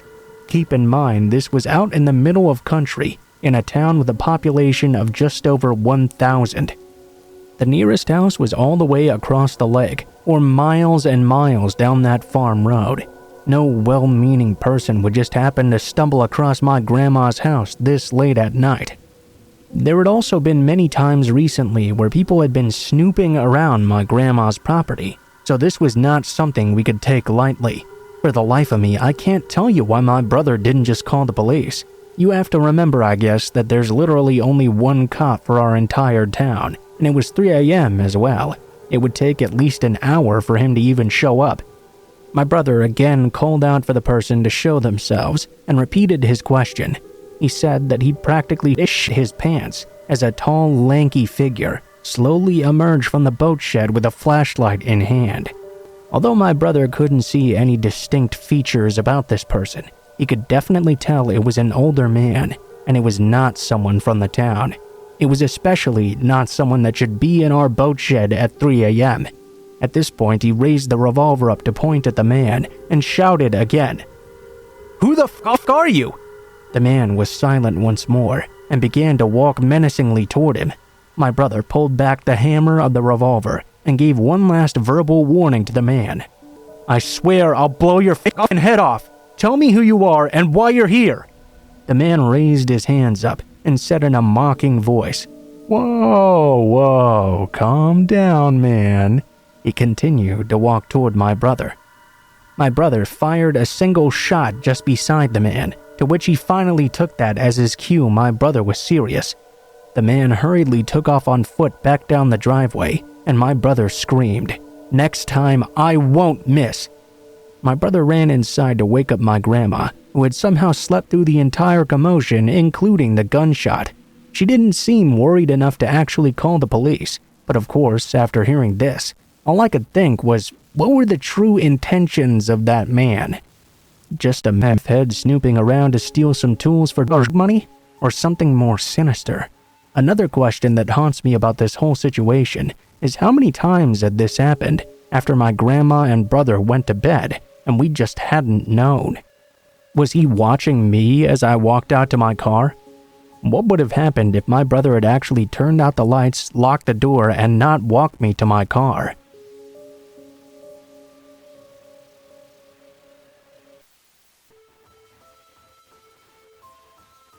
What is up, guys? Blue Spooky here. Thank you guys so much for watching, especially if you made it this far to the end of the video.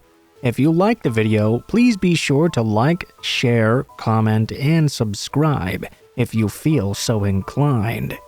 If you have any feedback for me as well, be sure to leave that in comments below the video. If you guys have a story you'd like to send in, or if you'd like to contact me for any reasons, there will be links to my social media in the description below the video, including my Facebook, Gmail, and Twitter accounts. Go ahead and send me a message on any of those, and I'll try to get to you as soon as possible. If you do decide to send in a story, please be sure to include in the tagline what the name of the story is if it has one, what type of story it is if it has one, and how you'd like to be credited in the description below the video. Please make sure to include as much detail as you feel comfortable with and try to use as much proper grammar as possible to make sure you have the highest chance of appearing in a future video. Overall, I think that's pretty much it for now, guys, so thank you so much for watching, and I hope you guys have a great day.